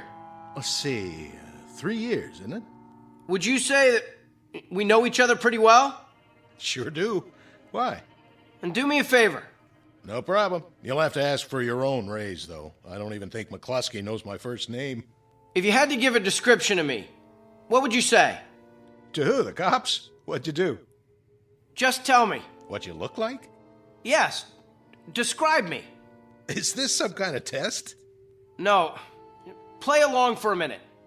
Let's see. You're 5'9" or thereabouts, medium build. What about my face? Your face? What does it look like? I don't get it. I know you don't. Please, it's important. Oh, well, I don't know. Kind of a longer face, dark hair, what they call an aquiline nose, brown eyes. Say the eyes again? Well, they could be green, I guess. No, come to think of it, brown. You're sure? Hey, what's this all about? Do I have any identifying marks? Not that I know of. Never saw you in the gym, of course. No scars? Oh, yeah. I forgot about that. And where is it? You can hardly see it. Where? On your cheek, the last time I looked. Hey, you okay in there? You tell me. Looking good. Very corporate. So, do I pass? You get an A+, I'm sorry to say. What's wrong? If I told you, you wouldn't believe me. Thanks for coming by, Harry. That it? That's it. Well, I'd better be getting back. Hey, want to grab some lunch later? Why not? Okay, then. Be seeing you. Oh, Harry.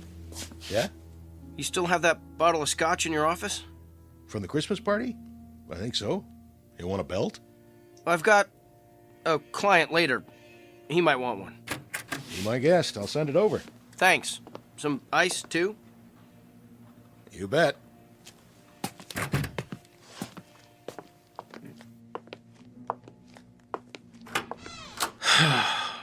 Yeah, I've got a client, all right. And if he doesn't want a drink, I know somebody who does. My old pal, Scarface here. Mirror, mirror on the wall. Who's the strangest one of all?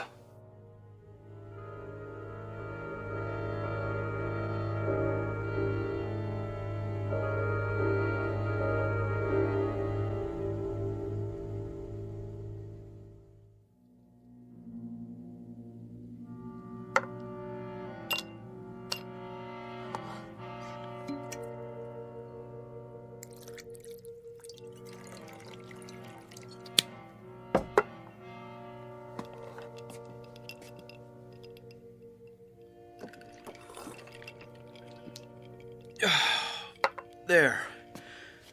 That ought to take the edge off. Maybe one more.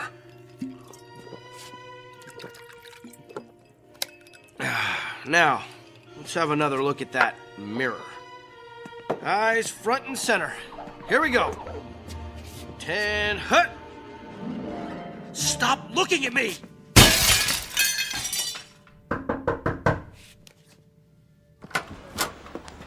Mr. Holbrook? Where? Mr. Holbrook! There she is. Lucky Janice. The lady who knows herself. You've cut your hand.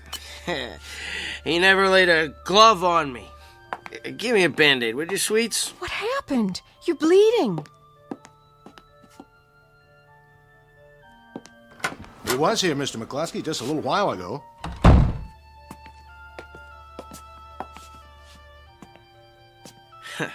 Hi, Harry. What's going on? Wrap a towel around it for now. Nah, it's only a little scratch. What's going on here? There was a crash, Mr. McCluskey. I came in as soon as I heard it. 7 years. Bad luck. Here, Glenn, sit down. Holbrook, have you been drinking? Surely you jest. Glenn's not a drinker, Mr. McCluskey. Not until now. Leave us. But his hand... Look at that. Towel's turning pink. Pretty, huh? Where's the first aid kit? In my desk. Bring it here, if you please, Miss Bentley. And then kindly leave us. I'll take it from here. Certainly, sir. At least the bottle's only half empty. Thank heaven for small favors. Here it is, Mr. McCluskey. Hold all his calls for now. Yes, sir. I'll see you in a while, Glenn. Sure, Harry, old boy.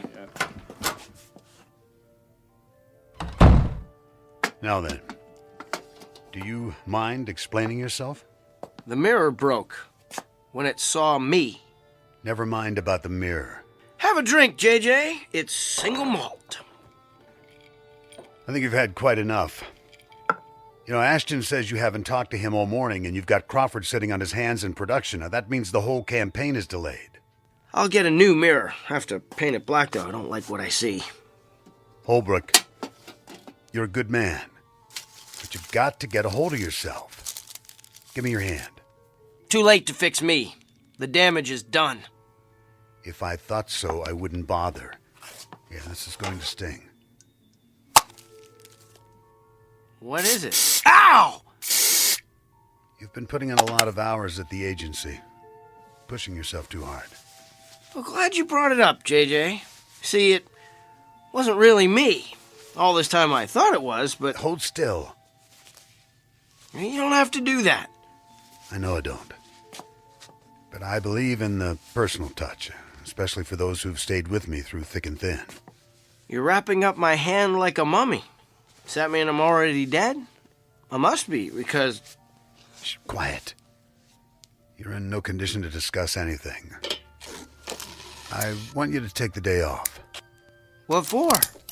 Make it the rest of the week. There, that ought to hold you. Just a superficial cut. Now, go home. Put some food in your stomach and sleep it off. Then we'll talk. You're not yourself. You don't think so either?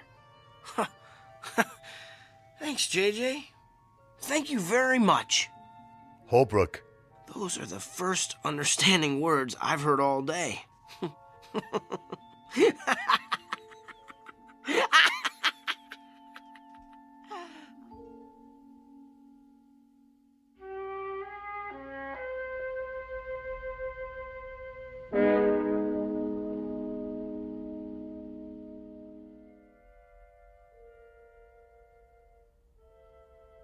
Continue, please, Mrs. James.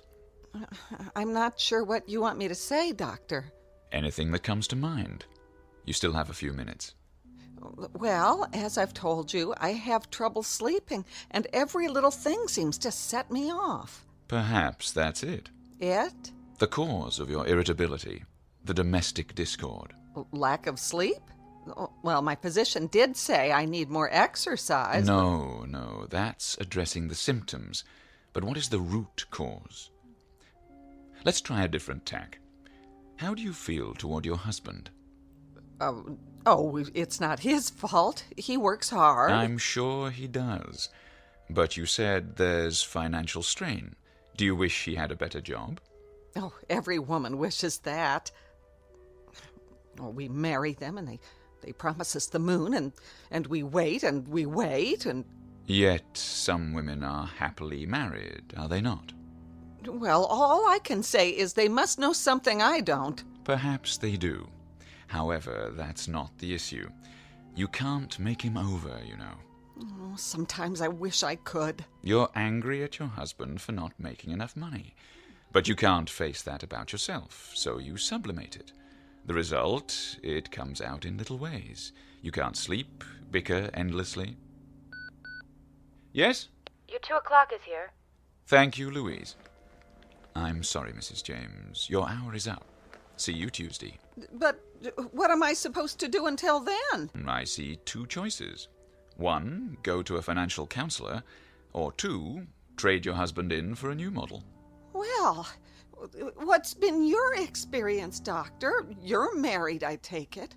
Alas not. Good day.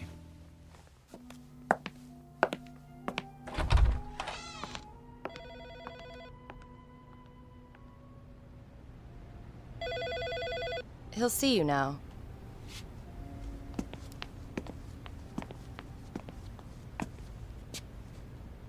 Dr. Blackwood? How do you do, Mr. Holbrook? I really don't see any point to this. It was my employer's idea. Here's the file, Doctor.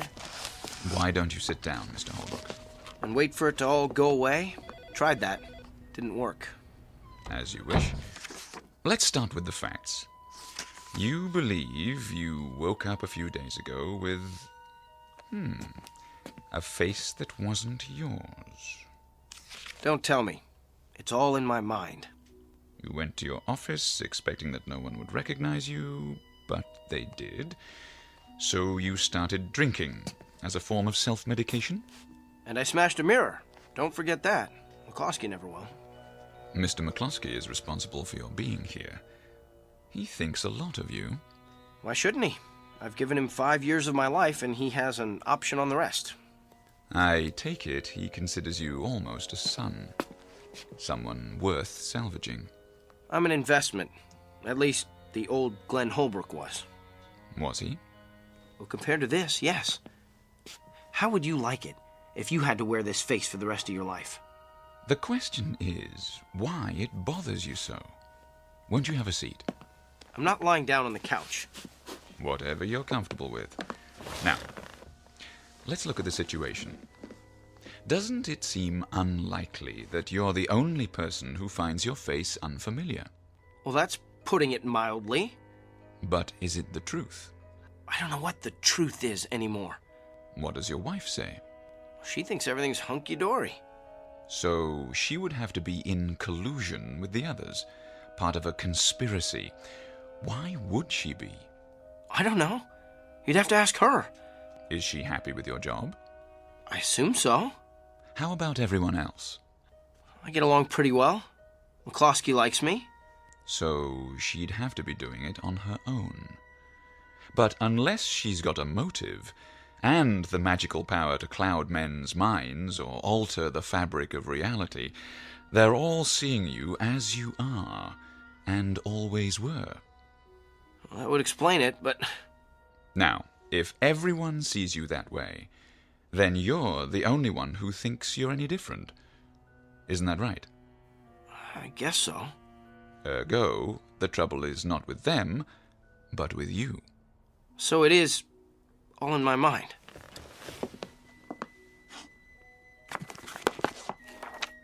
These books are filled with case histories, Mr. Holbrook. Many of them far more bizarre than yours. When a man finds the world he lives in too hostile, too evil, too miserable, he sometimes invents a new one that fits him better. He then takes his leave of this world, so to speak, although he remains physically in it. That's what happened to me. It fits the pattern. So it'll help me if I see the pattern. How does that work? Even if I know it, I'll still be messed up, won't I? We have to go back to primal causes. The underlying question is, how do you know what you know? Philosophy 101. Epistemology. But did you understand it? I passed the class in college, if that's what you mean. Look, it's really very simple. If each of us existed in his own world, the universe would be chaos. The conflict is between consensus and individual perception. But science is about what can be verified, and one human mind is too fragile to rely on. Without a common ground, where would we be? Lost somewhere in the stars, I should say. But why would I invent the memory of a completely different face? Because your inner self is trying to tell you something. The thing to do is to live with it. Accept it. Easier said than done.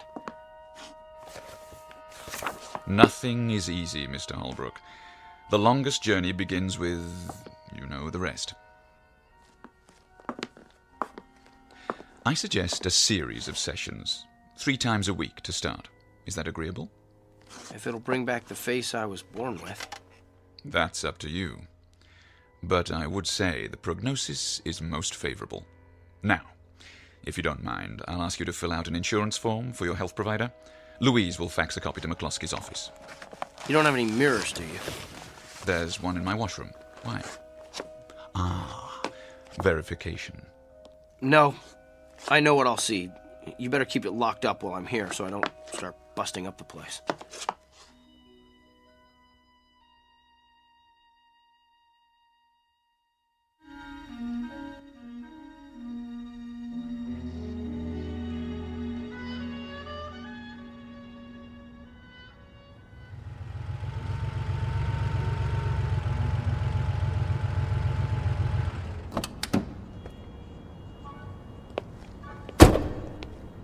Morning, sir. Morning, Willard. Been a while. Yes, it has. Well, welcome back. I know, park it in a safe place. Don't worry. I wanted to thank you. For what? Taking care of my car. When? That day, last month, when I took a cab home. I left it here for how long, a week? Oh, don't worry about it. Mr. McCluskey said you were sick. I was, but I'm all right now. The key's in the ignition. Got it. Say, what's the long package? Oh, I almost forgot. Something from my office. Hand it to me, will you? Sure thing. Thanks. Oh, and Willard? Yeah? You wouldn't know where I could borrow a hammer, would you?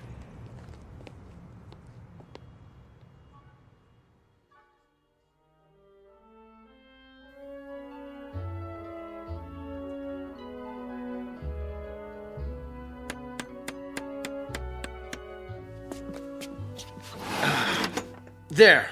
All done. Brand new mirror, huh? Yep, got it at the home shack on the way to work. That should make old McCluskey happy. The least I could do. You really had him going. Now, if I'd broken that mirror, I'd be out on my ear. Hand me the towel so I can polish it up. There you go. Mirror, mirror on the wall. Hi there, ugly. Don't talk about yourself that way. Well, it's true. Does anybody like their own face, especially with a scar? Oh, will you come off that? It hardly shows, I tell you. Mr. Holbrook? In here. Mr. McCluskey's here to see you, sir. And, Mr. Holbrook, I just wanted to say, it's good to have you back. It's good to be back. And Janice, please call me Glenn from now on. If you like, sir. I mean, Glenn.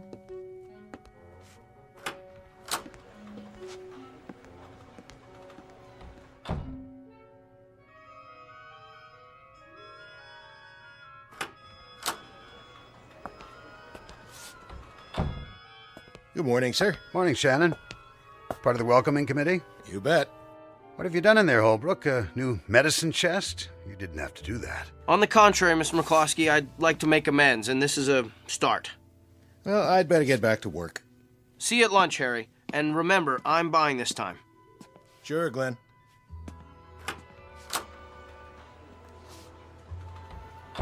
You're doing well. Blackwood thinks so, too. Oh, thank you, sir. I owe you an apology. Water under the bridge. A man has a right to let go once in a while. I've done some funny things in my time, too. Really, Mr. McCloskey? Tell you about them someday. I just wanted to stop in and say hello. We'll go on as if nothing happened. Okay, by you? More than okay. Onward and upward. That's the spirit, my boy. If you need advice about anything, you let me know. My door's always open. Thank you, sir. Call me JJ.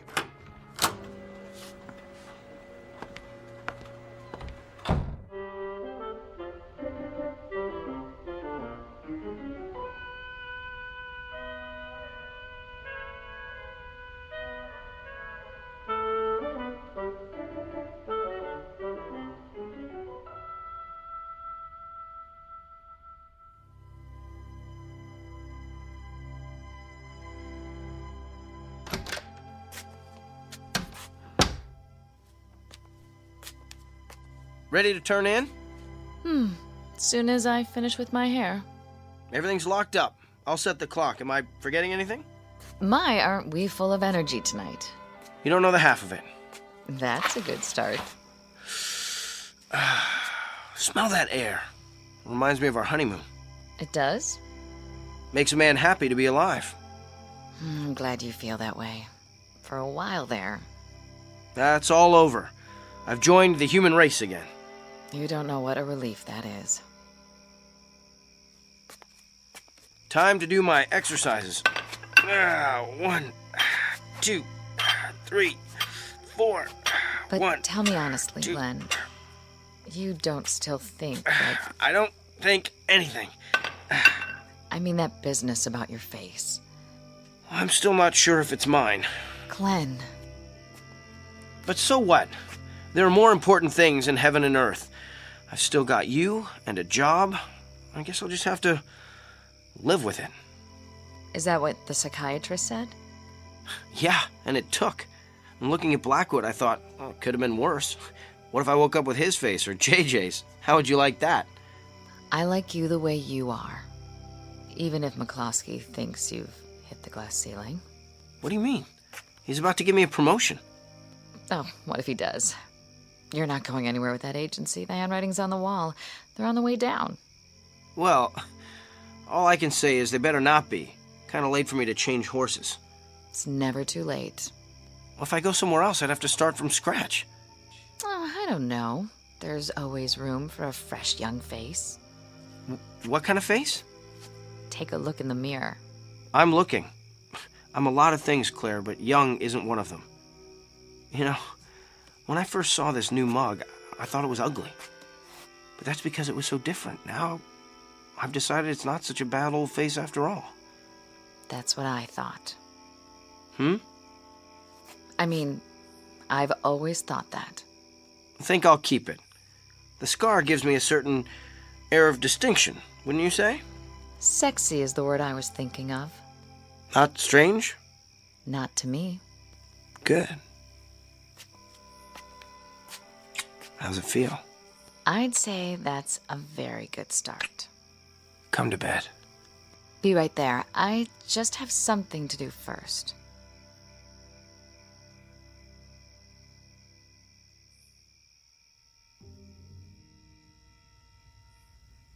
Five black candles to form the pentagram. By one flame united. Asmodeus, Lord of Darkness, hear my plea. I summon your power. Magic words of Samothrace. Give my man a comely face.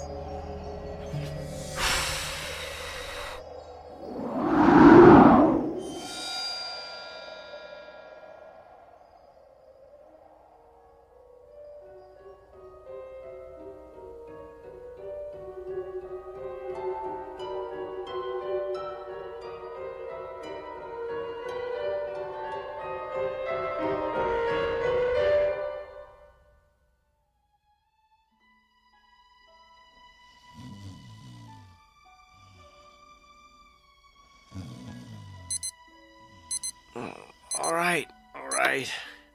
Go get him, Tiger. Yeah, I hear that. You awake already? I had some cleaning up to do. You should sleep in. Did that. Better get a move on. Right.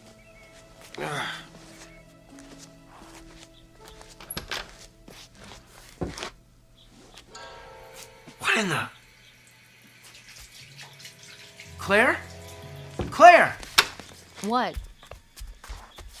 Look at me! Look! Why? Please, just do it. I'm reading. Where's my scar? What scar? The one on my face. You've never had a scar. I did yesterday. Did you have a bad night again? A bad night? What are you talking about, Claire? Look! This isn't me! Of course it is. And quite handsome, I must say. Just like one of the male models in this magazine. Where? What is going on? Relax, Glenn. Go with the flow. You'll see. We'll both feel better. After you have your morning coffee.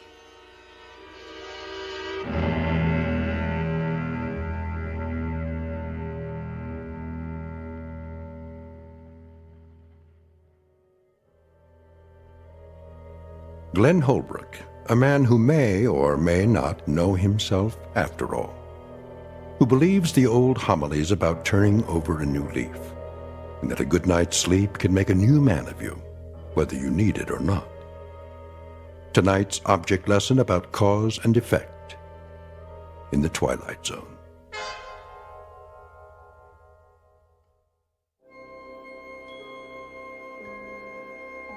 Hi, this is Carl Amari, producer of the Twilight Zone Radio Dramas. I'd like to take a moment to tell you about our official website at twilightzoneradio.com, where you'll get the latest news and information on these Twilight Zone Radio dramas. Plus, at twilightzoneradio.com, you can digitally download 3 free episodes or any of our episodes for only $1.95 each. In this age of ever-changing technology, we've decided to make these episodes instantly available to you by making the Twilight Zone Radio Dramas a digital download-only series. This means that this series will no longer be offered on CD. The CD collections at our website are now being offered, while supplies last, at buy one, get one free. So be sure to get your favorites before they're sold out. Be sure to visit us often, and I'll see you in the zone.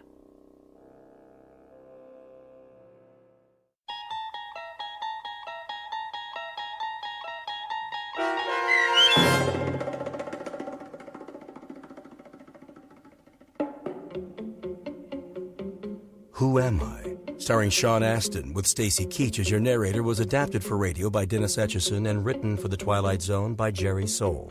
Heard in the cast were Alyssa Fraden, Nick Sandys, Norm Waddell, Rick Peoples, Fernette Lebo, Kurt Nabig, Meg Thalken, Heidi Klefstad, and Sarah Court. The producers of The Twilight Zone wish to thank CBS Enterprises and the Rod Serling Estate for making this series possible. This copyrighted radio series is produced and directed by Carl Amari for Falcon Picture Group. Custom Foley effects, sound design, and mixing are done in the Cerny American Sound to Picture Theater by Cerny American creatives Bob Benson, Todd Beyer, Craig Lee, and Tim Cerny. To learn more about the Twilight Zone radio dramas and to contact us, visit our official website at twilightzoneradio.com. Doug James speaking.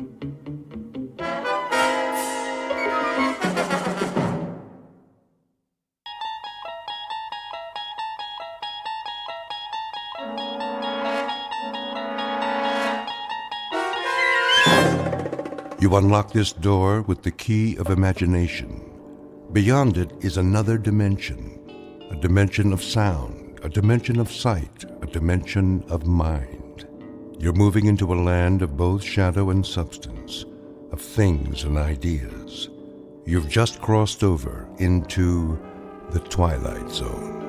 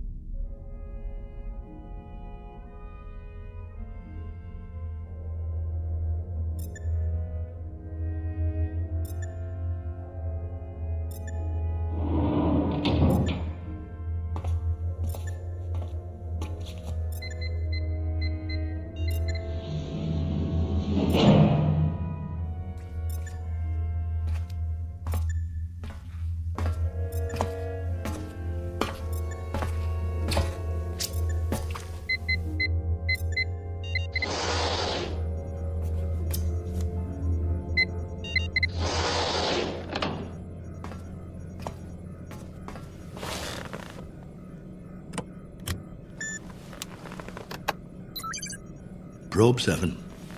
Log entry 1411. Another waking period. Ship seems to be functioning perfectly as usual. Wish they could make cars this reliable back home. Oxygen supply, right on the button. Food supply, a little over. Something wrong with my appetite. Not enough exercise, I guess. I know. More workout time. Gotta stay in shape. Never know who I might meet in space.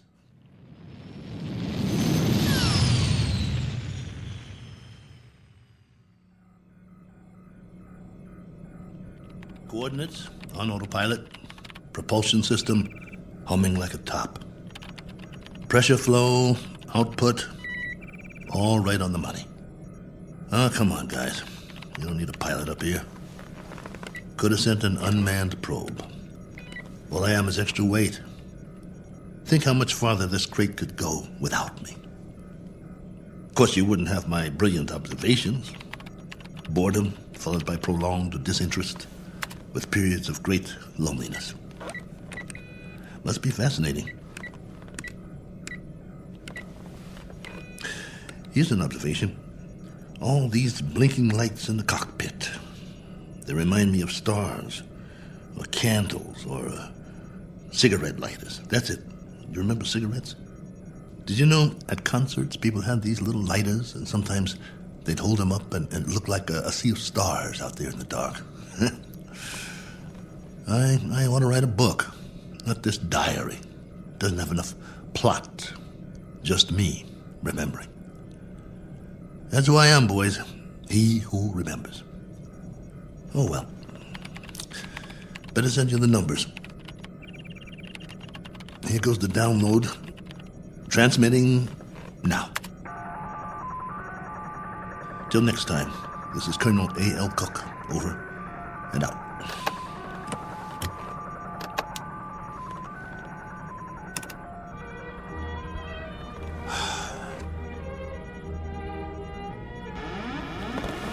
Hold on, I think we've got a malfunction here. Some kind of overload. Yep, there's the power drain.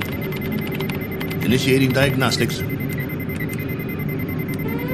No time for that. Switching to manual override.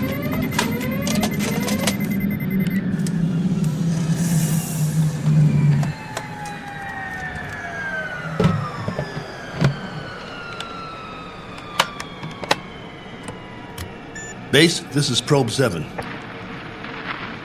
Probe 7, calling base. Come in. I've just lost a rocket tube. Can't handle this baby.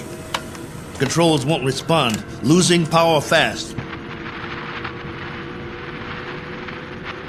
Have to set down on the nearest planet.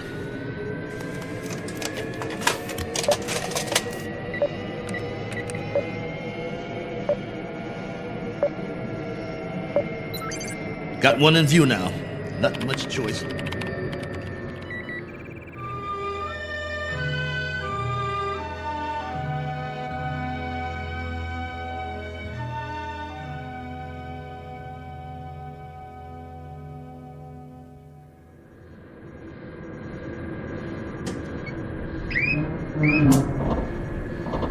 Entering atmosphere.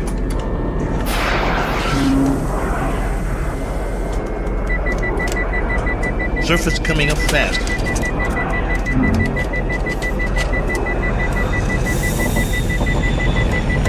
Can't slow down. No retro rockets.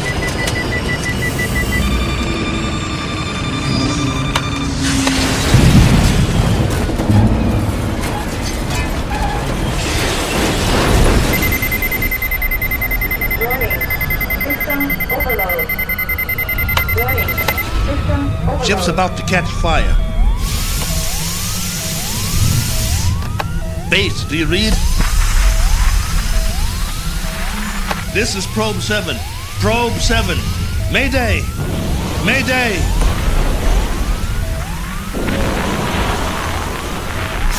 Mayday! Mayday!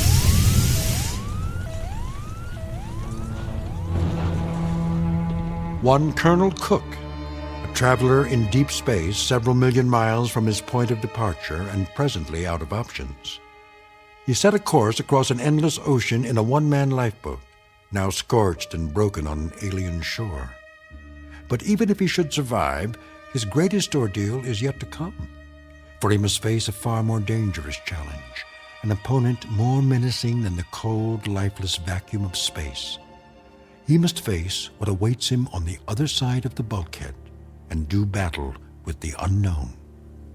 As soon as the dust settles, he will take stock of his plight with very little effort, a single 360-degree movement of head and eyes.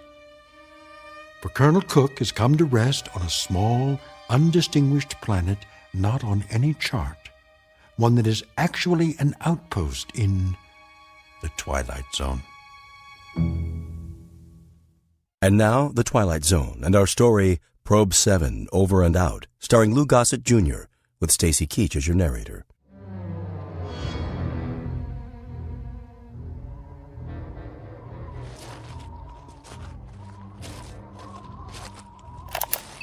Log entry 1412. I'm alive. That's all I know for sure. The ship is wrecked pretty badly. It might be possible to realign the main drive, but not without help. So far, I'm holding up. One badly bruised head and a broken right arm for which I've made a sling. A few more painkillers in the first aid kit, but after that, I'm on my own. The planet has an atmosphere, so I don't need the pressure suit. That's another stroke of luck, if you can call it that. The terrain is desolate. Sand, rocks, some low-grade plant life. That means there's water. The question is, how much and where? The ship has cooled down now, what's left of it. Main instrument panel is intact, so I'll try to contact the base directly, if there's enough power. More later. Cook, signing off.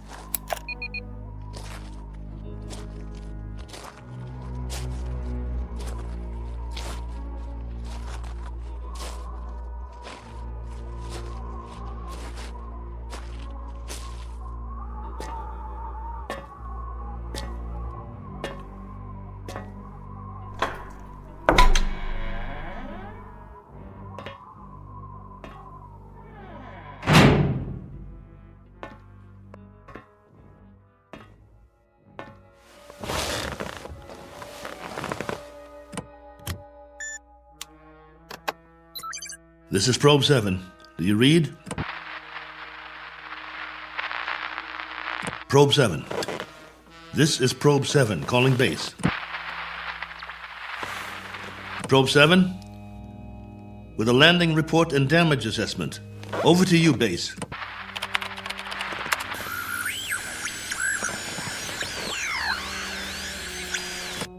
This is Probe 7.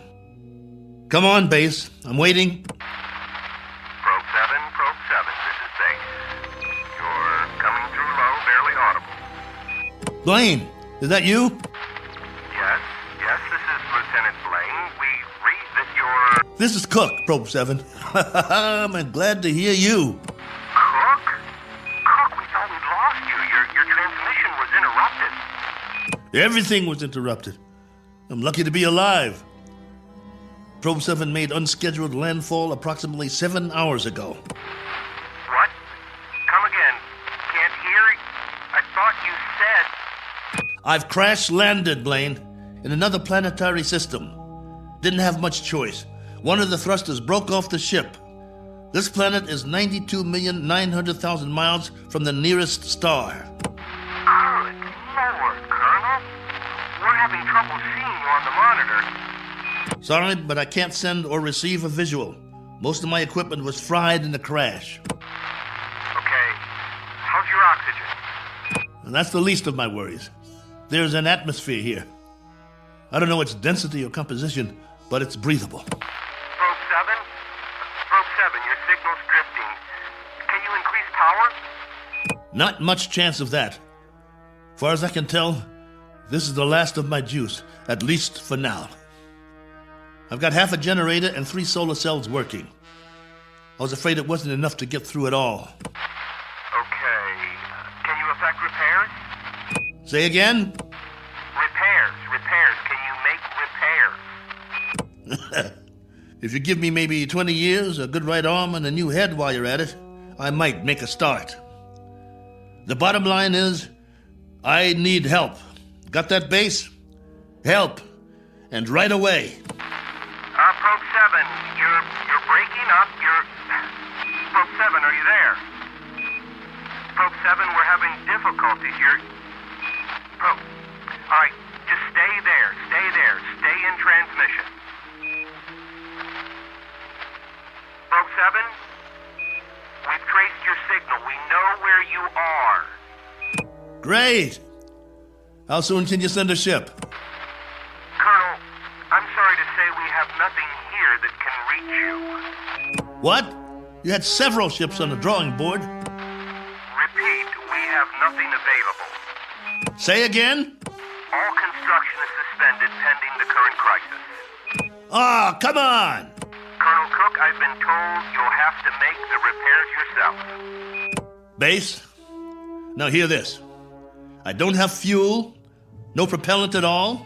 I left most of my rockets scattered across 50 miles of dirt and rock. All I have is a ship that looks like a jigsaw puzzle. As for the wiring, it's nothing but spaghetti. So when you say you've got nothing that can help here, you're telling me you're crossing off one spaceman permanently. Probe 7, we're having difficulty. Your words are breaking up. All right, Base. I'll give it to you in a few syllables. This ship isn't going anywhere. Not forward, up, down, or back home. Is that plain enough for you? Now I'm asking you again. Isn't there anything you can do to help me out here? Or are you just going to write me off? Colonel Cook? There's the low power warning. I'm losing transmission. Got to sign off for now. I'll make contact again in 3 hours. Roger that, will you please, Base? We will stay on this frequency, Colonel, and wait to hear from you. Oh, just a minute. There's someone here who wants to speak to you, Colonel. Colonel Cook, this is General Larrabee. We understand the spot you're in. We wish we could help. Thank you, sir. Well, there is a possibility that once you give us a full report on the ship, we can send you instructions for its repair and walk you through it step by step. That's still an option. Is it? Well, here's an option. Why don't I just build me a new one, General? I'll make it out of tin cans and chewing gum. I'll burn some circuit boards with a magnifying glass. That's a possibility, too. Colonel, I'm trying to be frank with you. Sorry, sir. I'll transmit again in 3 hours. Over and out. Heaven help me. Wonder if that's a possibility.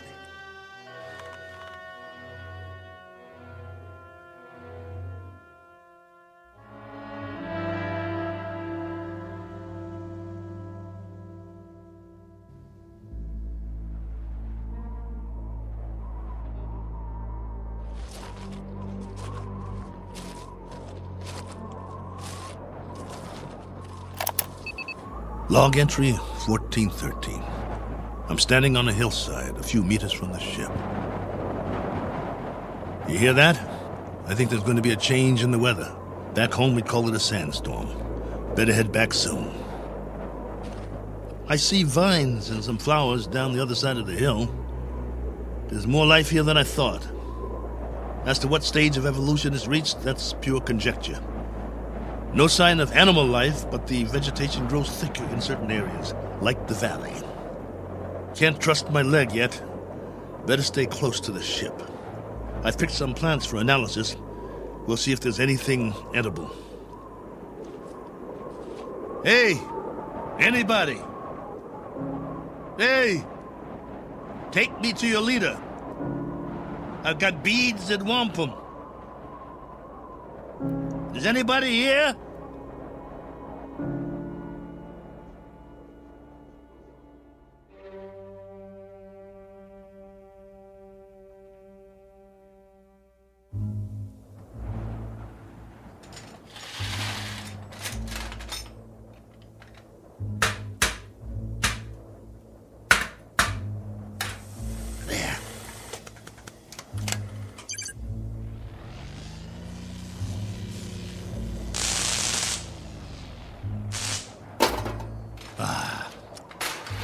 That's just great. The last good wires in the whole ship. Here comes that sandstorm. I'm gonna get the hatch shut. Close, will you? That's it. A little bit more. There. That'll have to do.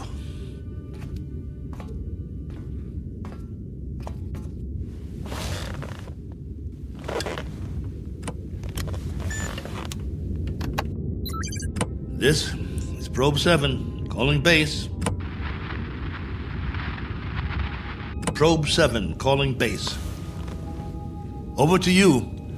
If you read. We read you. We read you very well, Colonel. Ah, you've got the video going. For now, General, I've wired all the solar cells in the series. At the moment, I'm running off the storage batteries, though. It's almost night here. All right, tell us your situation, please. My situation? Yes. Any change, Colonel? I've done what I can, but I'd have to call it unchanged. The power level's higher as long as I charge up during the day, but I don't know how long that will last. At least, I've got you on the screen. Got to see another face, both of you. You should be used to solitude. You've been in space a long time. Yeah, I should, but that was different somehow. I was a big something in the middle of nothing. This, though, I've landed and it feels like I'm supposed to be somewhere, and I'm not. My memory of home is fading fast. Colonel, and the condition of the ship, still a total loss? Probe 7 is no longer probing, General, unless it's the few feet of dirt I tore up when I crashed. There is life here, like I said, vegetable life, pretty elementary. I've explored the surrounding area in all directions, but I can't get down to the valley with this leg. The gravity is roughly the same as ours. From what I can tell, the atmosphere is similar as well. At least, there's no pollution. I haven't started coughing yet. Describe what's left of the ship. What's left of the ship, General, is a few feet of bent-up metal. I told you, it's unrepairable. You're sure, Colonel? You're absolutely positive? There isn't one other section that's still intact. She'll do for a museum or a junkyard. Take your pick. As for me, I don't have the luxury of making a choice. Nor do we, Colonel. Nor do we. Right. The crisis. Listen to me, Cook. We've got a major problem here. Oh, you do? Since you left, we've had an international incident. A serious one. There's talk of war. The next 24 hours will be crucial. As long as I can remember, there's always been a crisis, and there's always been talk of war. Well, hasn't there? Yes, but this time I'm afraid. You'll forgive me, General, but I've got a crisis too, and it's a very immediate one. I have the remainder of my rations and 2 broken bones in one arm. You have my location. I need to know that help of some sort is on the way, or would you call that unreasonable? Now listen up, Colonel. The rest of the fleet's been taken out. There isn't another ship, unless we build one. And if we go to hydrogen war in the next few hours, there'll be nobody left to do the building. Do I make myself clear? You're serious? That's the realistic view, Colonel. It may go down hard, but I'm giving you the facts of life. 10 hours from now, maybe 6, maybe 4, we'll be fully committed. I'm talking about 500 million people, not just one man. That's about as clear as I can put it. Very well then, General. I guess that's it. We don't see any alternative. Will there be any point in making further contact with base? Yes, Probe 7. For 2 reasons I can think of. Both of some benefit to you. One, so you'll know that you're not alone up there. And 2, to confirm that your own world still exists. though the latter is a moot question at this point. Over to you, Colonel. I can't think of anything else to say at the moment. Feel free to keep the signal open, if you like. Can't do that, General. I need to charge the batteries when it's light again. Here's that storm. Don't know how strong it'll be or how long it'll last. But I'll try to get through it. Nothing else I can do. Then, for whatever it's worth, know that we're still here. For now. Over to you, Probe 7. Roger, base. And out.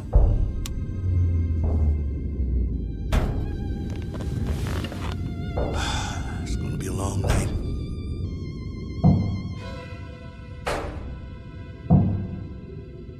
Wait. What's that? Hold on. Blaine? General?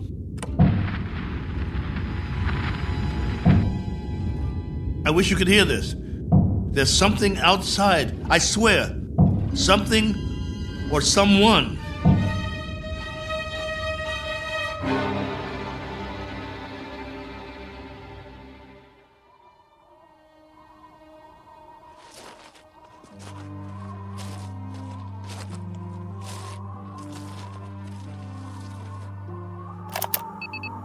Log entry 1414.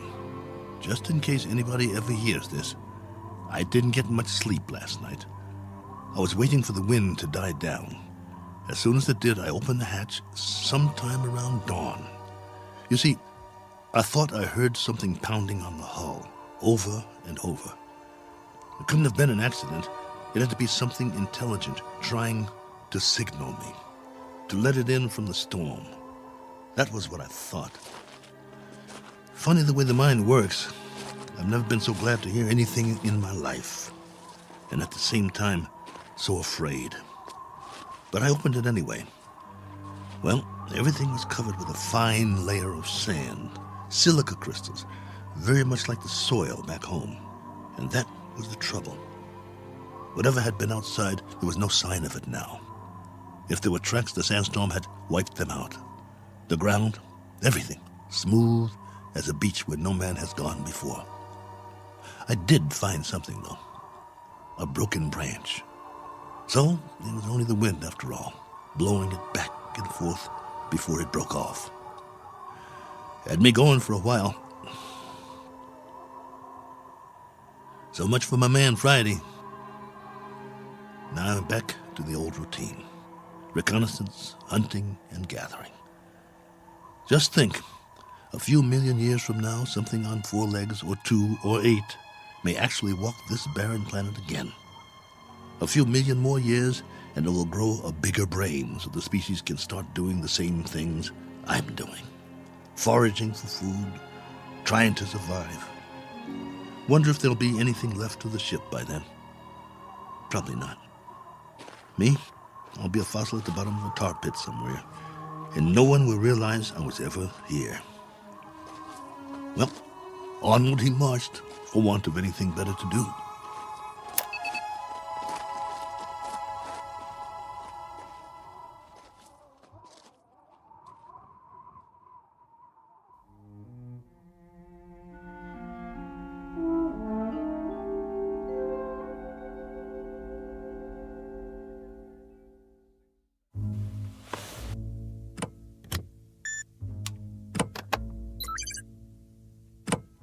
Blaine? General Larrabee? Are you still there? Here, Colonel. Go ahead. Well, you look like you haven't slept. Not much. And you? Not really. Up at dawn to do some hiking, north, east, south, and west. I had been hoping. Yes? Just a crazy dream I had. No sign of anything? It's a primitive planet. I'm very much alone here, after all. Oh, not completely. I've got a wind that sings sad songs and some scrawny plants that check me out every now and then as I walk by. There might be some fruit trees that are edible down in the valley, if they're not poisonous. But that's it. That's all of it. I'm truly sorry. There used to be an old saying, if life gives you lemons, make lemonade. The only thing wrong is I can't even find lemons. But don't worry, I'll keep trying. Not that this will provide any vast solace to you, but at 9 o'clock this morning, Colonel, we went to war. And? The whole eastern seaboard went up. You mean all of it? The cities, everything. It took 12 minutes. Exactly 12 minutes. I suppose we retaliated? Oh, indeed. With great alacrity and effectiveness. And we still are. With everything we've got. It was our old enemy? That's right, if it matters now. And the result of all this? Our world is doing a little wholesale dying at the moment. And there's nothing to do but watch it happen. What about the base? Are you safe? For the time being. Our location's classified. Only you and a few others know where we are. The signal's encrypted. That's good then. Trouble is, we can't stay here much longer. There have been bombs as close as 400 miles from us, falling through the night. It's now a question, Colonel, of the manner of death. Very fast or very slow. It's that kind of consideration, not one we thought would ever be a reality. General. You know, it's really quite a pity that we didn't send others with you. What you think of as a prison might have proved to be a haven of sorts for the survival of the species. Don't have any illusions about it, General. What you think of as a haven is only a very sizable dungeon. A good-sized dungeon with a breathable air. But that's what it is, and there's no way out. I don't much care for solitary confinement, and neither would you. Unfortunately, both of us have very little choice in the matter. General, this is urgent. Give it to me. What is it, General? What's happening there? In a moment, Blaine. But, General... I said in a moment. Cook, I've just received an official communication. We're going to have to move out of here. Now, I don't know whether we'll be able to transmit again or not. If we are able to, I'll do my best to make contact. You have my word. Thank you. Try if you can. It means a lot to hear a real, live voice. I wish we could do more. Silence. Or cries. That's the story from our world. Silence or cries. God bless you. And good luck. Over and out. Probe 7. Yeah. Over and out. Not with a bang, but a whimper. Hell of an ending. To all my friends back home, take good care. Looks like I won't be seeing you again. Not in this life.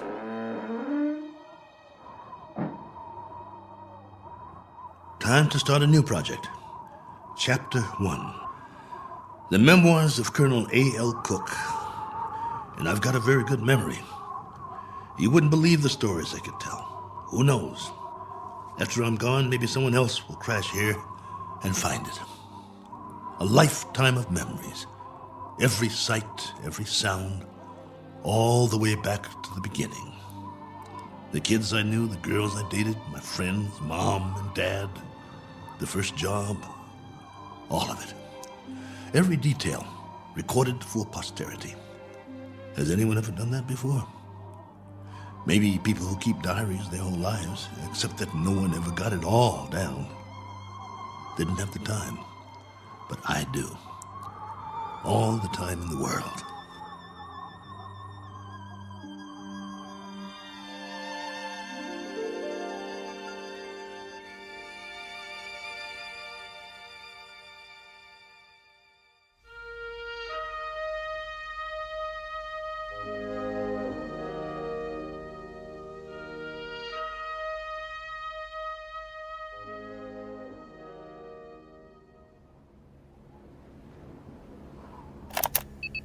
Log entry 1415.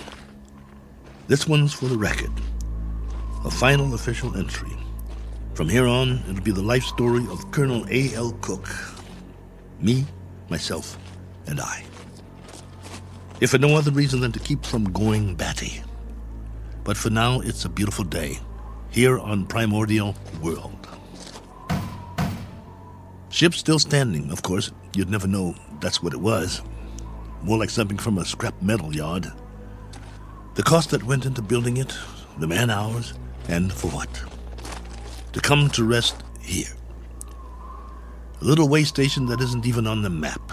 I'd call that a waste. Exhibit number 1 in the elephant's graveyard. Ever hear of that? They used to say there was a place where elephants go to die. Hundreds, thousands of them. A secret place off the beaten path. And there were bones and tusks. And once in a great while, someone would stumble upon it. Like the Sargasso Sea, where sailing ships caught in the kelp and were trapped forever. Well, maybe other travelers will end up here, gone to ground, never to move again. Eventually, there'll be a whole collection of them from all over. But remember, I was the first. I should scratch it in the metal. Cook was here. But I digress. This is still supposed to be my official report. The evaluation of the crash site coming up. The tail fin is all but covered by sand. Have to dig it out before the next storm. Then build some kind of windbreak or the whole ship might get buried. I could gather some branches, make one. There's more vegetation in the valley if I can get up and over. Now, that's odd. If there are no other trees in the immediate vicinity, where did this branch come from? The one that was banging against the hull last night. Unless something carried it here.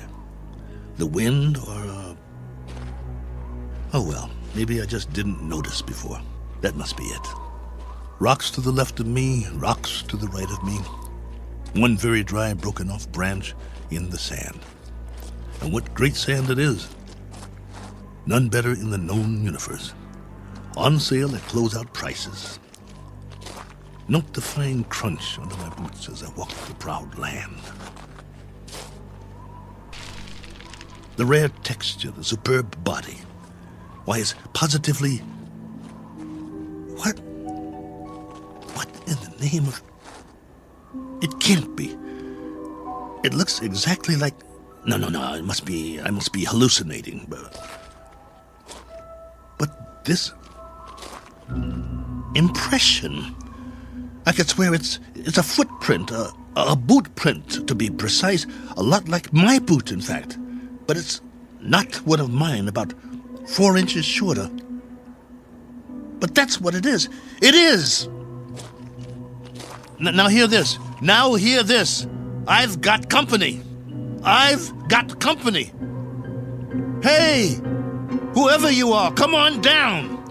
It's open house at my humble abode. It isn't much, but it's home. Drinks on me. Meet your genial host. Please.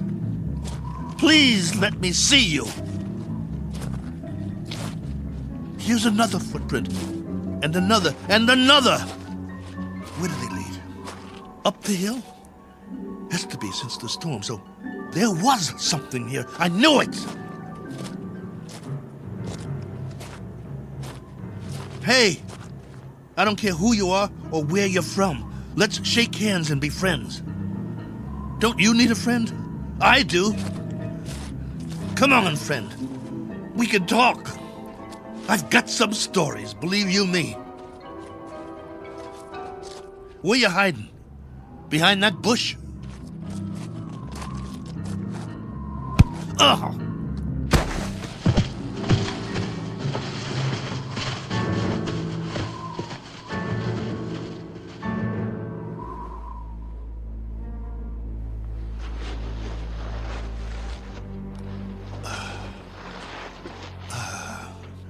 Blood on my head. Something hit me. Why'd you do that?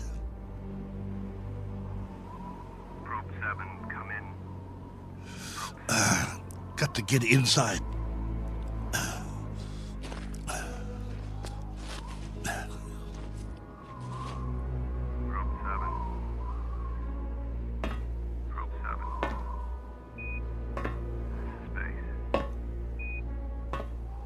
Get the hatch closed before they come after me.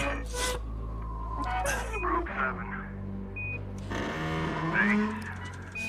Can't let them get in. This is Base. With our last transmission, we got ours a few minutes ago.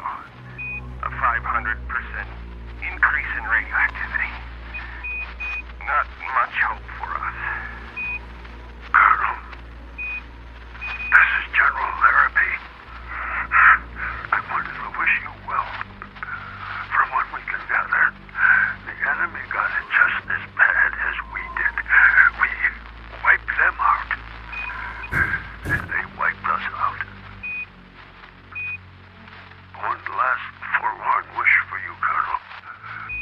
If you ever meet someone where you are, whoever they are, and however it happens, in whatever circumstances, I hope it can come without fear. I hope it can come without anger. That's what they're going to have to put on the stone. The one we'll all be buried under on our world. Here lies a race of men who flex their muscles one time too many. I hope your new world is different, Cook. I hope there's no such word as hate. I hope there's...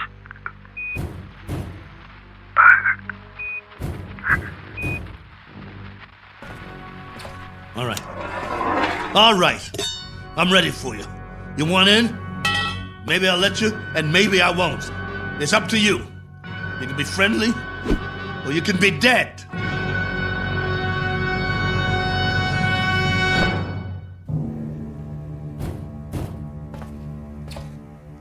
Hey, friend.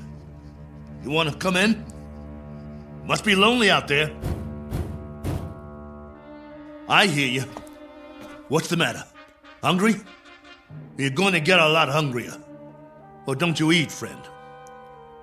What do you say? Speak up. Can't talk, huh? No. You only know how to hit. Take more than that to put me down. What'd you use, a tree branch? Not very friendly, if you ask me. Well, I've got a nice piece of metal in my hand, and I know what to do with it. Won't catch me again. This has been going on for hours. I don't know about you, but I need sleep. I really need it. Understand? Sleep. And this king-size bump on my head doesn't help. Tell you what, we'll make a deal. I give you one more chance to get away. Go hide, I don't care. You may not understand the language, but maybe you get the message. I'll wait a while and catch some sleep. Then when I wake up, I'm going to have a nice freeze-dried dinner. If I don't hear you out there, we'll forget the whole thing. You stay up the hill, and I'll stay down here. Just remember to keep your distance. Otherwise, I might have to come up there and teach you a lesson. A man's got to have his boundaries. Oh, God, I hurt. Want to sleep just for a while.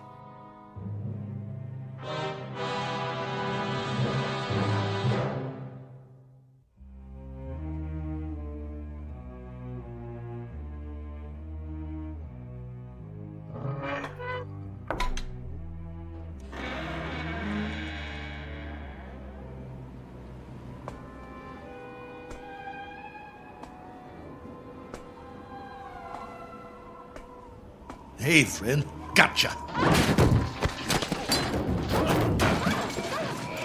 Stay down.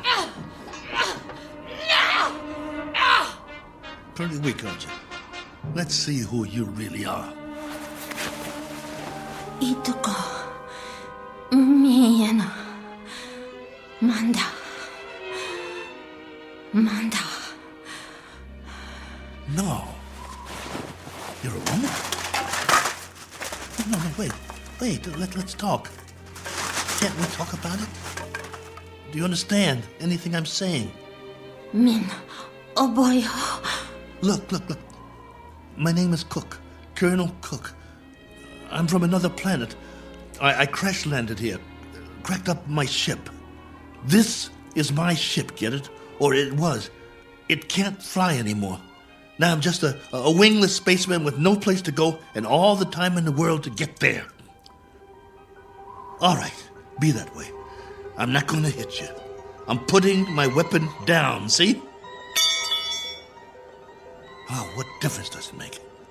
You're probably an illusion, and those prints you left on the ground, they're illusions too. I've been fighting a running battle between fear and loneliness, and loneliness took the prize. You can disappear any time now. Any time at all. Go on. Poof! In a puff of smoke.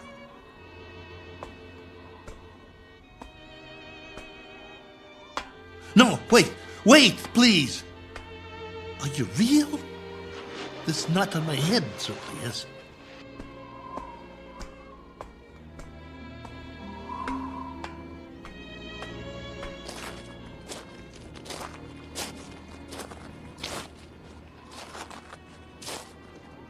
All right. Do whatever you want. Just don't go. Not yet. If you can't understand, I'll draw you a picture. Where's a stick? Look. Right here in the sand. This is my solar system. The sun in the middle, and this is my world. See? Omida? You got it. Now then, I went off course. I didn't have the power to get back. You know, power?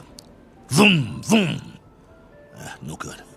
So, I tried to land here, where we are.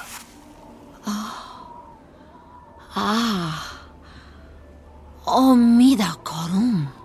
Go ahead, you draw. Korum mistum. Oh, that's your solar system and your world. You came from there. Let me see now. It went out of orbit. Is that it? Your planet left its orbit and moved away from the sun. And the line, that's where you went and where your world went, right? I'm sorry. What about now? Where's your planet now? I understand. Gone. Disappeared. Probably frozen by now. But you got out. How many others? How many got out? You got away. Any others? Min. One finger. That's a hard count, my dear. A very hard count. And you've been here a while, haven't you? Look at your suit. Your galaxy might be light years away. It would have taken years to reach here. Where's your ship?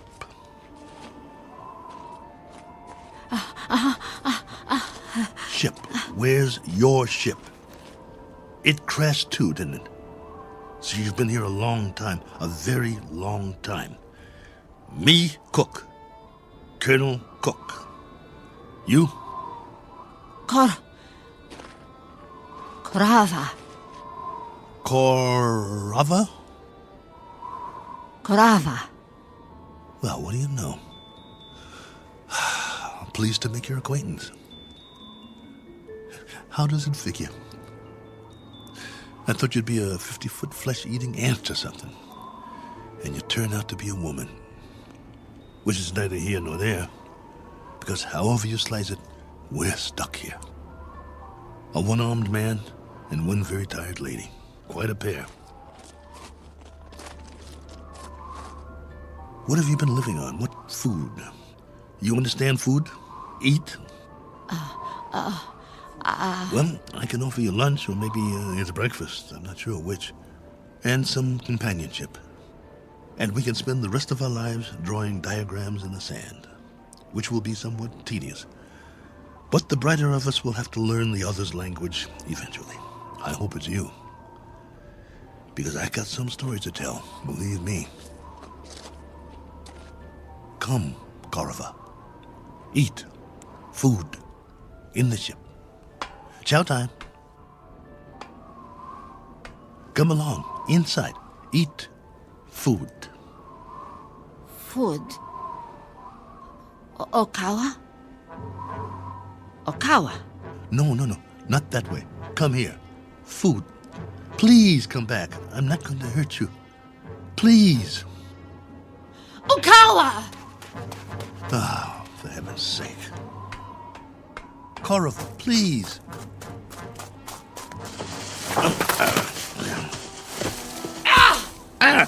You scratched me. What did you do that for? That's all you know how to do, isn't it? Draw blood. Well, go ahead. Get away from me. It's not just language, is it?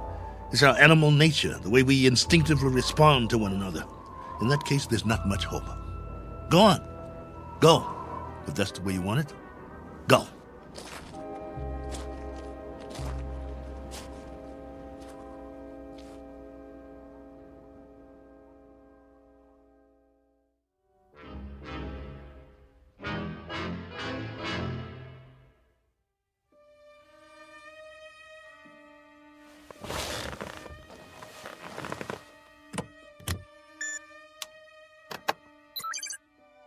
Base, this is Probe 7.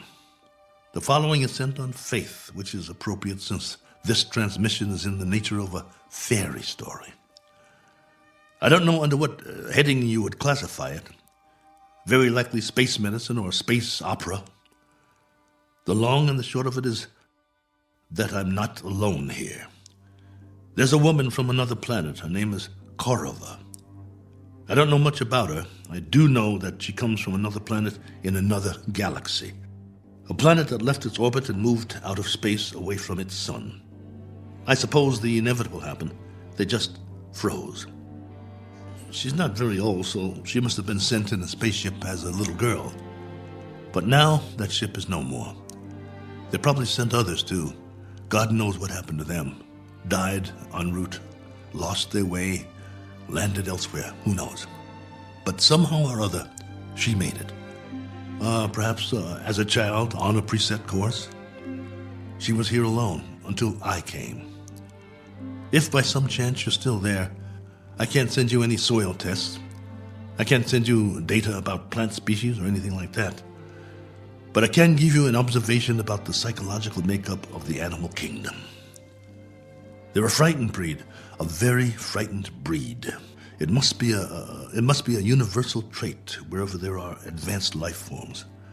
Though it's questionable how advanced we really are, so I guess we aren't alone in that regard, which is really quite a pity, as you may understand all too well, if any of you survived. Base, this is Probe 7. Last call. Absolutely, positively, the last. Over and out.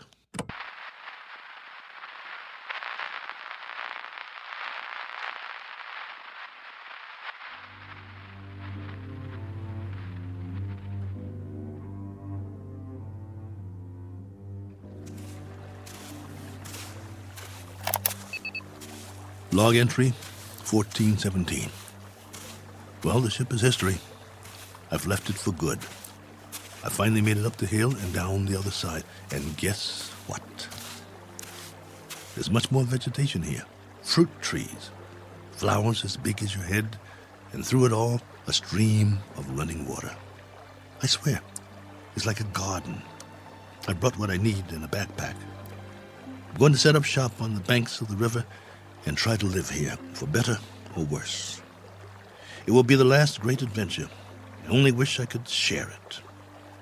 Oh well, there's always posterity. If anyone should ever find this and play it back.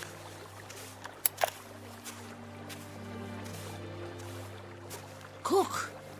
Oh, you. Never mind. Talking to myself. But you wouldn't understand. Why don't you just keep your distance? Cook? Ah. Cook. Not going to hit me, are you? No? That's a surprise. Well, you're just in time to say bon voyage, friend. I'm going that way. There are even more fruit trees over there. No reason to get in each other's way. Cook. You want to come? You may, if you like. We'll eat and we'll live. I don't know how or for how long, but we can try. Cook. What? Dirt? Soil? What do you call it? Earth. Earth? What does that mean? Earth. Is that the name in your language? All right. We've just given this place a name. We'll call it that. We'll call it Earth. Cook. Korava. Earth. That's right. My name's Cook. My first name is... But there's plenty of time for that. No need to rush things. Okay, Korova. This is our home now. This is Earth. What's that? Food. So that's what you've been eating. Some kind of red fruit. Any good? Food. Eat. All right.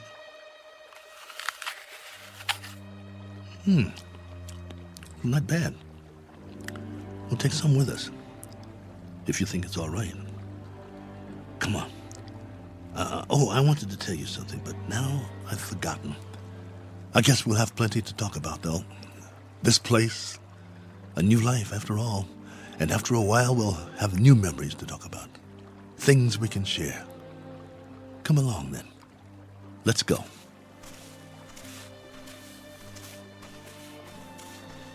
This fruit's all right. Any other life forms around? I hope not, for the moment. But if there are, we'll make the best of it, won't we? Pleasant enough place, don't you think? My leg's better. We'll explore as much of it as we can. No need to set up any boundaries, I guess. There's plenty for everyone. For you and for me. And it's a beautiful day.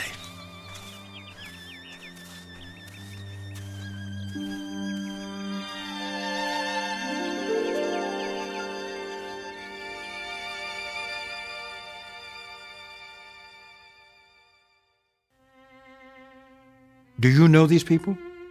Their names might be familiar were you to hear them. They lived a long time ago. Perhaps they're part fable, perhaps they're part fantasy, and perhaps the place they're walking through now is not really called Eden. That's for you to decide. We offer it only as a possibility and a presumption in the Twilight Zone.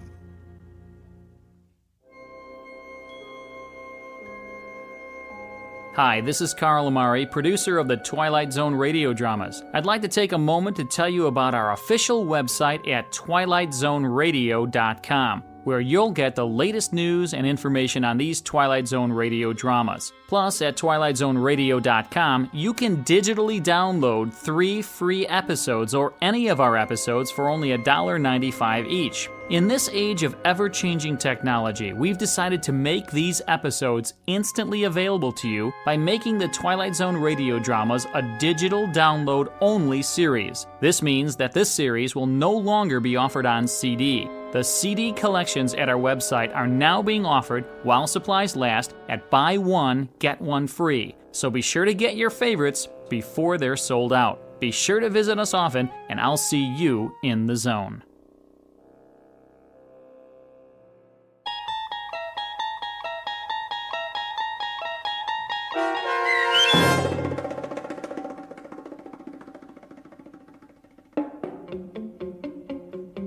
Probe 7, Over and Out, starring Lou Gossett Jr., with Stacy Keach as your narrator, was adapted for radio by Dennis Etchison and written for The Twilight Zone by Rod Serling.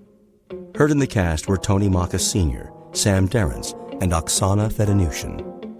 The producers of The Twilight Zone wish to thank CBS Enterprises and the Rod Serling estate for making this series possible.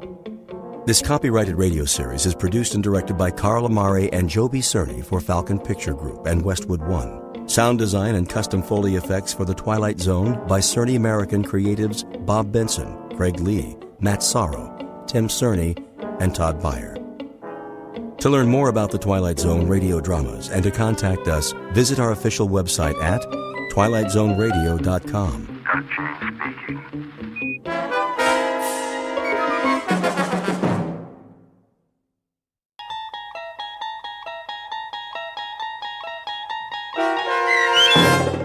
People Are Alike All Over, starring Blair Underwood, with Stacy Keach as your narrator, was adapted for radio by Dennis Etchison and written for The Twilight Zone by Rod Serling, based on a story by Paul W. Fairman. Heard in the cast were Christian Stolte, Lisa Joyce, Richard Hensel, Steve Key, Derek Purcell, Doug James, Linda Ryder, Brooke Reed, Charlie Kummerer, Amanda Amari, and C.J. Amari. To learn more about the Twilight Zone radio dramas and to obtain audio cassettes and CDs of these programs, visit our website at twilightzoneradio.com. The producers of The Twilight Zone wish to thank CBS Enterprises, Carol Serling, Dennis Etchison, Dick Brescia Associates, Claire Simon Casting, Terry Jennings, XM Satellite Radio, Sirius Satellite Radio, our sponsors, and our radio affiliates for helping make this series possible. This copyrighted radio series is produced and directed by Carl Amari and Jason Mallow for Falcon Picture Group. Doug James speaking.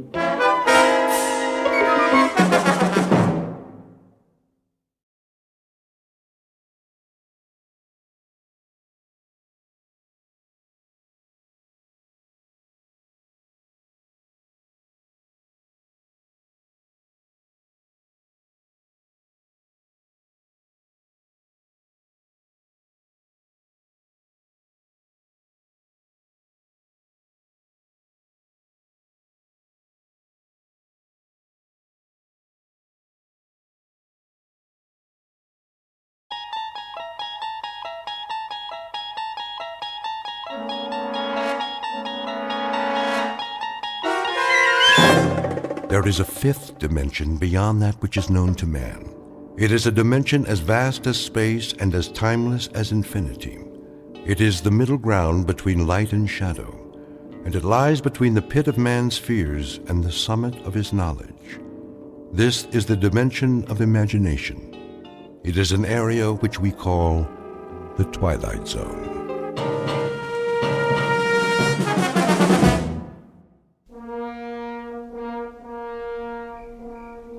The blast-off area must be cleared by 0200 hours. All personnel, please stay behind the steel fence. Repeat, the blast-off area must be cleared by 0200 hours. That you, Markison? Evening, Conrad. Thought I'd find you out here. You thought right. Look at her. Like a needle pointed straight up at the sky. Pretty big needle. Odd, isn't it? Why do you say that? For us, I mean. Odd way to spend the last night. Yeah, I couldn't sleep. Neither could I. But what a thing to do. A last night on Earth you don't spend in the middle of the desert looking at your transportation. A last night you spend it enjoying Earth. You walk around its streets, you go into its bars, you dance with its women. Yeah. You drink in its view, savor it, enjoy it. But not us. That ship out there. We'll have all we want of her and more. She'll be our world for quite a while. 113 feet long by 18 feet wide. And yet here we stand, Conrad, watching her. Just 3 hours before we take off. Maybe we're trying to get used to the idea. Oh, we'll have plenty of time to get used to it. That'll be our city and country and house and front yard and backyard for the next 3 months. And we won't have any choice in the matter. Markson, could I ask you a question? Go ahead. Are you afraid? Of some things, I guess. The unknown, loneliness, the silence up there. But the ship, after all the work that's gone into her, I don't think so. How about you, Sam? It's different. You're ready for this. 3, 4, 5 years. It's all you've prepared yourself for. But it's not the same with me. We both went through the same flight training. I know, but I'm a scientist, Markison, a biologist. My whole life, my world has been books and slides and microscopes. I'm being sent up there because they need my mind. Pity they just can't send that and leave my body back here where it belongs. But speaking frankly, yeah, I am afraid. I'm frightened of the place we're going and what we might find there. Martians? Well, that's not very likely. They're the one thing you don't need to be afraid of. They shouldn't be feared, even if we do run into them. Whoever we meet up there, whatever kind of creatures they are, if they exist, they'll still be people of one sort or another. You don't really think that? Why not? I've got a philosophy about people, and I mean all people. I'm sure that when God made human beings, he developed them from call it a fixed formula, with the same batch of ingredients. We have a pattern of behavior designed to meet certain needs, and those needs are going to be identical no matter what the form and the place. And that means we're all essentially the same on Earth or in the farthest reaches of space. Think about it, Sam. People.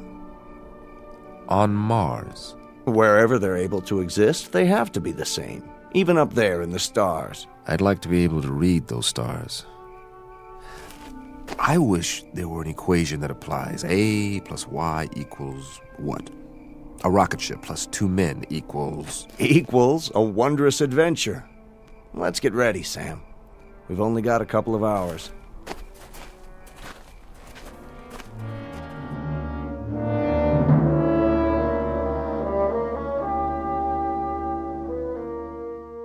You're standing at the edge of a highway into space, one soon to be traveled by a flimsy, two-legged animal with an extremely small head.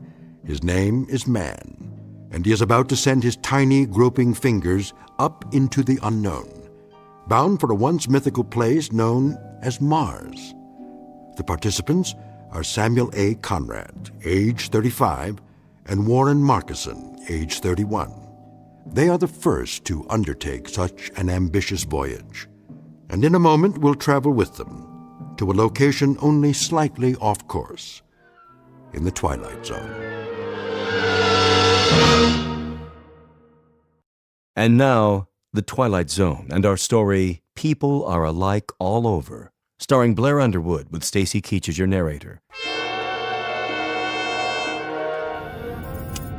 Prepare to correct course? Not yet. Fire retro rockets on my mark. Wait, I said. For what? I want to run a thermal scan on the landing gear. You did that. Well, I'm doing it again, plus a spectrographic on the planet's surface. We can't even see the surface till we correct. By the time we finish the turn, it'll be too late. Too late for what? To change the flight plan, the gravitational field will take effect. Exactly. We cut the main thrusters and fire the retros for a nice soft landing, right?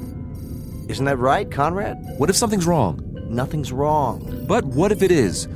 It'll take all the fuel we've got for another orbit. We have to be absolutely sure. We're as sure as we're ever going to be. There are too many variables. Atmospheric density, drag coefficients, power consumption. We've been through all that.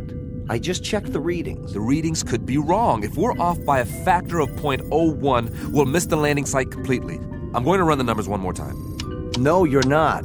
I'm in command here, and I say we're going in now. At least wait till the planet rolls up on the view screen.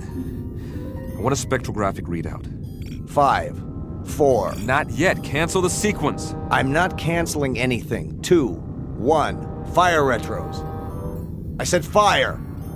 All right, if you won't do it... Don't touch that switch! Fire! Fire! You fool! Strap into your seat now!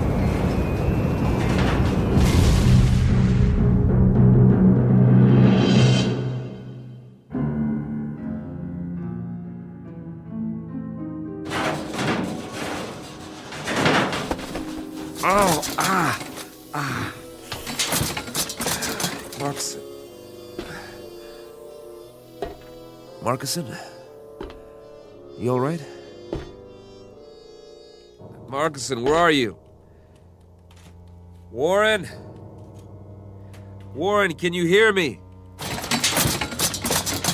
Over here. Oh, thank God. After a landing like that? Any landing you can walk away from is a good landing. If you can get this instrument panel off me, I'll try to do that. Hang on. It's split in two. I'll see if I can lift it. How's the rest of the ship? Nose down in the bottom of a crater, far as I can tell. Air pressure seems to be holding. Here, take my hand. Whoa. Not just yet, Sam. I've got a little bit of a problem with this leg.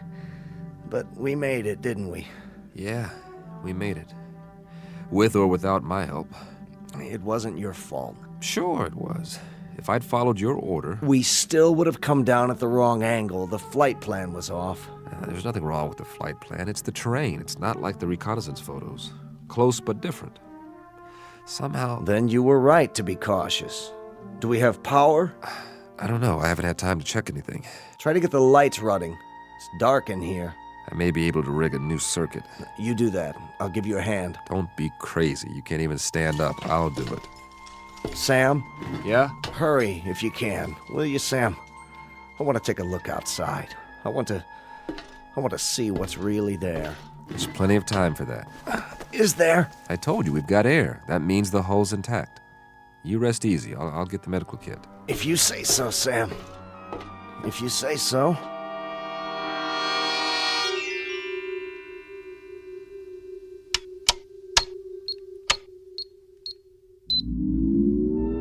Yes! Sam? I've got the circuits up. We are in business. What are you doing? Running a diagnostic on the equipment. Stay down. How long did I sleep? A couple of hours. Don't worry, you needed it. You run an atmosphere check? Yeah. So, is it safe out there? That's the question. What's the matter? Something wrong with the sample? No, I got a good one. More than enough. That's the problem. You couldn't get a reading? Oh, I got a reading all right. A complete analysis. Down to the last trace element. So, what did it say? It says the air is fine. Almost identical to the mix on Earth. Well, what are we sitting here for? Let's go plant the flag. Hold on. You're not going anywhere with that leg. You go then. Just get the hatch open so I can see what's out there. I'm not going anywhere. Of course you are. Sam, we're the first men on Mars. What's the matter with you? Not yet. What are you waiting for, a printed invitation? It's the reading. But you said it was fine. It can't be right. Don't you trust the equipment, Sam? You designed it, remember? You and I both know there's no breathable atmosphere on Mars. Well, maybe there is where we landed. That doesn't make sense. If we're in a crater, there could be a buildup of gases. Not according to any scientific literature I've ever read. Then it's obvious the literature is wrong. You trust your equipment? I've run the data 50 times. And everything checks out. We made it, Sam. We made it. You know what that means? I want to filter out another sample and run it through the analyzer. We've traveled 35 million miles. Exactly. Another few hours won't make any difference. We can't wait any longer. The human race won't wait. If you won't open the hatch, I'll do it myself.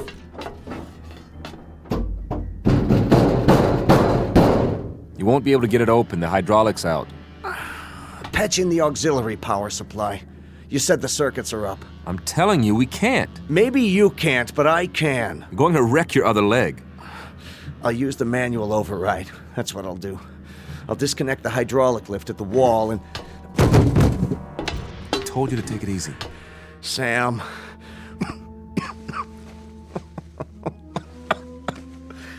Just my luck, eh?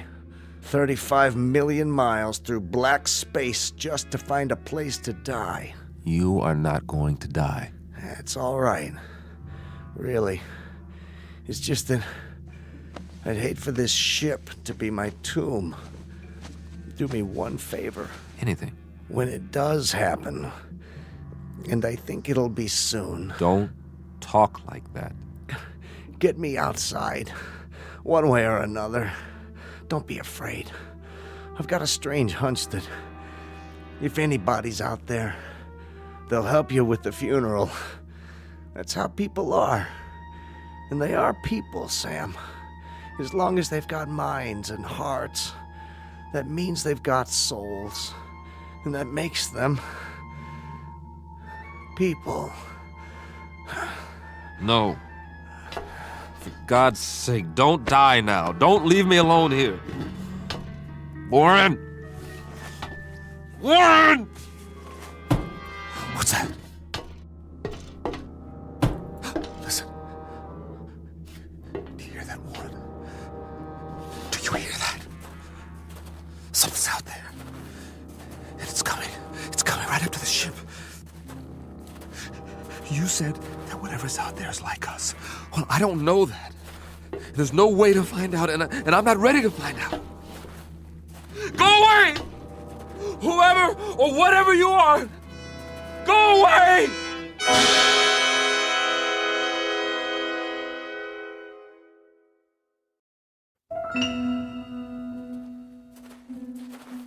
No, they're coming.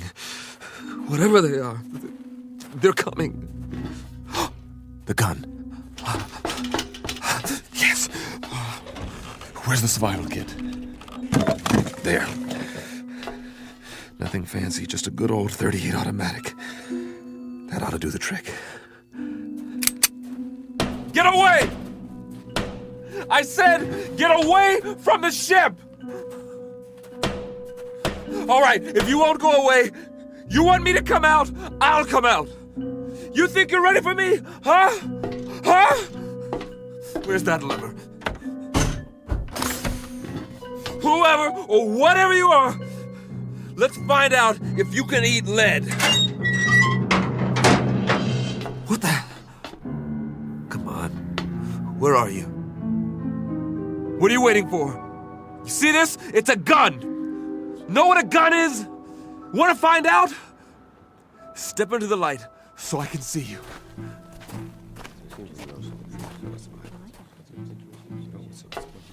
But you're people. I swear you are. You're just like me. Face, body, everything. Please, don't be afraid. There's no reason to, you know.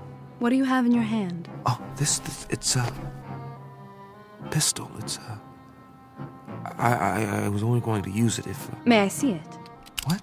I suppose so. Just don't touch the trigger. It contains explosive missiles. They're called bullets. We didn't know if you were ever going to come out. We've waited most of the night. Very glad to see that you've finally done so, however. This is amazing. I'm Conrad. Samuel Conrad. That's my name. You understand? Name? We understand, Mr. Conrad. We landed here, my friend and I, in this ship. Crashed, I should say. We come from Earth. Earth? Where I'm from. This planet is known as Mars. We took off in our ship almost 3 months ago. Check on the other one. He may be injured. Yes, of course. Here, I'll show you in the sand. See, this is the sun. Sun, the big star. And this is the Earth, the third planet from the sun, and this is you. Here. The other one is dead. His name is Marcuson. Don't be alarmed, Mr. Conrad. We don't intend to hurt you. We've only been wondering when you intended to come out. Of course, we were curious. But how do you know my language? We don't, Mr. Conrad. As you'll no doubt soon realize, you're speaking our language. Your language? Unconscious transference. You'd call it hypnosis of a sort. But you must be tired. We'll prepare a place for you to rest and food. I'm appreciative. I really am. You'll forgive me my staring. I mean, but I can't get over it. I mean, you're people. Just like I am. Actual human beings. Markson said you'd...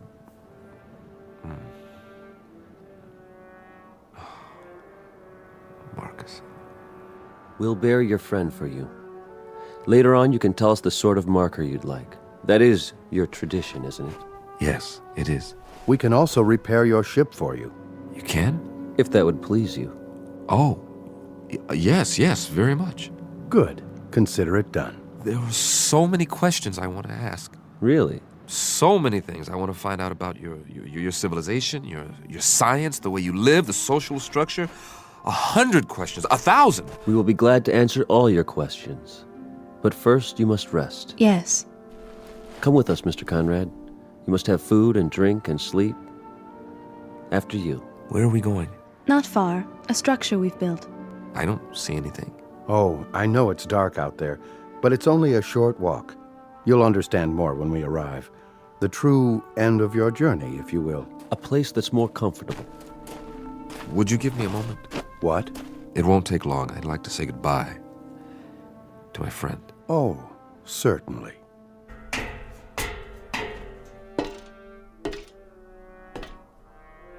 Marcus, I hope you know what's happened.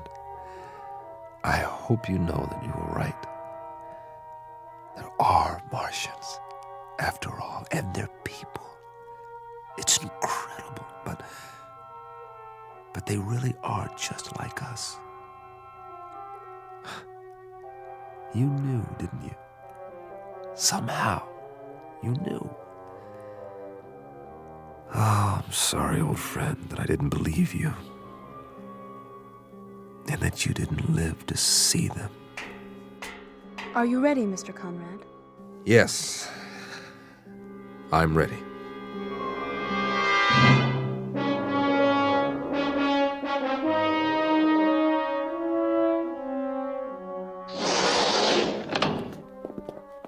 I hope this will do.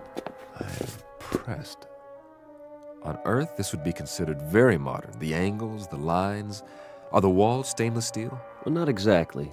Something like it. Would this be considered a typical house here? In a sense, it would be the equivalent of an apartment, I believe you call it. Except that there's no furniture. I don't believe it. Everything is built into the walls. What's the power source? Not electricity, surely. It's a simple principle, really. You'll hear all about it. About everything. But we promised you food. Your table and chair. From the ceiling. That's brilliant. And on the table, your meal. It will taste somewhat different from what you're accustomed to, but I trust you'll find it agreeable. Here. Thank you so much. All of you. You know, I am hungry. Very hungry. Please sit down, Mr. Conrad, and eat.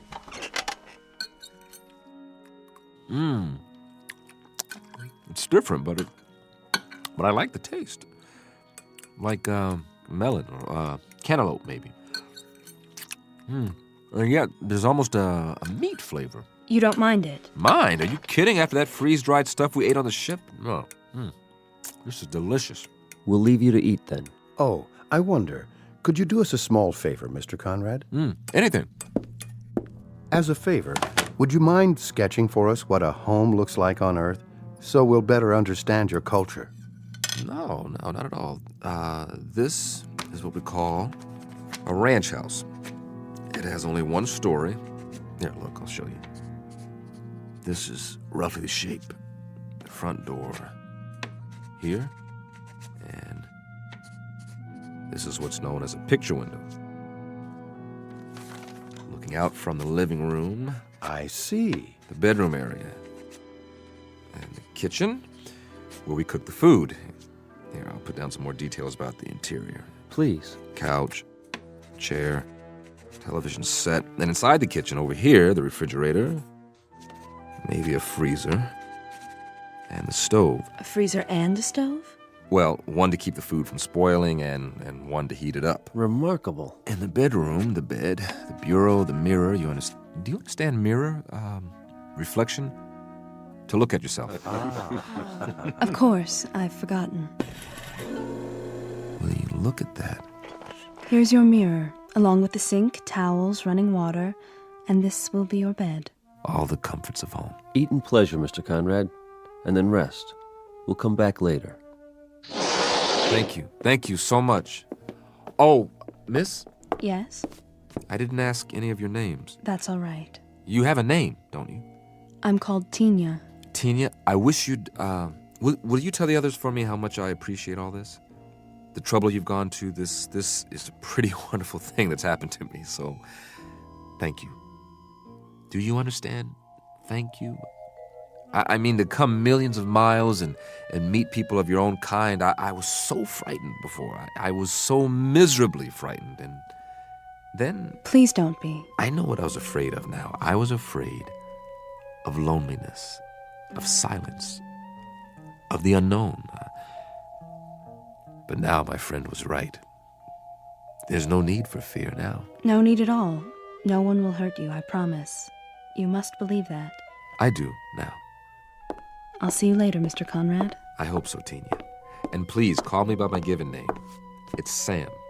Goodbye, Sam.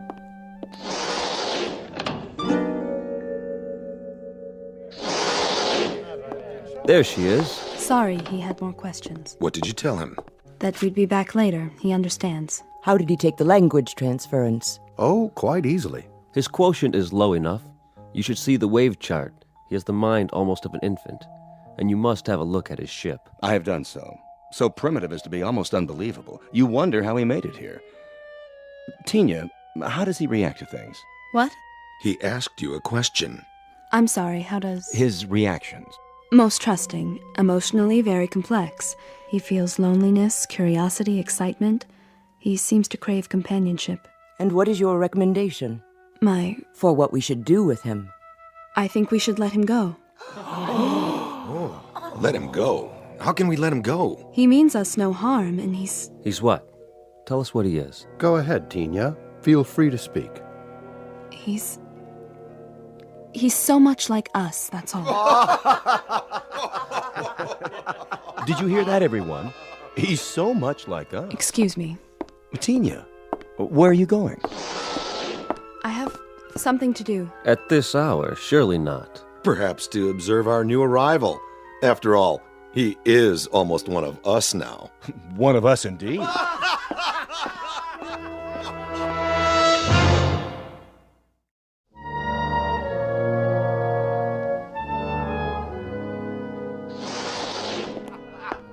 Tina? Is that you? Yes, Mr. Conrad. I was just... What's the joke? Oh, something one of my friends said. Oh, what was it? Something humorous, that's all. At least he thought so. Won't you come in? I wouldn't want to disturb you. Not much chance of that. I'm too wound up. This is all a bit much to grasp at one time. You must have a great many questions. Perhaps you can answer a few of them. If you don't mind, that is. Won't you sit down? Well, maybe for just a minute. Have a seat. The couch is quite comfortable, thanks to you. Mr. Conrad, there's something you should know. Oh, that's an understatement. Where do we start? I don't quite know how to put this, but... Wait, I'm not a very good host. After all, you and your people have been so gracious, seeing to my every need. Is there anything you'd like? I assume there are refreshments. I don't suppose you people know what a drink is. In the cabinet, you'll find several varieties of beverages. Yeah? I hope they're to your satisfaction. Let's just have a look. Do you mind? Be my guest. I don't believe it! This is a 25-year-old single malt. Where did you get it? We manufactured it, you might say, to suit your taste. But how could you know what my taste is? We retrieved it from your memories, telepathically, to use your word. You were very specific in your recollections. May I ask what it is like? You mean you've never had Scotch whiskey before? Well, young lady, you are in for a treat. Here, I'll pour us both one. I'm not sure that's a good idea. You're right, it's not. It's a great idea.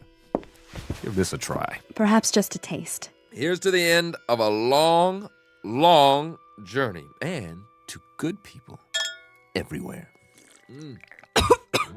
It's a strange taste. It's so sharp. Oh, I should have told you to sip it.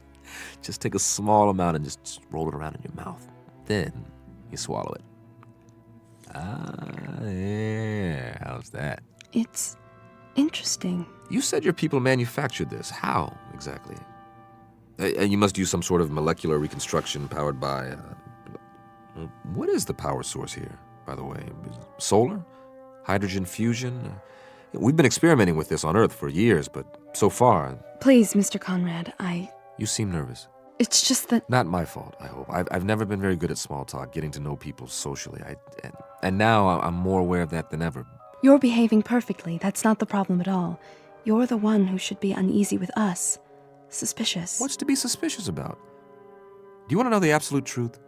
This experience, meeting all of you, it's lifted a burden off my chest. All this time, not knowing what to expect. But you're so kind. so understanding. You take it all in stride. A visitor from another planet, I mean, am I... The first? No, I can't say that you are. I should have known. You accepted me so easily.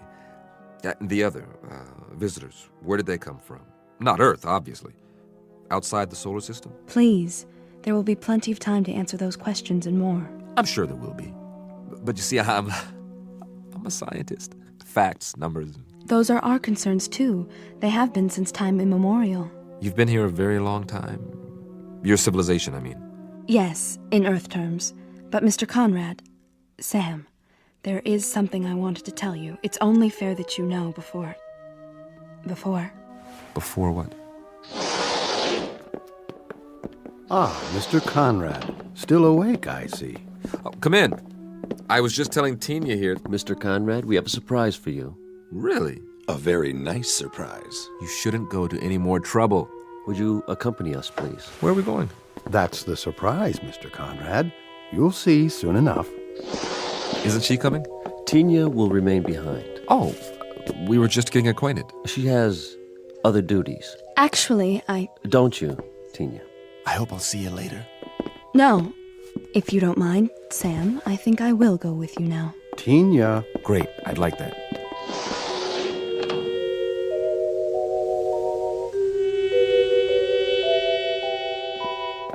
Quite a complex you have here.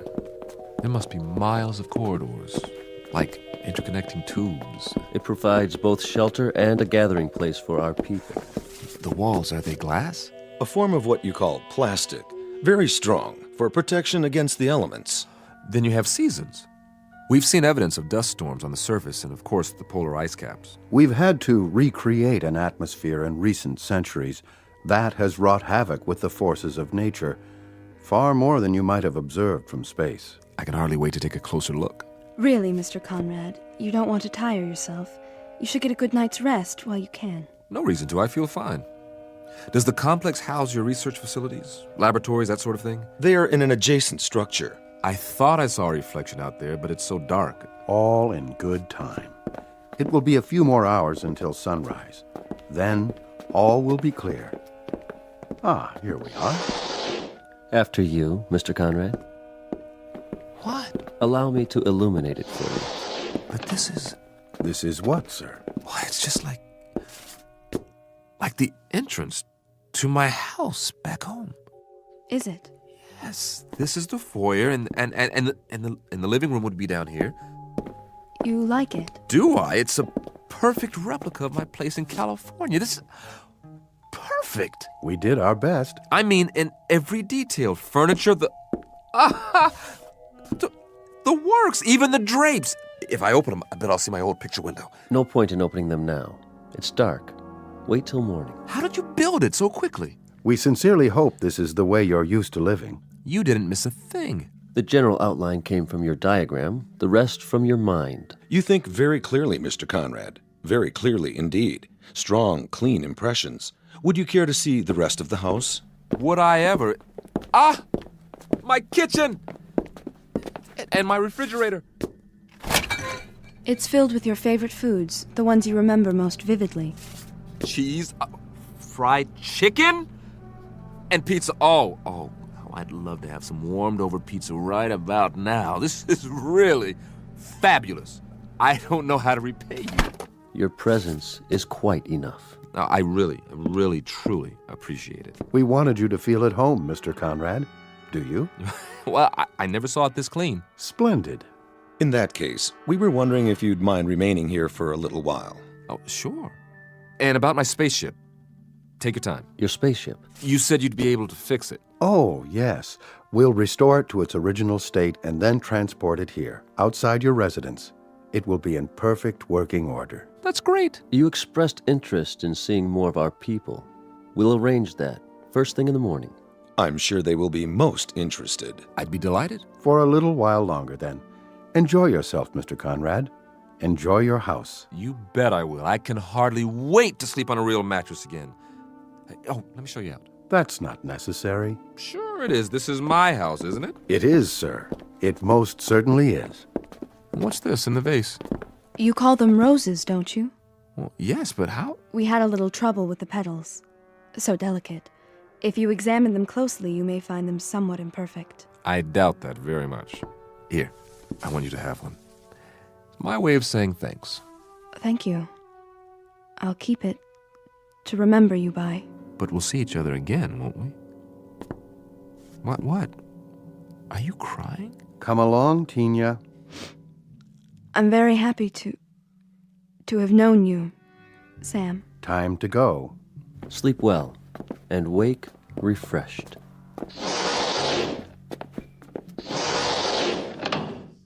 Man, this is too much.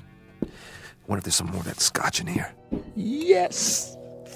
Well, all I can say is if this is an illusion, it's one a guy can live with. This is the best scotch I've ever tasted. I think I'll just sit down here, put my feet up. This is the greatest. Absolutely the greatest.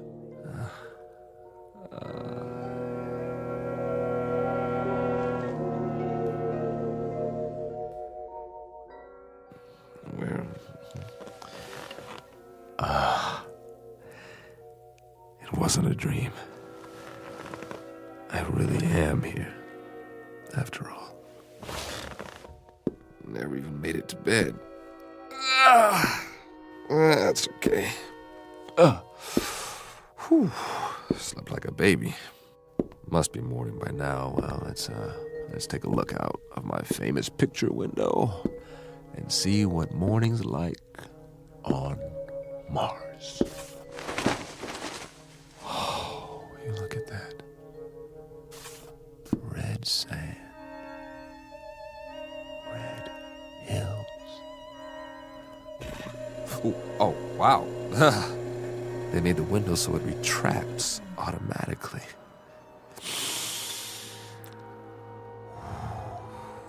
Smell that. Oh, real honest to goodness air. I gotta get outside. Come on. What's the matter with this door? Wait a minute. What's that? Sounds like some kind of vehicle. Hey! Hey, everybody! I bring you greetings from Earth! Hey, what are these bars for?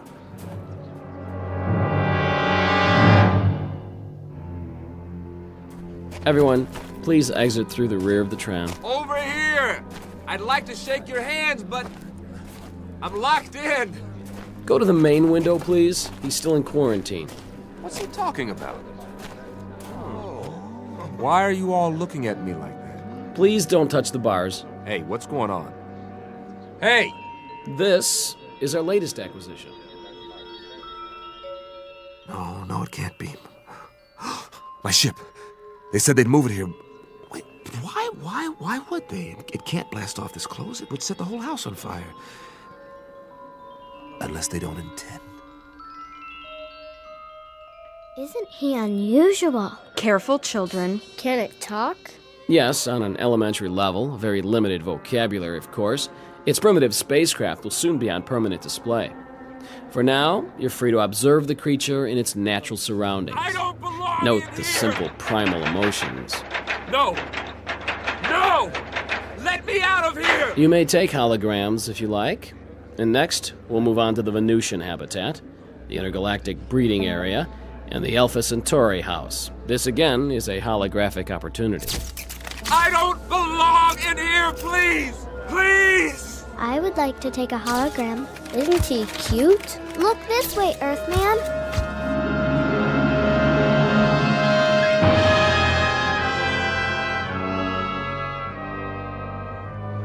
You were right, Marcus. You were right. People, they are the same. No matter where you go, they are always the same. It's a zoo. A zoo.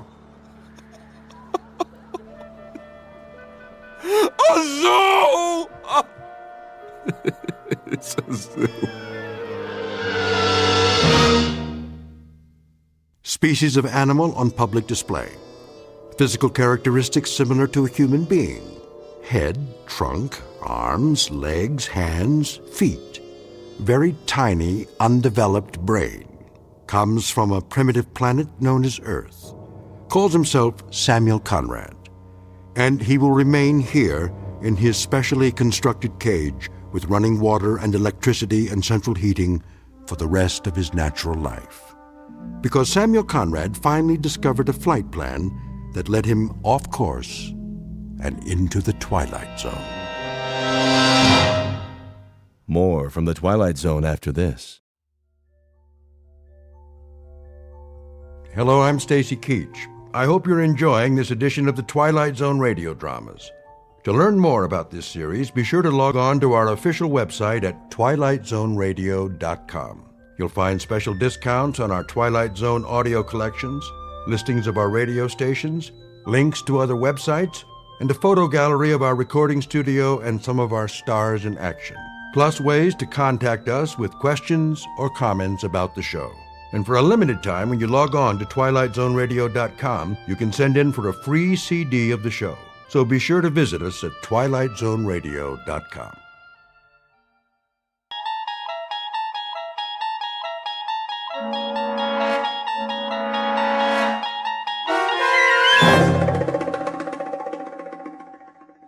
The Mighty Casey, starring Paul Dooley, with Stacy Keach as your narrator, was adapted for radio by Dennis Etchison and written for The Twilight Zone by Rod Serling. Heard in the cast were Christian Stolte, Joby Cerny, Jeff Lupetin, Alex Sopener, Kurt Nabig, Derek Purcell, Roger Mueller, Elizabeth Lido, Carl Amari, Jason Mallow, Doug James, and Vince Amari. This copyrighted radio series is produced and directed by Carl Amari for Falcon Picture Group. Doug James speaking.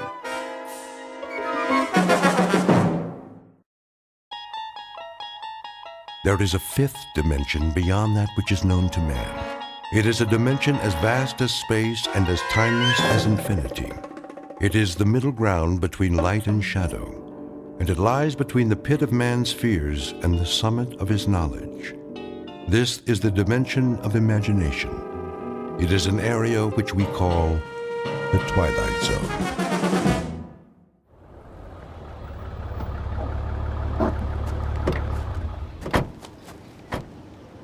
Okay, Pete, let's mark it off. Starting where? The dugout. Run a chalk line in front of the fence all the way to the gate so they can bulldoze it flat. Wait, what's the dugout? Where the team would wait. They'd sit on the bench, shoot the bull. Sometimes McGarry'd chew 'em out but good. Oh, I know what a dugout is. But why'd you call it that? I don't see any bench. Not now, you don't. Used to be right over there, under the bleachers. Near home plate. Okay, I get it. This place used to be a ballpark. Of course, that was before my time. Yeah, I'll bet it was. I always thought this was a track for motocross and monster trucks. My old man used to take me before it was a swap meet, I mean. That right. There was this one truck, the Grave Digger. Oh, man, you should have seen it. Big old tires, roll right over anything. How old are you, kid? Me, 22. 22? I was out of high school before you were born. You know what? You really missed a lot. Yeah, Pops, back in the day. Hey, you ever see the monster trucks? Afraid I missed that. Ever see the Zephyrs? The what? Only the greatest ball club there ever was. Sure. That's why I never heard of them. Yeah, World Series champs, huh? They could have been. Let me tell you. And they almost did. 1 year in particular. We better get back to work, Corrigan. Wait a while, kid. I want to tell you a story. You bring your lunch? Sure, I brought it in the truck. Then let's take a load off. Good time for a break. It's okay by me.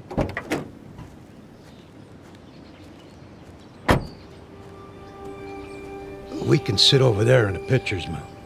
Of course, you can't see it anymore, but it was there. Fletch was the regular pitcher. He was a nice guy, but he had an arm like an old lady. Then one day out of the blue, Oh, you're not gonna believe this. Oh, one day what? Well, it was, must have been July. Yeah, that's it.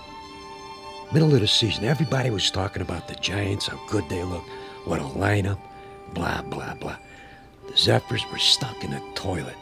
Then one day, McGarry, that was the manager, he called for open tryouts. Why not? Couldn't be any worse than what we had. That was when he came along. Didn't look like much. But when he wound up, man, what an arm. Who? I'm getting to it. Better start at the beginning. It was a hot one that year. No rain, the sun beating down.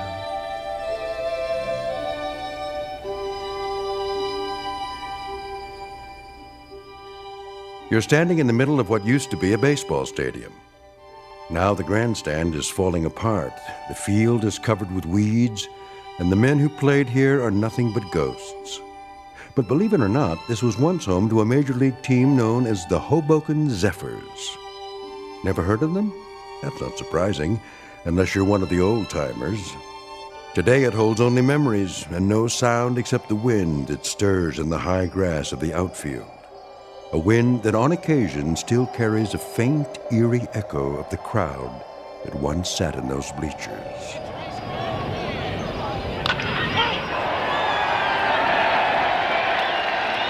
We're about to travel back in time to a day when the Hoboken Zephyrs were still a part of the National League, and this mausoleum of memories was an honest-to-Pete attraction. But since it's strictly a story of make-believe, we must begin this way. Once upon a time, in New Jersey, a most unusual event happened on the way to the ballpark. In a moment, you'll meet the cause of that event, a left-hander named Casey. Not the most original of monikers, but that's what he was called. So sit back, grab a hot dog and a bag of peanuts, and get ready for the playoffs. Because this particular broadcast is brought to you live from the Twilight Zone.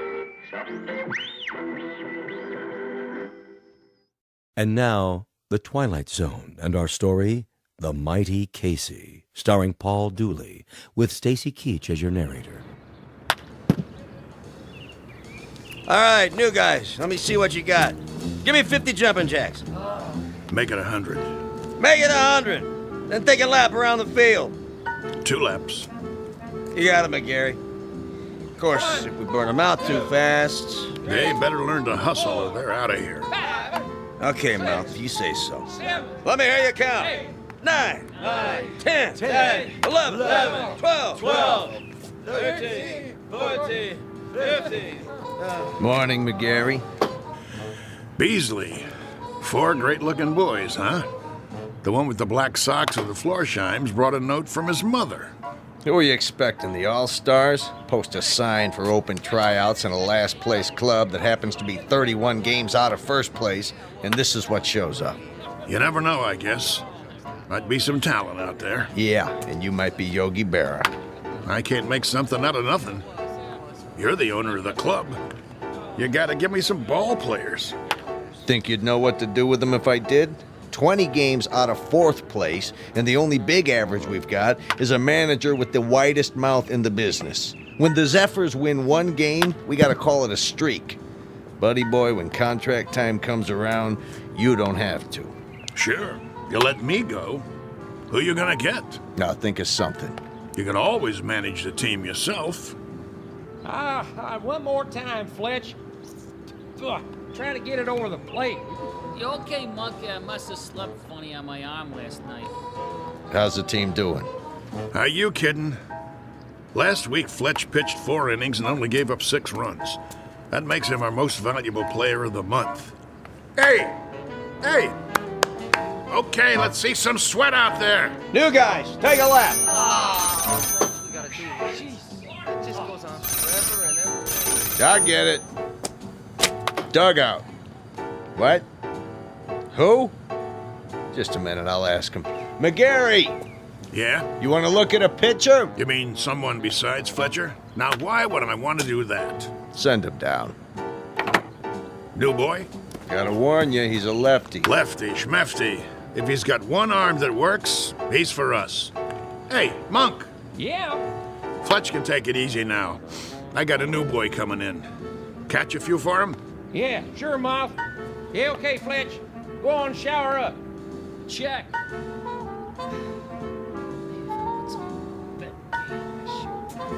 One more lap, let's go. You got the lineup for tonight? I'm working on it. Who's the starting pitcher? I don't know yet. You don't know? Have to see how it goes. Whoever's hot gets a shot. Make that lukewarm. Oh, my. Chavez, that's enough with the laps.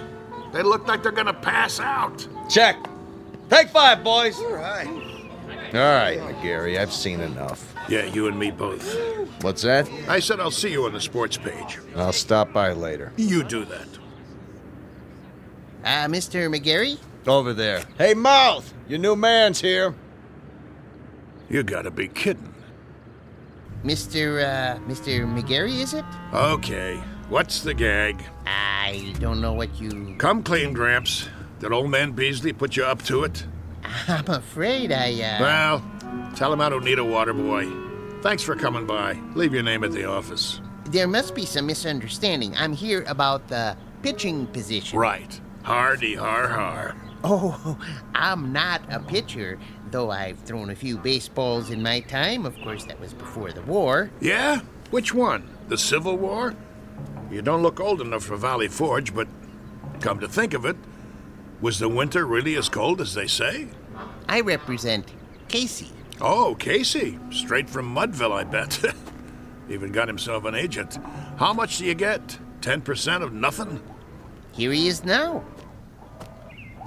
Him? What is he? 115 pounds soaking wet? Listen, no offense, but if a wind comes up, those ears will start flapping and he'll take off like Dumbo. Say hello, Casey. Nice one, Miller. Oh, pleased to meet you. Hey, watch out. I said watch out, the ball's coming down. Step aside, Casey. Now, boy. I said... Ooh. Ow! Right on the old bean. That must have hurt.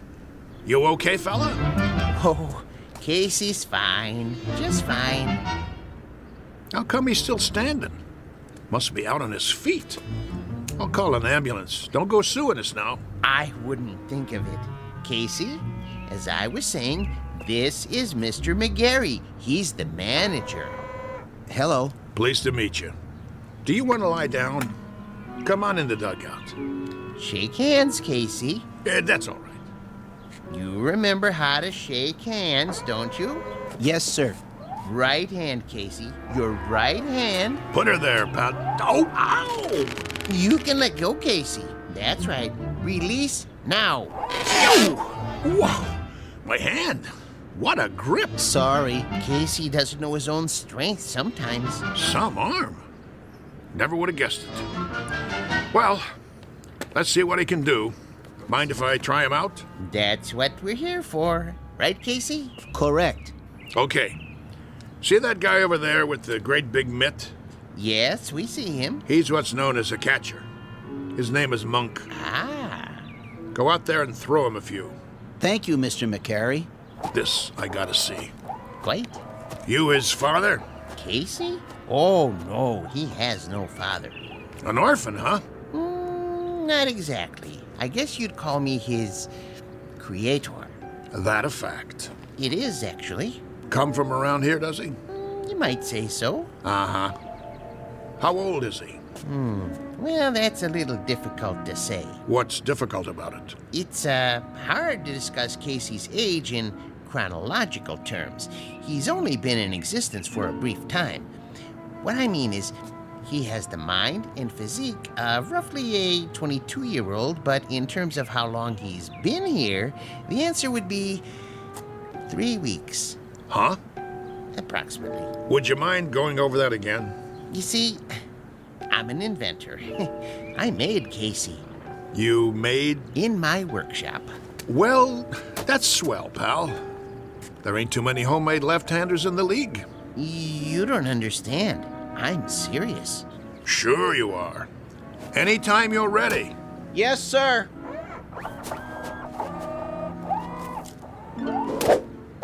Oh, jeez Louise. That's his fastball. Try a curve now, Casey.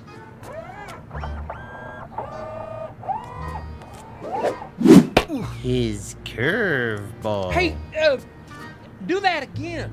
If you like.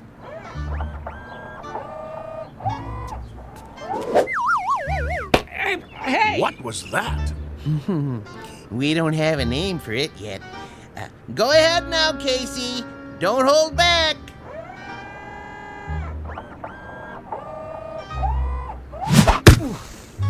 Oh, pah, enough already. Something wrong? Wrong? What, you see him? That kid, he picks up where Feller left off. He's got a fastball almost went through my glove. And a curve, and a hook, and a knuckler, or whatever you want to call it. He got control like he uses radar. Oh, it's the best pitcher I ever caught in my life. Thanks, Monk. That's enough for today. I swear, I never seen anything like it. He don't even pitch like a human being. Precisely. Well, he's still rough, Gramps. He's plenty rough, but I might give him a try. If he can do the same thing when there's a game on. Oh, he can do it. Consistency's not a problem. He's a robot, you know. Yeah, don't say that. Don't ever say the word R-O-B-O-T-T around here. We'll just keep that one between us, okay? Did you like my pitching, Mr. McGarry? You might have a little potential, Casey, like I told Mr. Stillman here. Professor. The Professor Stillman. You're awful rough around the edges, but I think maybe we could give you a shot. I like to help young ball players. Now you go on into the locker room and find a uniform that fits. He can wear a uniform, can he? Anything you like. Then go and change and come back, and we'll discuss a little contract. Just the three of us. That seems fair. Very kind of you, Mr. McGarry. Don't mention it. Go on now. Say thank you, Casey. Thank you, Casey. Thank you, sir. Come along. You're going to be a real baseball player now, just like I promised you. Isn't that wonderful? Yes. Wonderful.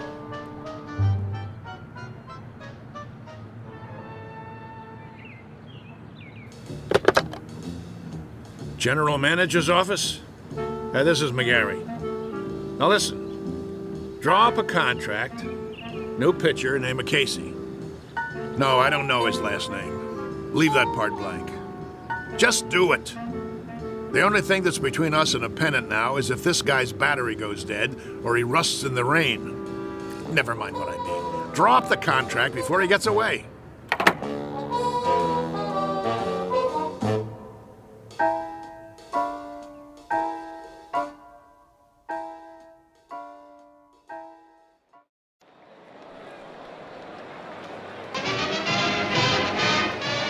And ready in 3, 2.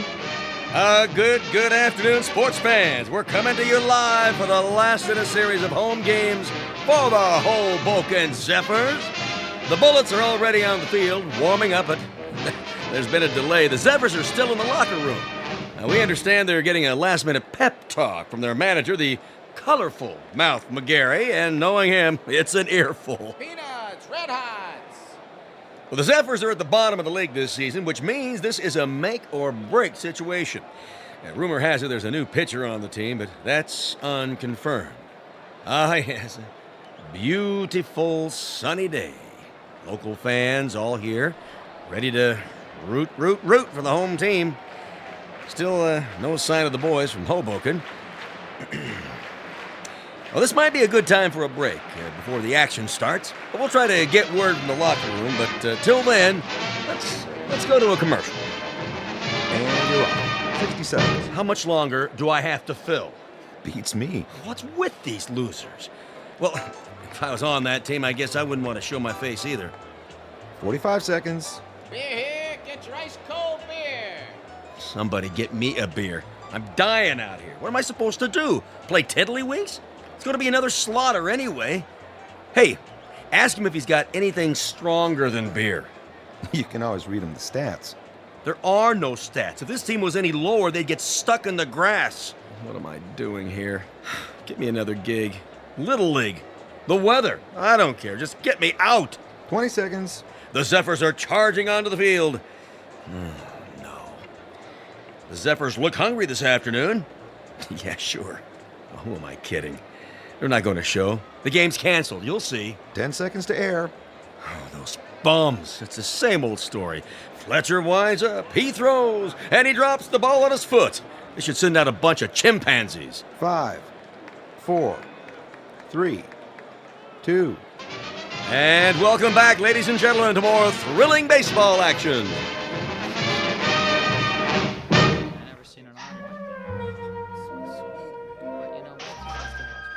All right, you got the signals down now, kid?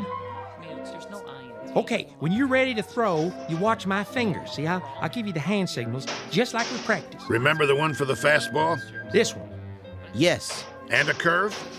Show him the one for a curveball. Yes, right here. Well, what are we waiting for, Mom? This ain't a training session. This is for real. You're telling me? All right, kid.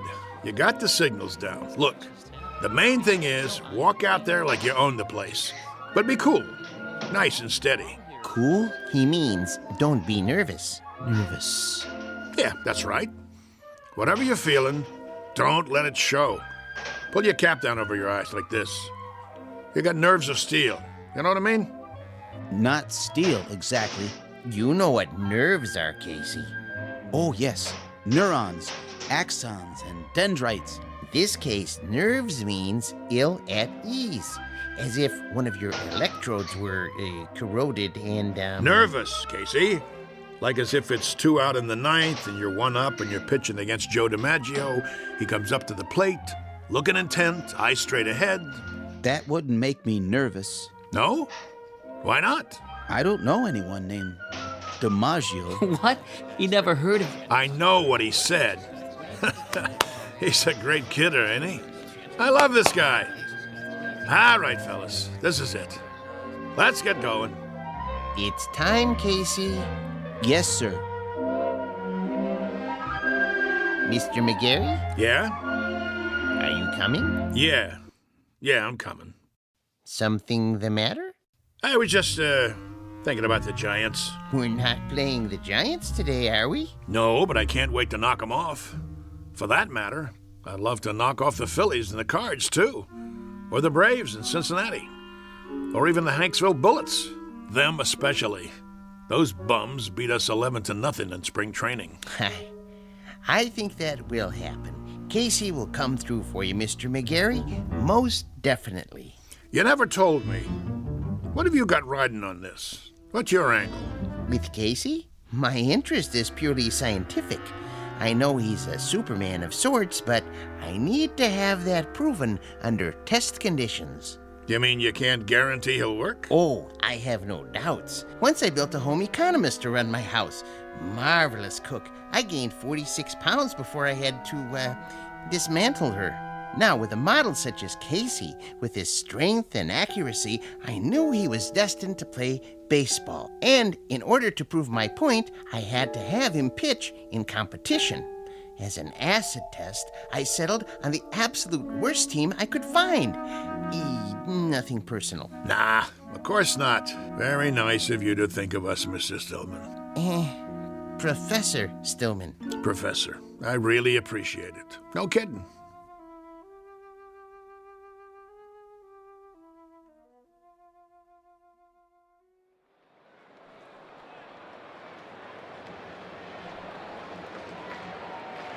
You can feel excitement in the air as the Zephyrs take to the field. Hey, you bums, do something. The pressure's on the home team, tensions are high, and there's a groundswell of support as this new pitcher approaches the mound. Well, it's do or die today. Fletcher's on the bench, and the new man, the only name I have is Casey, and frankly, he doesn't look like much. But his metal's about to be tested. To coin a phrase. Go home, kid. Your mother's calling you. The umpire signals for the start of the game. Hey, ball! The ball is whipped around the infield, and now the second baseman is hand-carrying it over to Casey. He rubs it off on his jersey and hands it to him. The pitcher is, yes, he finally takes it. He turns to face the batter, waiting for a signal.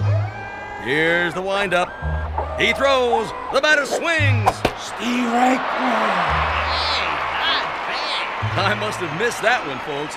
It looks like the batter missed it, too. He went over the plate so fast, he swung a full 360. Good gravy, was that a fastball? Lucky pitch. Let me see you do that again. Take your best shot. Second pitch. Here's the windup. Whoa, Nelly! Halloran tries to take a bite out of it and misses. He's off his feet. Looks like he threw his back out, twisted around like a pretzel. Good golly, Miss Molly, we got ourselves a pitching machine.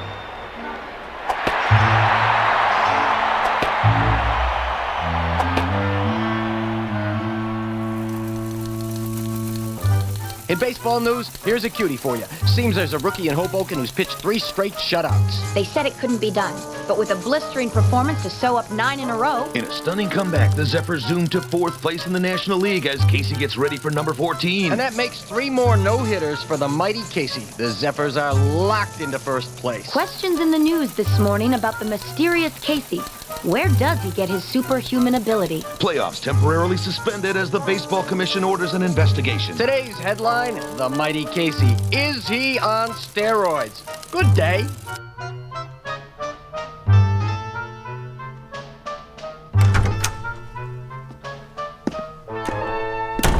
All right, Casey, just relax. What do you mean? He's relaxed. Let's get this over with, Doc. I'm going to sit down in front of you and strike your knee with this little rubber hammer. Why? It's a test, Casey. Nothing to get shook about. You mean shaken? Here we go. Casey, watch where you're kicking. Well, I'd say his reflexes are 100%. That it, Doctor? Not quite, Mr. Beasley. Just let me check his pulse and do a blood test. Oh, no. What's the matter? If Casey doesn't pass his physical, there goes the pennant. There goes the series. There goes my career. But why are you worried? He doesn't take anything illegal, does he? Absolutely not. You may rely on it. Then... there's something I haven't told you, Beasley. What? Now to take your pulse. Hey, Doc, you really need to do that? Oh, a mere formality. He seems to be in A1 shape. Absolute perfection, if I do say so. Quiet for a moment, gentlemen, while I listen through the stethoscope. Oh, boy. Here it comes. Breathe, please. Once more. What's wrong? Nothing. Not a thing. Everything sounds fine. It's just that... Out with it. What? This man doesn't have a pulse. No heartbeat either. Try again. I already have. This man isn't alive. He can't be. That's pretty funny, Doc. Okay, go ahead and draw your blood sample. We gotta get Casey cleared for the rest of the season. I'm afraid that won't be possible. Why don't you wait out in the hall, Stillman? You're starting to get on my nerves. Nerves make up the neurological system in the human body. When a small electrical charge passes from one to another... Enough already. Mr. McGarry, it'll have to come out now. There's no way to avoid it, Doctor. What's this all about, Mouth? Beasley, you ain't gonna like this, but see, I didn't have a choice. It was Casey or nothing. Are you trying to put something over on me? Ah, what a pitcher he was. The only ball player I ever had on the team who didn't eat nothing. Not even a hot dog. Doctor. Is there a problem? I think you should know something before you go any further. Go ahead. Give it to him. Casey doesn't have any pulse or heartbeat because he doesn't have any heart. How's that? He's a robot. A what? You heard the man. A robot, or if you prefer, an android made from lifelike materials to resemble a human being. Are you sure? Oh, I should be. I built him. And he's been pitching for the Hoboken Zephyrs? Doctor, this is the first I've heard of it. Well, under the circumstances, I have no choice but to notify the baseball commissioner. Move over, Casey. I don't feel so good. Doc, you got anything for a splitting headache?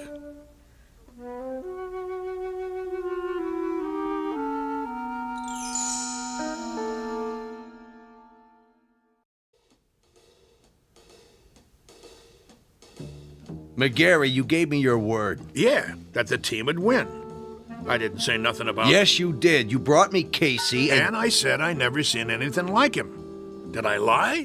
Not as such, but you can't run roughshod over the rules. I'm holding you in breach of contract. Me? What did I do? I got you a winner. Know how many tickets we sold? You never had such a season. All right. Knock it off, you two. I'm the commissioner, and I say he's suspended. That's final. On what grounds? He didn't take no illegal substances. He doesn't have to. Everything about him is illegal, from the top of his head to the cleats on his shoes. He's a machine. So? Article 6, Section 2 of the Baseball Code, I quote, "A team should consist of 9 men." End quote. Men, understand? Not robots, or vacuum cleaners, or mix-masters. Commissioner, perhaps there's another way of looking at this. For all intents and purposes, he is human. Casey, would you mind saying a few words? Tell us about yourself. Where should I begin? At the beginning, of course. Yeah, where was he born? All men are born, not to assemble in a machine shop. Go ahead, Casey. What state? I was born in a state of ignorance. There you go. My point exactly. Well, he can talk, can't he? He talks as good as me. That means he's got to be alive. I wouldn't count on it. But he is not human. Easy for you to say. How human do you want him? He's got arms, legs, a face. And ears. But no heart. He doesn't even own one. How can he be human without a heart? Beasley don't have a heart either. He owns 40% of the ball club. That's it, gentlemen. He doesn't have a heart. Ergo, he isn't human. And that's a violation of the baseball code. Therefore, he doesn't play. Mr. Commissioner, suppose this, just for the sake of argument. Supposing I gave him a heart. You gave him? Where will you get one? At the local parts store? Hear me out.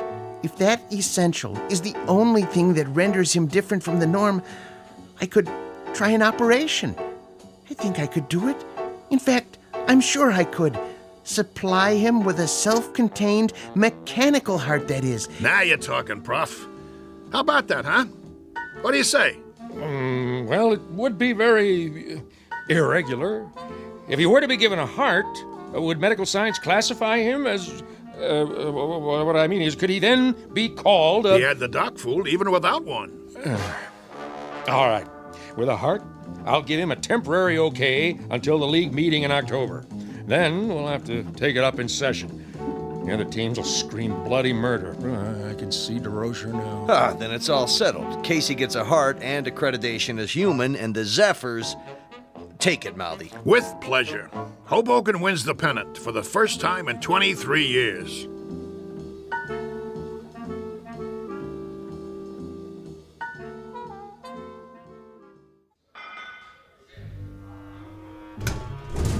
So, where's Casey? Search me. He's supposed to be here. Yeah, well, thank you very much, operator. Well, how's Casey? Is he coming? I don't know. What do you mean you don't know?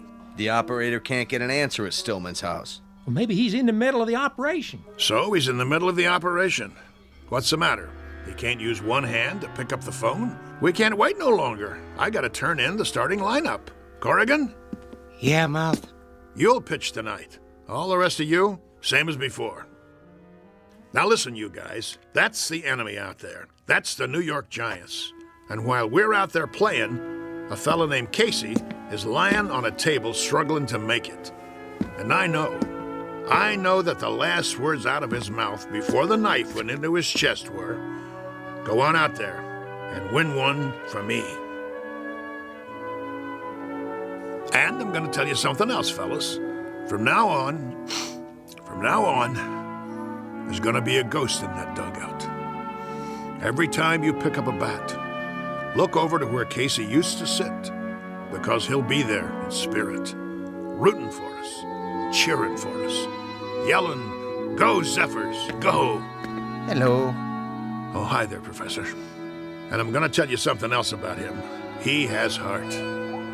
Not a real heart, maybe, but that guy was lying there with a great big hole in his chest.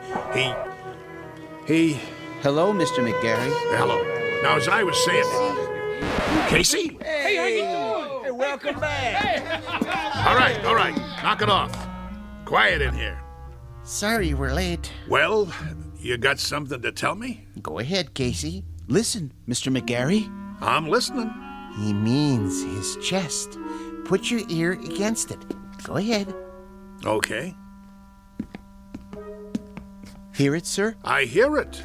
Casey, you got heart. And look at that smile on his face. That's the one thing I could never get him to do. Smile. How do you feel, boy? I feel, well, frankly, I feel wonderful. Just wonderful. I feel togetherness with everybody. Then let's go team. Yeah. Casey starts tonight. The new Casey. Now let's get out there and show him what we're made of.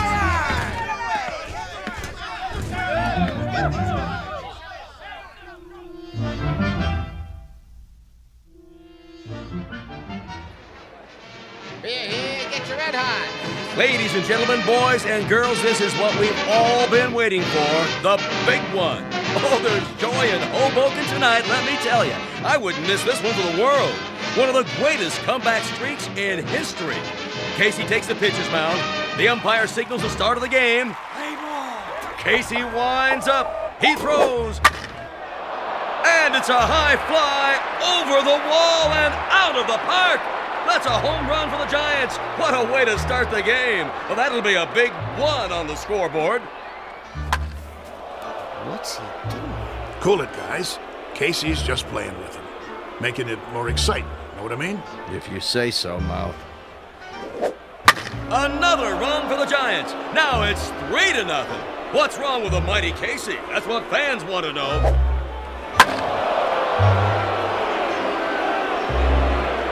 And it's all over. A shutout for the Giants. Looks like Casey's streak is history.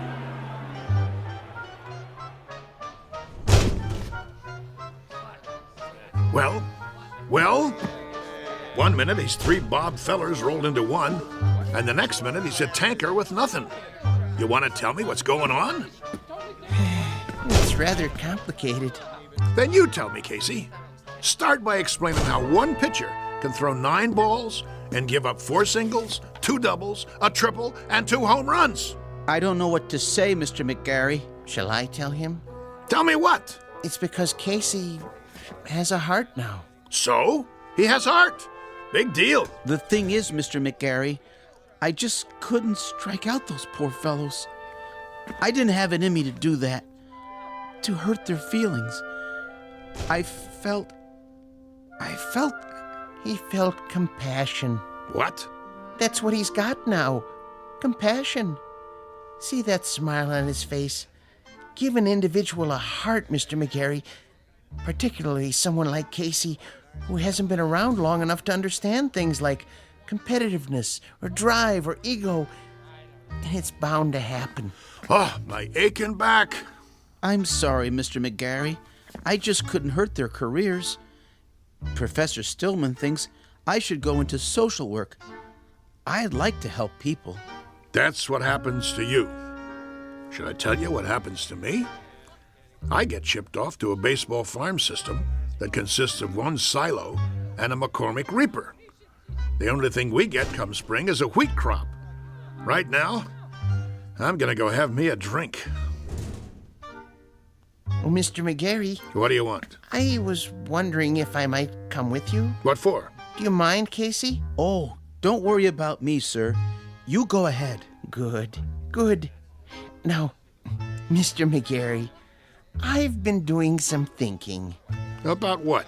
The characteristics necessary to make a great baseball player. I figured out the mechanism for hooks and curves and sliders, and I think Casey is the perfect height. But when it comes to temperament, motivation, attitude, that sort of thing, there may be a better way. Such as? I might be persuaded to build another model, new and improved, who would work out even better. I could have him ready, say, for next year's spring training. Who's gonna pay for it? Oh, I've got the funding, don't worry. But I thought if we could go over the plans together. What do you got in mind? Let me draw you a picture.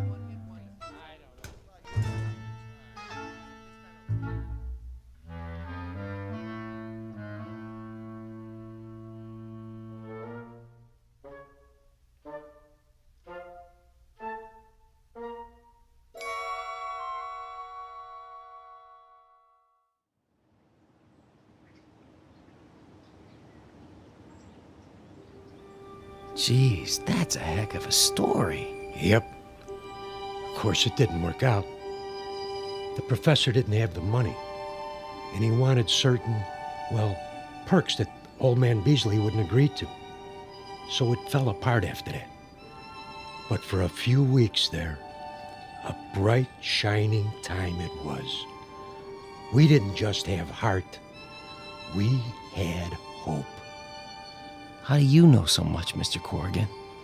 Because I used to play with him when there still was a team called the Zephyrs. No kidding. Come on, we better get back to work. You finish your lunch? Yeah. Then let's go. They're gonna flatten this place to the ground tomorrow. We gotta get it marked off. I guess so.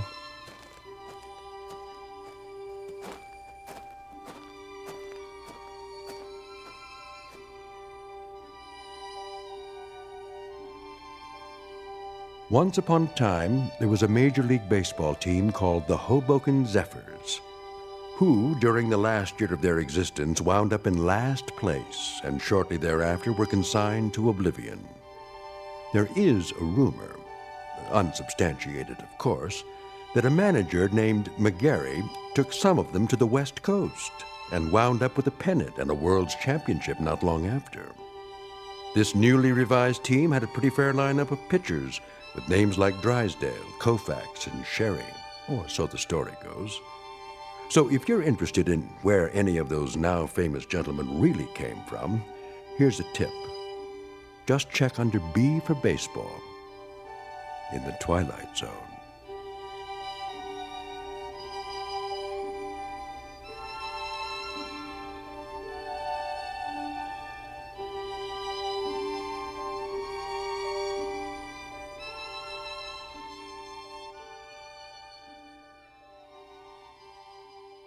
We'll return to the Twilight Zone in just a moment.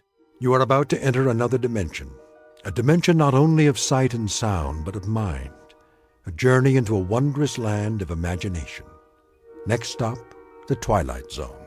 Hi, this is Stacy Keach. I'd like to take a moment to tell you about our Twilight Zone website at twilightzoneradio.com.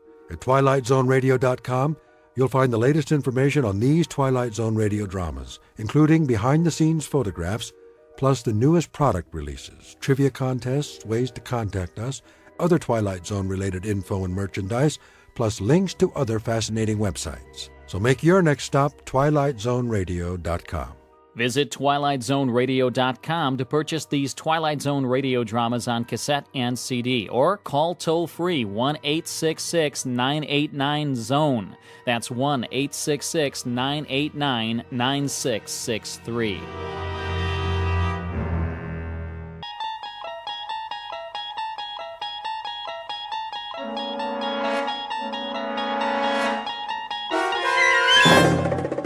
You're traveling through another dimension, a dimension not only of sight and sound, but of mind, a journey into a wondrous land whose boundaries are those of imagination. Your next stop, the Twilight Zone.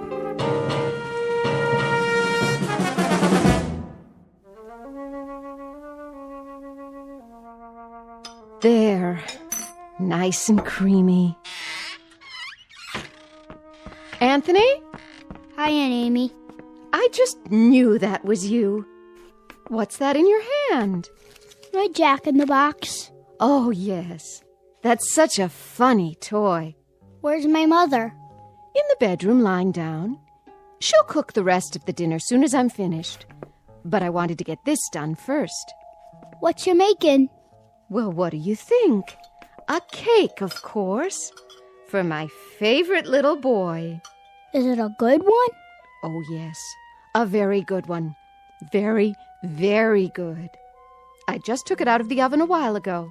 Chocolate on the inside with little yellow swirls? What else? I know what my Anthony wants.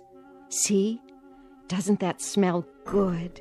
Where's the frosting? Right here in the bowl. It's chocolate, too. I blended in a lot of butter to make sure it's smooth. 100 times. By hand.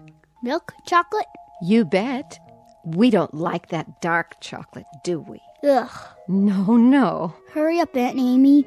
Don't you worry, it'll be ready in a jiffy. Put the frosting on. Plenty of time for that. Besides, we have to let the cake cool first. Put it on, now. Oh, I know what you want. You want to lick the bowl. Well, you'll just have to wait. I don't want to wait. Be a good boy now.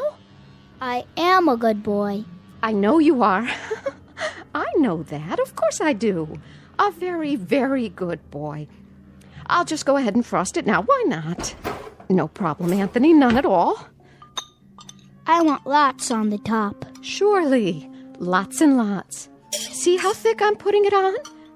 Swirls of chocolate butter frosting, and all of it for my favorite nephew. There. Some more around the sides. We don't want to forget the sides, do we, Anthony? The sides are good, too. So good. Anthony, stop that. Get your finger out of the bowl. Ow!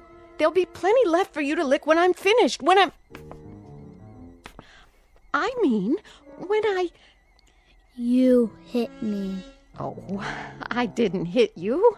I barely touched your hand. You're a big boy, aren't you? That hurt. Why, it didn't.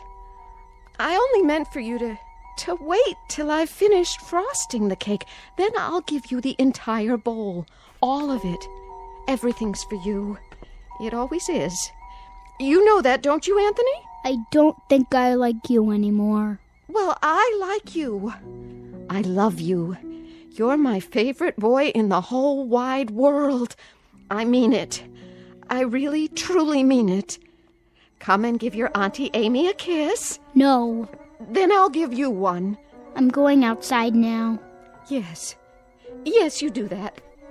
Go outside and play. Playing is good. Here, take the bowl with you. Anthony? Anthony, come back! Don't you want your frosting? You can have the whole bowl. Everything all right? Oh, Anthony. Nice day, isn't it, Amy? Very nice. Something the matter?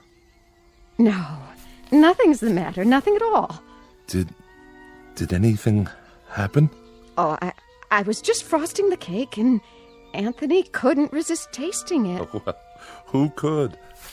I used to love frosting when I was his age. Didn't you? It's good, isn't it? So good. Why wait? We can go ahead and have the cake now if Anthony wants. It's perfectly fine with me. Now, Amy, why don't you apologize to the boy? You can do that, can't you? Anthony, I'm sorry. Come on back, boy. Anthony, please. Anthony.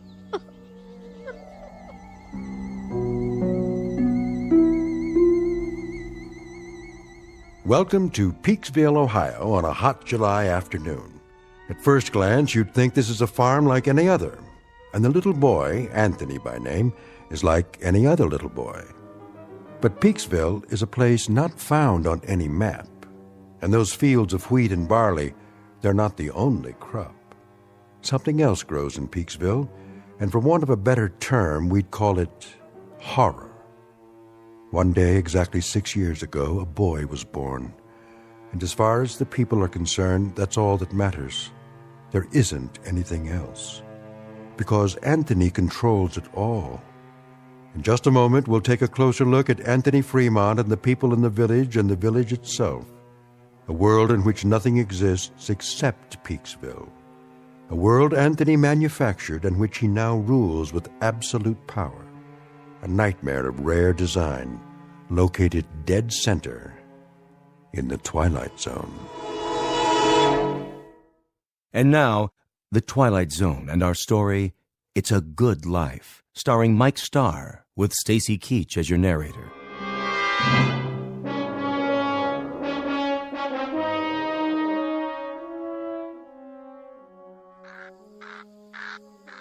I'll see he gets it, Amy.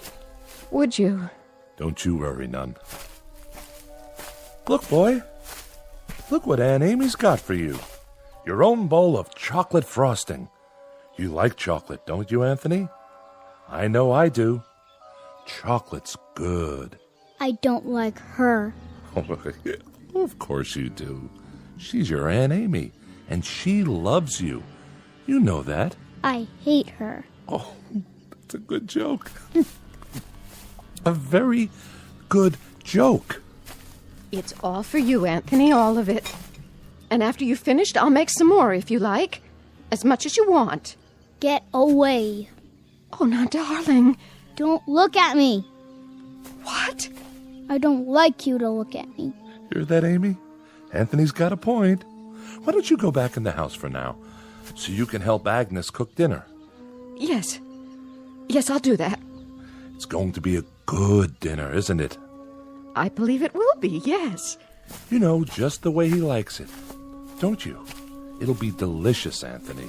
You'll see. I told you, don't look at me. She's not... I'll make it so she can't look at me. So she can't look at anything ever again. Watch your step there, Amy. I can't see. What do you mean? Sure you can. That would be some joke. Just go on inside. The light. That's all I can see. The sun. It's so bright. The sun blazing in the sky. Like white fire all around. Amy? Help me. Please. I can't see. I can't see. Help me. It's nothing, Amy. I'll help you up. Sit here in your chair. There you go. That's right. Sit and rock. You'll feel better real soon, I'm sure. It's good to rock, isn't it? Yes, it's good to sit on the porch and rock. There now.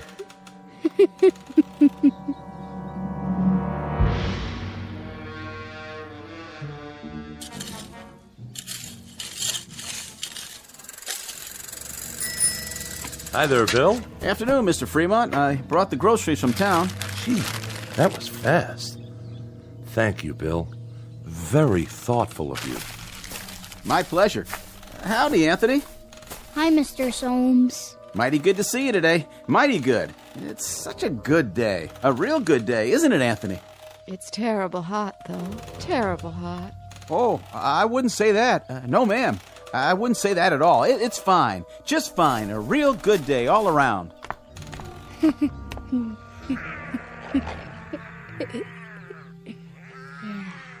What are you doing, Anthony? Playing. My, that's real good. Whatever it is. You like it? Sure do. I was just wondering, what you were doing. I made something. By golly, you did. Know what it is? Can't rightly say that I do. Take a guess. Oh, I'm not very good at guessing. Guess. Go on, Bill. You can do that, can't you? Well, now, some kind of animal, is it? It's a gopher with 3 heads. See? Oh, yeah. He's a real fine one. I ain't ever seen a gopher with 3 heads before. He's alive, huh? Must be, the way he's moving around. He was. I'll make him dead now. I'm tired of playing with him. Be dead, gopher. You be dead. Now, that's real fine, Anthony. That's real fine, what you done. Sure is. Yeah. You made him dead, all right. Look at him laying there. It's good that you done that. Real good. Tell me what it looked like. Well, it was like a regular gopher, only more interesting. Was it ugly, though? Oh, I wouldn't say that. I wouldn't either. I'll bet it was ugly. Grotesque looking. That's the way Anthony likes things. What a good joke. You'd better bury him now. Okay. Want some help? No, I'll wish him into the cornfield. You do that. Gopher, go into the cornfield. Go be in the cornfield. Well, what do you know? Ain't that something? What are you doing here anyway? Me? What do you mean, Anthony? I'm delivering the groceries. What do you think? Go ahead and do it then. Why, sure. I'm the delivery man. That's me. You better. You don't want me to wish you did, do you?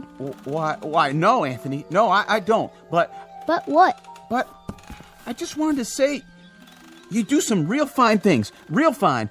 You're a good boy. We all love you. Don't we, Miss Amy? Don't we just love Anthony? Oh, yes.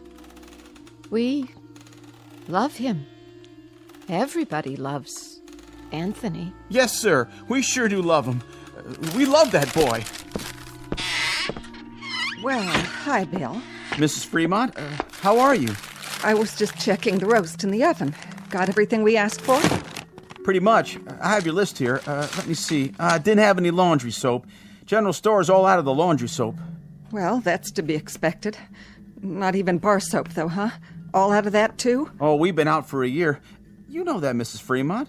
We ain't had no bar soap for over a year, so I guess nobody has to wash their hands or behind their ears anymore. That's right, Bill. That's exactly right. I got a couple of cans of soup in there. That's nice, huh? Didn't even know we had them on the shelf. And I remembered Anthony loves tomato soup, doesn't he? So I brought that. How thoughtful. You'll tell him, won't you, Mrs. Fremont? Tell him I brought the tomato soup because I heard he liked it. Tell him I brought it, won't you? Why, of course I will, Bill. I'll tell him. Matter of fact, I'll tell him right now. Oh, no, Mrs. Fremont. You don't have to go to the trouble. I gotta get going anyway. I gotta get back to the store. You don't have to be frightened of him, Bill. He likes you. He told me that several times, how much he liked you. Oh, that's real nice to hear. He's a clever boy, Mrs. Fremont. That he is. About the cleverest boy I've ever seen. Know what he was doing out there? Making something, I imagine. You got it. Yesterday he made some kind of furry animal. I have never seen the likes of it, but he invented it all by himself. Had real sharp teeth, too. Long and sharp. Could have done some real damage. It tried to bite him. I was kind of hoping that it would. Mrs. Fremont. But Anthony wished it into the cornfield before it could do him any harm. I gotta be going, Mrs. Fremont. I'm real glad. I mean, it's real fine that Anthony keeps making these things. Real fine indeed. Yes, ma'am. It's great. See you tonight, won't we, Bill? Tonight? Why, sure. It's TV night tonight. Oh, yeah. Anthony's going to put pictures on the television, and we're going to have a surprise party for Dan Hollis. A real nice surprise party. I'll be there, Mrs. Fremont. You can count on me. Where? What? Nothing. Bye now, Miss Amy. Be sure to say goodbye to your nephew for me. I will.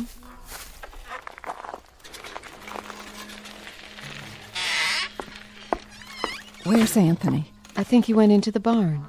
Oh. Leastways, I heard the door open. I keep telling him he shouldn't go in there, but... Amy, why, it's real nice that Anthony goes into the barn. A real good thing. But Agnes, he isn't even around now. You don't have to say that. But even so, Amy, even so, it's nice that he goes into the barn when he wants to. It's real nice. We mustn't even think anything bad about him, Amy. Do you understand? But he isn't around. Amy, dear, you know as well as I do. Sometimes he can hear what we're thinking, no matter where he is. He doesn't even have to hear it with his ears. It's like when you lost your temper. That was only for a second. 1 second. I know, but look what he did to your eyes. Now you can't even see. So you just think nice things, Amy. Real nice things about how good it is that Anthony's going into the barn to do whatever he does in there. And tonight we'll have Dan Hollis's birthday party, and we'll have a nice time. A very nice time. But it's such a hot day. I hope it cools off tonight. Oh, I wouldn't say it was hot, Amy. It's just right. It's a good day. Don't you think so, too? A real good day.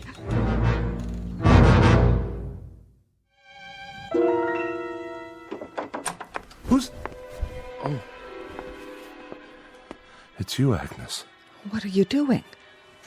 Thought I'd lie down and try to rest before dinner. Oh, that's a good idea.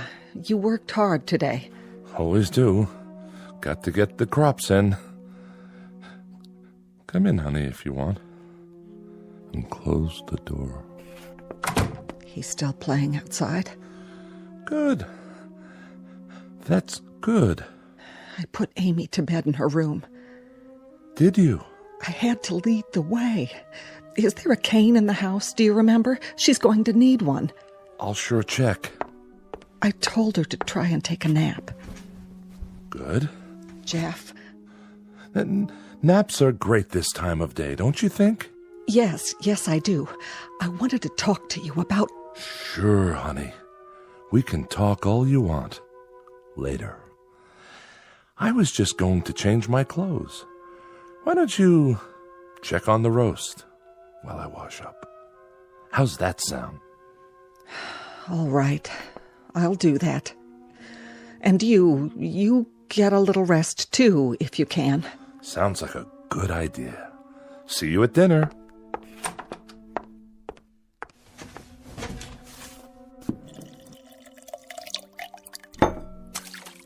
Oh.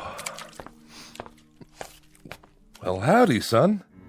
You crept up on me. You look funny. Do I? You need a towel. Well, by gosh, I sure do. I was just about to dry my face. I was looking for you a while ago.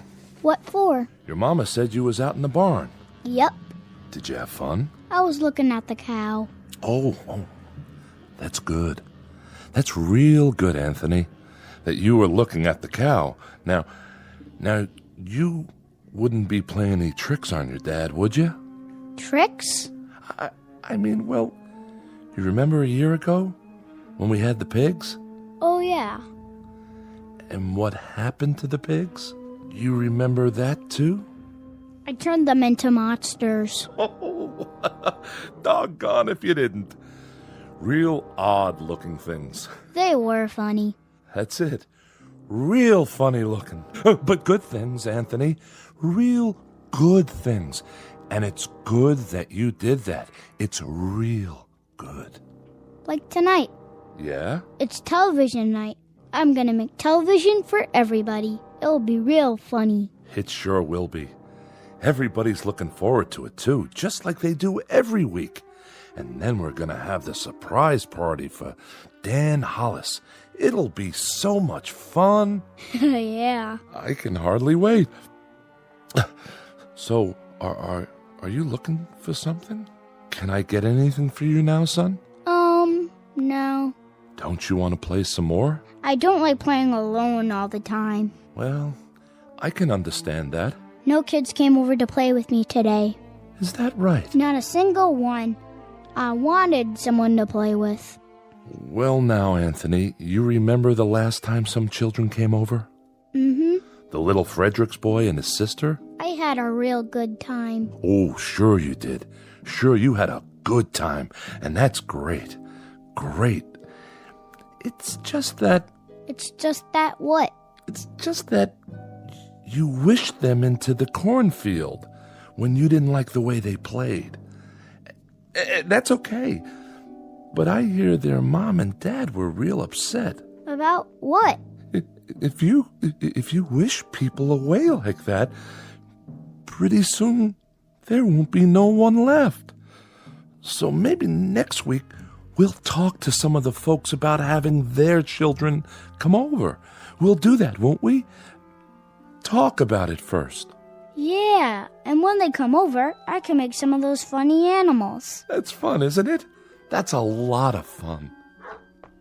That's Bill Soames' collie. Is it? Yep, that's the dog that always comes around. Yeah, that does sound like Bill Soames' dog. Not many dogs left now, Anthony. You wish them all away. I didn't like them. They didn't like me. I hate anybody who doesn't like me. But everybody loves you. They love you, son. You're everybody's favorite. I heard somebody think one time. Somebody thought I shouldn't have wished away all the automobiles and things. And the electricity. They said it wasn't good that I did that. Somebody thought it one time. Who? Who thought that? Was it Teddy Reynolds who thought that? He owned the farm up the road. Oh yeah, I remember. He shouldn't have thought those bad thoughts. That's why I made him go on fire. Sure, that was why... That dog, that collie, he doesn't like me. Oh, I don't know about that. He's a bad dog. Well, now, Anthony, did you do something to Bill Soames's dog? Guess you must have. He isn't outside anymore. I put him in the cornfield. I'm gonna go out in the yard now. Bye. No. Bill Soames's collie was out by the tree just now. I heard him barking, and then he just... Well, why Anthony done that? It was a good thing that Anthony done that, wasn't it, honey?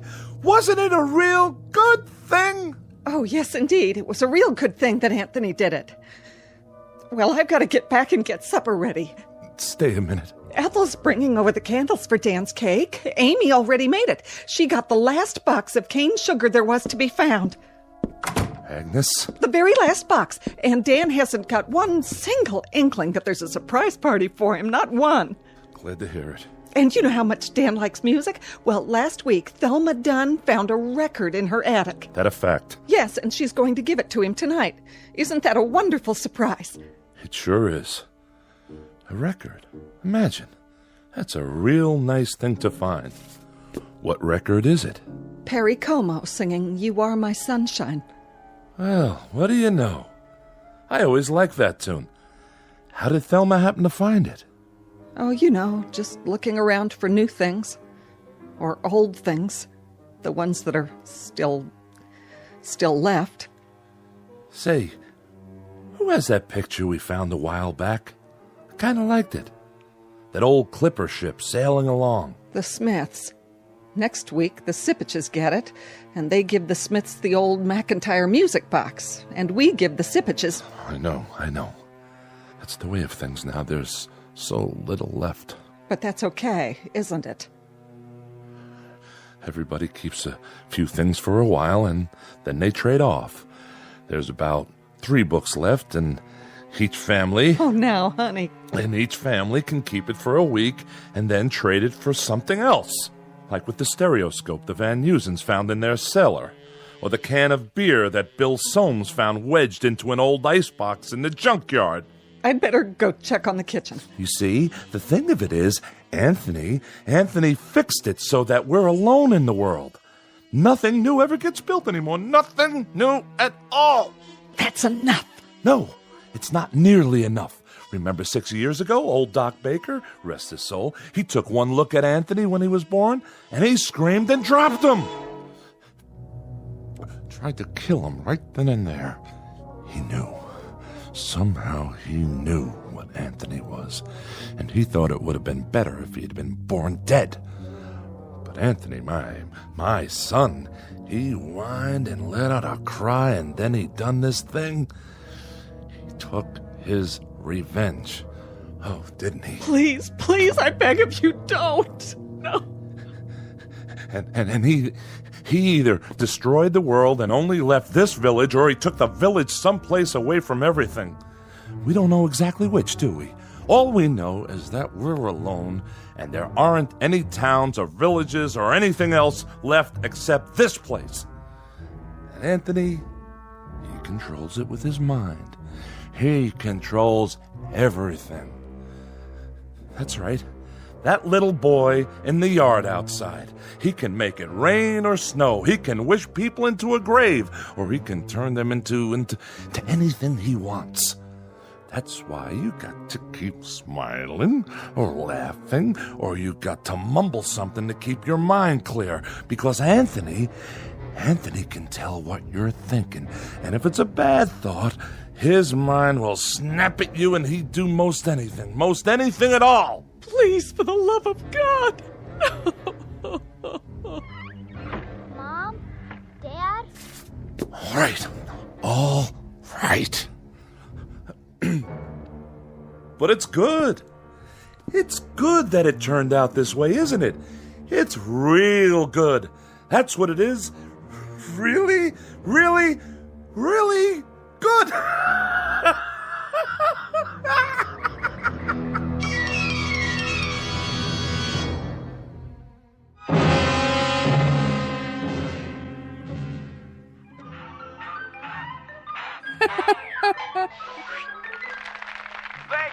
Thank you, ladies and gentlemen, and especially you kids. And now for our next act. It's time for Stupid Animal Tricks. And here's some film we thought you'd like to see. First up is Rocco the Squirrel in Crossing the Road.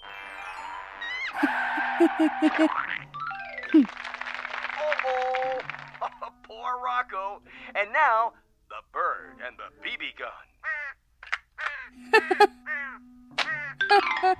Oh, my. Will you look at that? What, Ethel? It's just like cartoons, only better. And last but not least, the turtle crossing the street. Well, that's all, folks. And now, time for our next program. Welcome, horror fans, to tonight's episode of Scary Nightmares. This one's a real killer of a story. It's called Pleasant Dreams. Let's watch, shall we?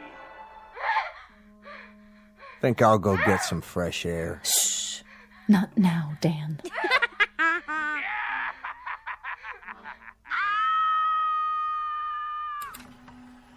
That's all the TV there is.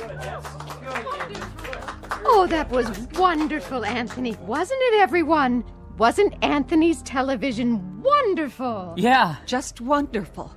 Even better than last week. Yeah, great. It was much better than the old television. Oh, the best yet. You can say that again. You'll have to come around next week. Oh, I will. I will. And now, everyone, is it time? I guess so, honey.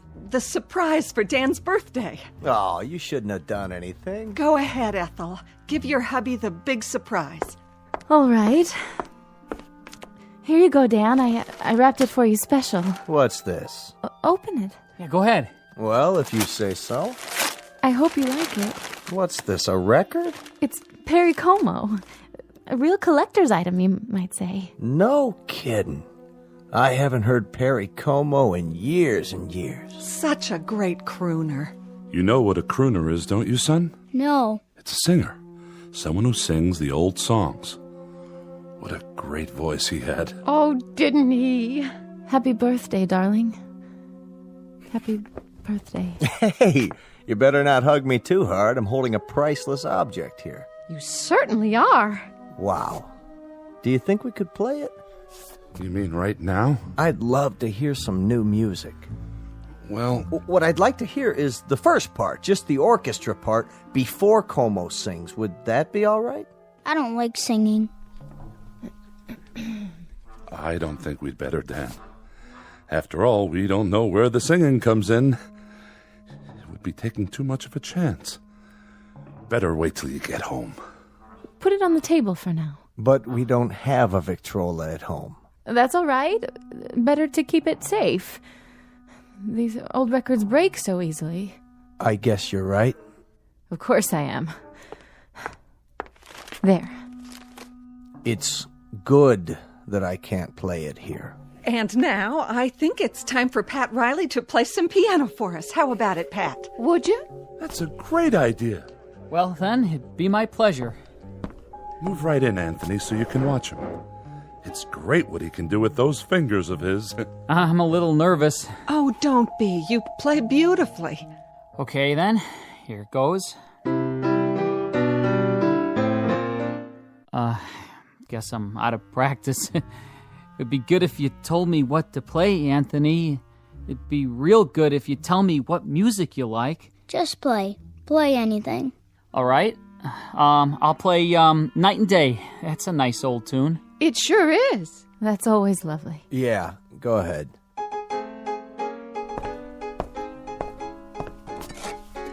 What are you doing? What does it look like, having another brandy? You've had enough. Not hardly. Stop it. Leave me alone. Put the glass down. Take your hands. Don't make any noise. I don't like noise when the music is playing. I'll drink to that. Oh, don't worry. I'll clean it up. Go on, Riley. Finish the song. Yes, please. It's so pretty. Pretty all right. Dan, please. Please what? I'm not doing anything. I know, darling, but... I'm just drinking this peach brandy on my birthday. That's all I'm doing. Please, Dan. For the love of heaven, please don't say anything else. Who's saying anything? I'm not saying anything. I'm listening. Shh. Play, Pat. This is real good brandy. Real good. You people know something? There's only 5 bottles of real liquor in the whole village. 5. 1 rye, 2 scotch, 1 after-dinner cordial, and this here. And when that's gone, there won't be any left at all. None. Keep playing. Nuts. Nuts! Can't even play my record. Can't even play Perry Como. Don't play that anymore, Pat. That's not what I want you to play. Play this. Happy birthday to me. Happy birthday to me. Dan! Happy... Please, stop! Oh, please, Ethel, be quiet! Dan! Ethel, you have to stop now. Happy birthday, dear Danny. Happy birthday to me. Play it, Pat. Play it so I can sing it right. You know, I can't carry a tune unless somebody plays it. I'll do my best. That's enough. I said that's enough. Go outside for a while, Dan. Get a breath of fresh air. You and her, you had them. You had to go have them, didn't you? If there's any fault, it's yours. You are my sunshine, my only sunshine. You make me happy when I am blue. You monster. You dirty little monster. You murderer. Hey, what you thinking, Anthony? You go ahead. You think about me. You think bad thoughts about me. And maybe some man in this room. Some man with guts. Somebody who's sick to death of living in this place and is willing to take a chance. Maybe he'll sneak up behind you and lay something heavy across your skull and end this once and for all. You're a bad man. You think that, Anthony. You go ahead. I'm a bad man. Keep thinking that. Somebody get behind him. That's all it takes. Somebody end this now. Pick up a bottle or a stick or something, anything, and... You're a very bad man, and you keep thinking bad thoughts about me. But now you can't anymore. You can't even see me. My eyes? Your eyes aren't real. They're like a toy. That's all you are now. A toy Jack-in-the-Box.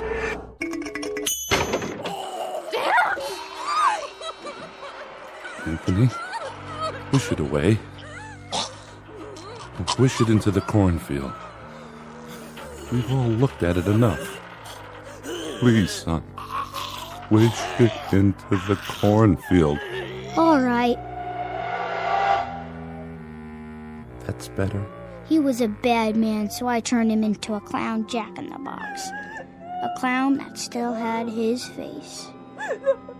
You shouldn't think bad thoughts either, lady, or I'll do the same thing to you. It's a good thing you did that to Dan. It's a very good thing. Play some more music, Mr. Riley. Oh, yeah, it was swell. Just swell. A real good thing. I like that song. Come on, Anthony, I'll lift you up so you can sit on the piano. Would you like that? You know something? What's that, Amy? Careful, watch your step. Why don't you sit down again? I kind of liked it a little bit better when there were cities outside.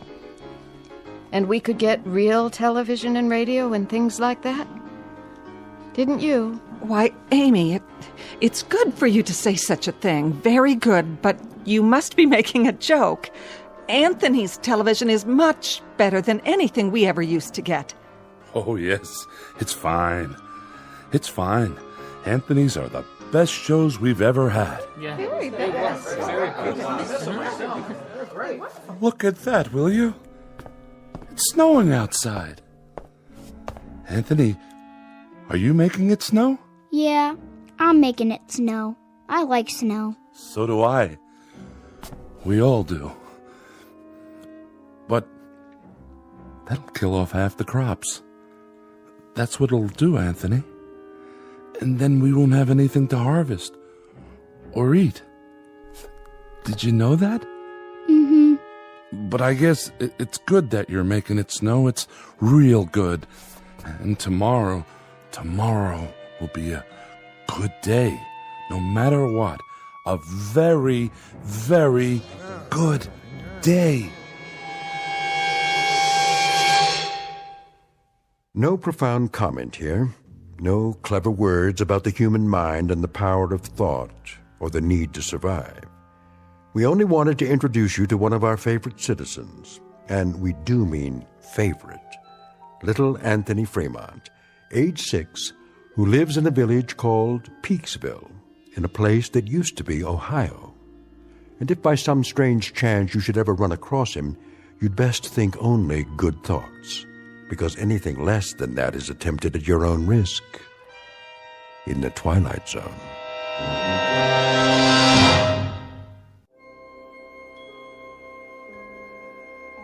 Hi, this is Carl Amari, producer of the Twilight Zone Radio Dramas. I'd like to take a moment to tell you about our official website at twilightzoneradio.com, where you'll get the latest news and information on these Twilight Zone radio dramas. Plus, at twilightzoneradio.com, you can digitally download 3 free episodes or any of our episodes for only $1.95 each. In this age of ever-changing technology, we've decided to make these episodes instantly available to you by making the Twilight Zone radio dramas a digital download-only series. This means that this series will no longer be offered on CD. The CD collections at our website are now being offered while supplies last at buy one, get one free. So be sure to get your favorites before they're sold out. Be sure to visit us often, and I'll see you in the zone.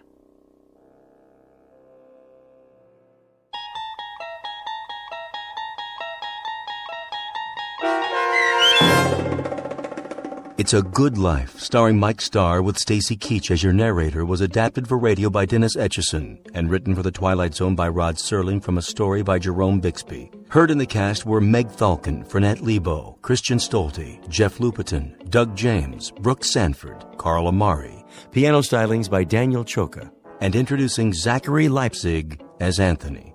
To learn more about the Twilight Zone radio dramas and to obtain audio cassettes and CDs of these programs, visit our website at twilightzoneradio.com.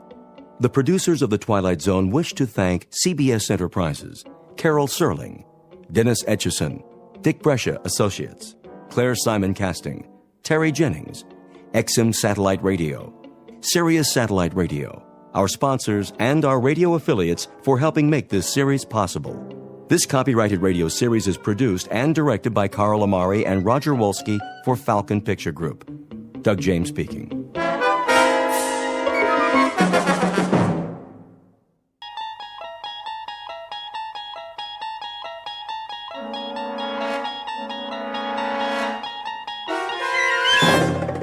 You unlock this door with the key of imagination. Beyond it is another dimension, a dimension of sound, a dimension of sight, a dimension of mind. You're moving into a land of both shadow and substance, of things and ideas. You've just crossed over into the Twilight Zone.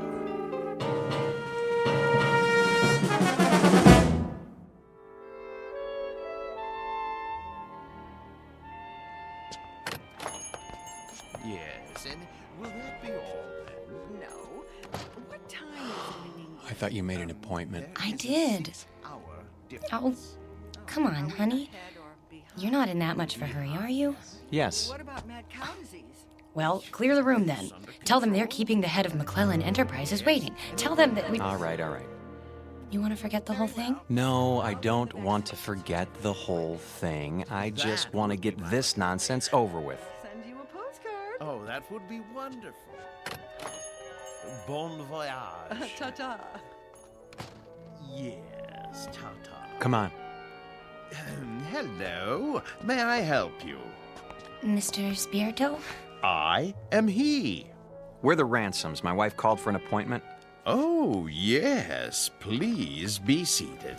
Now, where exactly do we intend to go? We intend to go to London. Splendid. Of course, you've been. Oh, no. Charming place. You have picked a rather bad time of year, though, but... Excuse me, we're kind of rushed today. I wondered if you'd... Certainly. Now, have we decided on an airline? No. Well then, if I may suggest... We're not going by plane. I beg your pardon? I said, we're not going by plane? Ooh, but you must, unless you're planning this for some time in the future. No, it has to be right away. Oh, then I'm afraid a ship would be out of the question. You see, it's the off-season, and the liners have all been booked up, or put on short runs. All of them? All the acceptable ones, yes. I hope you won't mind my saying this, Mrs. Ransom, but, you know, airplanes are perfectly safe nowadays. I realize that some people feel a certain trepidation, but there's absolutely no reason... Eileen, if it's the only way... May we see a list of boats that are running? If you wish. You promised. I know. It's important, Alan. We agreed on that. I'm afraid these are the only passenger-carrying vessels bound for England in the next 30 days. Some are freighters, but it's sometimes possible... What about this one? The Lady Anne? I don't think so. Why not? Well, it's very nearly the oldest ship in the water, and the slowest. 13 days till Le Havre. Another half day to Southampton. Forget it. No. Wait. This says it leaves on Thursday. We'll take it. Please, Mrs. Ransom, the Lady Anne is a veritable antique. Listen to the man, Eileen. We can relax when we get there if that's what you want. Don't make such a big deal out of it. It is a big deal to me, Alan. A very big deal. Give us 2 tickets. For this relic? Yes, that's right. The Lady Anne. Oh, very well. A few extra days won't matter, will they? I don't have anything better to do. Check okay? Of course, sir. But, Mrs. Ransom, the Caravan Travel Agency takes pride in its service. I beg you not to do this. Well, it isn't going to sink, is it? With a ship that old, you can't tell what might happen. Oh, give me that check. Here. We'll pick up the tickets. Come on, Alan. You can go back to work now. Thanks for your help, Mr. Spirito. Very well. Bon voyage.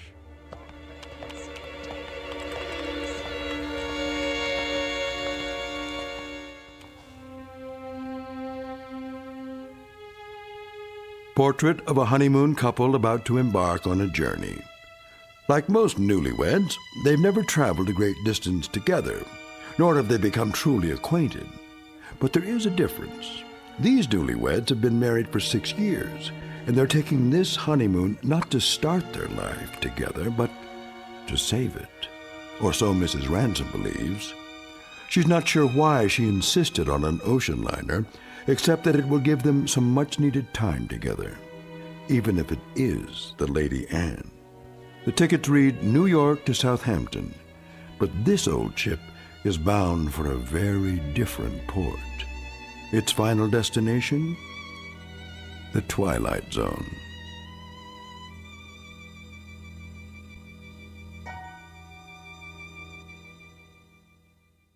And now, The Twilight Zone and our story, Passage on the Lady Anne, starring Martin Jarvis and Rosalind Ayers with Stacy Keach as your narrator.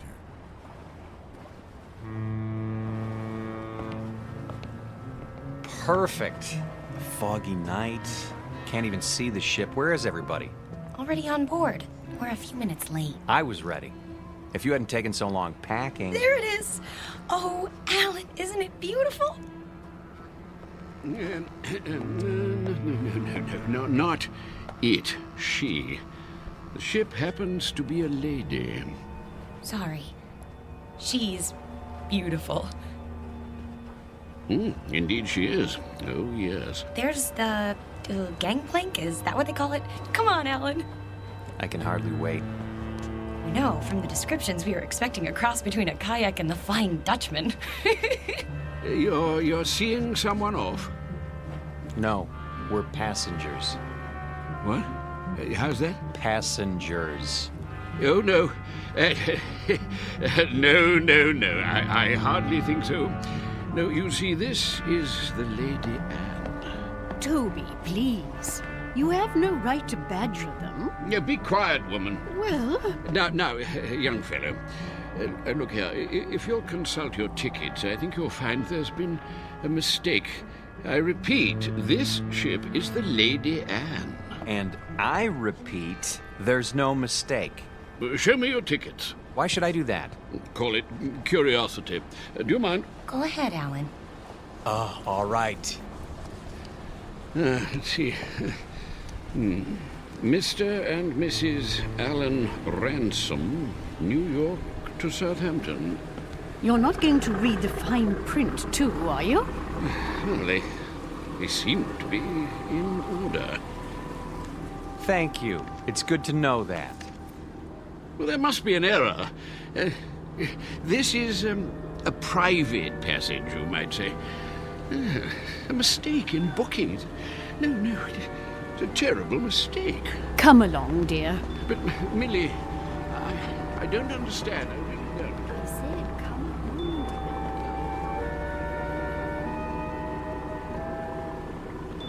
Well, I guess that's how the British say welcome aboard. Oh, don't get your back up. You'll be twice as cranky when you're his age. Bet we can beat him up the ramp. Not too late to turn back, you know? I mean, think of being cooped up with me for 14 days. I made a promise and I'm going to keep it. Isn't that good enough? Sure. Not very steady. Really gives you confidence, doesn't it? At least try to enjoy this. One moment, please. Your names? Ransom? Yes, I see it on the list. Do you want to see our tickets, too? Everything seems to be in order, sir. Stateroom 24, down that flight of stairs. Thank you.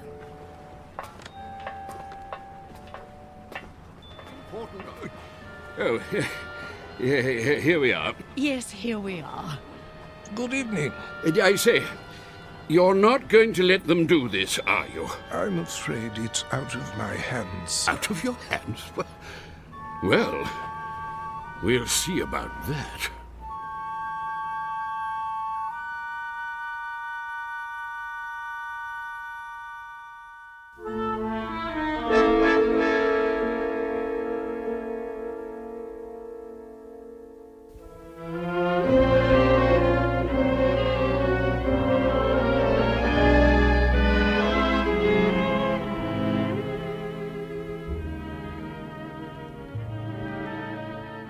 I hope they got the luggage on board.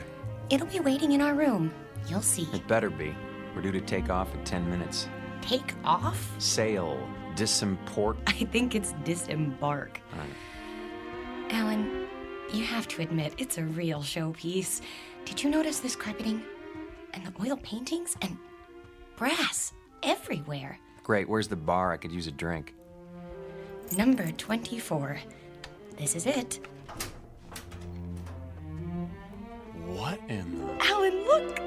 It's like an old-fashioned drawing room with a tapestry and gold everything. Pigeon's blood vases. I don't believe it. Are those plaster cupids on the ceiling? Oh, it's marvelous! And the canopy bed. Shaped like a swan. It's got a goose feather mattress. Oh, Alan, isn't this fabulous? It's probably the most ridiculous room in the entire world. You realize that? Probably. It is. And you actually like it. Don't you? Look at this chest. It must be 100 years old. A bowl of fresh flowers on top. And even a box of candy, shaped like a heart. At least the luggage is here. No kidding. You think we can take it for 2 weeks? I mean, with all this... There's the whistle. Come on, let's go up on deck. Why? Why? That's what you do. Haven't you seen any movies? Hurry.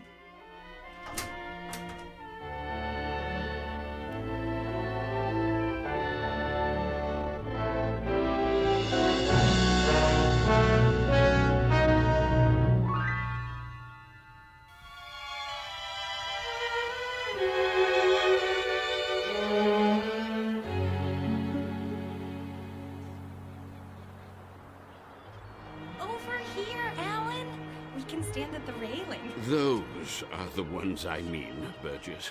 Not the ones going with us. Yes, I tell you. Nonsense. Obviously a silly blunder.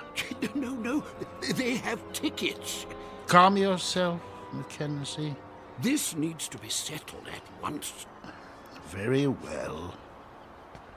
Here they come. Hello. Hello. How do you do? Oh, very well, thank you. Now then, no doubt you young people aren't aware that this is a rather, well, how shall I say, private sort of cruise, you see. Very tight. Dear me, yes, unquestionably a slip-up on the part of the, Look, mister, we're getting a little tired of this routine. Try to understand. There hasn't been any slip-up. This is our ship, and we are sailing to England on it. Her. What did I tell you? They're determined. This is bad news, very bad indeed. Oh, really? For you or for us? Don't argue with them, Alan. See here, please, this may seem odd to you, but we are actually trying to be of help. Yes, exactly so. You see, there are things you don't know about this ship. Yes. But what does that mean? Well, for example, it isn't common knowledge that... Burgess. No, Mackenzie. We've got to tell them. But... this vessel is over 50 years old. We knew that. Oh, but there are other things you couldn't possibly know, because you haven't had time to look. Such as? Well, she's falling apart everywhere. The deck chairs wouldn't support the weight of a baby. Yes, that's true. And the staircase is about to collapse at any moment. And the food, it's food. Dreadful. It's positively poisonous. Ptomaine, you know. Yes. But the worst of it is the danger at sea. Those boilers, not to be trusted. They've been ready to burst for years. Oh, yes, for years. So you can see how impractical the whole idea is. There's just one thing. Yes? If it's such an awful, dangerous ship, what are you doing on it? What? Oh. Well, we're old and eccentric. Well, yes. Well, we're young and eccentric. We like impractical things, the challenge and all.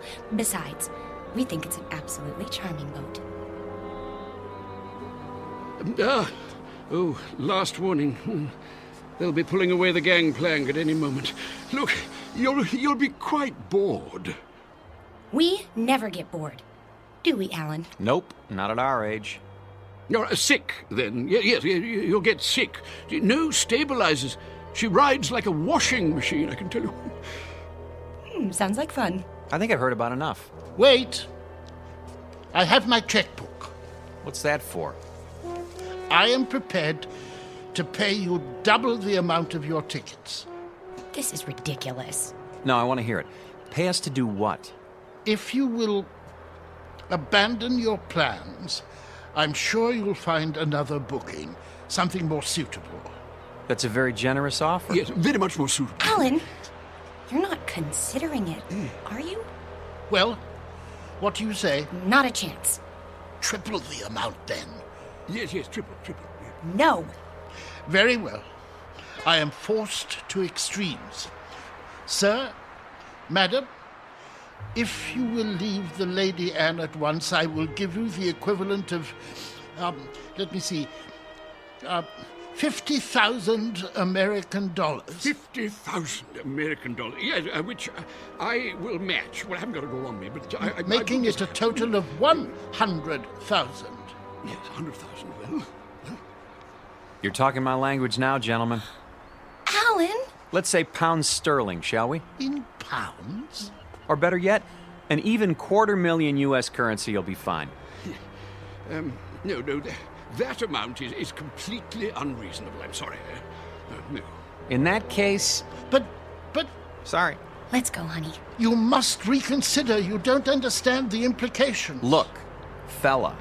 Ever since we picked this tub, people have been doing their best to discourage us. I don't know why, and I don't care. But if you're worried about brash Americans crashing your cozy little tea party... No, it isn't that at all. Forget it. From now on, leave us alone.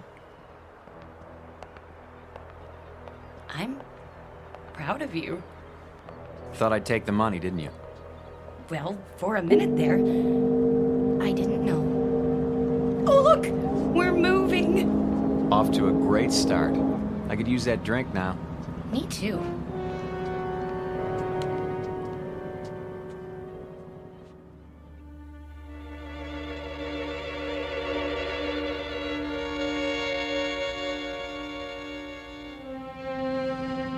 Too late.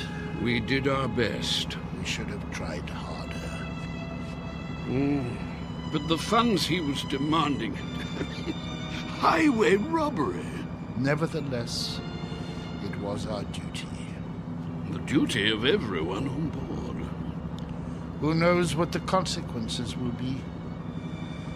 I fear we should have done whatever was necessary to keep them off this ship.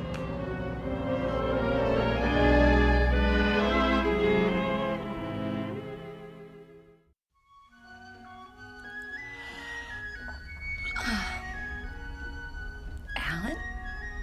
Yes? You're already dressed. Why are you up so early? It's almost 11.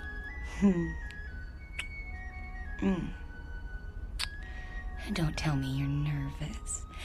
We're not going to let two cranky old men spoil our second honeymoon, are we? A lot more than 2. Better get dressed. Fire drill's in 15 minutes. What?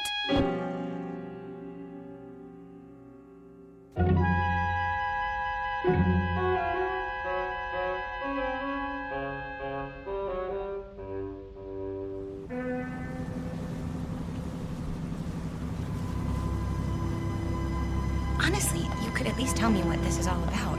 You act as if we're going to an execution. There. See for yourself. Look at all of them. And all wearing their life preservers. Oh no. Alan, some of them are even on crutches. And wheelchairs. Pretty hard to stand for inspection. Is that what they're doing? Apparently it's a safety requirement. Well, there was the Titanic. I picked up a few more names. The Mackenzies, of course, and Mr. Burgess. How could I forget? The one on the end is named Van Vlyman. Next to him is Mr. Bristow. Hello there. Care to join us? Yes, do join us. Hello. In a moment, Mrs. Mackenzie. You don't suppose that everyone else on this ship is... Everyone. I checked this morning. The youngest person I saw was 70. Oh, but that's silly. It must just be the first class section. There aren't any other sections. The entire ship is first class. You mean they're all? Show some respect. This group alone represents several thousand years. All for fire drill practice. Remember, Eileen, getting there is half the fun. Chin up. Your life jackets. Oh, thank you. Now then, as soon as you're all ready. I think the straps go over your shoulders. Like this? That doesn't look right. Psst. Do you need help, dear? Good morning, Mrs. Mackenzie. As a matter of fact... You should put your arms through the hole. No. Let them learn for themselves, dear. I was just trying to make it easier. See you later, then. Yes. Do the best you can. We look like a couple of clowns at a funeral. Now then, in the event the balloon should go up, the alarm will sound. Proceed to the Imperial deck in a calm, orderly fashion and await further instructions. The groups will be divided in the following manner. Group A, Mr. and Mrs. Huntley Small, Mr. and Mrs. Mackenzie, and Mrs. Scott Aylesbury.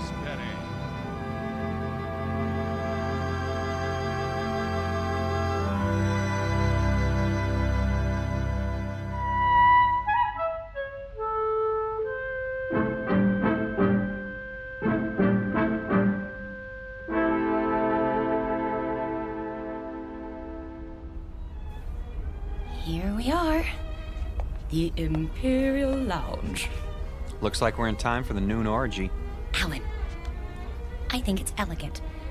Like a private club. That's the problem. We're not members. This isn't a ship. It's a floating rest home. Shh. You wish something from the bar? Do you suppose you could fix us up with 2 double martinis? Very dry? Yes, sir. Alan, I'm sorry. I didn't know it would be like this.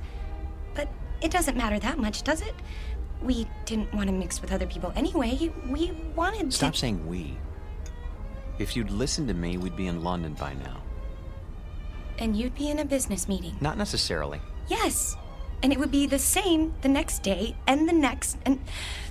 Oh, Alan, that's what this is all about. Don't you see? Your drinks. Thank you. Look, I know you've been unhappy, but do you think I enjoy working 28 hours a day? It comes down to the same thing, doesn't it? We never see each other. We never talk, or... I told you, after I close this deal, I'm going to start taking it easy. Which is what you said 2 years ago. You closed that deal, but it didn't make any difference. There were more deals. There'll always be more deals. Because that's all that matters to you now, isn't it? Bartender, another. Yes, ma'am. Try to control yourself. I have been controlling myself for 6 years, and I'm tired of it. I am tired of begging for little bits of your time. You're not interested in me anyway. You're interested in success. Fight your way to the top and then fight to stay there. Stop making a scene. Why? Does it take your mind off mergers and board meetings? No, it takes my mind off the fact that we're supposed to be on a trip together. Come off it, Alan. You're going to England on business. I happen to be along. That's all. Why? Because I insisted. If I hadn't, you'd have gone alone. Isn't that true? Admit it. I can't talk to you when you're like this. You made me like this. Because the truth is, you don't care anymore. I was stupid to think that a few days together would make a difference. You're a flaming success now.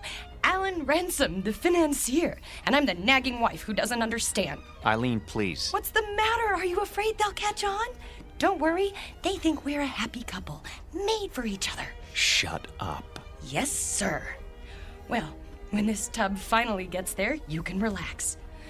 Because I'll be leaving. That might be a good idea. Oh, it is. You'll have all those nice deals to keep you warm with no silly woman around. It should be marvelous. It will be.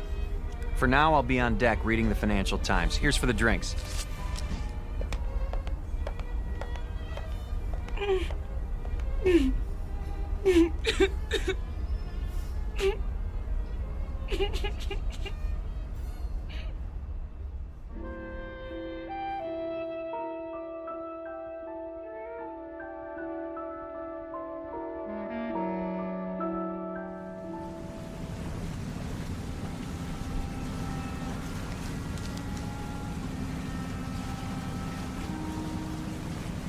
I say, you two, excuse us. Not you again. Well, yes. Not really. How do you do, dear? Nice to see you, Mrs. Mackenzie. If you don't mind, I'm trying to read the paper. My wife, Millie, yes. I say my wife, I mean we would very much like you to join us for tea, if you'd be so kind. Because I'm wearing my tweed jacket? Hmm? No. Tweed jacket, I see. That's I think we're very British. No, we simply want to chat. Is it a date, then? We'd be delighted. In about an hour? Yes, in the Imperial Lounge. We'll see you there. And thank you. Not at all. An hour, then. Jolly good. Looking forward. Why did you do that? Because you and I don't have anything more to say to each other. You know it's true. We're finished. But you said it yourself, we're stuck here. So we might as well call a truce for now and make the best of it. Agreed.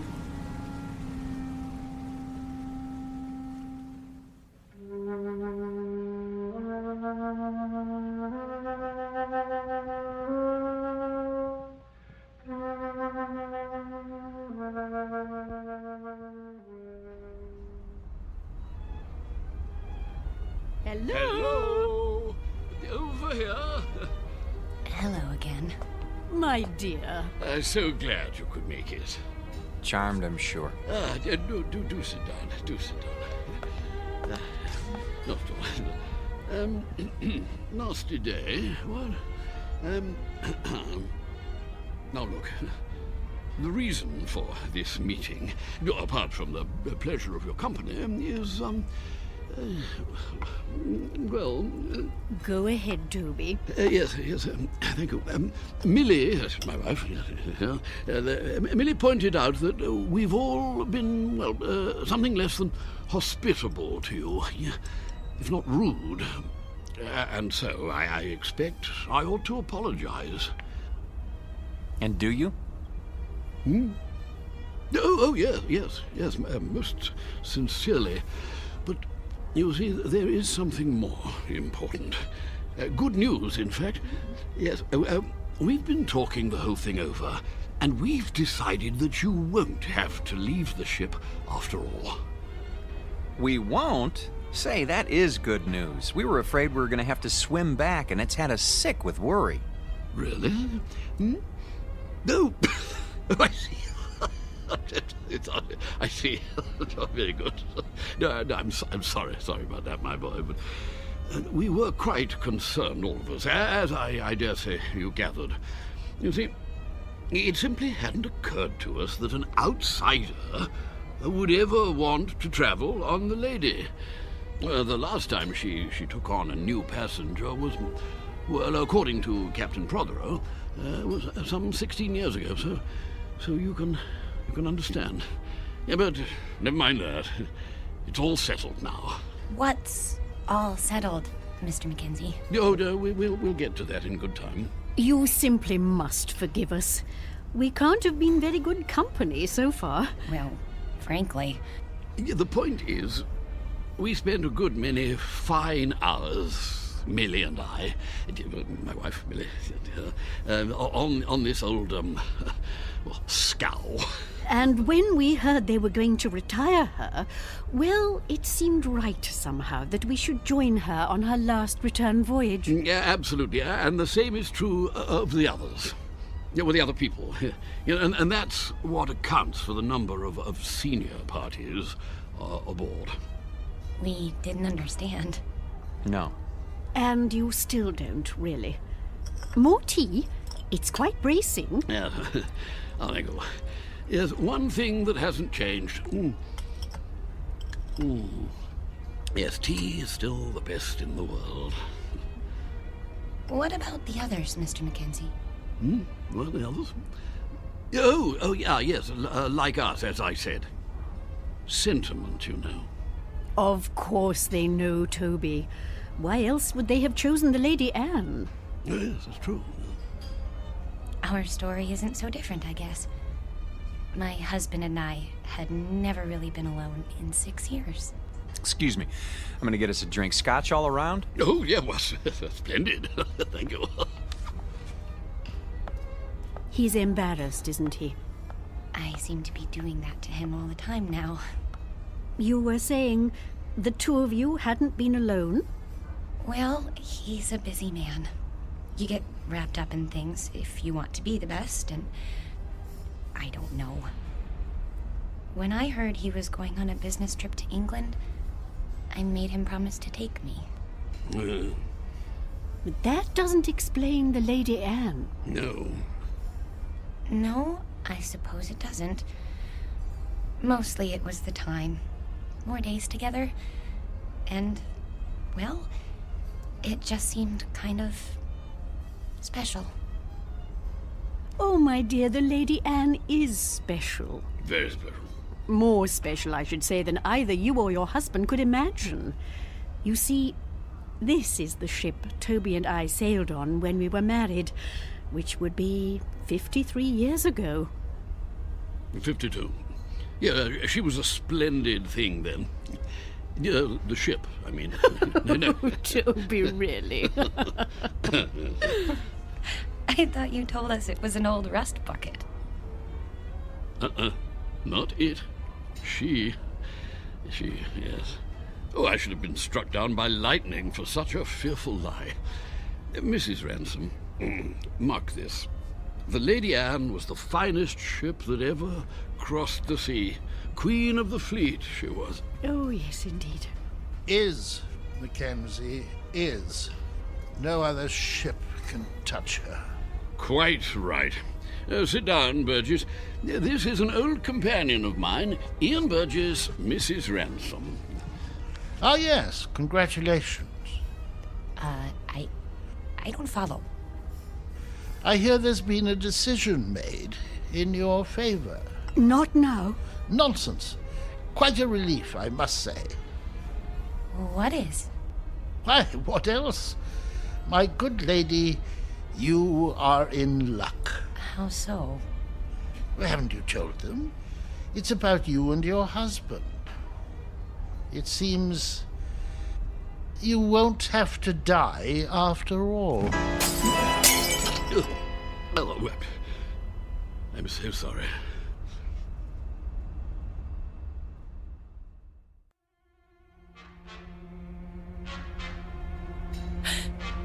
What did you say? He said you won't have to die after all. Of boredom, he means. Well, don't stand there like a ninny, Ian, tea all over you. Yeah, but sit down. Yes, to be sure. Sorry, I seem to have spilled my tea. You see, Mrs. R., she was the only one of her kind, specialized in honeymooners. That was her freight then, yes. Oh, yes. Young people in love. Ah, marvelous. The drinks. Ah, yes. You see, that's what makes your presence so... Sweet? No. Well, it was that. It certainly was that. Young married couples, you see, that's all you'd ever see. Full of juice and the moon in their eyes. All those children trying to act grown up and worldly and used to it. And everyone as nervous as a mouse. Yes. But that sort of thing, it lasted for only a few days. The Lady Anne gave them time to know each other. Oh, she was a wise ship. Cheers. Cheers. Cheers. Everything was arranged for young people. Love has its own point of view, you know. It sees things larger than life. Nothing is too ornate or too fancy or too dramatic. If it is a good love, it demands the theatrical and then transfigures it. Turns the grotesque into the lovely, as a child does. With it, we can see what we wish to see in people. Without it, we cannot see at all. We can search forever. How a shipping line ever found that vision, I cannot imagine. But they made the Lady Anne into an enchanted gondola and took that moment of happiness and pure sweet pain all lovers have and made the moment live for 2 unspeakably pleasant weeks. Well, they get the drift, my dear. There's no need to go gooey. But I feel gooey. The same is true for all of us, actually. Bolshia Jones and his wife over there, the bald chap, engineer in his day, and a good one. The Whiteways. Next to them, Lord Bristow, with his cigar. Nice enough, but he's getting on. And there's old Champion. Innes Champion, the writer, adventure stories, that sort of thing. Quite a droll fellow, though you wouldn't guess it now. Widower, you know. Aye, and his wife. There was a wild thing. She passed on in... Oh, can't be sure of the date. What about you, Mr. Burgess? The same. We'd planned this trip together, but... Have you a picture? In my breast pocket, over my heart. She's very beautiful. Ah. Oh, my dear, please. This is purely temporary. I shall be with her soon. I'm so sorry. Oh, there, dear. It's all right. None of it really matters if you're in love. You are in love, aren't you, Mr. Ransom? Yes, of course. Well, that's the only thing that counts, you know. Everything else perishes. Now you've made her cry. Oh, perfectly all right. I cry all the time, don't I, Toby? All the time. Well, I don't. Why don't you two go out and get some fresh air? Do you good. Fog or no fog. That might be a good idea. Yes. We'll see you later. Of course you will.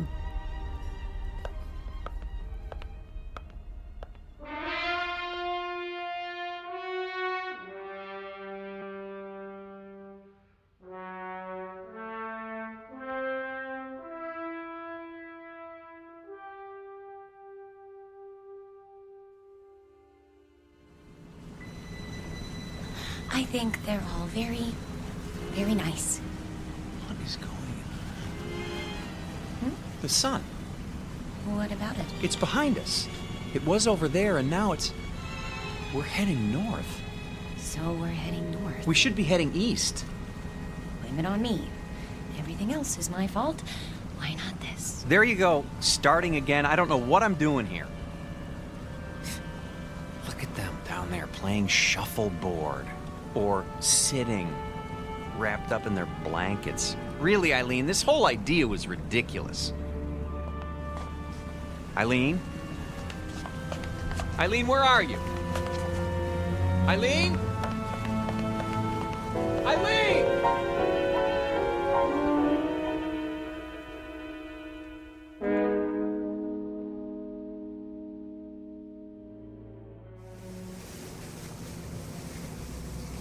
I thought you did get rather gooey there, my dear, but you know, I rather liked it. Gooey. No! Oh, Mr. Ransom. I say, is something the matter?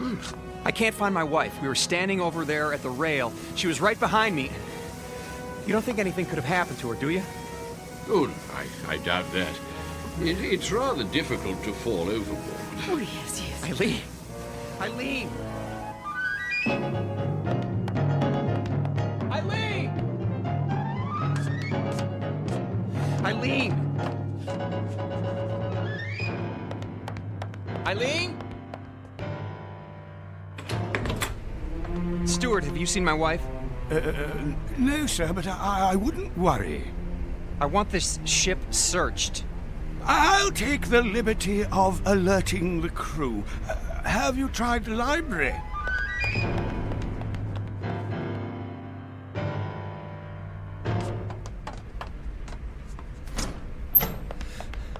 Eileen? Not here, sir. She's got to be somewhere. Still looking, sir. Haven't you found her yet? Easy, sir. We'll let you know. Eileen? Eileen, where are you?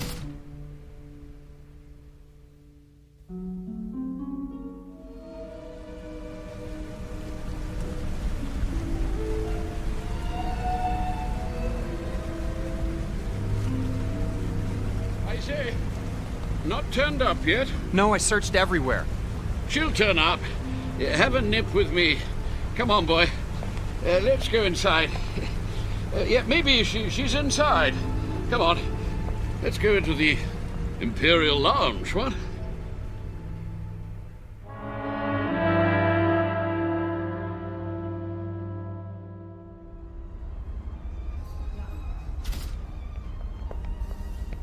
Two whiskeys. Make 'em strong. I can't believe it. She's gone. It does seem that way. But of course it isn't so. You've just missed her. You don't know how much. A toast to the Lady Anne. Here, here. Oh, yes. Here, Yeah. here. The Lady Anne. Yes. It's a pity. What's going to happen? A crime. An evil, black-hearted crime. Easy, Burgess, easy. Easy?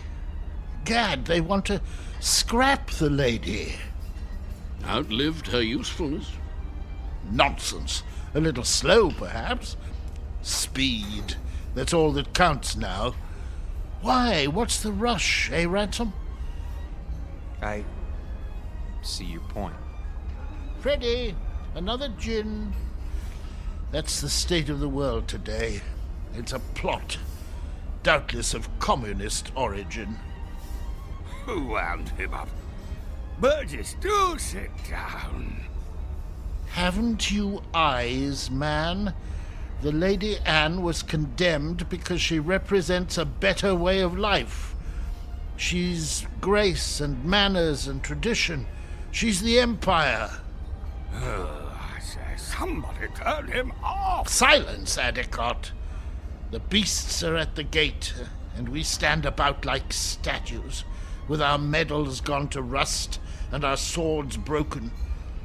Soon they'll reach up their hairy hands and pull the Queen down from her throne. Scrap the lady? They'll scrap the world. Poor chap. He'll feel better later at the party. Another drink, Mr. Ransom. Mr. Ransom?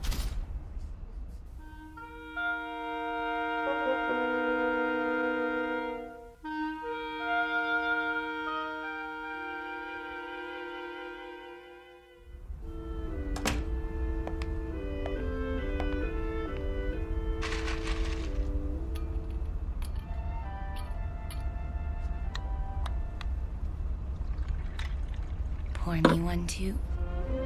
Honey, where have you been? I decided to take a nap on our swan bed. You mean you were here all the time? But I've been searching for you. I'm here. I've always been here. Oh, Eileen. Are you drunk? Maybe so, or maybe this is the first time in 6 years that I've been sober. What's that you're wearing? The nightgown? Oh, Mrs. Mackenzie gave it to me. She wore it on her honeymoon. It's beautiful. You're beautiful. This whole stupid world is beautiful. What happened to you? I don't know, but I'm going to try not to forget. I'm going to try very hard. Oh, Alan?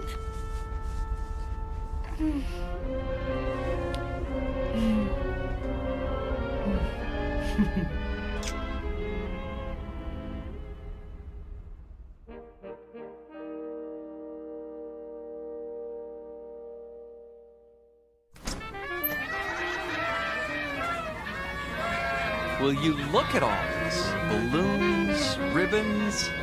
Over here! Join us, please. Mrs. Mackenzie! Come on, drink up. The champagne's getting warm. Well, you found her. Oh, you're as bad as Alan. I think we'd like you to meet Captain Prothero, Mr. and Mrs. Ransom. Happy to meet you, sir. My pleasure. You've had a pleasant voyage, I trust. Oh, yes. We're grateful to be a part of it. Indeed. Your presence has been good for us as well. You packed your things? Shh. They don't know yet. Oh. Well, I suppose it doesn't matter.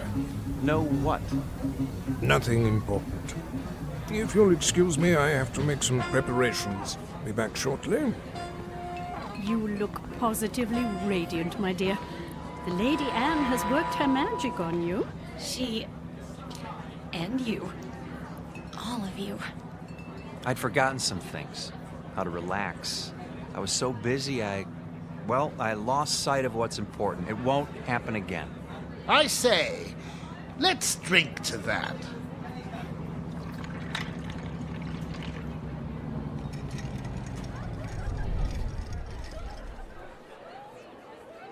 Have the engines stopped? Oh, nothing to worry about. Cheers. Mr. Burgess, why are we having a party now? We're only partway there. You'll understand soon enough. Who needs a reason to party? Mrs. Ransom, may I have this dance? I have been waiting for someone to ask. Mrs. Mackenzie? I'm not very good, but... Oh, delighted, Mr. Ransom. Oh, splendid.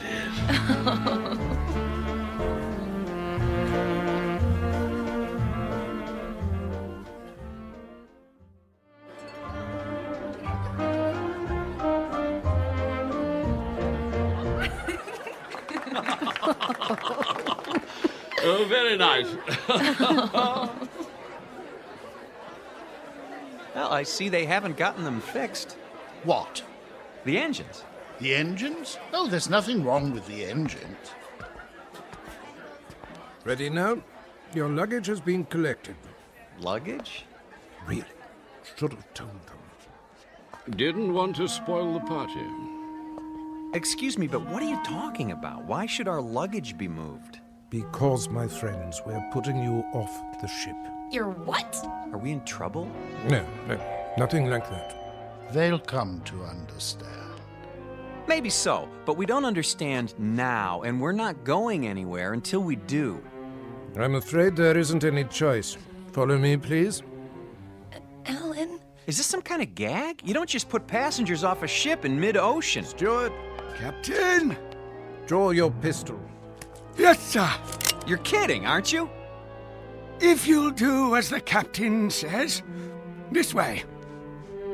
I tell you what, we'll all go. Alan, what's going on?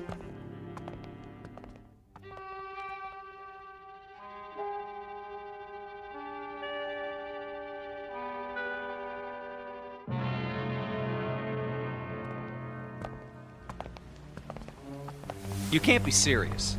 There's nothing to worry about, my boy. Your exact position has been radioed. Even now, help is on the way. Alan, I'm not kidding. Captain, this is outrageous. No luggage is in the boat. There's a tin of biscuits. Champagne? I thought of that. The lifeboat sends out a signal so you'll be picked up straight away. Everything you need, really. Except a reason. It's time we were off. Into the boat with you! No, please, But why? Is it something we've done? Not a bit of it. Then tell us. You can't do this without a reason. Cause, my boy, you can't go with us. Not yet. Yes, come along. Not where we're going. No. Step carefully, please. We liked you people. We thought you liked us. They do, Alan. Don't you see? They do. Lower away. Don't forget the blankets. Alan, look. Everyone's at the rail. Goodbye. Bye. Goodbye. I say, what are those papers, dear? They're your letters, Toby. Don't you remember, dear? I've kept them for so long. You're throwing them overboard. They deserve a proper burial at sea. I won't be needing them now, will I? No, dear. Not anymore. Listen, the engines are starting again. They're moving. So are we.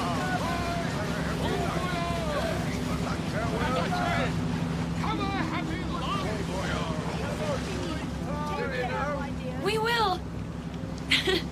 I promise you.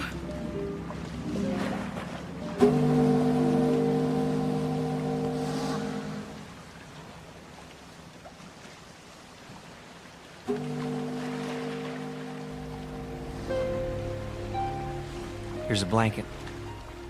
I don't need it. Aren't you cold, darling? Not with your arms around me. I don't think I've ever felt so warm in my life.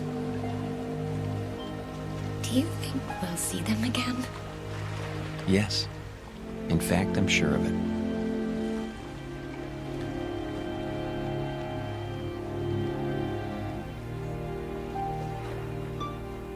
Lady Anne never reached port.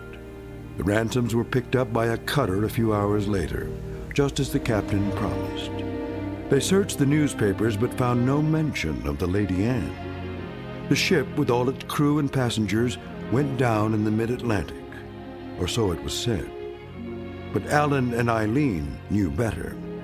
They knew it had sailed on to a better port, its final destination on a distant shore called the Twilight Zone.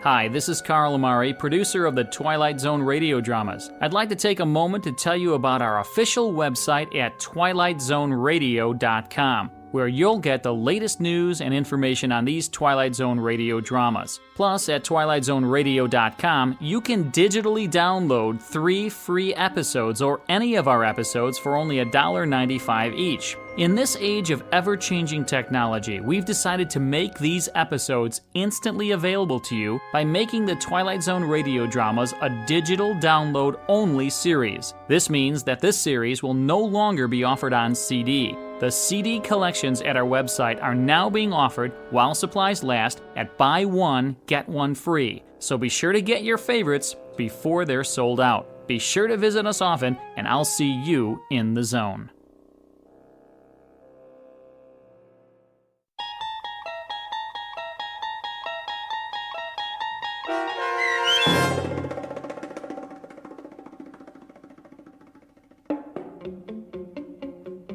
Passage on the Lady Anne, starring Martin Jarvis and Rosalind Ayres, with Stacy Keach as your narrator, was adapted for radio by Dennis Etchison and written for The Twilight Zone by Charles Beaumont. Heard in the cast were David Pasquesi, Anne Somerville, Jim McCants, Joby Cerny, Eleanor Weingart, Martin Astrop, and Nick Ruddle.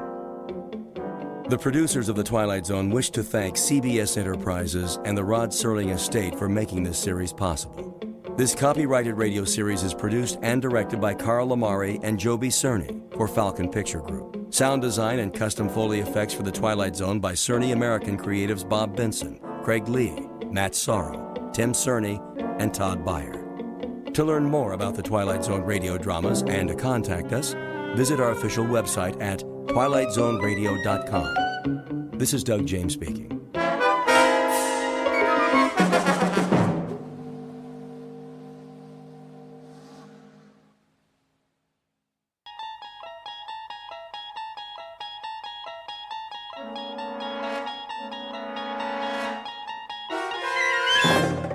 You're entering another dimension, beyond any limits known to man. This is the universe of imagination, a wondrous land of brave new stories from the far reaches of space and time. So fasten your seatbelt. There's the signpost up ahead. Your next stop, the Twilight Zone.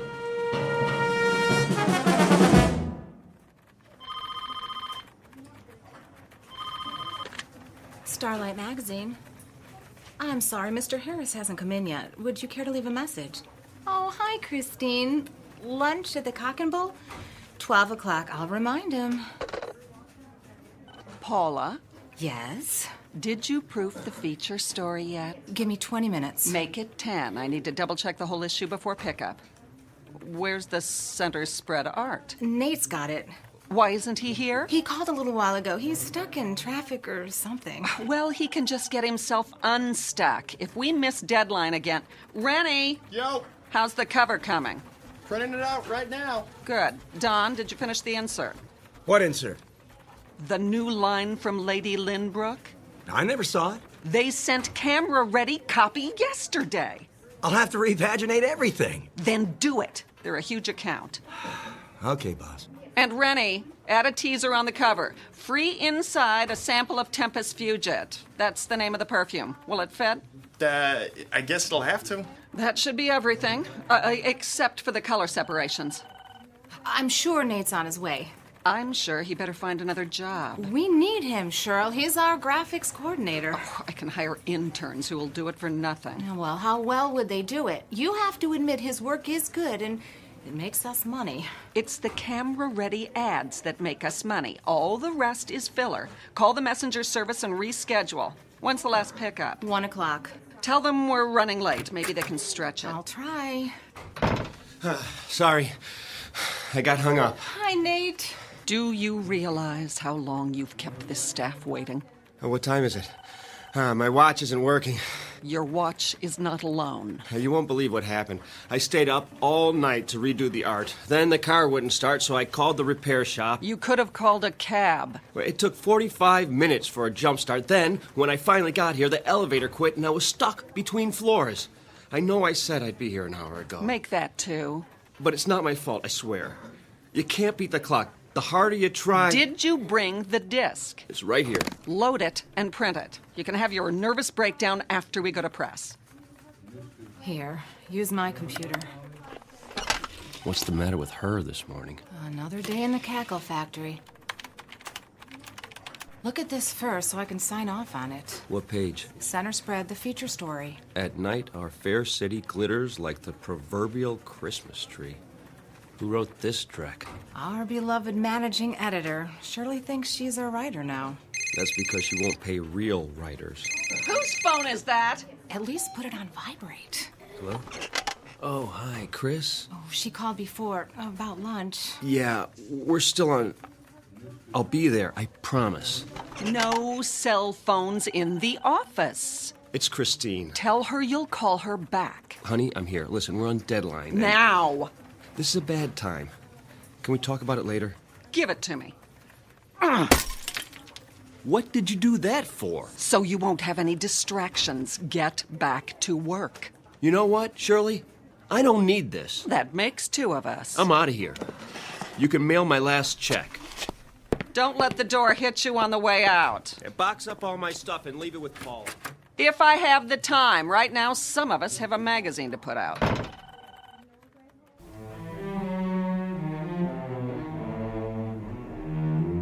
Introducing Mr. Nathaniel Harris, former fine arts major engaged to Miss Christine Crosley, and lately employed at a small publishing company. Very lately. Because this is a man whose hourglass has finally run out. He just learned one very important lesson, that he can't be in two places at once. But consider, how different might his life be were there but world enough and time. Every question deserves a response, and this one is about to be answered in the Twilight Zone. And now, The Twilight Zone, and our story, The 25th Hour, starring Mike Nussbaum with Stacy Keach as your narrator. Any dessert today? Just coffee and a check. Very good. What time is it? Mr. Harris, nice to see you. I have a reservation for noon. That clock, it can't be right. 1 p.m. exactly. Oh, no. Is she... Table 4. Chris, you're still here. Where else would I be? Lunch takes an hour, plus or minus a few minutes. I've done my duty. I am so sorry. Did you order yet? If I wanted lunch for one, I'd have stayed home. Honey, it was a deadline day. Not only that, It's always something, isn't it?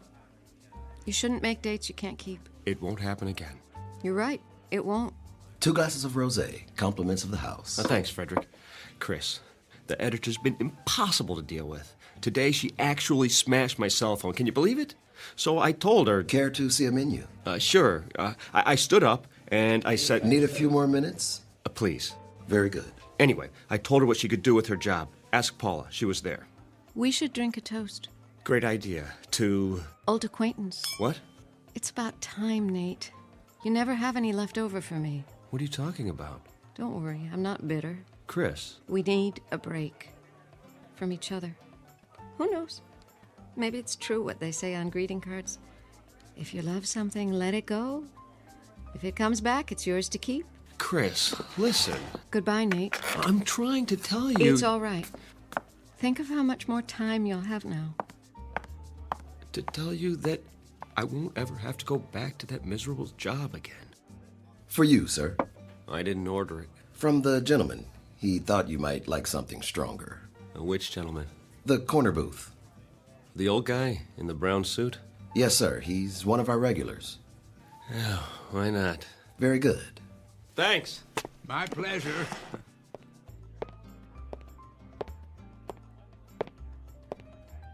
Can I buy you one? Oh, dear me, no. Not necessary in the slightest. Have we met? Not that I recall. Then why the drink? I thought you looked a bit under the weather. Nothing fixes that like a Moscow mule. Is that what it's called? Oh, ginger beer and vodka in a copper cup. Their signature drink when I first came here. Of course, that was years ago. And Nate Harris, and you are... Blevins is the name. But you can call me whatever you like, so long as you don't call me late for dinner. Please, sit down. I think I've seen you here before. Oh, most unlikely. I'm the type who blends in with the woodwork. Well, I wouldn't say that. When a man is my age, he becomes invisible, practically speaking. Perhaps because he's no longer in such a hurry. Then I envy you. Oh, you mustn't. I have nowhere to go and nothing to do, unlike yourself. Actually, I don't know what I'm supposed to do now. Something will present itself. It always does. I saw the way you came in. Your features a blur of energy like hummingbird wings. It's nerves. I haven't had a free minute all day. I was like that once. But now I have so much time. Well, I don't know what to do with it. You're lucky. Don't be so sure. You have a schedule to keep, a job. Not anymore. Oh, is that right? I was 2 hours late to work this morning. One time too many. And to top it off, my girl just walked out on me. So I guess I'm flat out of time. Pity. But now you've hit the nail on the head, haven't you? Time. There's an old saying that it's wasted on the young. In fact, it's wasted on people like me. I have all the time in the world, more than I can possibly use. Excess, you might say. Well, if you figure a way to bottle it, let me know. Do you mean that? Are you kidding? I'd pay anything to have a little extra. Anything. Oh, no need for such a sacrifice. That's easy for you to say. If I could have what you have, I'd hock everything I own. I assure you that won't be necessary. No? Let me tell you about myself. As I say, I've reached the point where I have too much time on my hands. That means the opportunity to read, to study, to speculate, and to tinker. What's unimportant falls away, and all that remains is what truly matters. What are you getting at? Simply this, Mr. Harris. I'm about to share something that may sound incredible, but it's really quite straightforward, at least in principle. You see, nothing is created or destroyed in the universe. It merely changes form, moves to where it's needed, so to speak. Sometimes that requires a little nudge, of course. I'm not sure I follow. Consider rain falling on arid land, air flowing into a vacuum. The process is the same. Surplus redistributed to maintain a certain equilibrium. The truth is that nature abhors waste. You've lost me. Consider what happens in a typical day. As soon as you have a free hour, new tasks flow in to fill the gap. The result is that a busy man never quite manages to stay ahead of the game. You got that right. But what if you could add another hour, or another, and another, until the pressure is drained off, equalized? Tell me, what would you do with that extra time? Travel? Write the great American novel? Use it to get caught up, probably. I studied to be an artist. Now I'm a consulting graphics coordinator. You know what that means? I push ads around on a computer screen. Don't ask me how it happened. No real mystery. You needed to earn a living, and time got in the way. What you need is time that's off the clock, so to say, before what matters is only a memory. Don't tell me. You're selling a magic potion. What's it called? Time in a bottle? Nothing so fanciful. The product of my tinkering is purely scientific. I happen to have a prototype with me. Spare me, old-timer. Thanks anyway, but I'm afraid I can't afford whatever you're selling. Oh, it's not for sale. It's still in the experimental stage. Oh, come on. I know what that is. I took music lessons. It's a variable rate device to mark the passage of time. Allow me to demonstrate. Congratulations. You've reinvented the metronome. Try to lift it. That's heavier than it looks. What did you do? Put lead in it? It's quite empty as far as the eye can see. Open the panel in the base. Oh, you have to lift the latch. Well, there's nothing inside. Are you sure? A pivot for the arm attached to some kind of bearing, that's all. But it feels like it weighs 10 pounds. That's because the little door leads to... Well, I wouldn't want to confuse the issue. Call it a storage chamber. It smells like stale air to me. Oh, it hasn't been tested in a while. The contents are flowing out now that the mechanism is activated. Well, what contents? That which is beyond price and invisible to the eye. Go ahead, examine it. There must be a layer of iron under that veneer. Only the thinnest of plywood. Oh, where'd you get it? From a magic supply company? It took me years of trial and error. This is the 81st and final model. Or is it the 82nd? If my calculations are correct, it possesses certain unique properties. Listed on eBay. You'll find a buyer. As I said, it's not for sale. But it is available on loan. What would I do with a thing like that? Put it on my coffee table? Well, I need someone to field test it. Test it? How? To be sure that it's ready.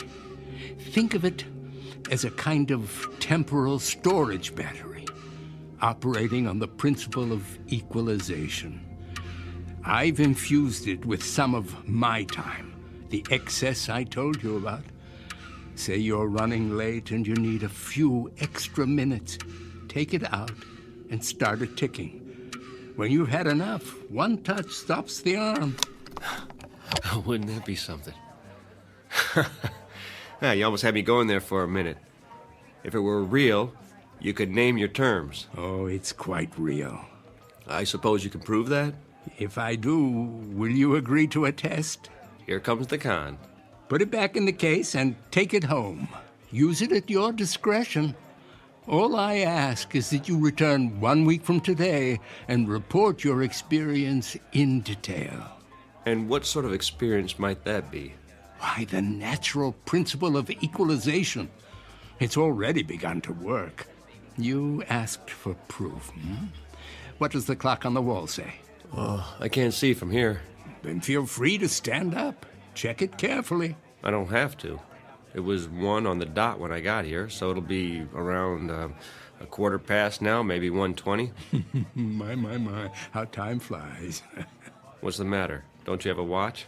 Oh, that might be part of the trick. Go on, walk over to the clock. Take a good look. Now, what will I see? The principle of equalization at work. Temporal redistribution on demand. Proof positive that my time is now your time. You're on.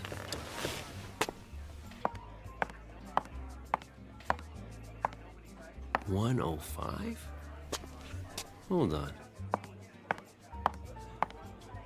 Frederick? Yes. Did somebody move the hands back? Sir? The wall clock. Did you see anyone go near it? Why, no. Then it's broken. No, sir. It keeps perfect time. Well, let me ask you.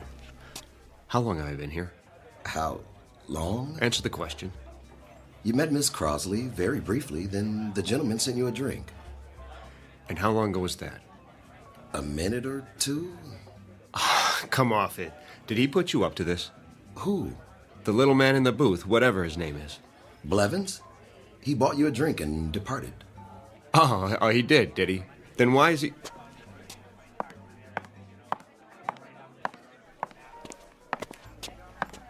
Why is he what, sir? Where'd he go? He was here. We had a conversation about time and his theories of... Did he leave that for you, Mr. Harris? Leave what? The leather case. Perhaps he intended you to have it. What in the...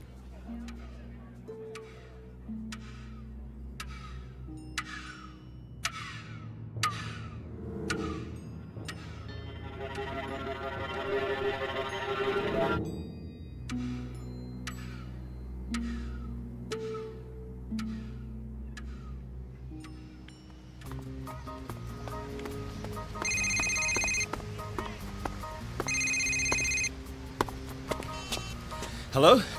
Nate? Hey, Paula. You finally got a new phone. Had to. I've been busy. You sound out of breath. At my morning jog in the park. You? I don't believe it. A man's got to get in shape sometime. Have you found another job yet? I've been going on a lot of interviews, about 10 a day. Whoa, take it easy. I have all the time I need now. It's like the more I do, the more I can do. You'll have to tell me your secret. I could use some of that. So, how's the magazine? Down the tubes without me? Well, give it time. Listen, Nate, I may have a lead for you. Mandible Publications is looking for a color supervisor. Mandible? Too big for me. They do 12 titles a month. The pay is double what you made here. No more publishing. Surely you'll never give me a recommendation. She doesn't have to. I'll write it. Oh, you do that? Of course, what are friends for? Which brings me to my next subject. I talked to Christine. Why haven't you called her? The last time I saw her, she told me have a nice life. Do yourself a favor, Nate. Make the call. She's the one who walked out. This is me you're talking to. Remember? I'll think about it. You do that. If you can fit it into your schedule. That's not the point. Oh, I gotta go. Dragon Lady's back from her coffee break. Keep me in the loop about Mandible.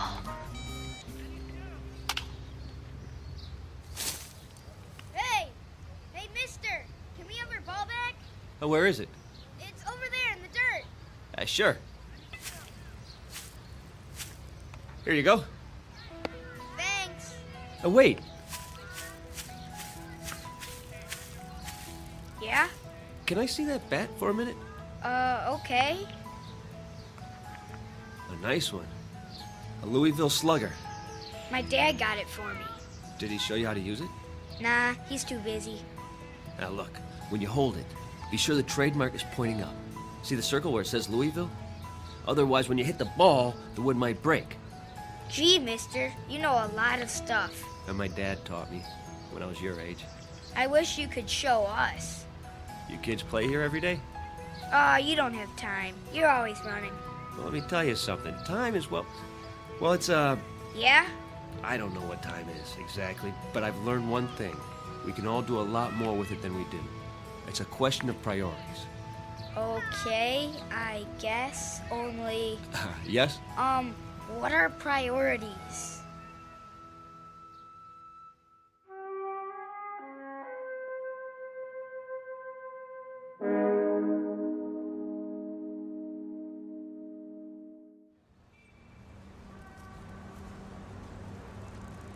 A taxi! Over here! Where you headed?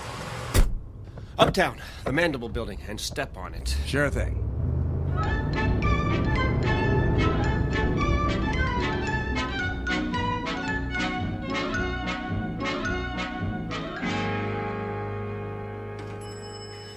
Hold the elevator! What floor? The editorial offices. Lucky 7 coming up.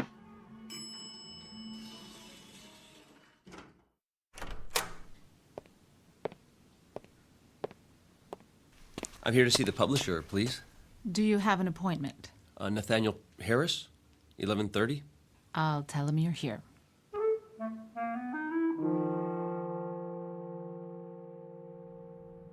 Have a seat. Mr. Harris, is it? Thank you. I appreciate your seeing me. I'm on a tight schedule, so let's cut through the fat. You'll have experience with prepress. 3 years with Starlight over at Maxilla. Before that, I was production coordinator for Carcosa Press. Impressive. Paula told you about the position? Color supervisor. What exactly would that entail? Crunch. Pardon? That's what it's all about. I want our colors to pop off the page. Good enough to eat. The question is, how hungry are you, boy?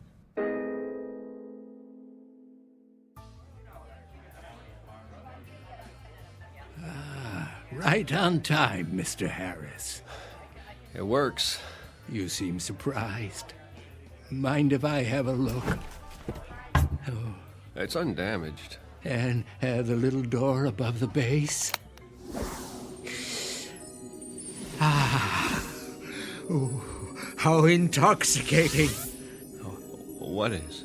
The scent of movement to and fro, the entire mad rush of life, lived to the fullest. Vitality, passion, and even, the great outdoors, if I'm not mistaken. Oh, you can tell all that? The aura of youth is unmistakable.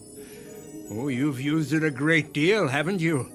The storage chamber is almost full. Why, I only did what you said. Started it ticking when I needed more time. And the result? Well, I got everything done, and then some. Over the last 7 days, I've been across town more times. I've gone on more interviews. Oh, have a drink of water. I could use one of those Moscow mules. Not a good idea. It might provide too much of a kick in your present condition. The device is extremely potent. You appear to have overdone it. Several times over. Oh, I'm a little run down is all. With a young man, desire knows no bounds. A kind of greed takes over for life itself. Oh, what does it do, exactly? The device. Call it a doorway into the fourth dimension. Within it is stored unused time, which you have been permitted to tap. You're satisfied, I take it? Yes. Excellent. But there's something you haven't told me. What do you get out of it? Oh, I suppose a certain poetic justice, quid pro quo and all that. From each according to his ability, to each according to his needs. Nature's method of redistribution in its purest form, with a little help from the equalizer. Glad to have been of service. Oh, wait. Don't take it yet. You didn't find a job? I start the end of the week. I might need this for backup. Just in case. You're sure? Yeah, only in case of an emergency. I promise. Very well, 1 more week. But heed my warning. Be certain not to overdo it. I'm not responsible for the consequences.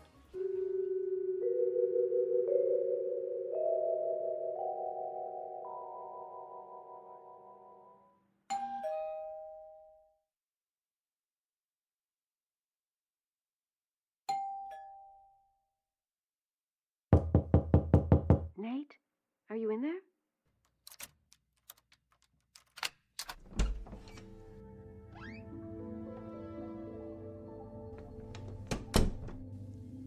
Nate, is that you? Oh.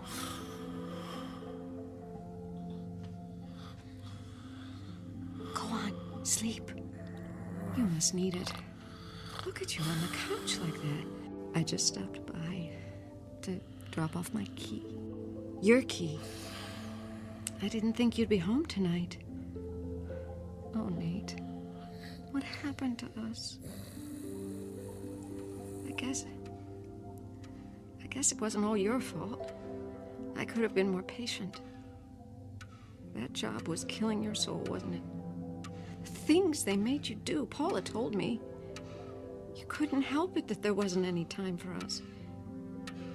And now you're starting a new job. From the jaws of one bad situation and into the next. It can't be your heart's desire. You deserve more.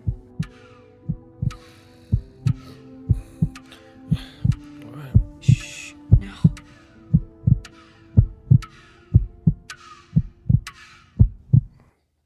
Did you hear that? Hear what? Christine? Is that you? I must have dozed off. Why are you here? I thought you might want the key. You don't have to do that. I'll leave it on the table. Go back to sleep. Oh, please stay. I can't. Don't. I'll be back. Now sleep. You need your rest. Maybe I'll see you at lunch tomorrow. Our old place. Do you still go there? I'll keep up with you somehow.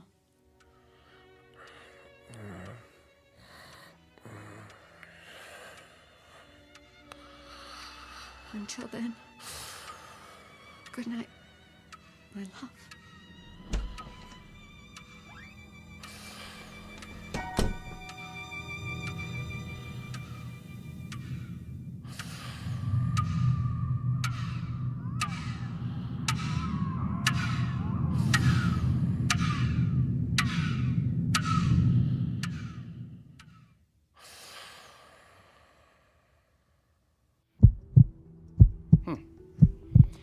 Any chest pains? No. Your pulse is a little fast. How about headaches? I wouldn't call it that. What would you call it? I just ache all over. I've never been so tired in my life. Look straight ahead. Try not to move your head.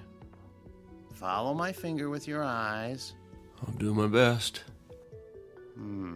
Okay, I'm going to switch off the overhead light and shine this directly into your eyes. Now, first one, then the other. You'll see a flash of red. Now, don't worry. It's perfectly normal. Ready? Okay. Okay, I'm turning off the lights. There you go. Now. All right. Wow. What do you see, Doctor? Some new broken blood vessels on the retina. Any trouble focusing lately? Blurred vision?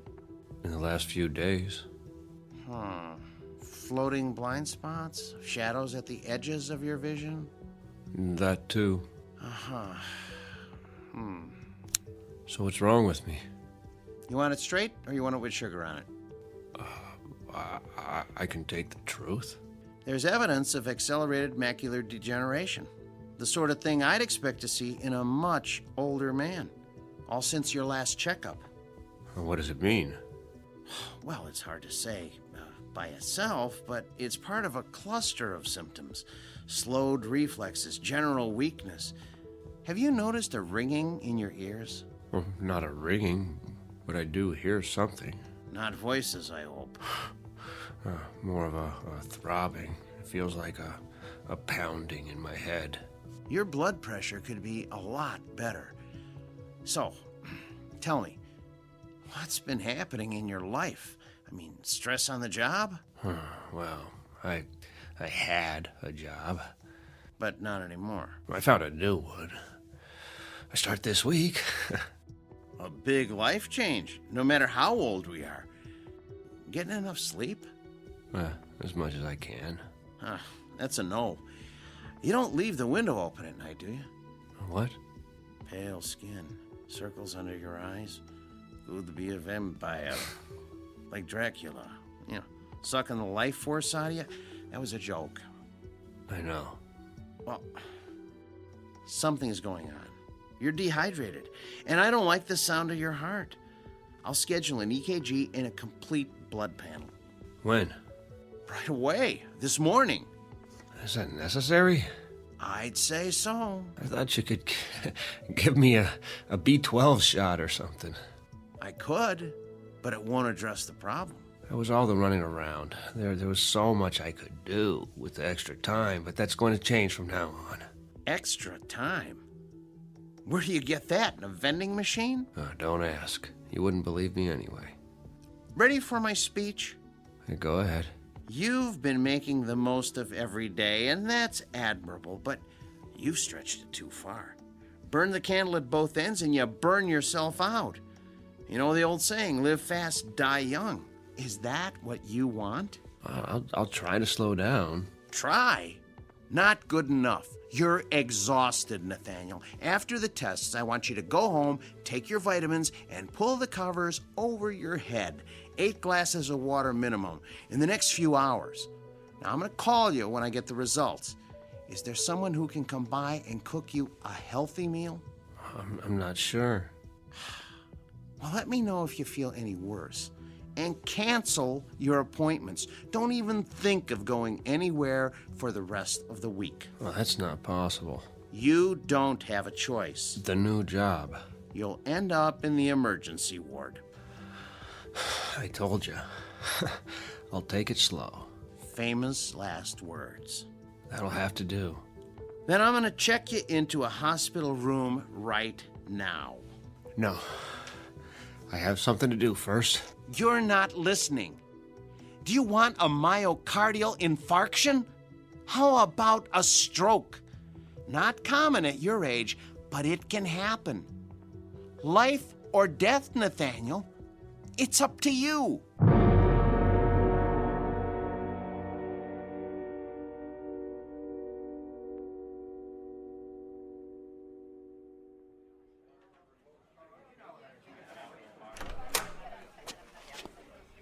Mr. Harris, are you all right? Oh.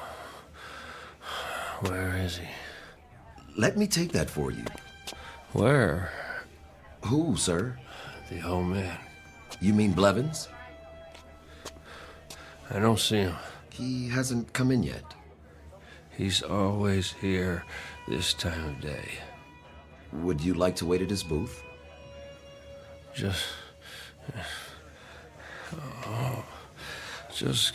give him this. The briefcase? Tell him I couldn't wait. Let me call a cab for you. I have to get rid of it. Now.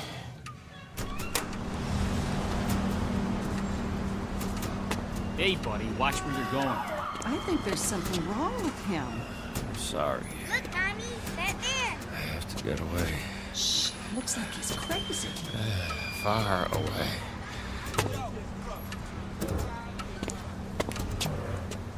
Now, what have we got here? Been drinking, have you?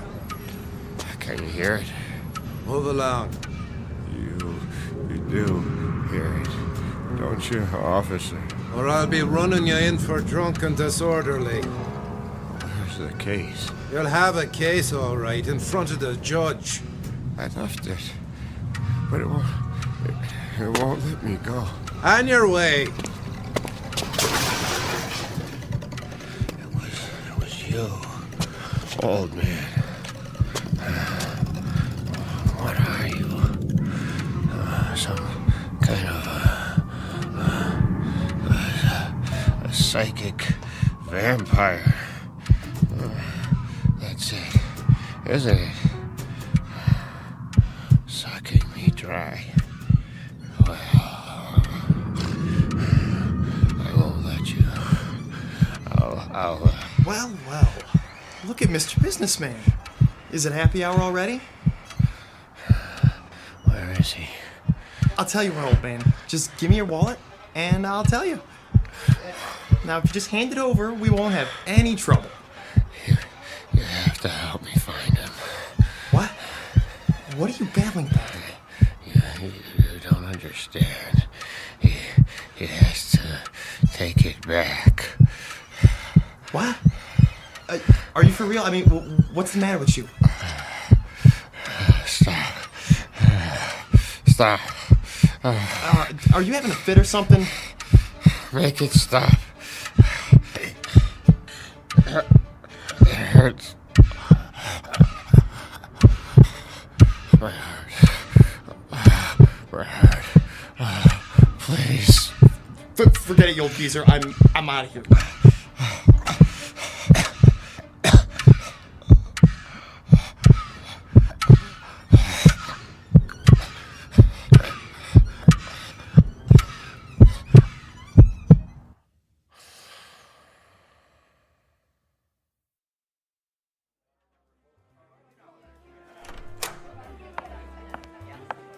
Why, hello, Miss Crossley. Hi, Frederick. Is Nate here? Mr. Harris? He was, but then Where did he go? I didn't see, miss. I offered to call a cab.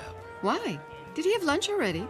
No, miss, he seemed, Seemed what? Is he coming back? I really can't say. Then I'll wait for him at the table. It needs to be cleared. Oh, take your time. I'm in no hurry.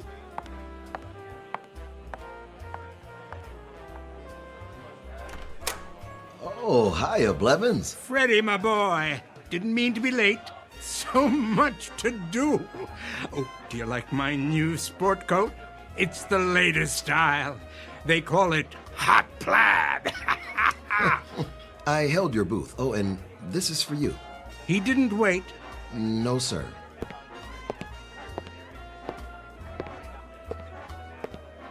Hello there. Hello. I do believe I recognize you. From where? This very table. You're a friend of Nathaniel's. What a coincidence. So am I. You know Nate? Please, join me. I'm fine here. Until they clear your table. I insist. Well, I'm sure he'll be along. Besides, I want to show you something. You'll find it quite interesting. Nathaniel did. just for a minute. Follow me, the corner booth.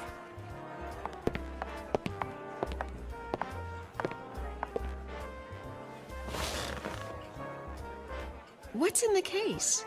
Something very special. I know what that is. It's a metronome. Are you a musician? Looks can be deceiving. This one has a most unusual construction, but I wouldn't want to confuse the issue. What was that? For now, call it a collection chamber. It smells of youth, strength, vitality, the most precious commodities in the world. Oh, but you know all about that, don't you? You're young, full of energy. Would you believe I was once so tired of life that I didn't know what to do with my time?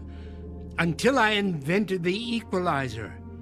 I've been hoping to find someone to test it. Allow me to demonstrate.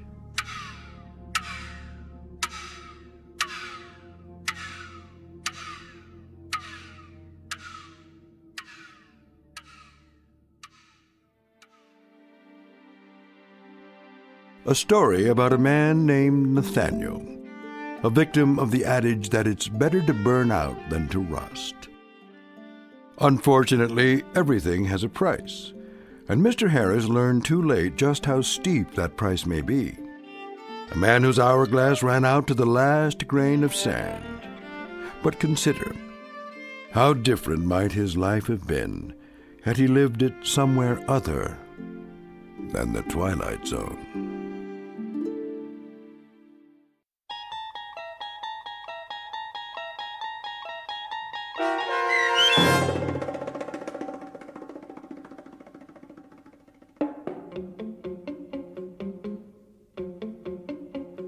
The 25th Hour, starring Mike Nussbaum with Stacy Keach as your narrator, was written for The Twilight Zone by Dennis Etchison. Heard in the cast were Steve Key, Fernette Lebo, Friedrich Williams, Lisa Wolfe, Joby Cerny, Carl Amari, Jim McCants, Patrick Francis, Doug James, Meg Thalken, and Jacob Goldberg. This copyrighted radio series is produced and directed by Carl Amari for Falcon Picture Group. Sound design, custom Foley effects, recording, and editing are produced in the Cerny American Sound to Picture Theater by sound designers Craig Lee, Bob Benson, and Tim Cerny. Music for The Twilight Zone is provided by CBS and American Music Company Incorporated, New York. To learn more about the Twilight Zone radio dramas and to download episodes, including 6 free episodes on our homepage, visit our official website at twilightzoneradio.com. Doug James speaking.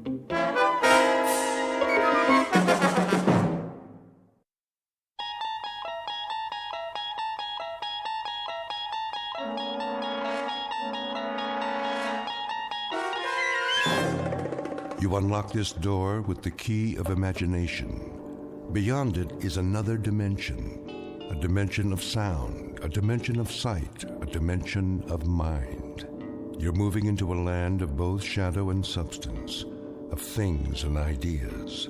You've just crossed over into the Twilight Zone.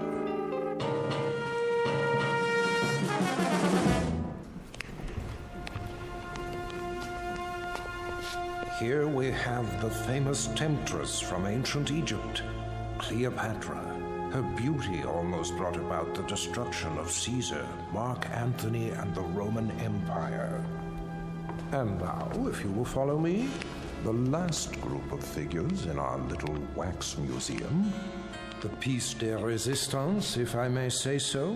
The most infamous black-hearted killers of all time.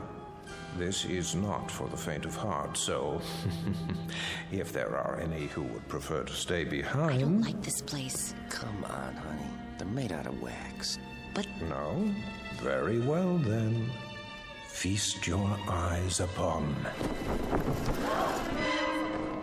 Jack the Ripper, Henri Landru, and the dreaded Burke and Hare.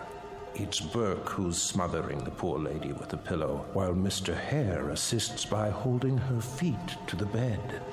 And last but not least, in the sailor's garb, Albert Hicks, about to sink his gleaming axe into the skull of his hapless victim, one Martin Senescu. Move in, please. they look so real. Closer. Closer. But not too close. Allow me to introduce Mr. Senescu, the curator of Murderer's Row. Thank you. Thank you. I'm sorry if I startled you. I thought he was one of the dummies. Oh, nothing to be afraid of. Perhaps not, young man. But who can tell what evil lurks in the heart of the man standing next to you? Go ahead, Martin. Introduce your friends. With pleasure. Albert W. Hicks, mate on the oyster smack E.A. Johnson, a gentleman. Yet one day, in 1860, off the Atlantic coast, he murdered everyone in his crew with an axe, exactly like this one. Why did he go mad? I'm afraid we'll never know. Not to mention, Burke and Hare, two more monsters of their time. But do they look like monsters? What torment drove them so late in life to behave like ghouls? You see here how they suffocated their victims. A technique called burking. Think of the agonies they endured. Which one's he talking about? Search me. Both of them, sir. All of them. Surely it's dreadful to be murdered, as our victim here would tell you, if she could talk. But to commit murder, to take a life with your own hands, again and again, and not be able to stop yourself. Can you begin to imagine the horror? Nope, but why don't you tell us about it? I wish I could. But somewhere in the world, now, at this very moment, there is someone who can. Yeah? Who? Well, no one knows yet. But if his torment is great enough, and he kills as these poor creatures did, then future generations will know, for he will end up here, immortalized in wax, remembered as you and I will never be, like Henri Landru, so filled with love and hate. He loved nearly 300 women in his lifetime, spinsters and lonely widows. He too must have felt agony as he strangled the life out of them. A master of the garret, identical to the one you see in his hands. That looks like some kind of cord. Just a piece of string.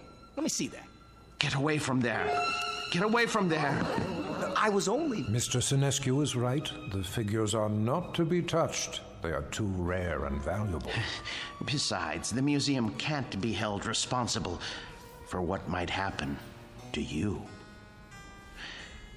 And here, another soul in torment. The Ripper himself. Of all the faces in London's Whitechapel district, which was his? And why did he feel driven to kill those pathetic drabs with one sweep of his knife? Identical to the blade you see before you.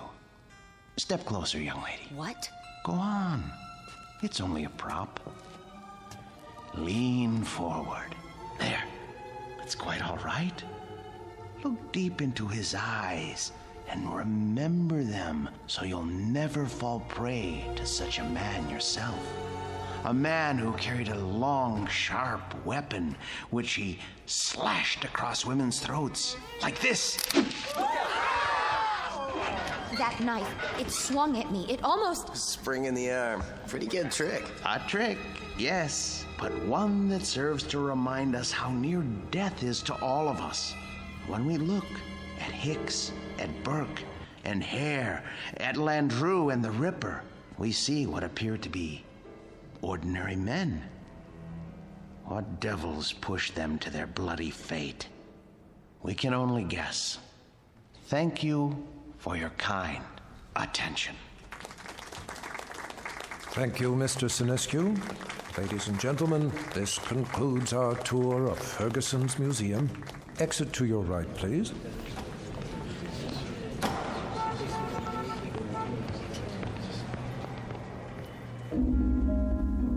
Mr. Martin Sinescu, a gentleman and the curator of Murderer's Row in Ferguson's Wax Museum. He looks after these replicas with care and dedication, and he ponders why ordinary men are driven to commit mass murder. What Mr. Sinescu does not know is that the groundwork has already been laid for a special kind of madness, a torment found only in the Twilight Zone.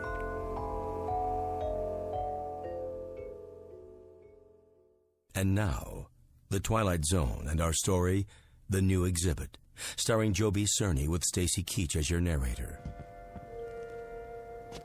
There now, Mr. Landru. Collar turned up just so. Easy to see why you're a real lady killer. We have to do something about that suit. Martin? Yes, Mr. Ferguson? I'd like to talk to you. All right. I'll be through here in a moment. That can wait. What I have to say to you is rather important. You know, sir, I think Landru needs a new suit. This one is 10 years old and shows it. Something wrong, Mr. Ferguson? Well, yes and no. I think we'd better discuss it in my office. All right, if you like, sir. Is it something I've done or haven't done? No, nothing like that. Sit down. Very well. Martin, I'm abandoning the museum. Abandoning? I'm afraid so. Is this a joke, sir? No. But you can't. You mustn't, sir. I know how you feel, Martin, but there isn't any choice. I don't understand. I've been offered a large sum of money for this property. Some people want to build a supermarket here. A supermarket? When I first opened the museum 30 years ago, I'd never dreamed I'd see this day. But the day is here, Martin, and we will just have to face it. 30 years, sir. No, for heaven's sake, don't make it more difficult than it is. I'm sorry. I hate this, Martin. You're the best employee a man could have. The way you've run the Murderer's Row exhibit, why, I don't think you ever missed a day's work. No, never. How many more days? None. This was the last. They start wrecking the building next week. What about the wax figures? I haven't decided yet. Sir, we can open another museum. We'll move everything somewhere else. I'm not as young as I once was. I could use a rest.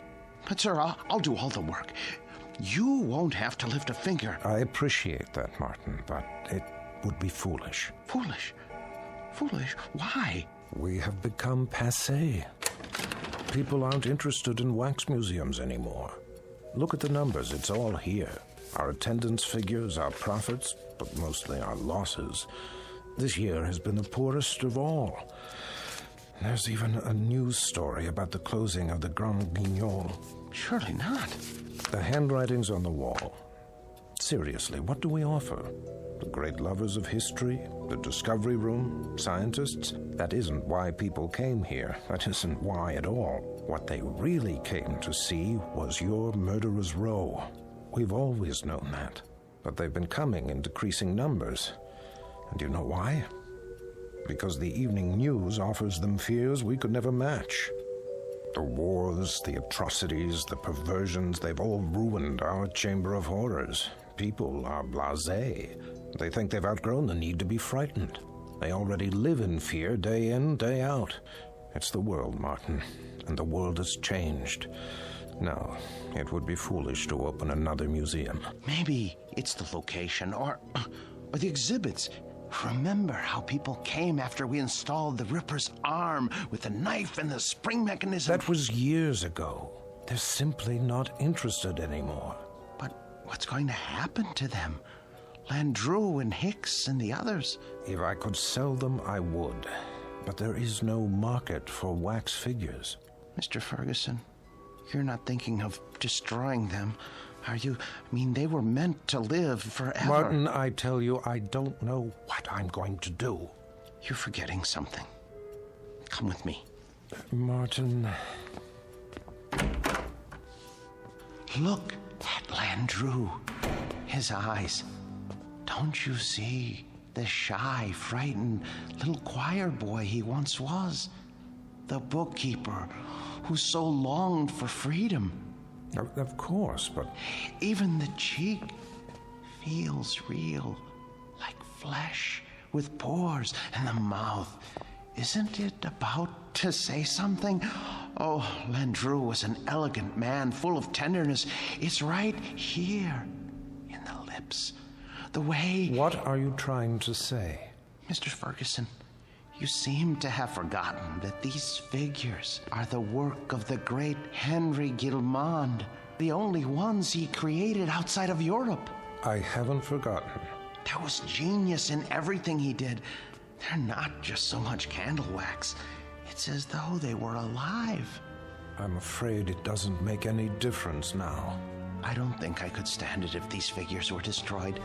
It would be It would be like losing 5 close friends. I won't destroy them, Martin. I give you my word. But where would I store them? You know how vulnerable they are to changes in temperature. I could take them. You? Yes. What would you do with them? I wouldn't put them in an ugly warehouse, I'll tell you that. They need constant care. I'll put them in my basement. That's ridiculous. Think about it. What would Emma say to having the figures of 5 famous murderers in her basement? Oh, she wouldn't mind. She rarely goes in the basement. It's my space. She'll understand. I'll put air conditioning down there and a heater for colder days. Oh, you'll see. I'll take care of them, just as I always have.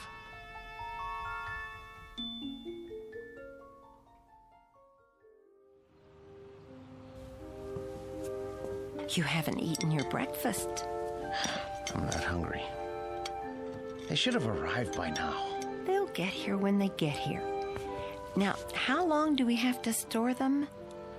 Not long. What time is it? You asked me that 5 minutes ago. Oh, maybe something happened. It's not like moving furniture, you know. They should have let me ride in the truck. What if they dropped one of the crates? There they are now. Just relax. You Martin Sinescu? Yes, are they all right? The boxes? They okay. They didn't break, right? Nope. No bumps?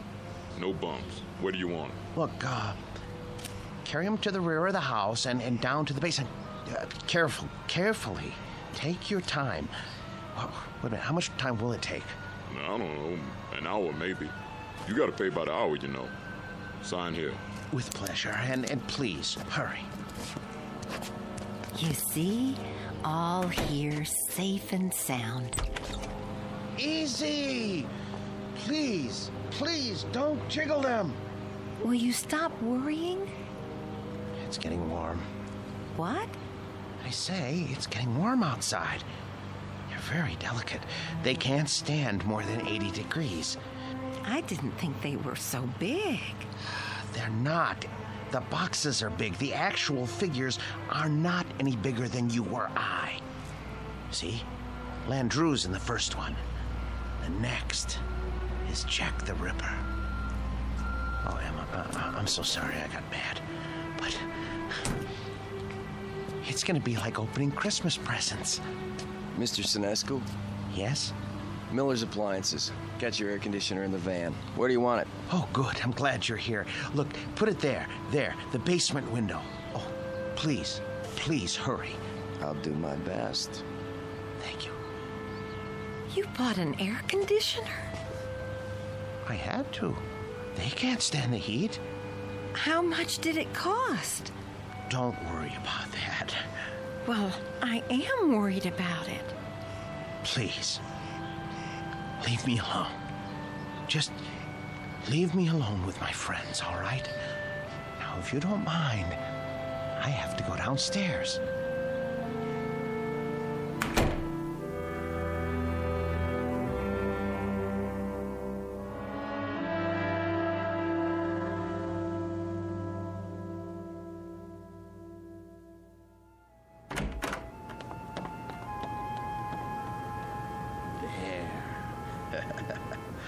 Ooh, feels cool enough. Now then, gentlemen, Bloody Jack the Ripper, how are you today? None the worse for wear, I see? Oh my. Cape's a bit shabby, though. Martin, are you down there? Yes, sir. Positively threadbare. Martin! Yes? Are you fussing with the Ripper's cape again? No. Yes. No. It's his hat. His hat is going to need cleaning and blocking before long. In fact, all their clothes could stand it. It's been almost a year since Mr. Ferguson let me do that. Martin! Emma, listen to me. The truth is, these men need clothes. But the Ripper here, his are the worst. Part of his coat back's come undone, and... Martin! What is it, dear? We're not buying them any clothes. Oh, Emma, Emma, listen. It's not just buying.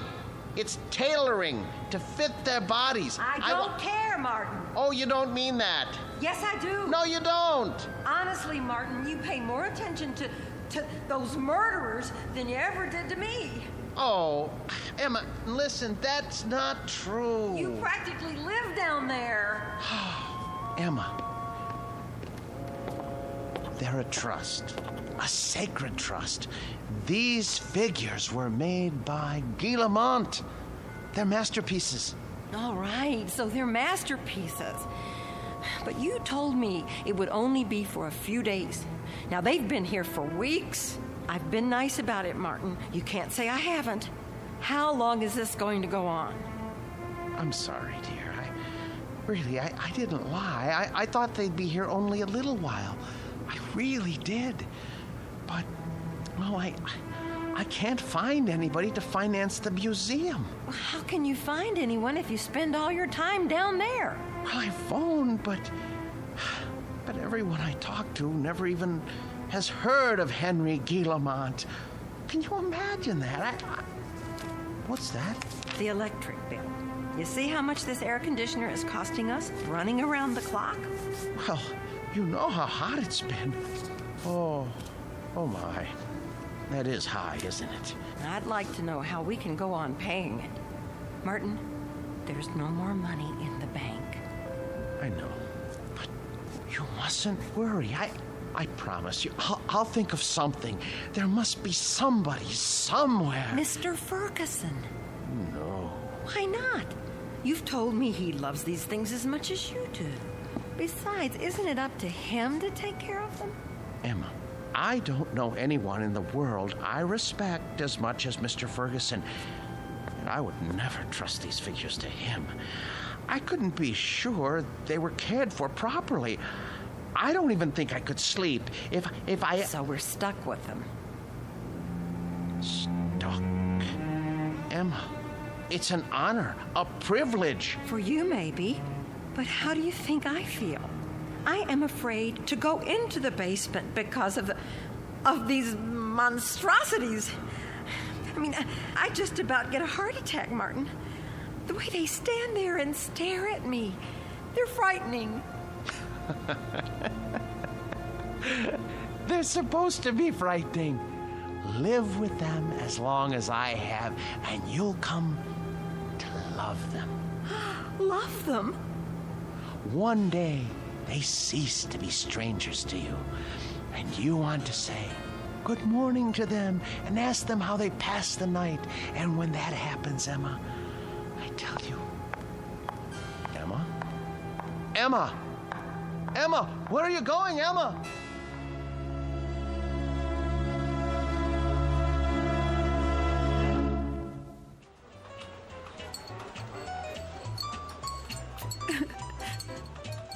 So I just don't know what to do. I mean, we can't borrow any more against the house. That's true. There's no chance for a refi without proof of income. And then today, when the electric bill came, I realized we've been spending a fortune just to keep the basement cool. You should have told me about this. I know, but I didn't want to bother you. I'm also your brother, remember? Oh, Dave. If only one of those people would loan him the money to open the museum, everything would be all right. Now, Emma, listen to me. Nobody's going to put money into a crazy scheme like that. Old Ferguson knew what he was doing when he sold out, and he was smart getting Martin to take care of those dummies. I shouldn't complain. It's just that you know how much he loved his job, and it was such a shock losing it. Do you want me to help? I didn't come here to ask you for a handout. Don't be silly. We're family. And believe it or not, I've always kind of liked the guy. But what's happening now? It sounds like he could use a few hours with a shrink. I can give you the name of a good one. Oh, Dave, he'd never go. Exactly. So what we've got to do is get Martin away from those things. Does he have them all? Only a few. How come? Ferguson had 200 or 300, didn't he? Yes, but these are special. Some man in Europe made them. Well, they can't be too special if they're not worth anything. They are to him. It's the first time that anything has come between us. I hate those murderers. I'll stop by and talk to him. It won't do any good. Then you talk to him, Emma. But not the way you have before. Lay it on him.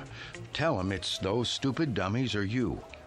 And if that doesn't work, well, there is another way. What?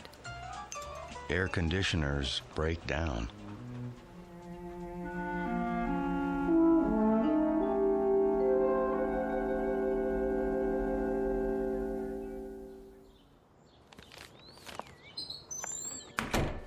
Emma?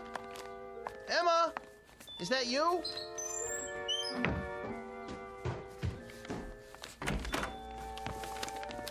Where have you been? Do you care? I know you're angry, but what can I do? I have to keep the figures in perfect condition. I can't let them go, or... Where did you get those groceries? I thought you said we didn't have any money left. Dave gave me some cash. Oh, no. Oh, my, oh, my, oh, my. You told your brother. Martin, we can't go on living like this. I'll borrow some money from Mr. Ferguson. Borrowing isn't going to solve anything. Now, Martin, I know what those figures mean to you, but... But what, Emma? What? I simply will not have them in this house 1 minute longer. Martin, once they're away from here, you'll be a different man. You'll see. You've lived with wax dummies so long, you've forgotten how to be a human being. No, I haven't. What kind of friend do you think I am? I cannot desert them now, not after all these years. They need me. They'd be lost. Martin, they're not alive. They don't need anybody. I want you to see a doctor. What? A doctor? Yes. Just once. What do I need a doctor for? Because, Martin, there's something the matter with you. You haven't been yourself lately. Oh. Well, who have I been then? Well, I'm not sure. Somebody I've never known. But, Martin, staying down in the basement all day and talking to those things, honey, it's not natural. I know it's not natural, but it's my job. I'm not the only husband who brings his work home with him. This was your brother's idea, wasn't it? Well, you go back and tell him to mind his own business.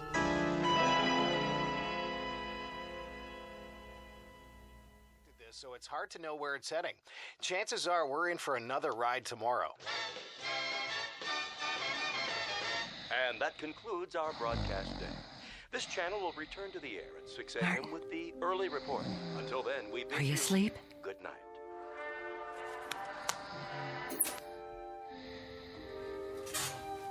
God forgive me. It's time for the air conditioner to break. Oh, it's so dark down here. And cold. Well, it won't be for much longer. Oh, where's the fuse box?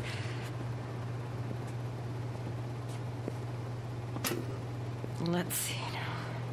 Which one is for the air conditioner? I should have brought a flashlight. I can't see a thing. Here it is. Good.